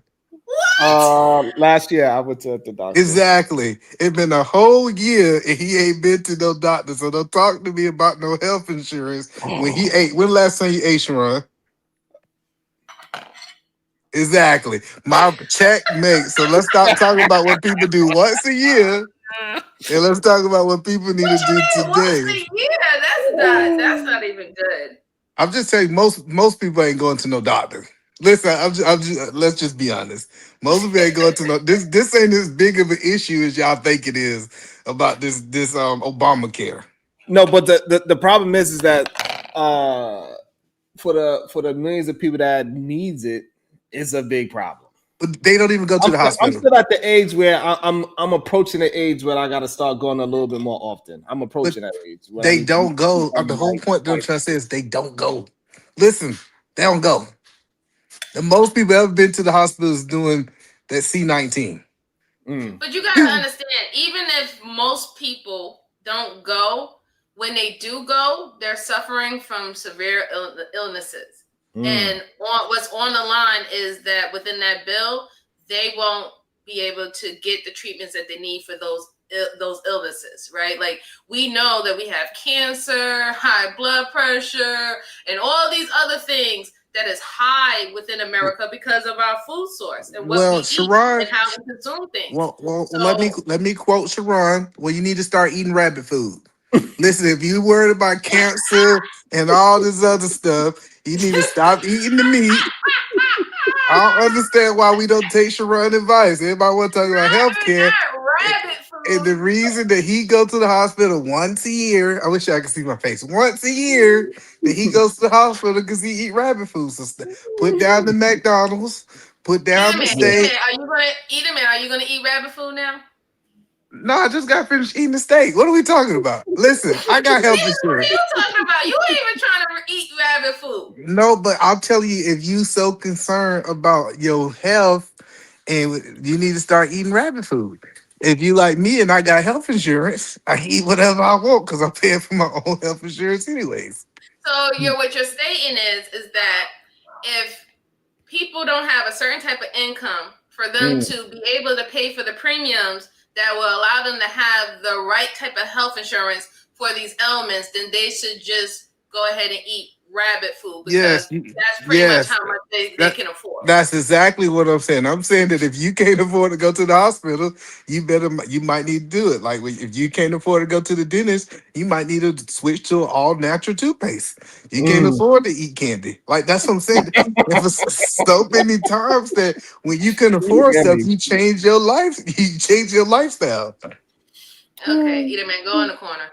You need to go in the corner for like 5 minutes. At least.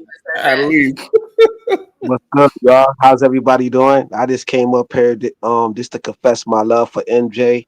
Wow. And I just wanna hang out, Sharon, if you don't mind, sir. That's it. MJ, do you mind? It's up to you. He wanna come say I don't mind. I don't mind at all. I believe he's serious. Y'all be like some of these dudes act like they joking just to see if they got a chance. Thank you, MJ. I definitely appreciate it. You know he's staying in New York, MJ. He trying to shoot his shot. That's a no. That's a no. He said I've been trying to get out MJ for a whole year now, man. She always tells me. He said he abandoned his bandit ways. But you remember the last bandit that said that? Jay Prince said he was going to abandon his ways too, and we saw what happened. So don't trust it. I'm gonna stay on their bumper though. You feel me? Lord Jesus. Shout out to my man Stan. He sent me something. He said, "Hey, look, if Enhanced Affordable Care Act subsidies expire, Americans could see their monthly health insurance premiums more than double on average, with an estimated 114% increase." Either man. So let's talk about that. No, that's so good. I'm so glad Stan sent that to you. Okay. So who do we need to hold accountable for doubling these premiums? These insurance companies, these bills. Damn. Look at God. Look at him. Yo, that's nasty. Shout out to the Cash App. It says, shaking my head, Eater Man. Yo, Sharon, drop your Cash App in the drop your Cash App in the chat, yo, because I'm about to send you some bread. So when my wife crunk up the car, it switched over to the car.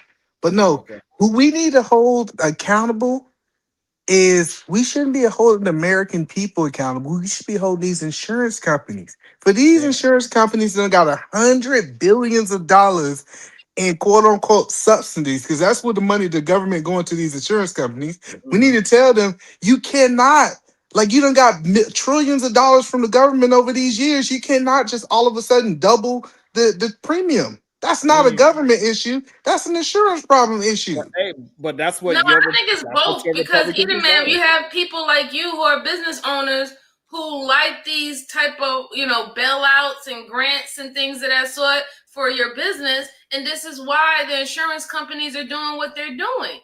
So we have to. So if you don't, I think the last they time ain't bailed me out. I ain't got that much money, MJ. Let's be clear. I ain't never got bailed out. Either man, hold on now. I think the last time we had a conversation, you said that you were against more regulations. Yes or no? Ooh, I was against more regulations. Mm-hmm. Yes, when it came down to like business and corporation. I think we was on a panel, Sharon's panel one time, and we was talking about regulations. Then you said that you didn't want more regulations because you didn't think it was fair that business owners are being penalized. I might have said it. Yeah, but I Hello, So but how can you? it's a total difference when we talk about insurance, though. Mm. Insurance should be regulated. It's nobody that think that insurance. Now, what I'm saying is, if you got a small mom and pop store that sell electronics, we should not regulate that small and pop store. But we talk about insurance that receive government money. Anybody who receive government money should be regulated. Mm. All right. Okay. So now I understand your standpoint. So Yeah, but you shouldn't regulate me. You don't give me no money and try to tell me what to do with my money. No, you can't regulate me, but you definitely should regulate somebody you gave $100 billion to. Let me welcome You into know the what? show. And in that statement, I agree with you. Yeah. Welcome into the show. The beautiful HQ. Good day. How you doing today? You see, I'm bringing them over one at a time. Come on over, MJ. Go ahead, HQ. Hey. You all hear me, right? Yeah, Yeah, we hear we you out. want you to talk about the Democrat shutdown. Oh, Lord. It's not a Democrat shutdown. It started as a Democratic shutdown because they shut it down. We all know that. That's a fact. But here's the one thing I can't get past. The Republican Party went to court 2 times not to pay out the food stamps. They paid it. Why? Wait a minute, hold on. Why did they go to court 2 times not to pay food stamps? If this was all started and it was the Democrats' fault, why would you go to court and say I ain't paying it? Why wouldn't you pay? Why wouldn't you just pay it out if it was the Democrats stopping you and you knew you had the money and they made this fund in July? The Republicans made this slush fund just for this instant in July. Why would you stop paying it or go to court to stop it 2 times? All right, well, let me ask the question. Hold on. I thought it was a question. I didn't know it was rhetorical. I'm better sorry. answer it Please first. forgive me. I was trying to answer the question. She said, You hold up. on. She You told me to hold She up ain't for answering finished the question. She ain't finished with her question yet. Hold on. All right, go ahead. Do the 2-part question. I'm sorry. I thought it was 1 part. For one, that's one. Why would you need to do that? And for 2, once you knew or once you made the slush fund, why wouldn't you just open the government when you knew you could open the government by doing the nuclear option? Why wouldn't you just do the nuclear option? Why wouldn't you do it? So I'm saying the government could have been open if the Republicans wanted it to be open.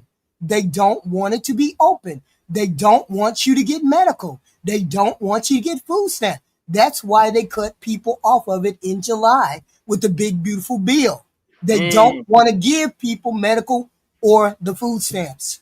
All of this is in Republican control. Sure enough, Democrats started it. They the ones who shut it down. They're the ones who stopped it.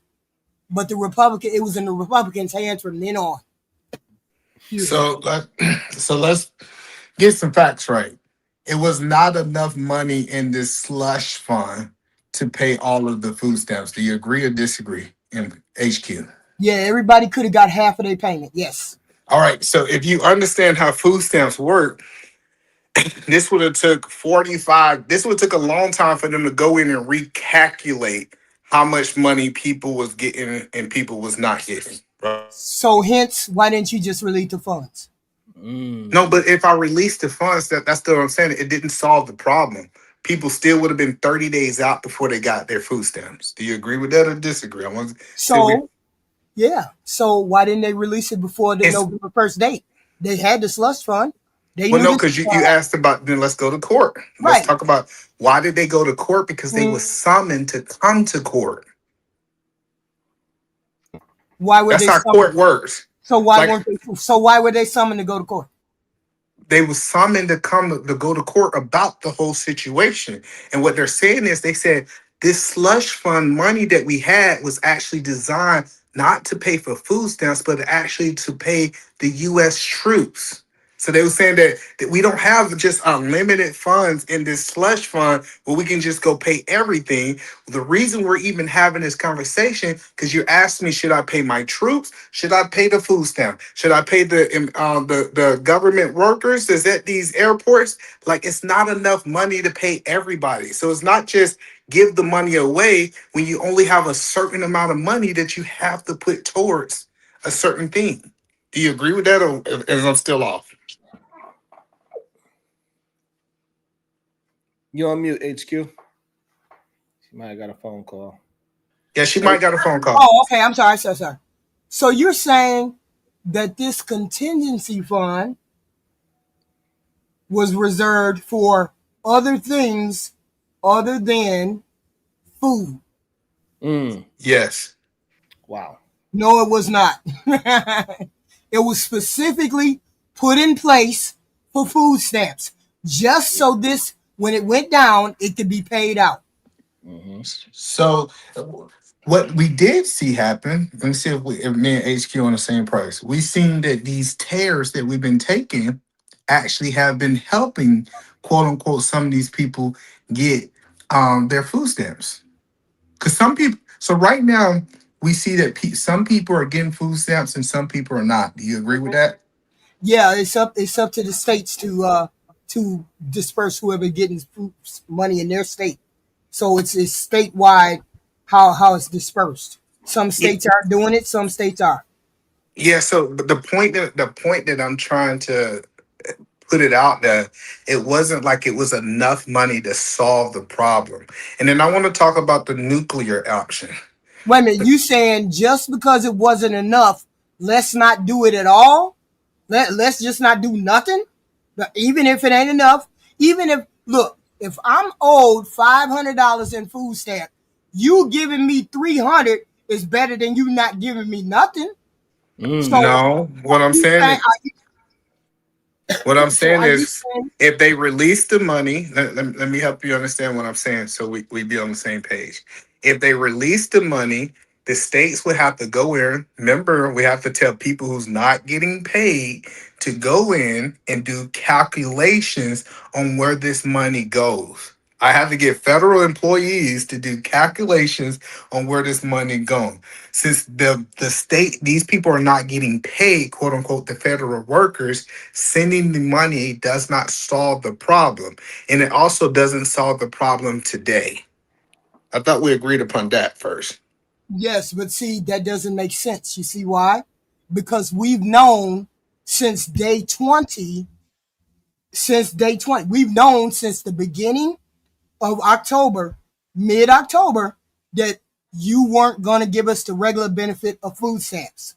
So why is it that nobody was calculating all these days? So when they push the button on the 1st, everybody would get their money. Well, let me tell you what I think that the Republicans thought, and this is just my assumption. I don't think that Democrats have never held out this long. I don't think that they thought that it was going to go past November 1st, and they definitely did not think that it would go after the election. Because listen, after the election, it didn't even make sense to Republicans on why they were still holding out.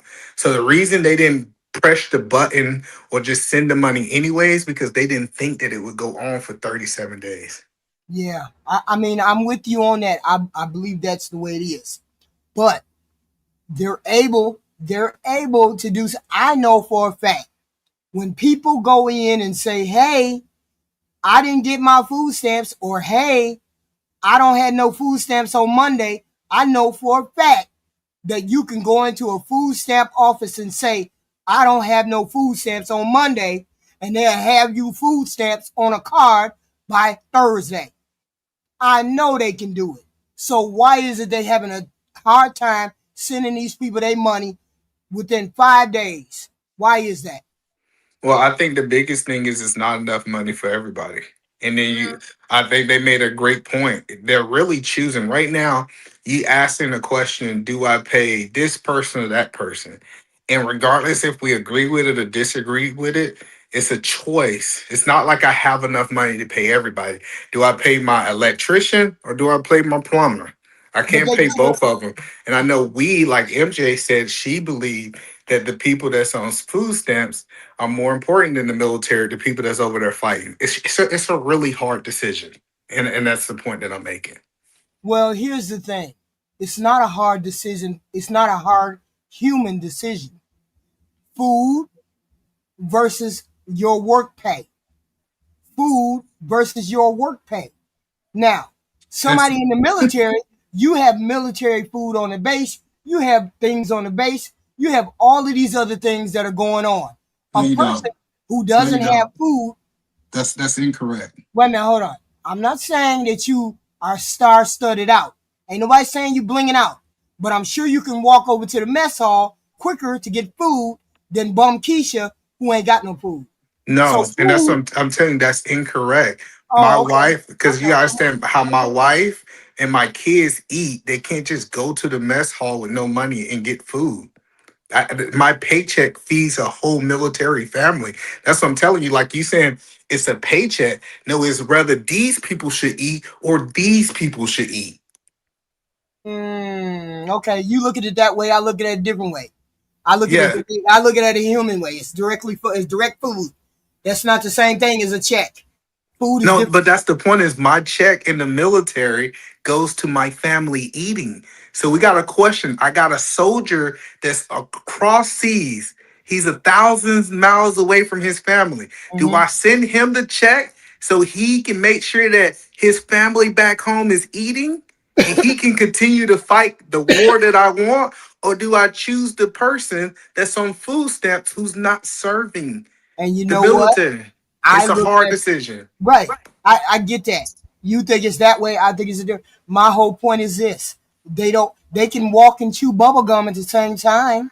They can pay out the military and give people food stamps at the same time. It's not an either or. Let's not make it an either or. That It's is not not what. enough money to pay both. That's the point that I keep telling you. Like if we look at the fund, I can't pay everybody, and I think that's one He's thing. the man. They just loaned $40 billion to Argentina. Don't give me the bullshit about you not being able to pay food stamps or pay our military. You just loaned 40 billion to another country. You just gave money to Israel. You just gave money to Egypt. Stop it. So You ain't what you? talking about America first then.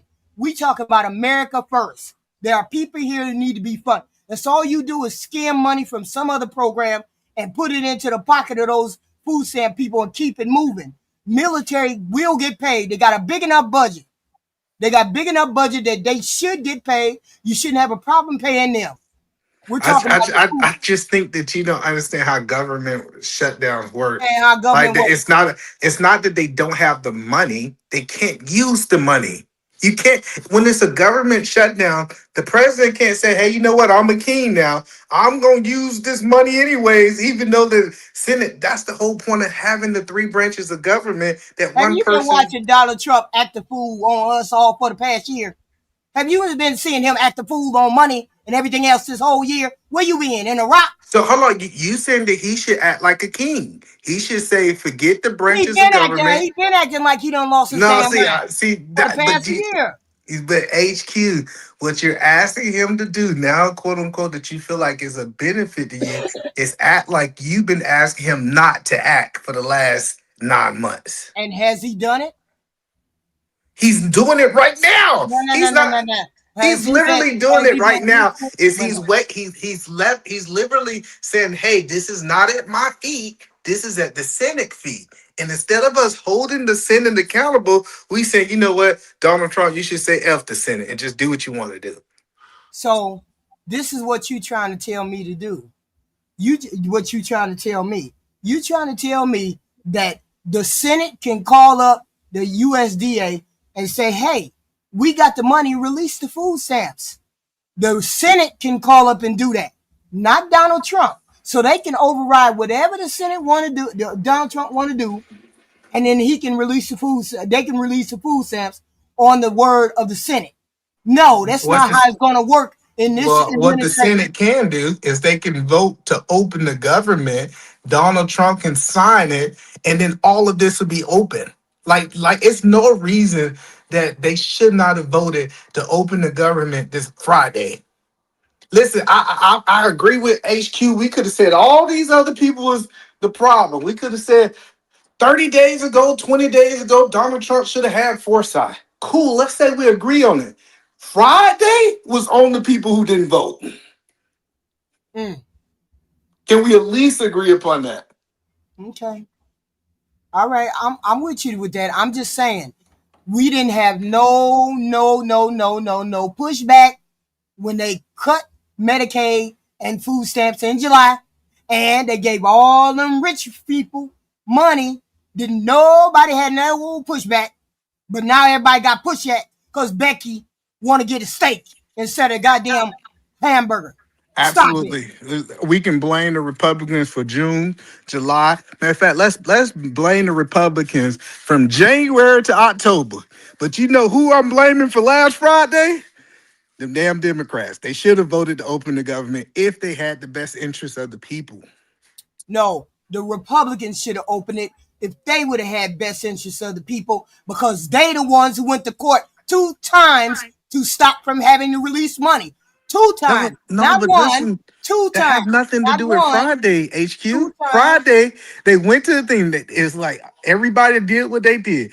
Friday, they went to the board and they sat down, and you had all the Republicans. Yes, open the government. Yes, open the government. Yes, open the government. And then, the Democrats said, nah, I still get my paycheck. Forget the American people. We ain't opening That up is no not what government. happened. Stop it. That's They put, exactly what happened, no, they Sharon. put No, something that's on it. wrong, That's not what So happened. you telling me That's not that? what So happened, what? Nina, What man. did they vote on Friday? See, the issue is this. I done had hundreds of people come in my chat talking about those Democrats want to give those illegal aliens food, what is it? A medical insurance. Yeah. Yeah. They just want to hold the government hostage because they giving Medicare to illegal aliens. There is a law that says they cannot give them insurance or food stamps or Section 8. It's called PRWORA 104 to 193, 1996. It's a law that says the illegal immigrants cannot get food stamps, Section 8, Medicare, Medicaid. Please stop running that narrative that we stopped the government, the Democrats stopped the government because they wanted to give illegal aliens medical. That's a lie. But I didn't say that, HU. I'm So- sorry that those people come to your chat and say that thing. What me So- and you agreed upon right now Right. is said that the Democrat closed it and now they refuse to open it. And that's the Because- fact. Now we can give his reasons. Why? We can say, Why did I'm they so do it? happy when Sharon was muted. Dang, that was such a good moment. Happened That on was a Friday great is moment. not what you're saying, though. That is what she said. You might not want to agree with it, it, but that's what it was It said. presents something where they could have, if they would just not keep playing with the goddamn Health Act, then the government would have been open. The problem is the Republicans, they don't want to let go of the new health care. Yeah, so Ida Man, I you gotta said go. you talking about on MJ, Friday, right? I don't want you to think that I gotta leave. These kids just woke up, MJ, and this is such a good conversation. It's all right, Ida Man. It's But all I right. But I'm gonna appreciate say y'all. my statement anyway. Appreciate you.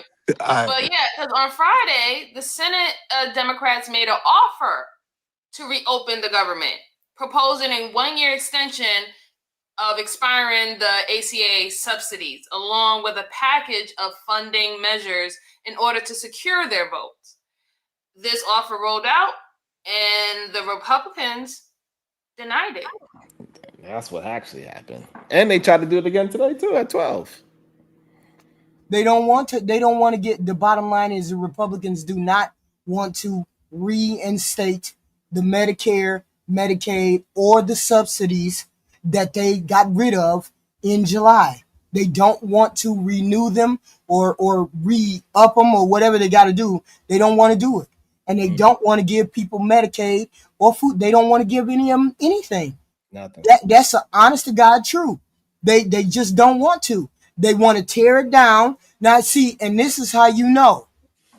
They always tearing down Obamacare. They've been tearing down Obamacare. It ain't no good. It's unaffordable. You don't need to pay for it, blah, blah, blah.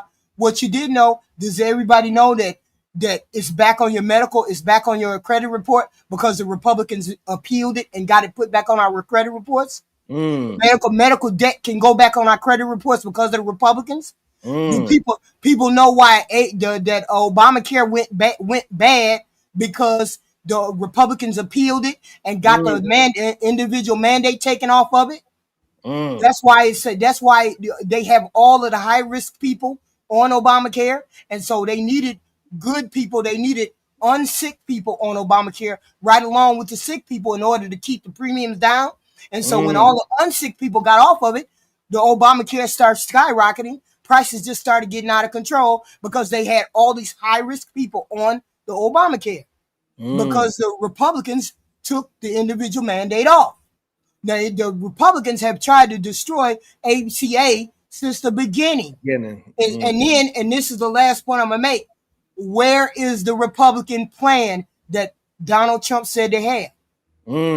Have they presented a plan to us so they could replace the Obamacare? Where's the plan that they were going to replace it with? We ain't seen a plan yet. So therefore, if they're trying to kill Obamacare, that means they don't have a plan to replace it, which means they don't have one for you to get on, which means they don't want you to have medical insurance. They want you to go get your own, and you know that's going to skyrocket your price. Absolutely. And they don't have no plan. The Republicans have no plan. I get it. Democrats are the one who made this shutdown happen. I get that. We're going to take the blame. But the Republicans went to court 2 times not to pay out food stamps. Just think of what I'm saying to you. 2 times not to give people food for money. Want money for food. Are you serious? For 2 times. It's ridiculous. That ought to tell you they ain't looking to help no common man. They ain't looking to help nobody. I mean, Senator Lindsey Graham, and this is a quote, when he slammed down the proposal from the Democrats, he said it was political terrorism. He said terrible, horrible. I'm not going to keep giving taxpayers dollars to the 5 largest healthcare insurance companies under Obamacare to get the government open. Now, to me, that doesn't sound like you caring about your people, you know, per se, right? And they're the ones who are saying they the one who want to feed people and people to get their snaps and stuff like that. But clearly, when they're out there having these votes and stuff like that, they have different opinions. This is why y'all gotta read, y'all gotta go to Senate.gov, y'all gotta review the recordings yourselves, because what they say when they go on media is completely different than what's going on in them courtrooms. And there's one last thing. Trump just opened up his new prescription website. You go to his website and you can get the Wegovy, the Ozempic. You can get the weight loss drugs for cheap. You know how it costs us $1,000 or so to get the shots? He said, you come on my site, you could pay $200 and get the shot. Damn. So he done opened up him a prescription website. So all the people go over there, and they had a big old conference about it on Friday saying, we trying to get obesity under control. Y'all can come to Trump RX and get your Ozempic shots. This is how we gonna get fat people under control. All you Medicaid, all you public aid people, come on over here. You only got to pay $50. If you ain't on public aid, that's all you got to pay is $250, and you can get the Ozempic shot, and then we gonna control the obesity like that. That's crazy. The president opening up a prescription website for the people to. You just go get your prescription and then go to wherever you go and get your shot for $200, $250, $50, whatever. That's wild. Are we really surprised? You remember the Trump coin? And then they get in the chat and say, oh no, he's the best president ever. He's the best scamming president He is the best president ever, man. He is. How about that? Did you see my cash app went across? So I don't know what happened. Maybe you didn't see it. Oh, but nah, I ain't see it, man. I'm in the background doing something, bro. I ain't forget about you though. So you know my cash app then, right? It's right there for you. Yeah, I sent you a cash app a long time ago though. I was many moons ago, yo. I got you. But we just getting fleeced by a very good fleecer, and They having their own little civil war over there. Let them have their own little civil war. Let them Republicans do their thing over there. You black supporters of Donald Trump, know your place, because they definitely checking y'all. They definitely checking y'all when y'all go over into their spaces. Get up out of here, because they checking y'all. So you can support that whole movement if you want to. They letting you know where you belong. You go over there and watch that Vivek, what is his name, Ramaswamy. Watch that Vivek Ramaswamy video where they told him, you ain't one of us, my brother. You Indian, but you ain't one of us. Okay? Ain't one of us. You better stop that. So I get it. There's a difference between conservative black people and MAGA black people. There's a difference. You can be conservative. Hey, I respect you if you're a conservative, you believe in X, Y, and Z, but where is the conservatism on this side, on that side of the aisle? Because I ain't seen it. I ain't seen y'all. I ain't seen y'all not get into no wars. I ain't seen none of y'all save no money. I ain't seen none of y'all not spending like y'all drunken sailors. Where's the conservatism at over there? I don't get it. The only thing I done seen, is you guys giving tax breaks to the rich people and coming over here bitching at us, bitching at Becky, because Becky want to buy hot dogs instead of peanut butter and jelly. And that's the first complaint they got. They need to get off their lazy tails and start working. They shouldn't be ordering no food. They shouldn't be ordering this, that, and the third, and they poor. They over there eating steaks and chips and whatnot. They over here monitoring the food of Bum Keisha, but didn't have nothing to say to the rich people who got a break in July. I'm done with y'all. I'm done Well, with you y'all. know, that's how social class works, right? Because in their mind, if you're not at a certain level, then they better not see you have things that they can have as well.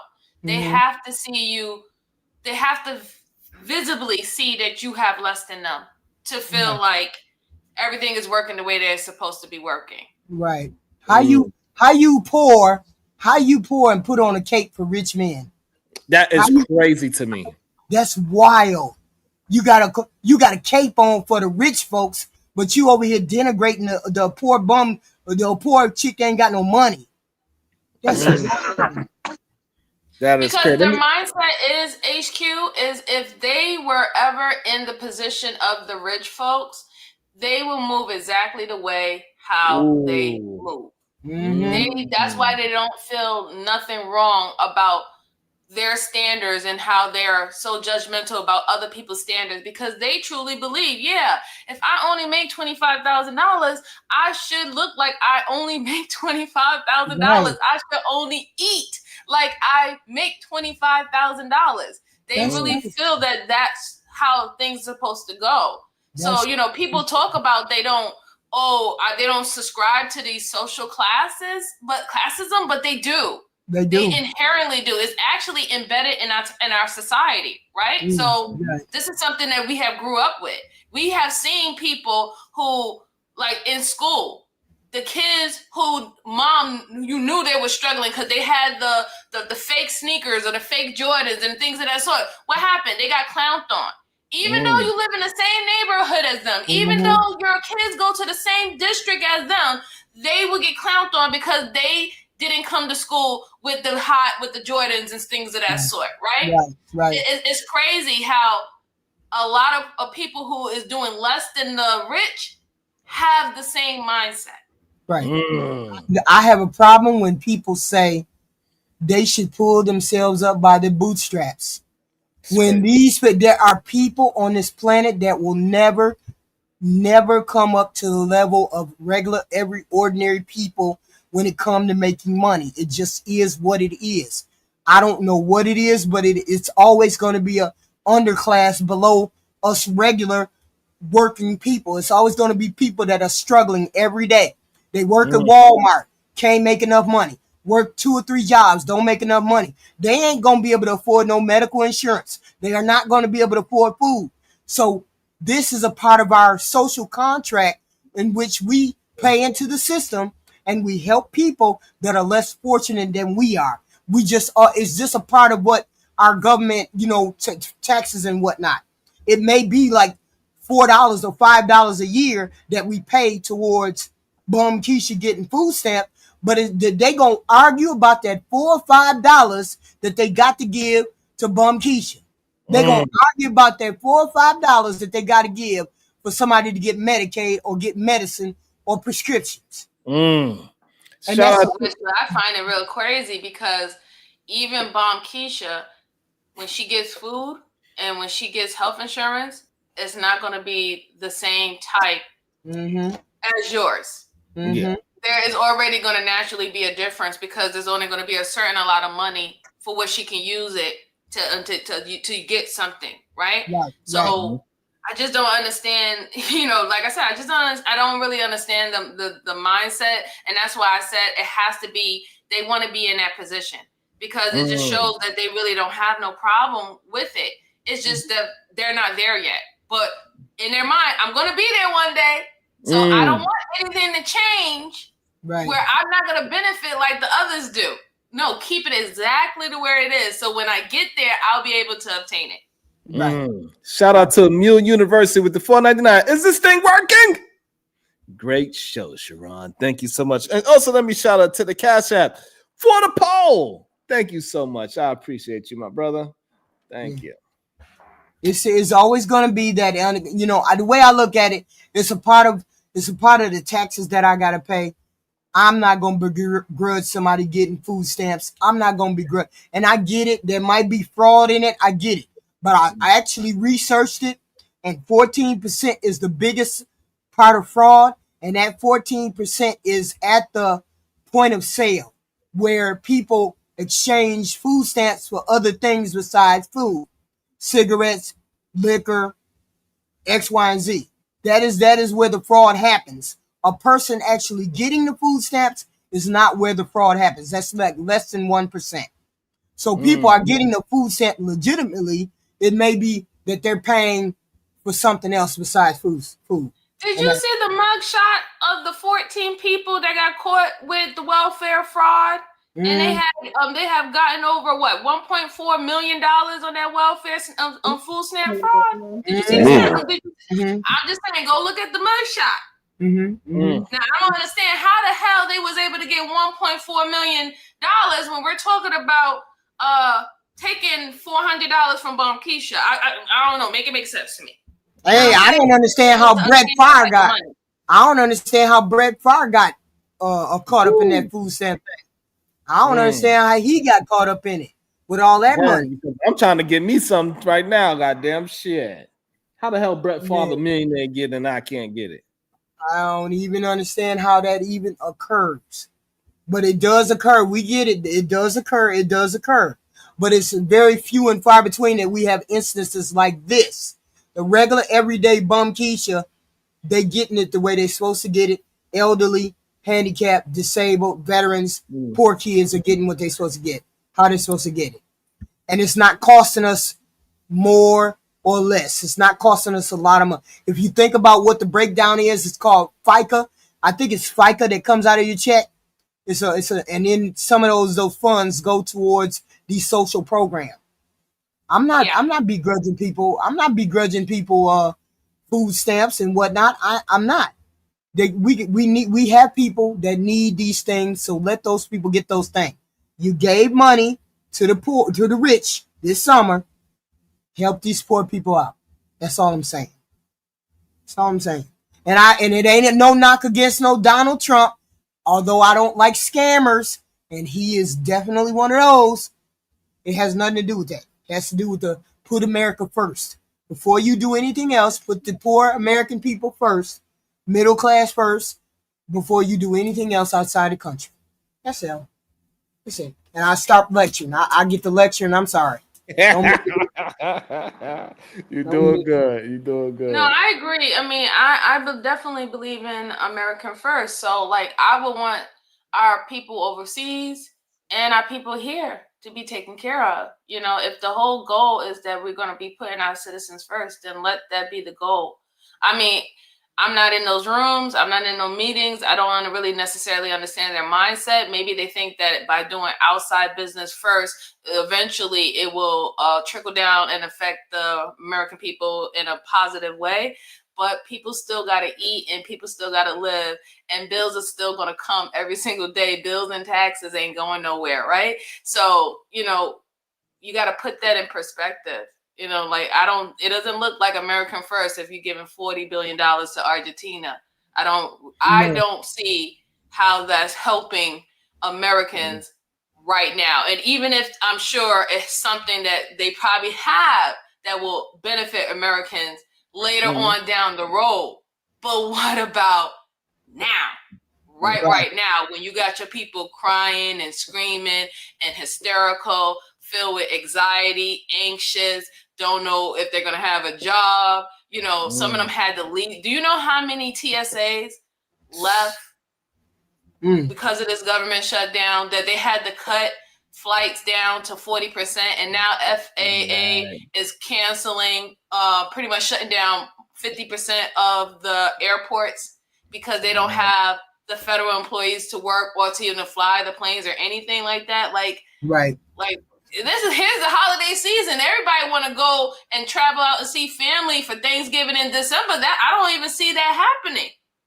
And especially if now you force everybody to drive, forget about it. My God. We got to think of where we are at. What do the Democrats want?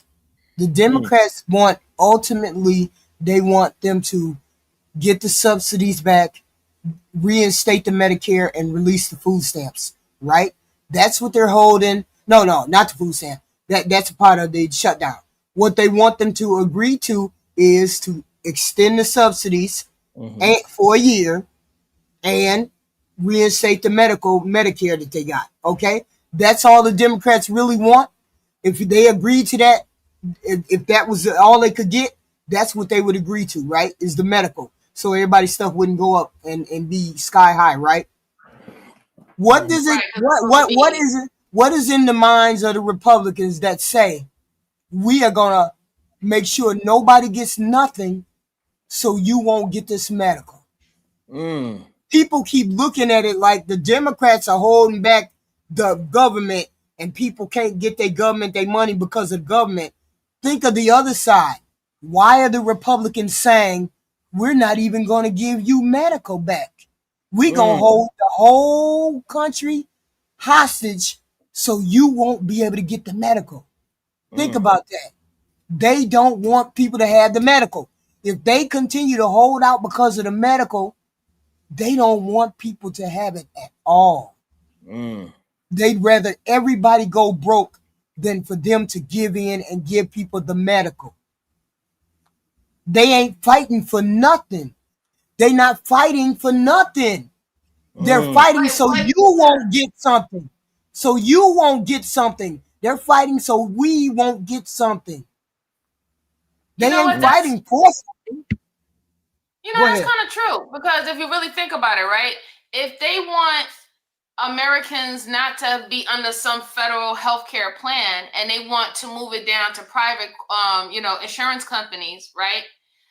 They're going to have higher premiums. There's going to be things that's going to qualify for, being covered under the insurance or not. Some would be considered cosmetic surgery or things of that sort, right? Even some illnesses, when you go get certain treatments, is considered cosmetic surgery and doesn't really fall under your premium.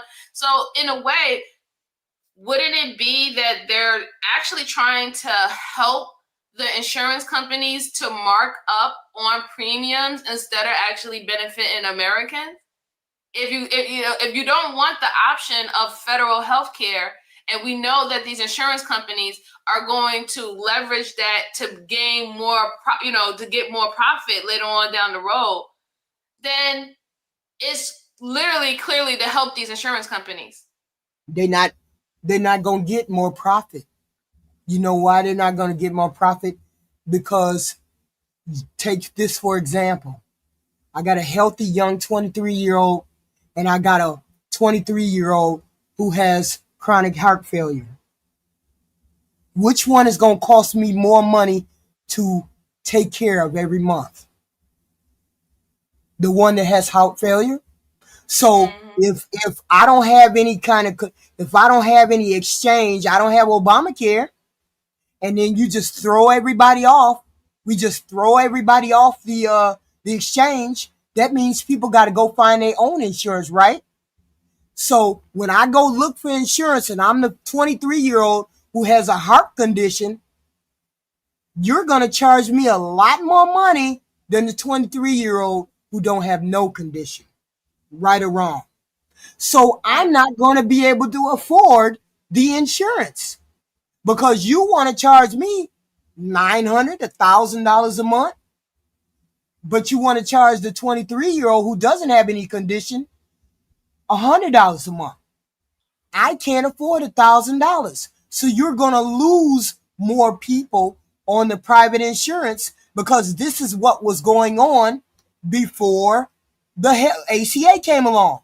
People were going to the emergency room, running up the emergency bills. That's going to go back to the way it was because before Obamacare, people were going to get their medicine, their medical care from the emergency hospital room. And you know that's 3, 4, 5 times what a regular medical visit would cost, right? This is where we will be going back to if we get off of the ACA. People ain't gonna be able, if you triple my money to pay, I can't afford. I'm already paying $400 a month. Now you want to charge me $1,100 a month? I don't have it, so therefore I'm gonna drop you. I'm finna drop the insurance, so I ain't gonna have no insurance. So when I get sick, I'm going to the emergency room and I'm gonna have a bill $3,000, $4,000, $5,000, right or wrong. Right. So therefore, it's cheaper to just leave the people on the ACA, regulate the ACA, make it better, fix it, so people can have decent insurance instead of overrunning the hospitals, people not getting insurance at all, people dying, taking dirt naps on the street. Damn. It's not worth it to not get them to fix the ACA. Notice how the Republicans ain't talking about fixing the ACA. They just talking about how bad the ACA is. It's unsustainable. It's unaffordable. They're not talking about fixing it because they don't want to fix it. They want you to get rid of it so that people go to private insurance and they're paying $1,000, $2,000 a month for insurance. Whew. That's what they want. They want people to have private insurance. They want to privatize it. That's all. They want to privatize it. And to your point, if people don't have $5,000 to go to their emergency room or have that bill, they're not going to have $1,000 to go to a private insurance. Right. So at the end of the day, do you think it's an indictment or a punishment towards people for having pre-existing conditions, hereditary conditions, any form of illnesses and things of that sort? And if that's the case, then that's something that is affecting maybe 80% of our whole population, really? Yeah. See, look at it this way. The Republicans tinkered around the edges of ACA and took away the individual mandate. The individual mandate was put into place so that the premiums would be low for if the regular, ordinary, no illness people joined the ACA. If we got, just for example, we got 100 people who don't have nothing wrong with them, and we have 3 people who got heart failure, who got asthma, who got X, Y, and Z. If I got 100 regular, normal people and I'm getting $50 a piece from all them, it's going to help offset these 3 over here that got these chronic stuff that going to cost me $1,000, $2,000 a month. These healthy people going to help me. So when they took away the individual mandate, them 100 people didn't have to have ACA. So therefore, the premium skyrocketed with the 3 people who had the chronic conditions. Right. And the Republicans keep saying, "Oh, the Democrats, that ACA ain't no good." You all took away the individual mandate that burnt up ACA. So They ain't saying nothing about putting the individual mandate back. They ain't saying nothing about trying to fix the ACA. They just saying, "Oh, it's so bad. It's so bad." No, you made it bad by doing what you did. So what we gonna do? So what are we gonna do? We gotta stay with the ACA because we ain't got nothing else. They don't want to extend Medicaid or Medicare. Medicaid and Medicare for all y'all out there, that's socialized medicine. If y'all don't know, we don't want socialism. That is socialism, Medicare and Medicaid.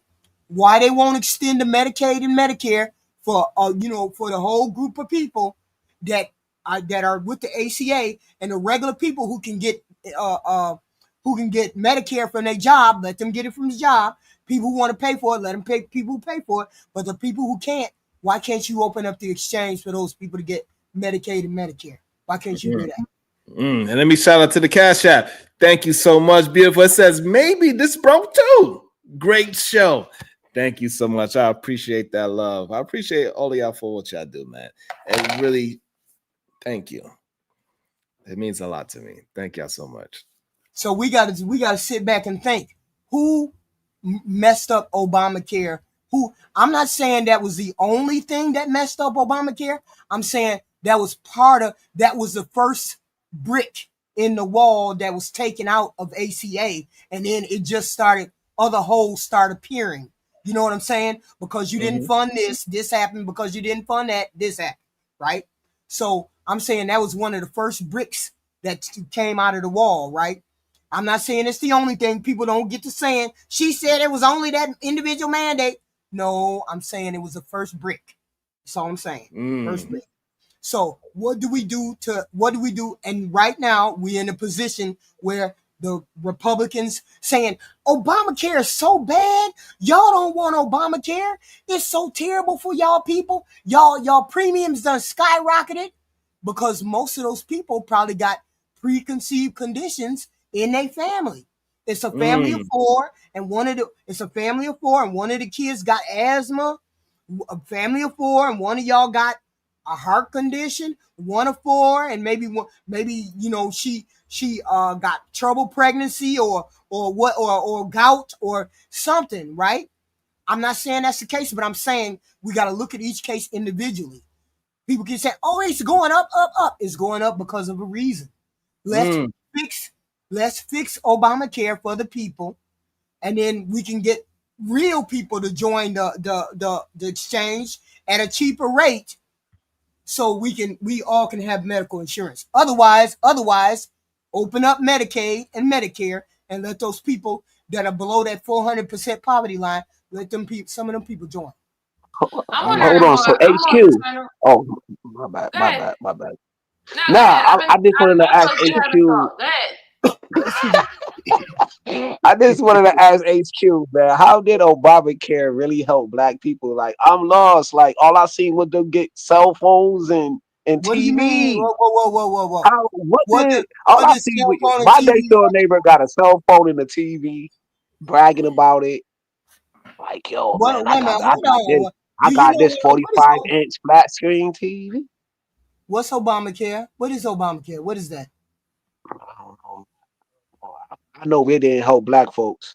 No. I want to know what Obamacare is before I respond to your question. I don't know. You tell Then why me. are you up here caping for some bullshit? Excuse my French. That you No, don't I know was anything about. asking, like, how did it help, though? I was asking you, How how did do it? you even come up here and say something about a phone and a TV and all this garbage when it has nothing to do with Obamacare? Nothing. Obamacare is medical insurance.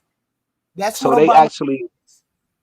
So was it a high rate on Obamacare? Like, did it actually help y'all? Like for medicine, or if you need like Yes, major it initially. surgeries? Or, It's just like every other medical insurance. What do you mean?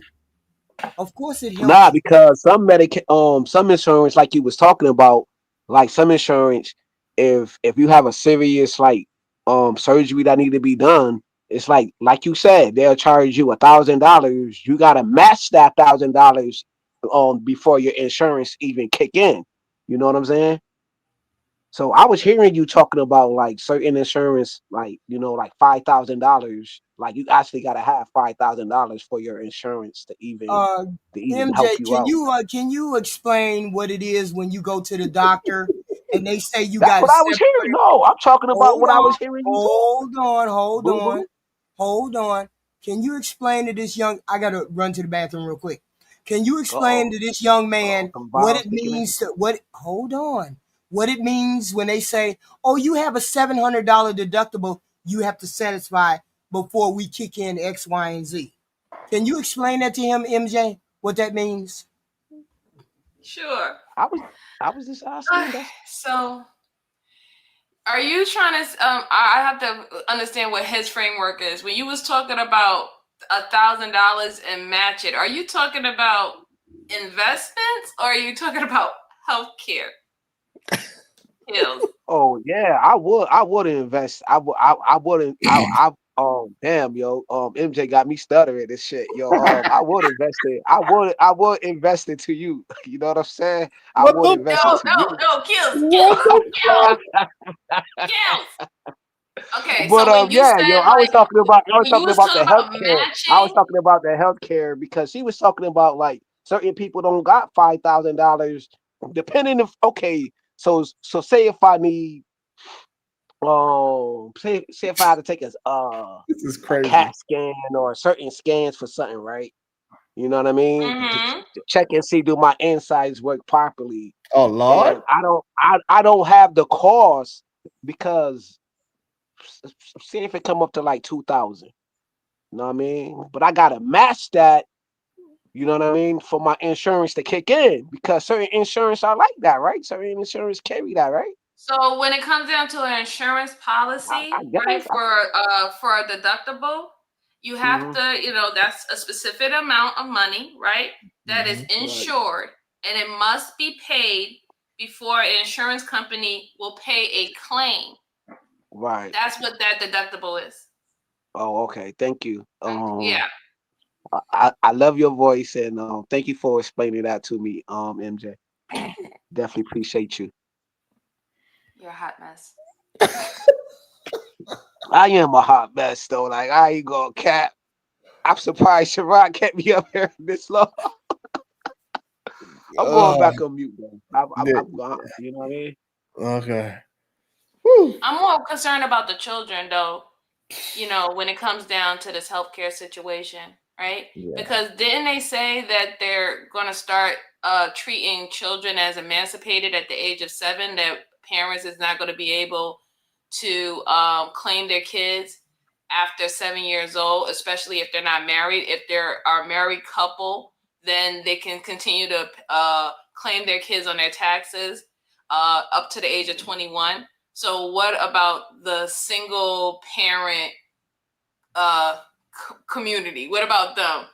When That it would comes be down to healthcare insurance. that would be crazy if they do that. Oh my god. I didn't know Because they if was the even kid is going talking to be about that. considered an individual by the age of 7, if they come from a single parent home, then That's that means that the parent wouldn't be paying a premium for a child that's under them. The parent will have to pay another adult premium. whoa. That would be wild. I hope that doesn't happen. That would be wild. I'm just thinking. I'm just throwing something out there, but I hope that doesn't happen. Because if they're complaining about affording health care now, having to pay a premium for a child, the same premium as an adult for a child, that would be a problem. Yeah, that would be a huge problem. Oh my god. Woo, that's expensive. Uh, yeah. Especially if you have more than one kid. Woo. And they trying to make people continue to populate. But they want to I make. mean, Yeah, They like trying to you was make it. talking about. They trying to make it. You only could populate through marriage, I guess. But I'm Creasy not trying to get married. That's what I'm hearing on these panels. Mm. Bomb Creasy trying to have it her way. You know what I'm saying? I Mm. support Bomb Creasy. Mom Quisha would have her cake and eat it too, man. You feel me? She ain't trying to hear these And I dudes think on that's these a panels. good place. I think that's a good place to end it right there. What'd you think? Get some rest, Sharon. Thanks for having me up. Appreciate you. Thank you, Sharon. Thank you, Sharon. Love y'all. Love y'all. Love you more. Bye, HQ. Kels, you got anything to say? Nothing wrong with being. Let me